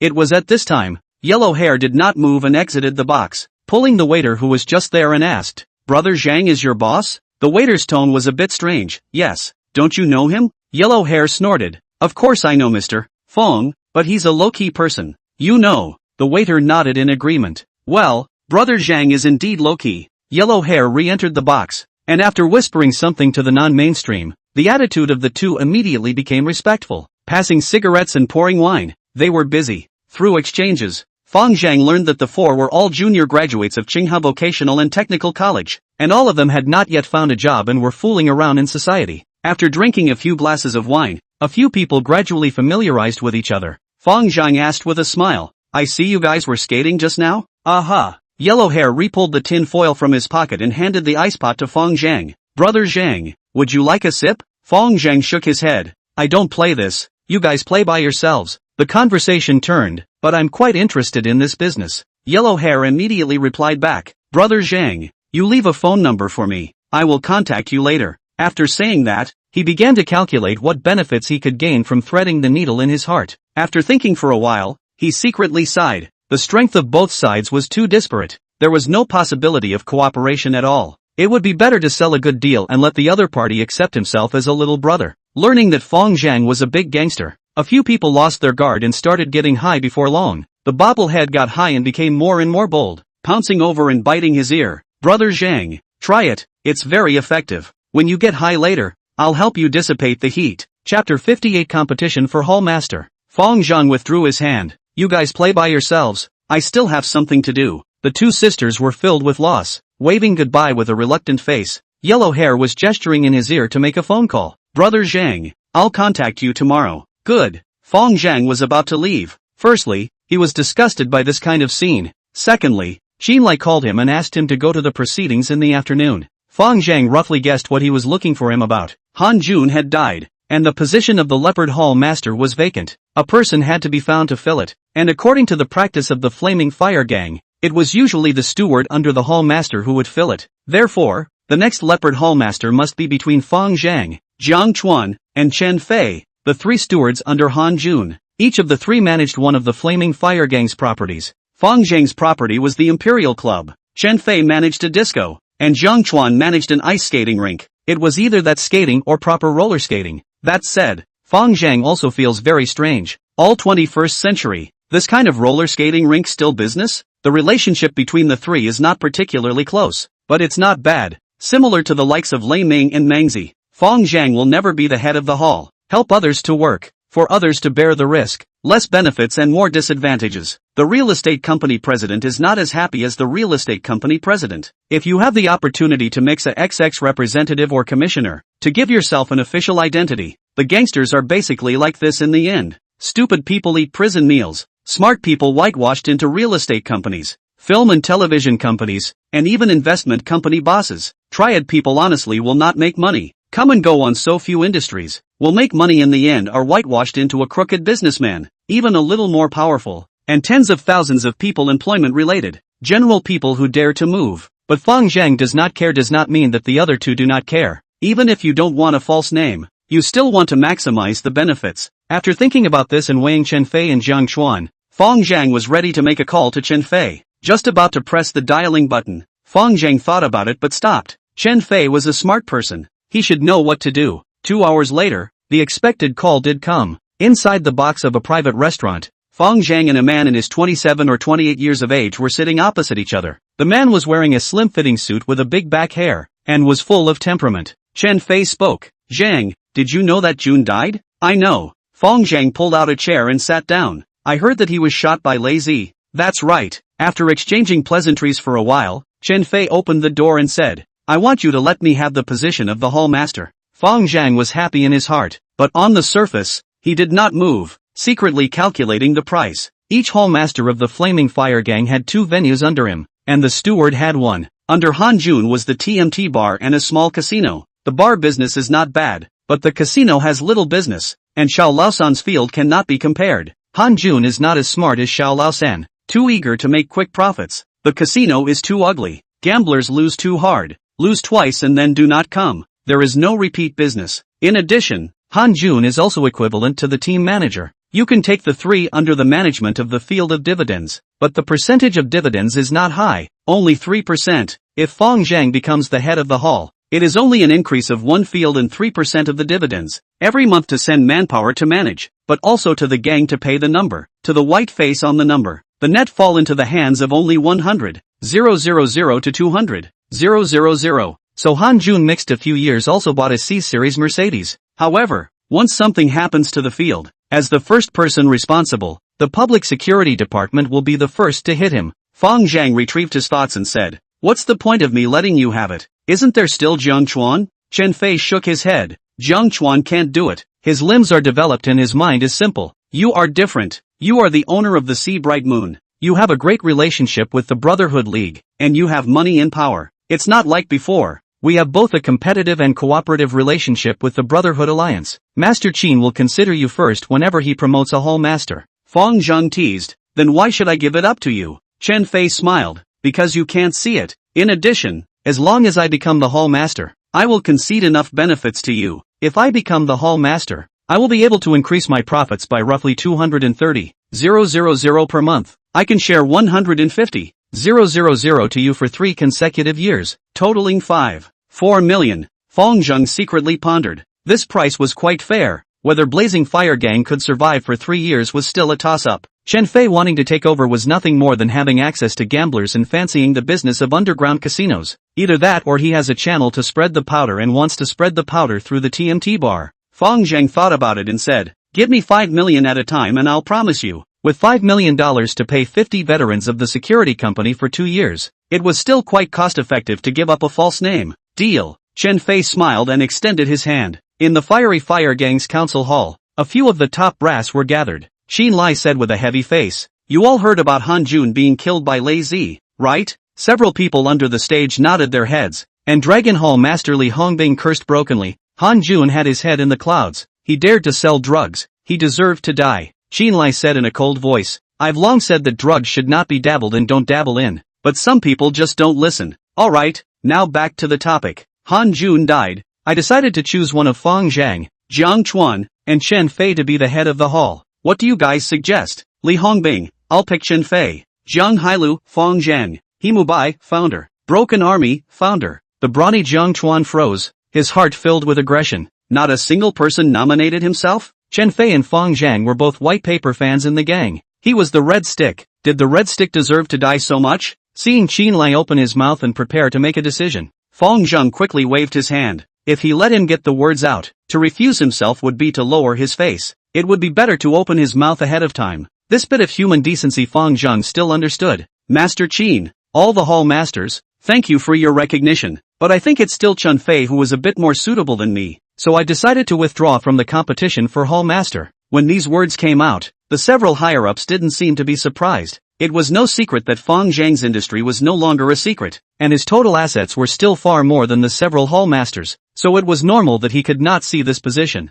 Alright then, I respect your opinion. Qinlai nodded in agreement and exchanged glances with Broken Army, rather helpless. It seemed like trying to rely on a hall master position to pull in an expert like Fang Zheng was still too innocent. The next night, yellow hair Sukai called Fang Zheng and said that the housebreaker behind him wanted to meet with Fang Zheng. The three of them arranged to meet at a tea house, and when Fang Zheng arrived he found that besides yellow hair, there was another acquaintance. A fat man with a neck full of groove head meat was sitting leisurely on a chair. Seeing Fang Zheng, he waved. Zheng, you're here. Fang Zheng smiled, pulled out the chair and sat down. Su Eru, so it's you. Chapter 59 Fishing. Inside the tea house box, Su Eru laughed. Not our kind of relationship where we know our roots. Who would dare to meet with you so quickly? I couldn't believe it yesterday when I heard yellow hair say it, wondering if it was a boss with the same name and surname. But I never thought it was really you. Fang Zheng pulled out a chair and sat down. The two of them exchanged pleasantries for a while. Su Eru waved his hand towards yellow hair. I'll talk to brother Zheng. You go first. Yellow hair left without tears. He originally wanted to take this opportunity to recognize the two bosses, but unfortunately they did not even look at him. Su Eru was a laid-off worker of Xia Tai Cotton Spinning Factory, originally in the cotton spinning factory as a prick, under a dozen brothers. This gang of people bold, hand black, laid off after the social mixing, to help people look at the scene, leveling things, the day then when the work is still happy miles. However, compared with the four gangs they are a bunch of small ants, randomly come to a hall master can easily trample to death. Su Eru had dealt with Fang Zheng a few times before and knew his details, so he dared to come to the deal so quickly. After yellow hair left, Fang Zheng said, Eru, I have a few arenas in my hands right now, you know that right? Su Eru sked and marveled. I knew about it yesterday. I haven't seen you for a while, brother Zheng. Your industry has become so big. Fang Zheng said in a low voice, I thought it would be better to let other people earn this money than to earn it myself. Su Eru said, brother, I understand what you mean. How many goods do you want this time? Fang Zheng asked, how much can you provide? As much as I want, Su Eru said with confidence. Fang Zheng smiled and stretched out a finger. 1 million? Su Eru pondered for a while. Give me a few days. I'll get it together for you. Fang Zheng had a rough idea in his mind after the test, and despised. You despise me that much? $1 million is worth my business? Su Eru was shocked. $10 million? What do you want so many goods for? 100 million. I want to be the general agent of Qinghe City. Fang Zheng said in a serious manner. Su Eru laughed. Ha ha, you can't come up with that much money even if you sell Sea Moon. Qinghe City can pull out 100 million cash no more than 20 people. This should be no brother you owe. Fang Zheng took out his cell phone and handed him the construction bank SMS balance column to see. Su Eru looked at a moment of uncertainty, exclaimed, 60 million? You kid made a big fortune in these 2 years. Fang Zheng corrected. 60 million meters of gold, converted into Daxia coins is more than 400 million. Su Eru took a closer look for a while longer and marveled. It's really 400 million. Then fondly returned the cell phone to Fang Zheng. Fang Zheng said in a low voice, so you can't eat this deal. Let the person behind you come out and talk to me. Su Eru didn't say anything, and helped him to renew a cup of tea, quickly calculating the gains and losses in his heart. Seeing this look on his face, Fang Zheng smiled and said, Eru,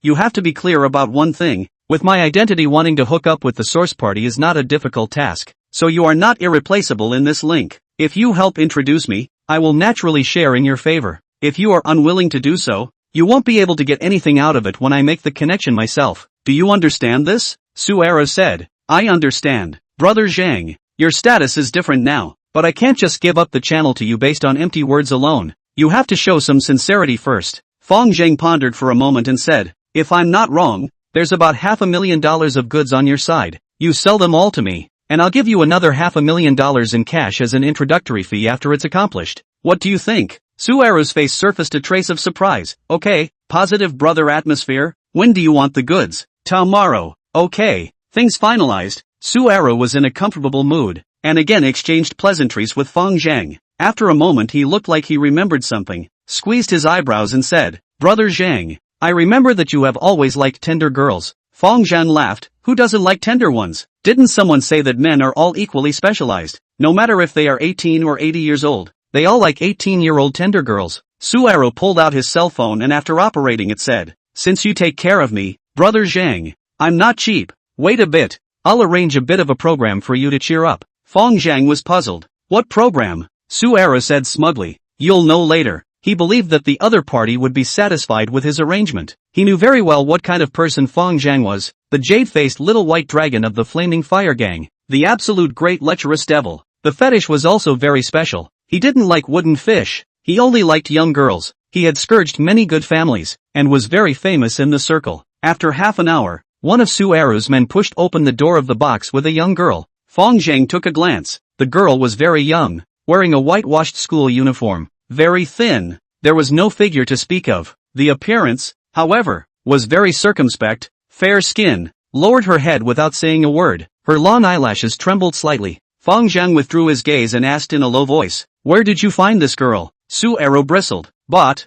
this girl is still a chick. Spent $6,000 on my old man. Fang Zheng asked, where did you buy it? Suero shook his head. I can't say. I promised someone to keep it a secret. Fang Zheng did not continue to ask. Suero waved at the girl to let her come over. When the girl approached, Suero took out $200 from his pocket and slapped it on the table. Pointing at Fang Zheng, he said, this money is for you to buy books. You serve this boss well. If the boss is not satisfied, I'll kill your whole family. Understand? Suero was already fierce, and once he got angry, he was even more ferocious, staring the girl into silence, and her legs kept trembling. Fang Zheng knocked on the table. Eru, don't scare the little girl. It's still Brother Zhang who knows how to love people. Suero smiled, turned around with his handbag and left. Brother Zhang, take your time to play. I won't get in your way. When Eru left, Fang Zheng pointed to the money on the table. Just take the money given to you. The girl hesitated for a moment, stuffing the $200 into the pocket of her wrinkled school uniform and timidly said,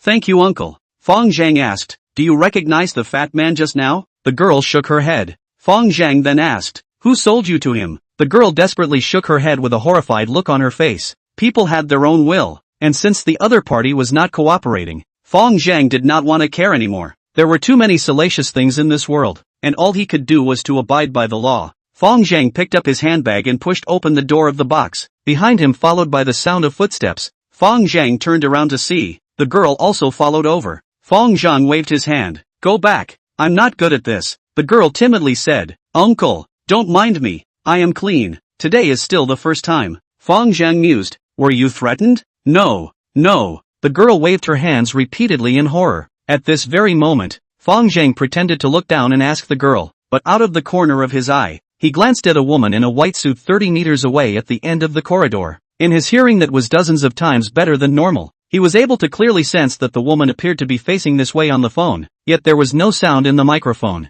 She was pretending to make a call. Chapter 60 Female Reporter. Fang Zheng did not move and walked straight down the tea house through the opposite direction of the woman. The little girl followed step by step. Fang Zheng didn't care about her. Walked down the tea house and stopped at a nearby corner. The girl didn't know what he was going to do, lowered her head and waited silently beside her. Tap tap tap. Not a moment later, a light footstep came from the other side of the corner. Fang Zheng listened to the sound and after a moment took a step and turned around. A woman stumbled in fear and almost collided with him. The woman was none other than the white sheath dress woman who had just spied on Fang Zheng, 25 or 26 years old, with a pretty face, and an air of shrewdness with a hint of Englishness. The woman was frightened by Fang Zheng, froze for a moment and started to make a preemptive strike. What are you doing? Scared me to death. Fang Zheng coldly said. What are you following me for? The woman looked a little nervous and defended. Who followed you? The road is so wide, only you are allowed to walk. Fang Zheng laughed and suddenly reached out to grope at her chest. The The woman was stunned by Fang Zheng's action.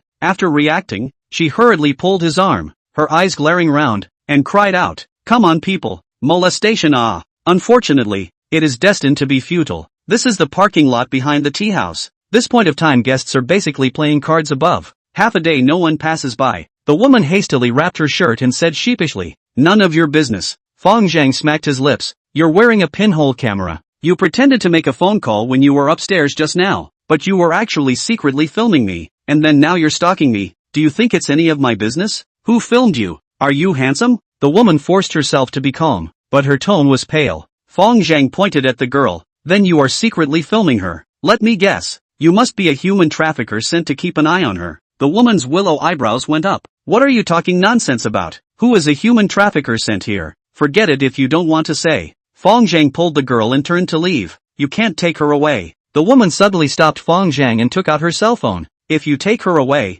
I will call the police." At this moment, the girl who hadn't said anything suddenly said, "Sister, don't call the police. Uncle is a good person." The woman snorted. Good people would do this kind of hook? Marred. Who the hell are you?" Fang Zheng suddenly took control of her, groped around her whole body, and pulled out a press card from inside his butt pocket. After taking a look, he threw the press card back to her and snorted, "Yo, still a reporter. Bai Lu? Do you have another sister named Bai Jie?" Bai Lu was slimed quite a bit, but she didn't have the time to ignore Fang Zheng for the time being. Walking over to the girl, she said, "Xiao Fun, you go home first." Xiao Fun timidly glanced at Fang Zheng and said, "I haven't finished my mission yet." Fang Zheng waved his hand. "You've completed your mission. You can go home." Xiao Fun did not go, grabbing the corner of her coat, stubbornly staying in place. "What are you afraid of? Who on earth forced you to come here?" Fang Zheng was helpless, and then asked again. Xiao Fun still shook her head. "Uncle, I can't say." Fang Zheng sighed and asked, "How much did they give you?" Little Fun timidly returned, $2,000. Fang Zheng was almost laughed at. $2,000 to buy a girl's first night. This price was so cheap that it was unimaginable. The dog Day Su Arrow said he paid 6,000. There is still 4,000 yuan difference seems to be the pimp earned away. Fang Zheng hated his misfortune and asked, "Why did you do this?" Xiao Fun lowered her head and said, "This is my scholarship. If I don't have these $2,000 I won't be able to go to school in the future." Fang Zheng sighed. Studying is not the only way out. Xiao Fun's tone was aggravated. "They took my picture. If I don't agree, they will post my picture to the school, to the village committee, and post it on the internet." Fang Zheng was silent for a while, pulled out all the cash from his wallet, weighed it, there were about $4,000 or $5,000, and handed it to the girl in a brain. "Take it." Xiao Fun mortared in place. "Not taking it. Follow me." Fang Zheng pulled Xiao Fun to the road, stopped a cab and shoved her hard into the back seat, then threw the money in his pocket along with a business card into the back seat and said, "Above the business card is my number. Call me if something happens." Xiao Fun took the business card and looked at the name on it. Her crystallized teardrops were like raindrops, snapping and dripping on the card. Witnessing the car leaving, Fang Zheng shook his head and turned back to see Bai Lu also followed. "I'm sorry, it's me who misunderstood you." Bai Lu walked up and said, "What is this situation?" Fang Zheng asked. Bai Lu shook her head. "It's useless to tell you. It will only harm you. You can't afford to mess with them." Fang Zheng said, "I can't afford to mess with them. But you are a small reporter and you can afford to mess with them?" Bai Lu nodded. "I really can't afford to mess with them. That's why I want to film the evidence of their crimes and bring them to justice." Fang Zheng asked, "It's always them. Who exactly are they?" Bai Lu lifted her head and gazed at Fang Zheng. "Can I trust you? Love to say it or not? It's none of my business." Fang Zheng pulled his leg and left. "Wait." Bai Lu tugged on his arm and spoke. "This matter also starts from a month ago. On September 25th, a sophomore girl named Qin Xiaoyun jumped to her death at Ning'an Middle School in Ning'an Town, and the cause of death was determined to be suicide after investigation by the local public security department. We are doing news hotspots. Encounter this kind of thing certainly to investigate. But after our team's investigation but found that this matter is not so simple. Qin Xiaoyun's mom told me that her daughter was raped and couldn't think of committing suicide." Fang Zheng asked, "Who?" Bai Lu said slowly, "Shichang Real Estate Chairman Zhang Shicheng's father, Zhang Jiecai. According to our investigation, Zhang Jiecai has, over the years, commissioned his men to search for outstanding-looking female students in various middle schools in Qinghe City through the name of student aid, and then forced the girls to compromise through various means such as taking ill photos, intimidation and threats, and monetary lure. Originally, these girls were for Zhang Jiecai's enjoyment, but the people who operated them specifically did so and made this matter into an industry chain. The prettiest batch of girls were given to Zhang Jietsai for his enjoyment, while the rest were sold to some rich people, such as people like you. Bai Lu continued. I found out the list of female students who had been subsidized by Zhang Jietsai, high school, middle school, and college. Through communicating with these girls, I think there should be a portion of girls who have already been persecuted by Zhang Jietsai, but none of the victims dared to come out and testify against Zhang Jietsai, except for Chen Xiaoyun. The only evidence is the suicide note left behind by Chen Xiaoyun. Chapter 61 Buying a House. Bai Lu took out her cell phone and handed Fang Zheng the photo taken from Chen Xiaoyun's suicide note. This is the evidence. Look at it. Fang Zheng waved his hand. I'm not looking. This thing is useless. Bai Lu frowned slightly. This is the only one. This is the only evidence that I have grasped after more than a month of painstaking investigation. Fang Zheng took a look at her. The woman's appearance was very elegant, and her heart was also very upright, with the spirit of a media person who did not fear power and did not pander to the world. But how could this matter be so simple? Fang Zheng kindly smiled. Is this video information? Did it capture Zhang Jietsai's criminal record? This is nothing more than the victimized girl's unilaterally written account of her victimization, right? It's useless for you to investigate like this. Bai Lu was indignant. I believe that as long as we find a living victim to come out and testify against Zhang Jietsai, we will definitely be able to bring him to justice. Fang Zheng bristled. Does your family have any relatives above the vice ministry level? Bai Lu was puzzled by his question. No, what do you mean? Fang Zheng shrugged. Then no. Let's not talk about whether or not you can get Zhang Jietsai's valid criminal evidence. With Shichang Real Estate's assets of over $1 billion, without evidence on the board, do you think you can handle him? Well, even if you send him to jail, what's the point? What can you do when he opens a mental illness certificate and continues to come out and get away with it? This family are all bad people. What can you do if his children and grandchildren are out there doing evil? Bai Lu said helplessly. Then what do you say? Fang Zheng grinned. You don't have to care. Just leave it to me. Shichang Real Estate's current largest relocation project was located in Woolly River in the northern suburbs of Qinghe City. Qinghe City is very densely populated, so there isn't a lot of new land, and developers are bound to demolish and relocate if they want to acquire land, especially the prime locations in the city center. Woolly is the prime location of Qinghe City. Shichang Real Estate spent a lot of money to take this section of land. The goal is to make Woolly into the commercial CBD of Qinghe City. Woolly is an old shanty town. The floor area ratio is not very high. 270 acres of land with a total of 330,000 square meters of floor space. Shichang Real Estate and local residents to talk about the compensation rate of 1,250 yuan per square meter. Just demolition and relocation compensation. This piece will cost 410 million yuan. For this project, Shichang Real Estate is equivalent to the entire value of the pressure up. Woolly's some residents originally on the 1250 demolition compensation price is not very satisfied. However, Shichang Real Estate could not help but get help from the Black Dragon Society. Another is to release the snake, and is splashing feces. Nothing to help you pick up the children from school, so engage in a few times. Which ordinary people can stand it? Plus the street director set up a relocation office every day with a group of men to the residents' homes to do persuasion and mobilization work. Is your child a civil servant? A civil servant, or a state-owned enterprise? That's fine. You take the lead in signing. It's not too much to ask to be a model activist, right? When Fang Zheng and Lei Ming came to Woolly, the relocation work was in full swing. Everywhere you can see people from the relocation unit holding rulers and rangefinders to measure the area, and using large brushes to write the word demolition on the walls. Fang Zheng asked as he walked, when will your comrades arrive? Tomorrow, Lei Ming excitedly said. People with people, a total of 63 people have been found, and they are all willing to come when they hear this condition. Fang Zheng nodded. Okay, all of them will be hooked up to the security company. The unsuitable ones should be screened out. Try to maintain around 50 people. The suitable ones will stay and pay social security. Fang Zheng's intention was to currently set up a security establishment of 100 people first. In addition to Lei Ming also commissioned Chu Bo to find dozens of veterans. The fight was a balance. Let's go with this one. A few people strolled around. Fang Zheng, with the information he had previously learned, stopped in front of a centermost 3-story self-built house and knocked on the iron door. The location of this home was very good. Shichang Real Estate could not bypass this home if they wanted to build a commercial CBD. A woman in her 40s heard the sound and walked out. Narrowing her eyes, she sized up Fang Zheng's people and said after sensing the social aura on them, isn't it the day after tomorrow that we sign the contract? Why did you come over today? Knowing that this was the other party treating him as someone from the demolition company, Fang Zheng smiled and explained, Big sister, we are not from the demolition company. We are here to buy a house. Buy a house? The woman froze for a moment, thinking, coming to buy a house at this point in time, This person isn't sick. I'm afraid. Do you know how much a square foot our compensation price here is? Fang Zheng smiled. I know. 1,250 chant. No other compensation. The woman nodded. This price is open and transparent. If you want to hide it, you can't hide it. If the price is higher than the compensation price, you may not be unable to agree. After thinking about it, she asked curiously, then how much can you offer? Fang Zheng was very quick to say, if it's handled immediately, I can offer 1,400 a square foot, cash on delivery. The woman's eyes lit up. Her house had 400 square feet. An extra 150 per square was equivalent to an extra $60,000.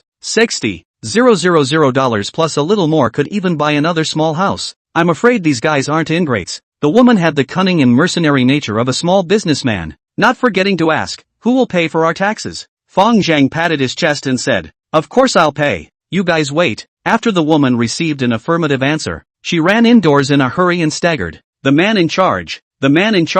There are a few people outside who are willing to pay an extra $60,000 to buy our house. The man in charge froze and slapped his thighs. Where is this kind? Is it not a liar? If it is true, sell or not? Of course sell. If we don't sell we won't be the same as the ones outside? This homeowner agreed very painfully. Fang Zheng repeated the same technique, and bought 4 houses in 4 core locations in the southeast, northwest and north, spending a total of $2.9 million. The transfer procedures were unified in the afternoon. The houses were transferred to the 100% subsidiary of the overseas company, that is, Qinghe City Earthstar Investment Limited Liability Company. From the industrial and commercial inquiry can only find that the major shareholder is an overseas offshore company called Earthstar. As for the back of the actual controller is who? That belongs to the overseas confidential account. By virtue of the Qinghe, these turkeys are not the strength of the investigation. Originally, this kind of temporary demolition of the house transaction procedures are not so good, but Fang Zheng in the trading center to find an acquaintance. An afternoon to complete the formalities.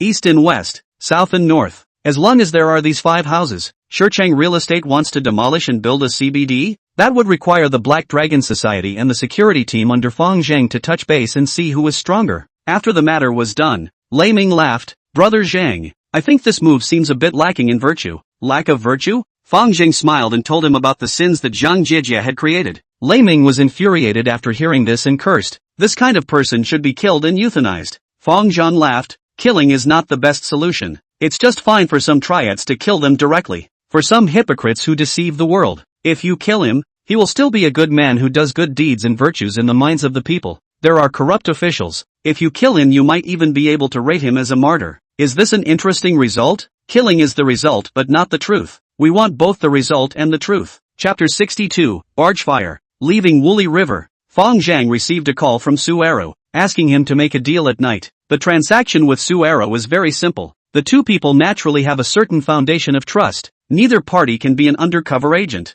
As long as the money and goods are clear. 2 aluminum alloy suitcase exchange, the transaction will be completed. As for Su Arrow's back big splitter, Su Arrow said that the other party will take the initiative to contact Fang Zheng after a period of time. After Fang Zheng and Su Arrow separated, he took the suitcase to the place where he met with Zhang Yi. As the two sat in the car, Zhang Yi couldn't help but praise. This way is indeed very effective. I didn't expect you to get on the line so quickly. I will arrange for your reimbursement for the funds right away. Fang Zheng nodded his head and pondered for a while to voice out his concerns. The splitter behind Su Arrow said that he would contact me after a while. I think this is a further test from the other side. Mainly to test whether this batch of goods has made it to the market, and in turn to test once again if I am an undercover agent. What you said makes sense. Drug dealers are very vigilant. I have my own arrangements for this matter. Zhang Yi finished handing him a pistol and a loaded magazine. This is the special intelligence weapon that Department Yang specially applied for you. Can you use it? Will. Fang Zheng froze slightly. He used to watch TV, in which the special intelligence wanted to ask for a weapon 1,000 times harder. Why did he give it to himself so proactively? Zhang Yi instructed. This is for you to save your life. The bullets are all recorded, so you can't use it indiscriminately. I know. Fang Zheng pulled open the empty gun sleeve and tried it. Very satisfied. Smiled and said, this is not Glock 17, special for Hong Kong Island CID. This gun was made in Austria, with a capacity of 17 rounds. Its reliability and portability were much stronger than the domestic 54 and 92. Many police types on Hong Kong Island were equipped with this kind of pistol, and I didn't expect Qinghe's narcotics police to be equipped with it as well. Zhang Yi explained, this is a captured gun. Surely we can't give you our standardized weapon. That would be too eye-catching. He finished and then laughed to himself, but our guy stuff isn't bad either. We do narcotics with all kinds of cutting-edge weapons to pick from at will, and with 2 guns per person. We're a lot more intimidating than the other police types, but that's about all the benefits we get. In fact, he still had the latter half of his sentence unspoken. Their small life is also thrilling. At any time and drug dealers fight. At any time we'll face the crisis of life and death. The two communicated a few more sentences on the next step of the plan, and suddenly a voice came from Zhang Yi's air conduit headset. Zhang Yi said a few words to the other party and hurriedly pushed open the car door. Mr. Fang, you go first. I have an arrest mission. Arresting drug dealers? Fang Zheng asked while getting out of the car. Zhang Yi was all anxious. Yes, the 1st Brigade has already exchanged fire with them. There is an expert inside. I need to go to support them immediately. An expert? Fang Zheng's foot that stepped out of the car door retracted again and asked, how's your car skills? Not bad. Fang Zheng considered okay to be average and walked over to the driver's window and patted him on the shoulder. I'm a good driver. I'll drive. Zhang Yi gave him an unexpected look, without pretense, walked out of the car and sat straight into the passenger seat. Fang Zheng started the ignition and asked, address? Development Zone Junyi Metal Factory Warehouse. Good, I know the address. Fang Zheng kicked the gas pedal and pulled the handbrake. The car issued a violent roar, as if a reined-in wild horse drove into the road, dashing left and right in the crowded traffic. Seeing the ordinary Jetta in his meticulous control like a fish out of water,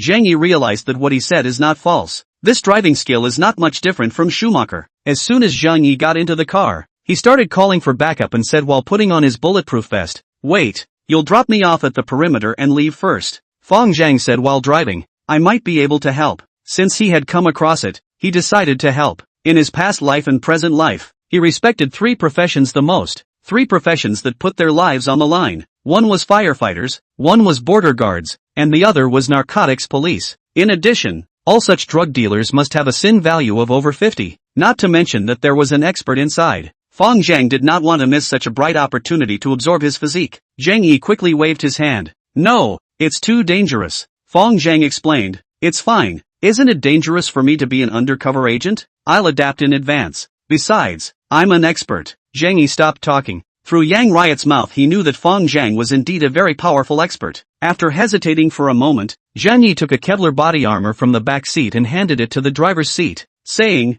I usually wear 2 bulletproof vests for arrest missions. Now I'll even one out for you. Fang Zheng did not take it and glanced at the helmet in the back seat through the rearview mirror and said, just give me that helmet. No, both the helmet and the body armor must be worn. I will never allow you to participate without the body armor. Zhang Yi sounded resolute. Fine. Originally taking about 20 minutes to drive, Fang Zheng arrived at the Junyi Metal Factory in only half the time. It was a small abandoned factory that covered an area of more than 10 acres, and had gone bankrupt and closed down a year ago, with the outside gates casually open, and the factory area was deserted and overgrown with weeds. The two parked the car outside the only warehouse in the factory, quickly put on bulletproof vests and helmets, and put on air conduit headphones. There were 3 cars parked outside the warehouse, 2 Jettas and a Hollander. The Jetta is the 1st Brigade's, and the Hollanda should be the drug dealers. Zhang Yi had just gotten out of the car when he heard the sound of a crackling firefight coming from inside the warehouse, and his face couldn't help but become more anxious. After Zhang Yi determined the location with his comrades through the air headset, he quietly felt his way into the doorway and met up with his teammates who were hidden behind the scrap equipment.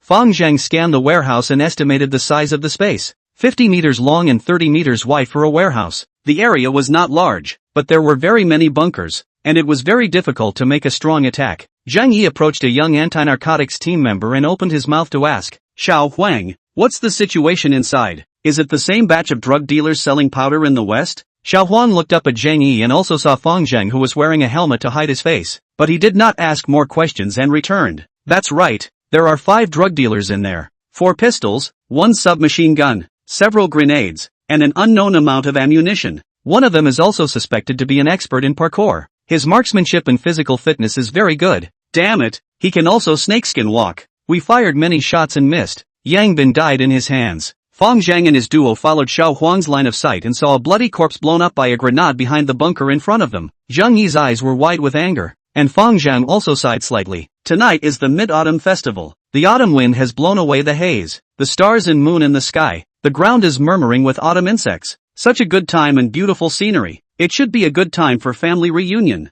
But the anti-narcotics police in Qinghe City are fighting with the vicious drug dealers, ready to sacrifice at any time. Perhaps not only in Qinghe, but also in many places throughout the great summer country. The one currently barging fire with the drug dealers was the 1st Brigade. This batch of drug dealers, the 1st Brigade, has been mapping for a long time, tonight just to take advantage of the festive season to close the net. Who knows that this group of people are very vigilant. Found that the situation is not right, immediately fled, all the way to be surrounded and forced to hear. A total of 10 team members. At this time the ground has been lying down. There are 2 team members also suffered minor injuries. Chapter 63, assisting in the arrest. Moonlight shone through the tattered dome into the small abandoned factory warehouse. Zhang Yi carefully observed the environment of the factory building. It was a wire and cable factory. The narrow warehouse was randomly stacked with discarded large cable coils. The copper wire cables had already been taken away. Only 10 or so PVC plastic coils ranging from 4 meters in length and 1 meter 6 to 2 meters 5 in height remained. The anti-narcotics team members were lurking behind the 2 bunkers at the entrance, and the drug dealers were also hiding behind the bunkers on the opposite side. But there are several bunkers connected together on the opposite side, like a wall completely blocking the line of sight. As long as they move, there is no way to determine the location. Zhang Yi felt that it was definitely not wise to rush in and attack in this situation. There was no other exit from the warehouse, and the other party would definitely be unable to resist forcing a breakout. So it would be better to wait for the enemy to take advantage of the situation. Even if the credit has to be shared out, it is better than taking the lives of the brothers to fight in this narrow environment full of bunkers. If the other side chose to break out, the commandos would definitely choose to go in front of the machine gunners because the commandos' reaction would be a bit faster. Zhang Yi secretly considered this, holding his gun on guard while laying out tactics on the communication channel. Fang Zheng, on the other hand, was silently sensing the other party's breathing. A bunker 30 meters directly in front hid 2 people, and 2 bunkers 45 meters away hid 3 people. One of them was a partition bunker made of wooden planks. The others were coil bunkers. Zhang Yi gestured and prepared to have his men test the waters with concussion bombs. At that moment, 2 hands suddenly reached out from above the bunker 30 meters away. Both hands were holding 2 ovoid grenades and made a gesture to throw them towards the 1st Brigade side. "Get out of the way!" Zhang Yi shouted in a hurry. Boom! Boom! In the midst of the lightning, 2 gunshots suddenly rang out. The 2 arms sticking out through the cover were instantly pierced by 2 9mm bullets. The arms of the 2 drug dealers were in pain, and the grenades in their hands didn't even have time to be thrown out before they fell to the ground. Behind the bunker came 2 miserable howls, and after another 3 seconds, behind the bunker came 2 violent explosions. 2 drug dealers were blown up and thrown in the air.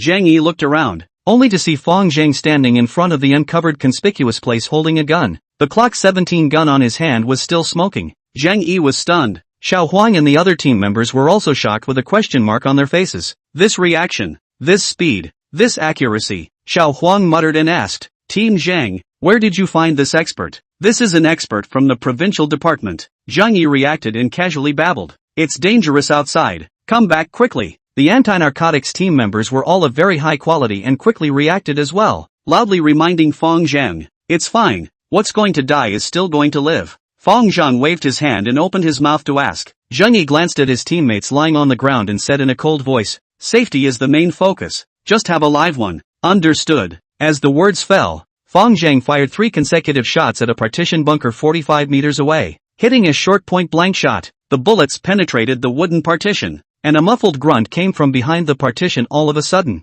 A tough guy wearing a brown Benelux jacket, blood splattered on his forehead area and planted himself on the ground. Asterisk asterisk asterisk asterisk and wearing a bulletproof vest. Fang Zheng cursed. He had fired a total of 3 shots, and only 2 of them hit the target location, where the one bullet that hit his heart was still blocked by the bulletproof vest, and the only truly fatal one was the one in his forehead. This was the first time he had used this gun, and the first shot definitely had to test the point of impact, which was an ineffective shot. The pistol is invincible in close combat. However, as long as it exceeds 20 meters, many people will not be able to shoot. Beyond 35 meters, even some elite shooters would be unable to shoot. 50 meters is the theoretical maximum range of most handguns. Due to wind resistance, there is a gap between the point of impact and the target point, and for the average shooter, hitting the target at a distance of 45 meters is like a mirage. However, this is not too much of a problem for Fang Zheng. In fact, for him, the pistol is not as good as a coin. Feeling the 3 hot streams coming from his body,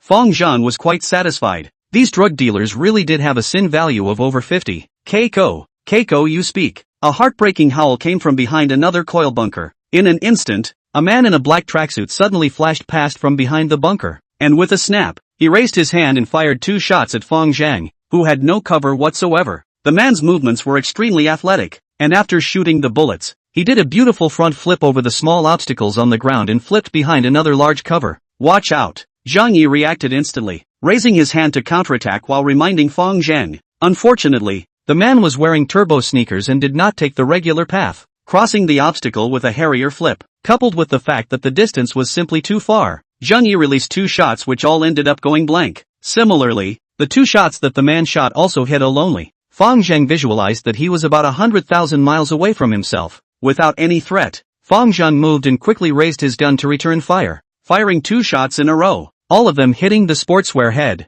The tracksuit fell to the ground in a headfirst position, flopping around for a bit and then didn't move at all. Looking at the collapsed tracksuit, Xiao Huang said, "This is that parkour expert." Feeling the energy in his body that was only slightly more than that of an ordinary person, Fang Zheng was unusually disdainful in his heart. Parkour? It was far worse than practicing national martial arts. Fang Zheng said, "There's still the last one who wants to live right. I'll go tackle him over. The last drug dealer has an assault rifle. Very dangerous. We will go with you." Xiao Huang and a few narcotics members said, "Aha." Fang Zheng took the lead and walked in front. Zhang Yi and the members of the 1st Brigade assisted from the side. Several people were ready to search gradually, but they saw Fang Zheng walking directly towards a bunker as if he knew the other party's location. Walking closer, he raised his middle finger to his lips and made a silent gesture. Zhang Yi stopped and made a stop gesture, secretly curious in his heart. Compared to his marksmanship, Zhang Yi was more curious about how he discovered the drug dealer's location. It was so before and it was so now. Chang Kuan held the submachine gun. His palms seeped out some cold sweat, but his eyes were fierce. He knew that his brothers were all dead, and he also knew that these thunderbolts were searching for him. These people want to interrogate themselves. He will never surrender. Dying also want to pull on a few cushions. He catapulted himself behind cover, a wall to his right and behind him, and a PVC coil about 2.5 meters high in front of him. The only point of attack on the opposite side was the left-hand direction. He aimed his gun in the left-hand direction and listened intently to the footsteps of the narcotics squad. The footsteps were somewhat disorganized and seemed to be searching for themselves, and then suddenly stopped after a few moments. Chang Kuan was unmoved, holding his gun and staring at the only barge fire point. Suddenly, the coil weighing over a ton was suddenly pushed and rolled. Before Chang Kuan could react, he was knocked to the ground by the coil, his body stuck under the rollers and unable to move. Fang Zheng walked to his side and picked up the submachine gun that had fallen on the ground, then pushed the coil away and carried him out like a chicken. Xiao Huang and a narcotics team member immediately followed and cuffed him with his hands behind his back. Chapter 64, Security Company established. The arrest was over, and the narcotics members of the 1st Brigade breathed a sigh of relief. After they had Chang Kuan under control, they looked at Fang Zheng in unison. Today's arrest process was really too strange and dramatic. Even if they had been through 100 battles, they had never experienced this kind of scene. Not to say they have experienced it, they have never even seen it. Except for some anti-Japanese dramas, even the TV doesn't dare to shoot like this. They couldn't see Founder's face through the helmet, but it didn't affect the respect in their hearts. After the team members saluted, they opened the satchels of several drug dealers in turn. What was inside was slightly shocking even to Fang Zheng. Submachine guns, grenades, pistols, all kinds of weapons. In addition, there were several bags of white flour, looking at the weight at least more than 5 kilograms. A large group of people were ready to go back to the department for overnight interrogation. Fang Zheng greeted them and was also ready to leave. Zhang Yi followed and said, "I'll see you off." Fang Zheng asked as he walked, "Aren't you going to the interrogation with them?" "There's no rush. Let's hang the dog days out for a while first. I still have some notes to explain to you." Zhang Yi died a teammate tonight. His mood was very sad and angry. At the same time, he was more worried about Fang Zheng's safety. Fang Zheng was working undercover for the narcotics squad. Even if he was strong, it was impossible to dodge bullets, and the danger was no different from other undercover agents. That was why he had been relentlessly urging for precautions to be taken. Although Fang Zheng did not think so, out of respect he still memorized all the key points in his heart. When he had finished all of them, he curiously asked, "I see that these drug dealers seem to be selling white flour?" "That's right. These drug dealers in southern Cloud Province are in the white flour business," Zhang Yi explained. "Currently, the market in Daxia country is still dominated by plant drugs, but synthetic drugs have already had a tendency to come to the forefront, and it is estimated that in a few more years, it will surpass the share of plant drugs." For questions that did not involve confidentiality, Zhang Yi answered all questions. Fang Zheng nodded and continued, "I see that their firepower is also quite strong. They are drug dealers from South Cloud Province's Evaluation Yuan Street." "Any word on that?" Zhang Yi mused. "The drug trafficking business in Evaluating Yuan Street is exceptionally rampant, and it's been much better in the past few years. and in the 1990s, their weapons were no less powerful compared to the regular army. Submachine guns and grenades are nothing. Even RPGs and anti-tank mines are available. There's a kidnapper on Hong Kong Island who specializes in kidnapping the rich and powerful, named Zhang Ziqian, you know, right? I know. When he was caught, he explained that all of his guns and ammunitions came from Evaluation Yuan Street. Even the tough criminals on Hong Kong Island have to go to their side to buy goods. You can imagine the rest. Tonight these are nothing. If you really go over there you'll know. Many drug dealers can even hold 2 submachine guns in both hands to sweep and change magazines with one hand. The following day at 9 a.m., in the general manager's office of Sea Bright Moon, Li Jiyun was holding a shareholding table and reporting to Fang Zheng. Shichang real estate share composition, 53% Zhang Shichang, 10% Zhang Zili, 10% Zhang Xiaojia. The other 27% of the shares are in the hands of 6 minority shareholders, with shares mostly between 4% and 6%,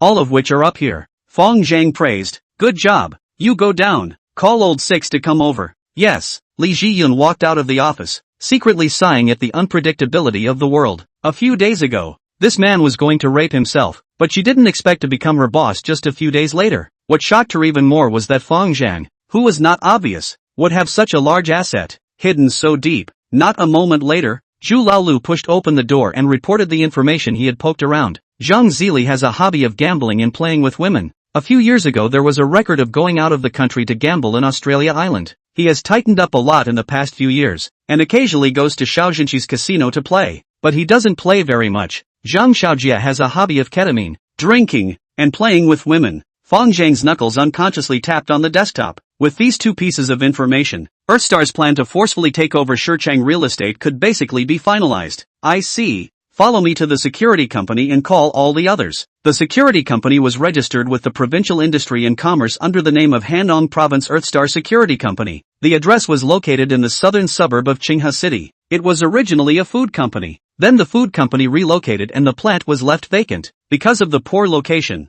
Fang Zheng bought it for $5 million.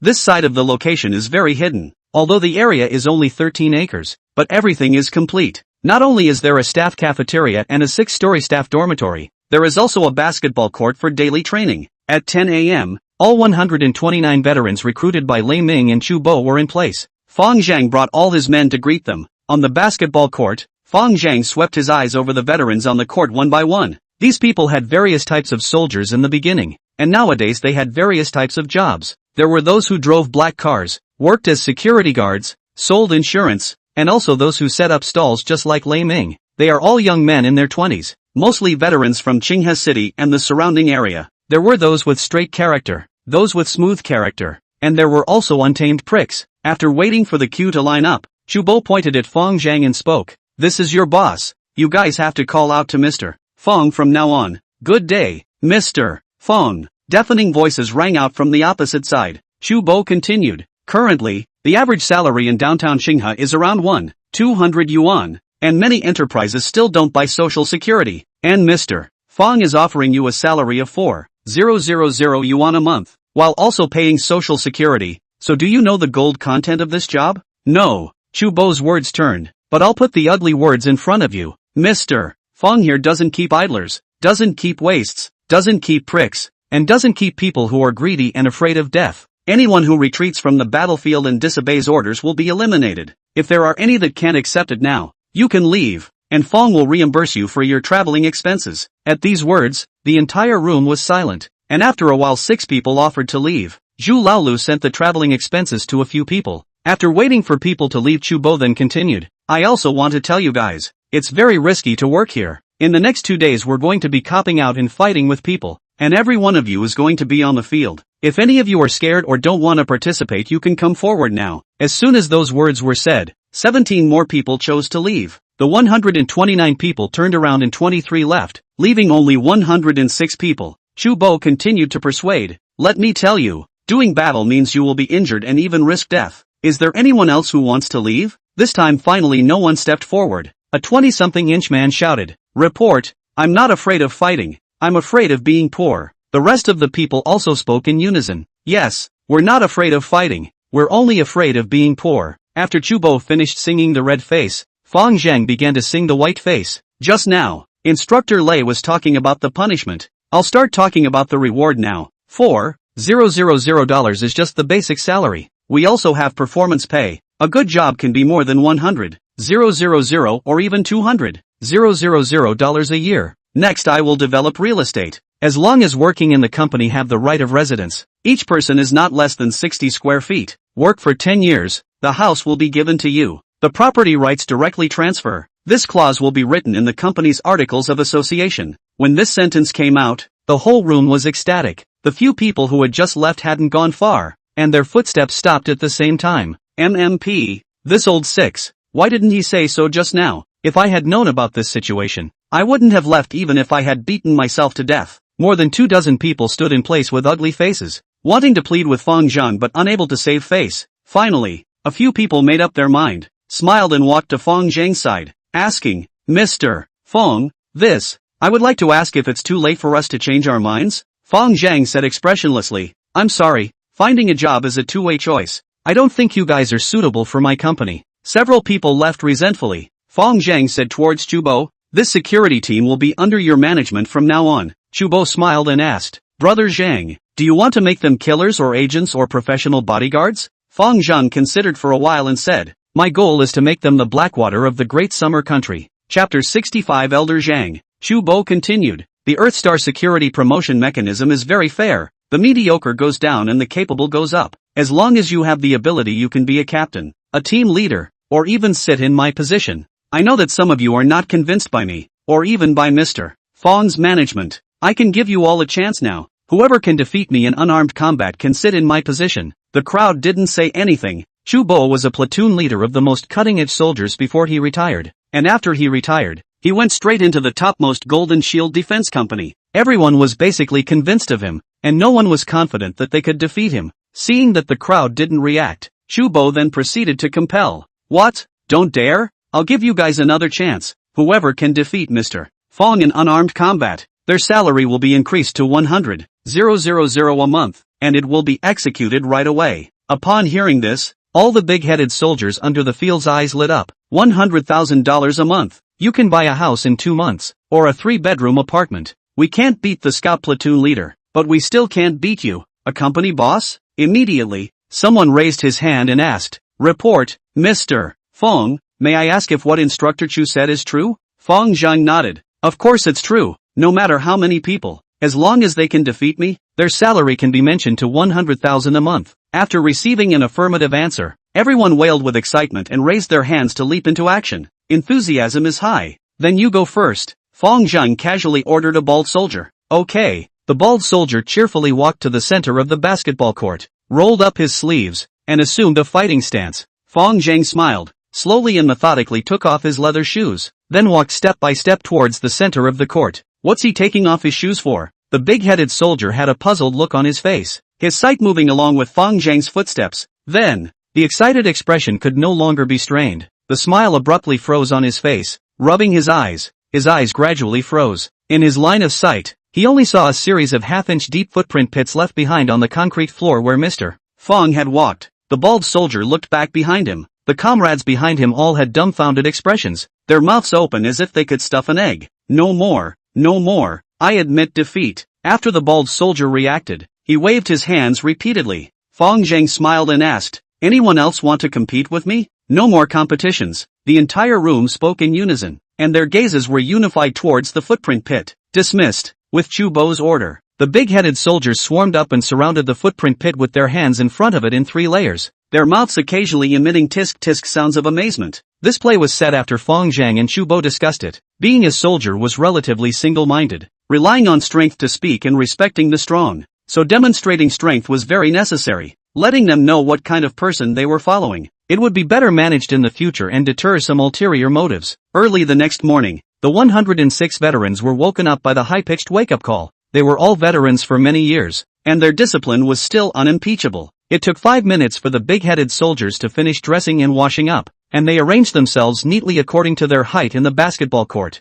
Chubo gave everyone equipment. Clothes are divided into 2 sets. A set of 06 type desert camouflage uniform, a set of black suit. In addition, there are standard military boots, Kevlar helmets, cowhide arming belts, pepper spray, ASP batons and so on. As for the pistol, at present, certainly cannot be issued. Turnback first issued a batch of electric dog let them train as possible. Bibbo Bay Riverview Villa was one of the top villa areas in Qinghe City. The innermost part was a 3-story villa decorated in Chinese style, which was very luxuriously decorated. The furniture was all made of violet sandalwood mahogany. The walls were hung with frescoes of authentic masterpieces, and there was a wide array of porcelain glazes on the polka shelves. Servants in blue uniforms walked in intervals. Zhang Shichang had been waiting on the first floor for half an hour, and from the sounds of struggle and the girl's pleas coming from upstairs, he knew that his father was on business. From the sounds, the girl upstairs should not be a match for her father. Zhang Shichang felt very pleased. The old man is 68 years old this year, but the physical strength is very good.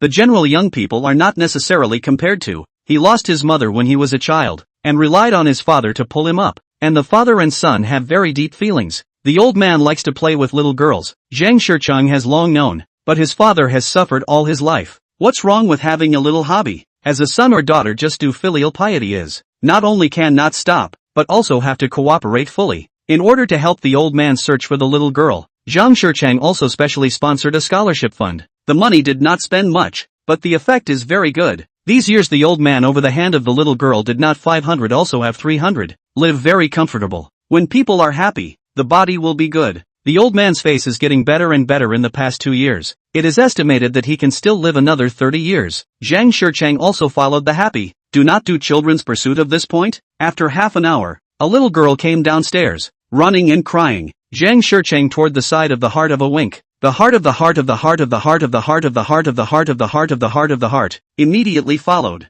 Zhang Shichang had collected tales for his father dozens of times and was very familiar with the routine. These girls are basically poor families, give a few $1,000s, and then a scare, both hard and soft, basically will be obedient, powerful and beautiful. Father and son will not be messed with. In society for so long, this point they are still clear. Not a moment later, hale and hearty Zhang Jia only full of red face downstairs, greeted, Shichang, you came. Zhang Shichang respectfully asked, Dad, what are you looking for me for? Zhang Jiecai sighed, hey, Master Wang gave me a fortune, said that I have a calamity in my life in these 2 years, and must find a woman with the life of an earth snake who performs the rite of circumcision after January in order to dissolve it. Zhang Shichang hurriedly responded with a respectful voice, Father, I understand. Master Wang he knew, was a master in Xinjiang province, named Wang Lin, heard that he was the reincarnation of a real person. His calculations were very accurate, and he was the guest of honor for some dignitaries. Zhang Shichang was also convinced of him.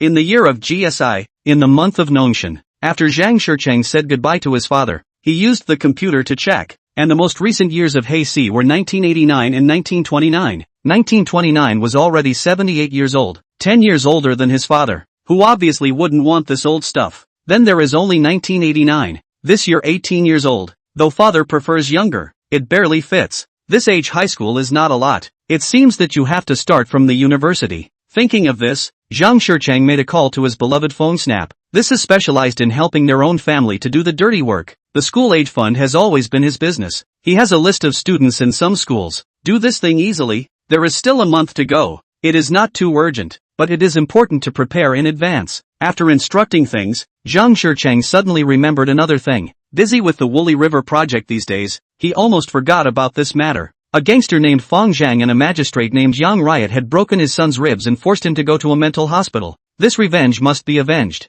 Yang Storm cannot be killed. Killed Xinghe may have to anti-terrorism drills, but Fang Zheng a gangster is still no problem. Thinking of this, Zhang Shichang asked, do you recognize any killers on the road? After all, it was not a real triad society. Although Zhang Shichang was rich, the mob power was still a little weak. This matter he also didn't want to trouble Lu Qiqiang of the Black Dragon Society. This thing was a mine, and it was only a person as shrewd as him who would not hold the handle in other people's hands. Feng Snapdragon is the manager of the security department of Shicheng Company. Personal ability is also very strong. The road relationship is intricate and complex. Looking for him to be right, Feng Snap pondered for a while and asked, Mr. Zhang, what grade of assassin are you looking for? Zhang Shicheng considered Fang Zheng's triad identity and spoke, the best. Feng Snap thought for a moment and said, I know of a 5-star assassin that is very powerful and has never had a survivor under him, but the price is also very high. Chapter 66 Demolition in Progress. A 5-star assassin? Zhang Shichang knew the virtues of this underling very well. The old master told him to run a school aid for his own enjoyment, but the result was that the dog days directly ran it as a human trafficker. It was good that there was nothing bad about it.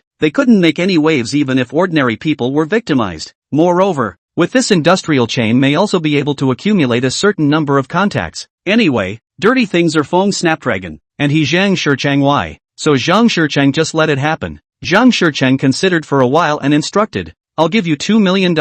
Be sure to get things done. Understood. Fang Snap hung up the phone and secretly calculated his network of contacts. He did know some people in the Dao, but those people interacted with him based on his identity as the head of the security department of Shicheng Real Estate. Most of the people were punks who only dared to collect protection money, and there weren't really many who dared to kill. After pondering for half a day without thinking of a suitable candidate, Fang Snap decided that he still had to call his friend Zhang Bin. He and Zhang Bin has long known. Listening to Zhang Bin said he has a brother called the Old Knife. In the slaughterhouse to kill pigs. Has always wanted to do a big deal. Don't look at this guy as just a butcher, but is a ruthless character. A hand of boning knife to make the gods. Kill pigs without blinking. Kill people without blinking. The enemy's blood splattered on the face, but also lick a lick. Otherwise cannot be relieved. Plus so many years in the slaughterhouse at least killed tens of thousands of pigs. The old knife's heart has long been in the hand of the boning knife is cold. The most important thing for a killer is the psychological quality. He's it. After making up his mind,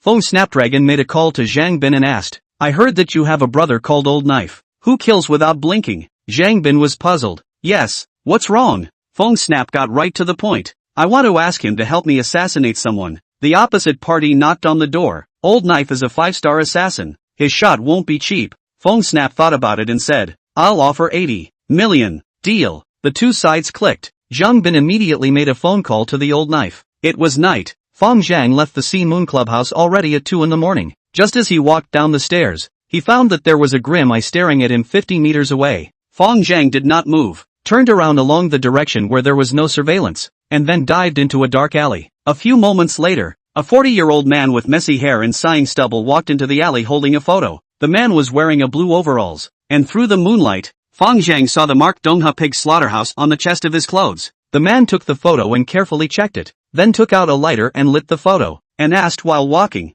Are you the Flame Gang Fang Zhang? Fang Zhang nodded. That's right. Still quite calm. The man grinned. People on the road call me Old Knife. Others call me Pig Killer, but I still like the title Old Knife. Fang Zhang barked. Oh, is there something wrong? Old Knife was indignant. Someone offered 200,000 to buy your life. I know that these middlemen must have earned the difference in price. These sons of ES. How can 200,000 be enough to kill a triad? After the Old Knife vented, and then said with an expectant face, If you can offer double the money to buy your life, I can keep your life. Fang Zhang bristled. I don't have any money. Then there's nothing to talk about. Old Knife pulled out a boning knife from behind his buttocks and slowly approached, like a tiger teasing its prey, with fierce and teasing eyes. While walking, he raised the boning knife in his hand. This is my knife, usually used to kill pigs as well as people. 1 foot and 3 inches long, made of stainless steel. I've used it to pick the bones of thousands of pigs. If it's not too late for you to regret it, I only need 400,000. That shouldn't be too hard for you. The square face pulled out a gun from his pocket without expression and said slowly, This is my gun, the Beretta 92F, also known as the M9, loaded with 9mm pistol rounds, overall length 217mm, empty muzzle velocity 333 meters per second, effective range 50 meters, magazine capacity 15 rounds, currently 13 rounds left. If you give me $10 million, I can keep your life. Old Knife's expression changed from teasing to stunned, and then from stunned to horrified. His legs bent and he directly knelt down. Fang Zhang raised his gun and pressed it against his temple, teasingly saying, Old man, times have changed. Tell me, who asked you to assassinate me? The Old Knife felt the black hole of the gun. Cold sweat dripped from his forehead and he trembled as he begged, Big brother, can you let me go if I tell you? Then you go to hell. Boom. One shot killed him. Fang Zhang muttered to himself, Seeing you like this, I guess you don't have $10 million to buy your life. He picked up the unburned photo on the ground and put it in his pocket, and put on gloves and fumbled around in the Old Knife's pocket for a while to make sure there were no oversights, and then disappeared in a few jumps. This gun was the gun Shubo gave him, not the one Zheng Yi gave him, and there was no problem firing it. No heat flow. A few kilometers away under a monitor. After realizing that there was no change in his body, Fang Zhang had a disdainful look on his face. Bah! Not even 50 sin values and you dare to come out and play assassination? Fang Zhang was too lazy to inquire with Old Knife about who paid for his life. This guy had been passed over a few times and probably didn't know who it was. However, Fang Zheng himself could roughly guess that there were just one or two enemies after rummaging around. Shechang Real Estate, the contracted developer of the Woolly land parcel, was in the first rank of strength in Qinghe City, but it was not without rivals. Zhang Shechang also spent a heavenly price to take this plot of land. The price is not expensive, but as long as it is developed smoothly, the development of Shechang Real Estate will be on the fast track, and the future of the listing can be expected. Woolly Shantytown. Relocation office is located at the mouth of the alley of a private house. The walls are pasted with black and white relocation bulletin. The payment with the official seal of the City Planning Department. Relocation office by the District Demolition and Relocation Office. Street office of some of the staff. The director of the street office by the Woolly Hao Qinglian as director. Relocation office is mainly responsible for the mobilization of residents and coordination work. Shechang Real Estate also invited a special demolition company responsible for the specific demolition work. The weather is getting colder and colder. Hao Qinglian ate a meal of salted vegetables rolled tofu at noon, ready to take the staff and the world into the real estate staff to sign a compensation agreement door to door in the afternoon. According to the relevant regulations, the pre-movement work has been all in place. The compensation price is also all negotiated. Most of the people proved to be very kind. A few of some pricks also in the demolition company 502 blue blocking the lock eye, stool splashed door, home to put poisonous snakes, cut off water and electricity, hit the muffler, for you to pick up the children after school, your home to beat the young and strong hospitalized, set fire to the house and so on a series of soft means all under the compromise. Demolition work advances very smoothly. Hao Qinglian's heart is also very comfortable. Chairman Zhang is rich and powerful. As long as you help him to do things well, the benefits can be less. Hao Qinglian and his men out of the door, saw the next door of the Peace and Happiness Demolition Company. In front of the company, a group of big men with tattoos of dragons and tigers are gambling with cigarettes on the benches. These people are Shechang Real Estate Demolition Ace, which is not long for the eyes of the Nail household. See, this group of people shall not be afraid of shaking legs. Hao Qinglian knows that these people are not employees of Shechang Real Estate, and Shechang seems to be a cooperative relationship. The leader is an old gangster called Li Daba, previously sat in jail twice, came out and gathered a group of men, specializing in debt collection, but also take over the demolition of the work. Business is doing well. Known as the Nail House Ghosts see worry, and some of the city's real estate companies have cooperation. Li Daba saw Hao Qinglian waved a greeting. Hao director, to sign the agreement. Aha. Hao Qinglian reserved smile. As a street office director, he did not want to get too involved with these triads, but the feeling of being respected by a black boss was still quite cool, making him quite popular. Li Daba then shouted, call out to me if there's a prick you can't handle. Ha. I know. Hao Qinglian instructed his men to take out their work permits from their pockets and hang them around their necks. He then walked out of the demolition office with the staff from Shechang Real Estate and knocked on doors door to door. Under the hard work of the demolition company, all the way to the signing was smooth. Smooth to let Hao Qinglian think there should not be any accidents, until he came to a 3-story building in front. Hao Qinglian looked at the dozen or so black-suited pugilists who were working out in the yard, and then looked at the doorplate, and muttered in his heart, no, 36 Woolly, that's right. This is Pan Lauren's home. Why don't I recognize any of the people inside? Chapter 67. The Nailed Household Who Wanted to Ask for a Lot of Money. Hao Qinglian looked at the pugnacious men in the yard who were exercising and decided to adopt a policy of being gentle, immediately knocking on the iron gate and politely asking, may I ask if this is Pan Zhenya's home? No one paid any attention to him, and the people in the yard were still doing push-ups on their own. A leader-looking slab of a man was counting beside him. 488, 489, 490. Hao Qinglian huffed in his heart and had no choice but to ask again, may I ask if Mr. Pan Zhenya is home? Still no one paid any attention to him. 493, 494. When the count came to 500, the man in the plate inch finally spoke, saying in a muffled voice, what are you looking for him for? Hao Qinglian held back his anger and said, can you open the door? We are from the Woolly Street office in Shechang Real Estate Company, and we are here to find him to sign the demolition and relocation compensation agreement. Pan Zhenya house has been sold, Slab had said. Hao Qinglian's heart thumped and he quickly asked, do you know who it was sold to? Of course it was sold to us. Oh no. Hao Qinglian thought electric. These people at this juncture to buy Pan Zhenya's house, and then gathered such a group of big men. The purpose is self-evident. Extortion for high compensation. The street office is just from the side to assist. The specific negotiation work has to be Shechang Real Estate to do the main. Thinking of this, Hao Qinglian cast his eyes to the world into the real estate in charge of the 5 miles of the river demolition work. Lu Assistant. Lu Assistant is a long look like the snake in the Hulu Huajing Black Silk Beauty, wearing an OL uniform, the standard secretary or assistant dress, the bridge of the nose on a pair of gold wire glasses,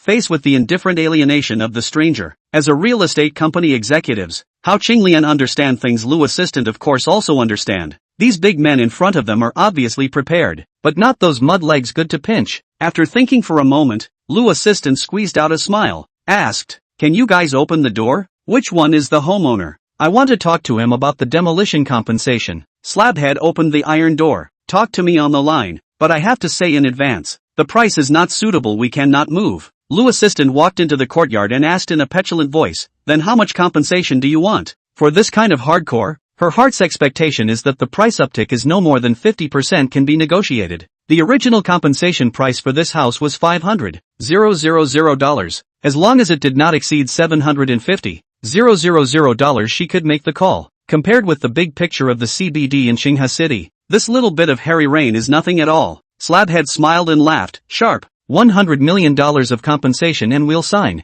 Assistant Lu froze in place, suspecting that he had heard it wrong, and looked back at the others, all of whom had the ugly expression of having eaten a fly, before realizing that he hadn't heard it wrong. What the other party said was indeed 100 million. Lu assistant reacted. Angry petite body trembled straight. These people have no sincerity at all, even if the lion's mouth is not so outrageous. Strongly endure the anger said, "You, this price is really too outrageous. Which has such a shouting price? We'll give you a 50% increase at most. What about sending out the barkers? Not even 1 point less for $100 million. The boarder skimmed his mouth and made a gesture of sending off. Assistant Lu's eyes reddened with anger. Angrily rebuked, "You are extortion. A criminal act." The plate-inch head's eyes stumped. "Who is extorting? I didn't beg you to tear it down. My own house can shout the price as much as I want. Don't tear it down if you can't afford to tear it down." Well, naturally someone to talk to you. Lu assistant put down a harsh words, turned his head on the go. Hao Qinglian immediately followed up, together with the gas puffing back to live in peace and happiness demolition company. Li Daba put down the hands of the poker, took a look at the hurriedly rushed, is in a state of rage Lu assistant. Woman wrapped in OL uniforms under the delicate body at this time is angry straight trembling, white shirt in the great shores with the rapid gasping undulation. Heartbroken Li Daba want to grab both hands to properly appease some. Li Daba throat shrugged, swallowed saliva, asked, "Lu assistant, Director Hao, who made you angry?" Lu assistant said in a bad mood, "Ran into a nail household, open mouth to $100 million in compensation." Li Daba froze. A nail household? He had let his men to work for so long, but there was still an ungrateful nail household? And asking for $100 million? Good lord. I didn't even dare to be this ruthless when I was a nail household. Li Daba's family has been demolished before. As a prick of course, he is asking for a lot of money, and ultimately just want a double compensation. It is because of the experience of being a nail household, so he is also very experienced in dealing with nail households, and soon completed a magnificent metamorphosis of identity. What is the concept of 100 million? The entire city of Qinghe City is estimated to be able to shell out 100 million in cash to no more than 10 people. Qinghe would never allow someone this powerful to exist. Brothers, cop out. Li Daba took the lead and entered the house, taking out a large wrench. Before he was jailed, he was an auto mechanic and carried a wrench on his body from time to time to fight with people, and after a long time, he used it smoothly and never changed his weapon. More than a dozen horses also have into the house copy weapons. Not a moment later, each hand holding nunchucks, seamless steel pipe, rebar and so on. No one took a machete. That thing is controlled. They were a legitimate demolition company. They didn't do anything illegal. Which one? Li Daba copied the wrench and asked Assistant Lu in a calm manner, thinking that he had a lot of male breath in his body. However, Assistant Lu obviously did not notice, or maybe it was disgusted by Li Daba's toad's mentality of wanting to eat swan meat. Just said in a cold voice, "No." 36. Li Daba nodded and waved his hand. Brothers, set off. Wu Zhibin is Lei Ming's comrade in arms. Before retiring, he was the coaching squad leader of the automobile company, heard that driving cabs earns money, and after retiring from the army, he ran on a cab. But after driving to realize that this industry is not so good to do. Every day when you open your eyes is 120 yuan of money, and from time to time you have to put up with some of the brain-dead customers' unreasonable difficulties. He has long been fed up with this life. 2 days ago, his old comrade Lei Ming called him and said that he was not selling fried skewers now. He is helping a public welfare organization to help the poor and needy. Chivalrous and righteous, said the organization is currently short of people. Asked him if he was interested in coming to help. The work is easy and the income is high. 4,000 is just the basic salary, but also pays social security. Send performance. Do a good job of 2 to 300,000 a year is not a problem. Wu Zhibin directly listened to confused. The world, there is such a good thing to fall pie? To know that he was tired every day to drive 12 hours of cab, minus the share of money and vehicle wear and tear, but also earn a $100 or so. The key is not social security. Out of the comradeship with Lei Ming, he was convinced of this matter. Wu Zhibin immediately rented a cab to someone else, packed his bag and drove directly to the Qinghe. Later he learned that the so-called public welfare organization is a formal security company. The owner's strength is unfathomable. This is just what he wanted. With such a boss he served. Earthstar security establishment is very simple. 20 to 25 people in a group. And then above is the instructor. Because he won the competition yesterday, he was appointed as a group leader. Wu Zhibin, as the leader of Group 1, his main task at the moment was to guard the residents of No. 36 Woolly and prevent others from demolishing it. Wu Zhibin knew that the group just now must be shouting people to go. Immediately left only 3 people. Let all the others return to the indoor waiting. Sure enough, not a few moments later, a group of tattooed big men came to the front of the house with weapons. Chapter 68 Thunderbolt Dharma King. A few small yellow hairs knocked the iron gate clanging. Li Daba looked at the 3 people in the courtyard and asked, "Which one of you is in charge?" Wu Zhibin pulled open the iron gate and looked at Li Daba. "I am. What's the matter?" Li Daba listened to his neighboring city accent and revealed a bratty expression. "Brother is not from Qinghe Road, right? I wonder if you have heard of my name Li Daba?" Wu Zhibin said indistinctly. "So it's Daba. Sorry, it's me who has eyes and doesn't recognize 25 or 80,000. Li Daba froze. He didn't have much culture, but the person on the other side was obviously flirting with him. He could still tell the difference. Since the other party did not give face, Li Daba also decided to use force. Immediately bluffed. "We are from Unju Lei Company. Now we are talking to you about the demolition compensation. If you are sensible, you will give me a good signature. Otherwise don't blame the old man's hand if the weapon thing is not long-eyed." The 3 didn't say anything, just smiled contemptuously and lifted their clothes to reveal the ASP throwing stick inside. "Playing rough, huh? Them to death." Li Daba waved his hand. Next to the little brother immediately copied the hands of the seamless steel pipe towards Wu Zhibin's shoulder smash. Why smashing the shoulder? This was what Zhang Shicheng explained. They were not street punks, but a legitimate demolition company. It didn't matter if they were injured or maimed, even if they were beaten into a vegetable, but they tried not to cause any deaths. The other party made a move. "Let's go," the team member who set up the camera inside the house said. Wu Zhibin dodged a dodge to avoid the steel pipe that smashed into his shoulder, pulled out a throwing stick from his waist, and with a shake of his arm, he smashed towards the arm of the yellow hair that attacked him. This stick and fast and fierce. Bang a moment, will be yellow hair humorous smashed bone cracks. Little brat still dares to resist. Li Daba was furious and laughed. "All give me a copy of the weapon on." Horsemen swarmed up. At this time, suddenly from the house scurried out 10 or so big men.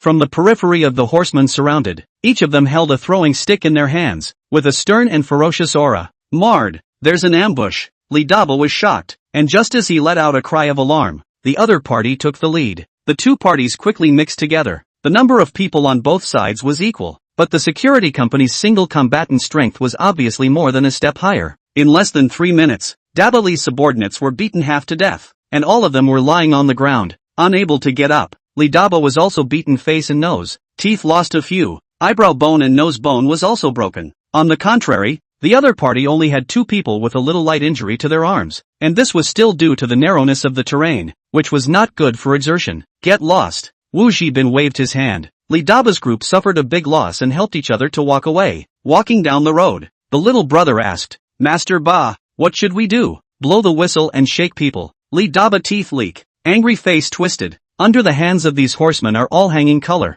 There is no longer combat power. He must shout others to help. Road mixing also divided into 3, 6, 9, like him, such as raising a dozen or so minions. A demolition company, driving a Toyota Baidao Master, belongs to the Qinghe Mixing Society of the mid-range characters. Although it is not comparable to the 4 major gangs of the Hall Master-level characters, but also not a few unknown outsiders can be pinned down. Li Daba angrily returned to the demolition company, saw Lu assistant and Hao Qinglian look a little embarrassed. Na said, "Martyr, ambushed." Lu assistant saw his bear is also angry. Cold snort. "How do you plan to deal with it? Why don't we report it to the police and arrest them all?" Hao Qinglian persuaded from the side. As the director of the street office, he had always obeyed the law. His side was the righteous side, and he definitely had to defend his rights through the law. Report to the police? Li Daba shook his head repeatedly. He is at least a black boss. Dry war cannot do others even if it is, but also to the police to ask for help. Say it out is not to be the Road brothers laughed dead.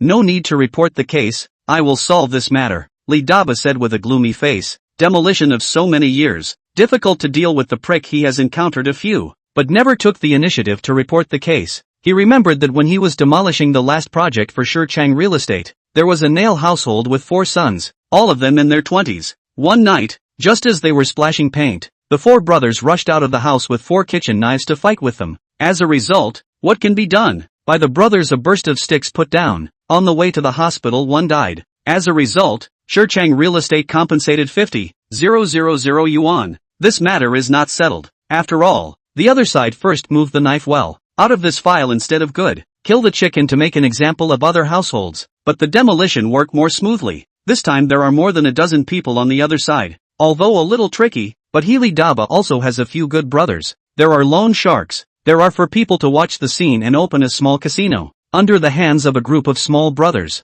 As long as Li Daba arm call, 70 or 80 people still come together. Li Daba clenched his fists, a fierce face. This time he decided to come hard, even if the death of 2 people will not hesitate. Lu assistant also do not agree with the report. If the report will certainly alarm the chairman Zhang Shurchang, Zhang Dong will definitely doubt his ability to do the job. She only hesitated for a second before instructing her men. Director Hao and I will go to the other homes to sign the agreement, and you go to the housing authority to find out to whom No. 36 was actually sold. Meanwhile, Zhang Shurchang, who was not disturbed by them, did not know what was happening over here. After a busy afternoon, he finally got free and took advantage of the moonlight to visit Zhang Xiaojie at the Castle Peak Psychiatric Hospital with his second wife, Chen Shuiying, and his oldest son, Zhang Zili. The car from the city drove more than 30 kilometers, finally stopped in front of a deserted hospital. 3 people walked out of the car, and the gatekeeper to communicate, push open the rusty iron door, cross into this far-famed Castle Peak Psychiatric Hospital. Under the moonlight, messy and lush creepers spread on the walls of the inpatient department. In mid-air, several night lords let out mournful chirps, circling repeatedly in the low sky. The eerie aura creeped out Chen Shuiying's body. She was just about to have a fit when she saw a kindly old doctor in a white coat walk over head-on. Director Chen. Zhang Shurchang shook hands with the old doctor and said, I came to visit Zhang Xiaojie. Chen Yangxi nodded. Zhang Xiaojie is in Ward 306 of the inpatient department. You guys follow me. Several people walked along the tunnel into the inpatient department. Chen Shunning had just stepped onto the steps of the 3rd floor when she heard a miserable wailing sound. The voice sounded miserable and childish. Chen Shunning felt strange in her heart, walked past room 301, turned her head to look inside, and her face instantly changed drastically. This was a ward, but it was different from an ordinary hospital ward. The room was installed with barbed wire and iron fences, not like a ward but more like a cell. On the hospital bed, a little boy wearing Snoopy's children's clothes had his hands and feet bound by a cowhide belt.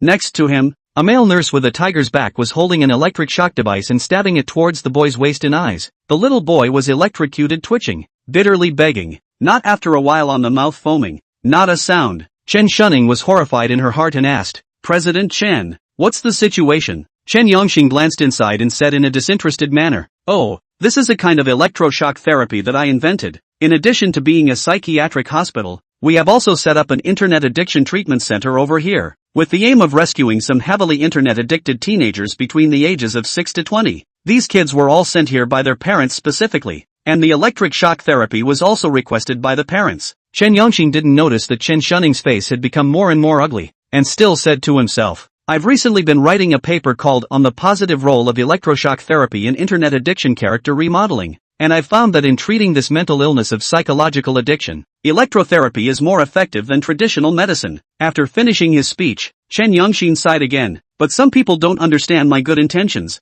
and have named me something like Magnetic Storm Infantryman and Thunder Shaman. Chapter 69, Dean's Virtue is Worthy of the Imperial Temple. Zhang Shurchang agreed. Jade does not cut into a tool, and a person does not train into a talent. Dean Chen has made every effort for the education cause of the great summer country, and these internet spammers even denigrate you so much. It is really chilling. Zhang Shurchang's character is old-fashioned and traditional, and has always believed in the concept of filial sons under the stick. If it wasn't for his father, Zhang Jiecai's strict teaching from a young age, he wouldn't have been able to achieve such a huge career. If it wasn't for Chen Shunning's excessive coddling, Zhang Xiaojie wouldn't have turned into a playboy that people hated and dogs disliked. Let's go. Chen Shunning did not want to continue discussing this topic and pulled her husband's sleeve towards Ward 306. Ward 306 did not have windows installed, only a palm-sized peephole window next to the door. Seeing this scene, Chen Shunning's heart tightened. Could the son be living in this kind of environment? The male nurse inserted the key in the lock hole. Chen Shunning couldn't wait to push open the door,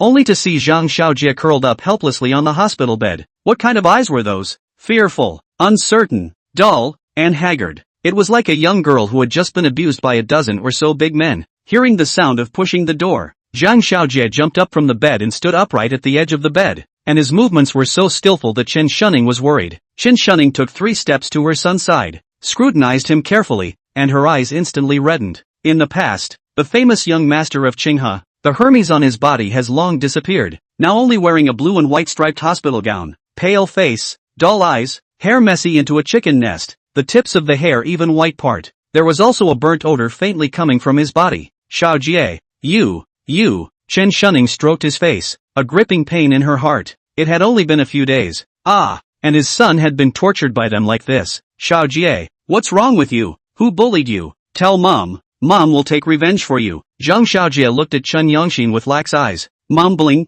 report, no one bullied me. It was all of my own free will. Uncle Chen gave me electrotherapy all for my own good. Chen Shunning blared at the culprit. Director Chen, you better give me an explanation. Chen Yongxin smiled bitterly and just looked at Zhang Xiaojie with a kind face. Zhang Xiaojie shivered in fear and said with trepidation, report, this lady please don't blame Uncle Chen. I thank Uncle Chen. It's Uncle Chen who saved me. I will definitely actively cooperate with the treatment. I want to be a learning standard bearer. I want to be an activist. Chen Shunning was even more distressed, coldly looking at Chen Yongxin. Please go out. I have something to say to Xiaojie. Chen Yongxin ignored her. His gaze turned to Zhang Shichang. Zhang Shichang nodded. Director Chen, you go out first. As the door to the ward was closed, Chen Shunning hurriedly asked, Xiaojie, what exactly is the situation? Zhang Xiaojie ignored him and glanced at the peephole window. Chen Shunning closed the peephole with a snap. Xiaojie, you can speak now. Bang! Just as Chen Shunning's words fell, Zhang Xiaojie suddenly punched Zhang Zili in the face, causing him to stumble. Eyes emitted a blazing fire, and his mouth cursed at the same time. Asterisk asterisk asterisk asterisk mud horse Zhang Zili, you dog stuffed Chen Yongxin with a red packet. Let them electrocute me. I'll beat you to death. You dog stuff. Chen Shunning then reacted. She clearly gave Chen Yongxin stuffed favor fees to let him take care of his son. Why did he abuse Xiaojie so much? The reasoning didn't make sense. It turned out to be Zhang Zili, the bad seed. Who was behind it? Good you Zhang Zili, you have a mother born. No mother to teach thee is really a belly of bad water. Xiaojie is your younger brother, you also have the power to do it. Chen Shunning rolled up her sleeves and joined the fray, scratching Zhang Zili's face with her teeth and claws. Stop! Zhang Shichang stepped forward to pull the two apart, shouting, what do you two look like? Zili did this with my consent. This loser should be properly cured. Otherwise in the future, he will still be inviting right and wrong outside. As if a dipper of cold water was poured from head to toe, Chen Shunning was confused, and Zhang Xiaojie also froze.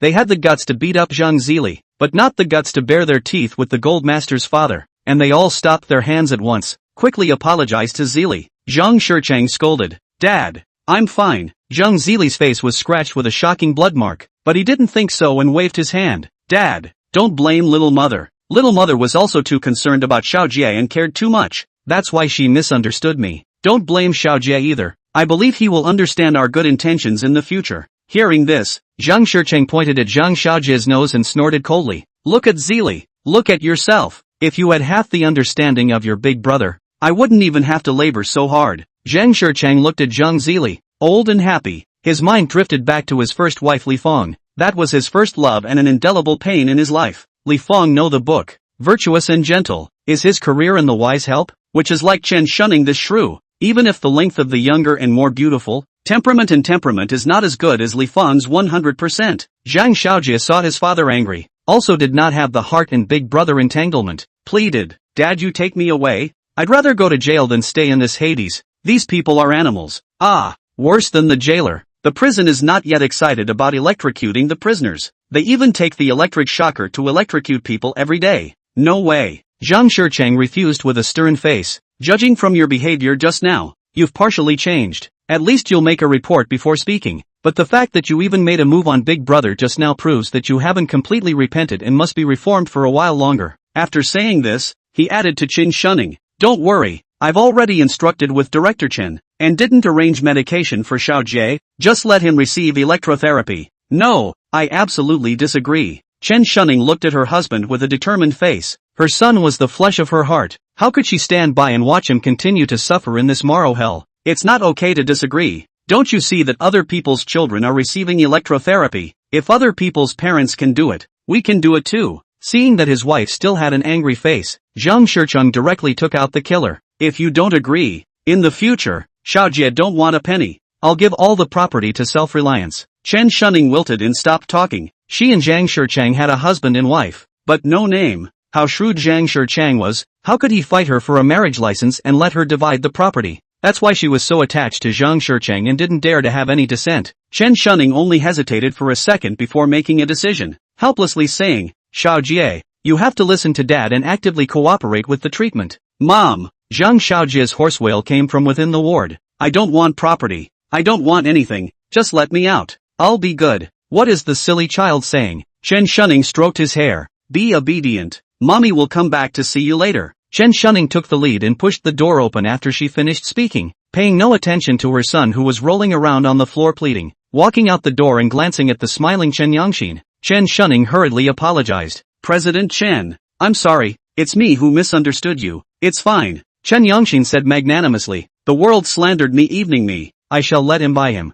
Chen Shunning couldn't help but praise. Dean's virtue was worthy of the imperial temple. Chen Yangxin smiled with a kind face. Mrs. Chen is flattering. I don't know your son? Chen Shunning hurriedly bowed. Please increase the treatment, please. Chapter 70, Luring the King into the Jar. The three of them returned to the city and dispersed separately. Zhang Zili touched the scar on his face. The corner of his mouth gradually hooked into a cold smile. A bitter trick in exchange for his father's further hatred of the loser. Worth it. All of this was also thanks to Fang Zheng, who was remotely directing behind the scenes. Fang Zheng's words were still ringing in his ears. Zhang Xiaojie has been driven mad and is an incapacitated person. Your brother's shares and your father's property are all yours. Zhang Zili and Fang Zheng didn't have much friendship, and even had a little skirmish. But Fang Zheng wasn't targeting himself but dealing with Zhang Xiaojie. In this matter, the two fronts were unified. He did not know much about Fang Zheng, and after some investigation, he only knew that the other party was from the Flaming Fire Gang, and had raised a group of bandits under him, which was very powerful. Even Black Dragon Society's Lu Xiao was afraid of him. This person is clearly a triad big brother, and can only be friended but not offended. Thinking of this, Zhang Zili saw that the time was still early and made a call to Fang Zheng, his tone unusually respectful. Brother Zhang, how are you? Mr. Zhang, how are you? Fang Zheng's humble voice came from the phone. Your method is very good. I visited Zhang Xiaojie in the hospital today, and I estimate that he is not far from going crazy. I'm just doing the people a favor. Brother Zhang's righteousness is truly awe-inspiring. Zhang Zili praised with his mouth, but in his heart, he was very disdainful. This person was clearly a triad, but he spoke in a tone similar to that of an official. One set of words. It must be that loser Zhang Xiaojie had offended this lord, and it was estimated that he had offended him quite a bit. Otherwise, where would he be able to put people to death like this? The two bragged about each other, and Zhang Zili opened his mouth to invite. At night I asked about a few art college girls. Long are quite good. Positive brother, are you interested in coming over to tutoring them? The best means of pulling a man in was female color, and this trick was tried and true by Zhang Zili. He felt that the other party should take the bait. I don't think it's possible today. Some other day. Zhang Zili was slightly surprised and asked, Oh, brother Zhang, you have something to do at night? Well, my hands are itchy at night, and I'm going to find a venue to gamble a couple times. Zhang Zili was happy in his heart. It turned out that this buddy was also a fellow traveler. His biggest hobby besides playing with women is gambling, even more interested in gambling. However, in the past few years, he has been busy with his career and seldom goes to the island of Australia, and only plays in some of the venues in Qinghe, and the play is not too big. Zhang Zili moved a small mind, asked, Jing brother, you are ready to go where to play? Haven't thought about it yet. I'm going to find a big field with a good environment. Zhang Zili thought about it, and suggested, Xiao Laosan recently opened a new field as the largest in Qinghe. The decoration is luxurious, and the lotteries are all beautiful, more beautiful than the online dealers. The telephone side seems to have some intention. After a long time of silence, said, Okay, Xiao Laosan I also know. Then go to Xiao Laosan there. Zhang Zili looked excited. Brother Zhang, I'll go too. Wait for me. This gambling thing stimulates dopamine and is very high in itself, but it's even higher if you have a companion with you. Zhang Zili immediately felt his whole body itching, impatient to go to the casino. Even the few female college students at home felt unscented. Fang Zheng hung up the phone and smiled. All people have weaknesses. People who gamble well and are horny undoubtedly have greater weaknesses. He dumped a call to Xiao Laosan, repeated the previous precautions, and drove to the new casino he was operating. The new casino was a converted underground disco, with a larger space than the negative floor of the Sea Moon and more luxurious decorations. Xiao Zhenqi arranged for one of his men to greet him outside the door and led Fang Zheng straight into the office. Are things all arranged? Fang Zheng asked as he opened the door. All arranged. Xiao Zhenqi pulled out a colorless and tasteless medicinal liquid from a drawer and smiled. The ruthless goods bought from the rice country, specializing in stimulating the cerebral cortex and increasing the level of central nervous system excitement. Even the strongest willed people can't control it. Later I will arrange for someone to inject it into his drink with a needle. After saying that, he clapped his hands again. A fat man with a big belly and wearing a designer suit sniffed and walked out from the cubicle with his arms around a pair of twin beauties. The fat man wore a gold and jade goddess of mercy on his neck, an emerald green trigger finger that looked expensive on his hand, an Hermes belt on his belt, a donkey brand handbag on his hand, and a thuggish temperament all over the place. The moment he opened his mouth was a flavor of Shishan old vinegar. Fang Zheng knowingly asked, "Who is this?" Xiao Zhenqi smiled and introduced, "This is the Huang boss of Shishan province,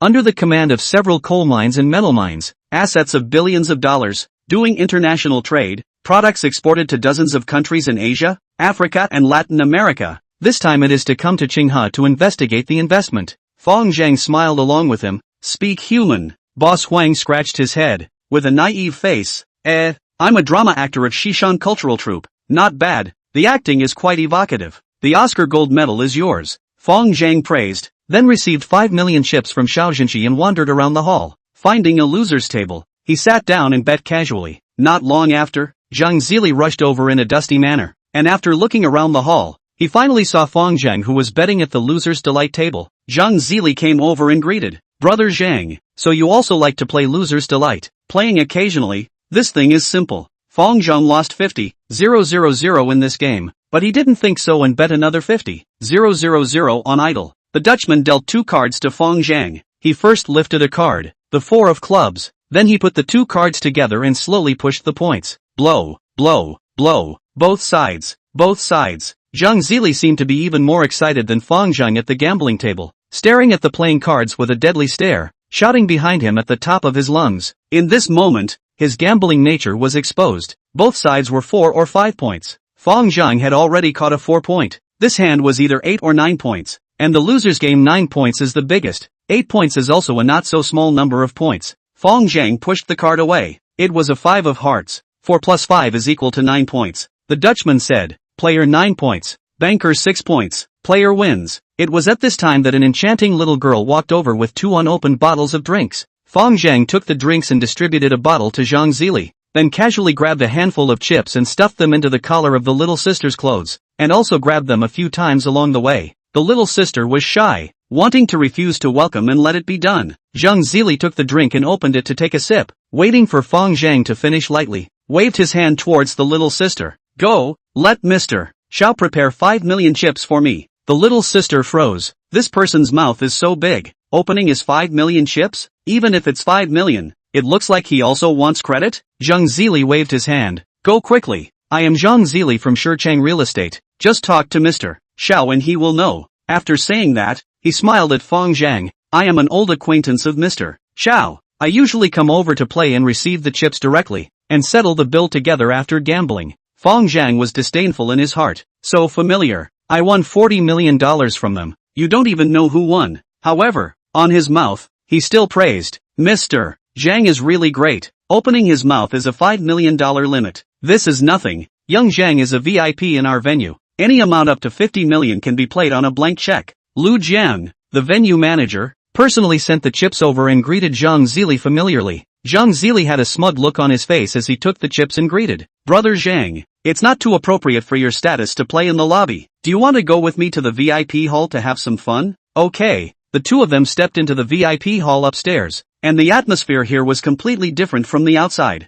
While the outside was brilliantly decorated, the VIP lounge was arranged in a quiet and elegant manner. At this time, there were already 3 people sitting in front of the gambling table, a beautiful young woman in her 30s, a middle-aged man in his early 50s. There was also one who had his arms around 2 twin beauties, very pretentious, and at a glance, let Zhang Zili upset his potbelly.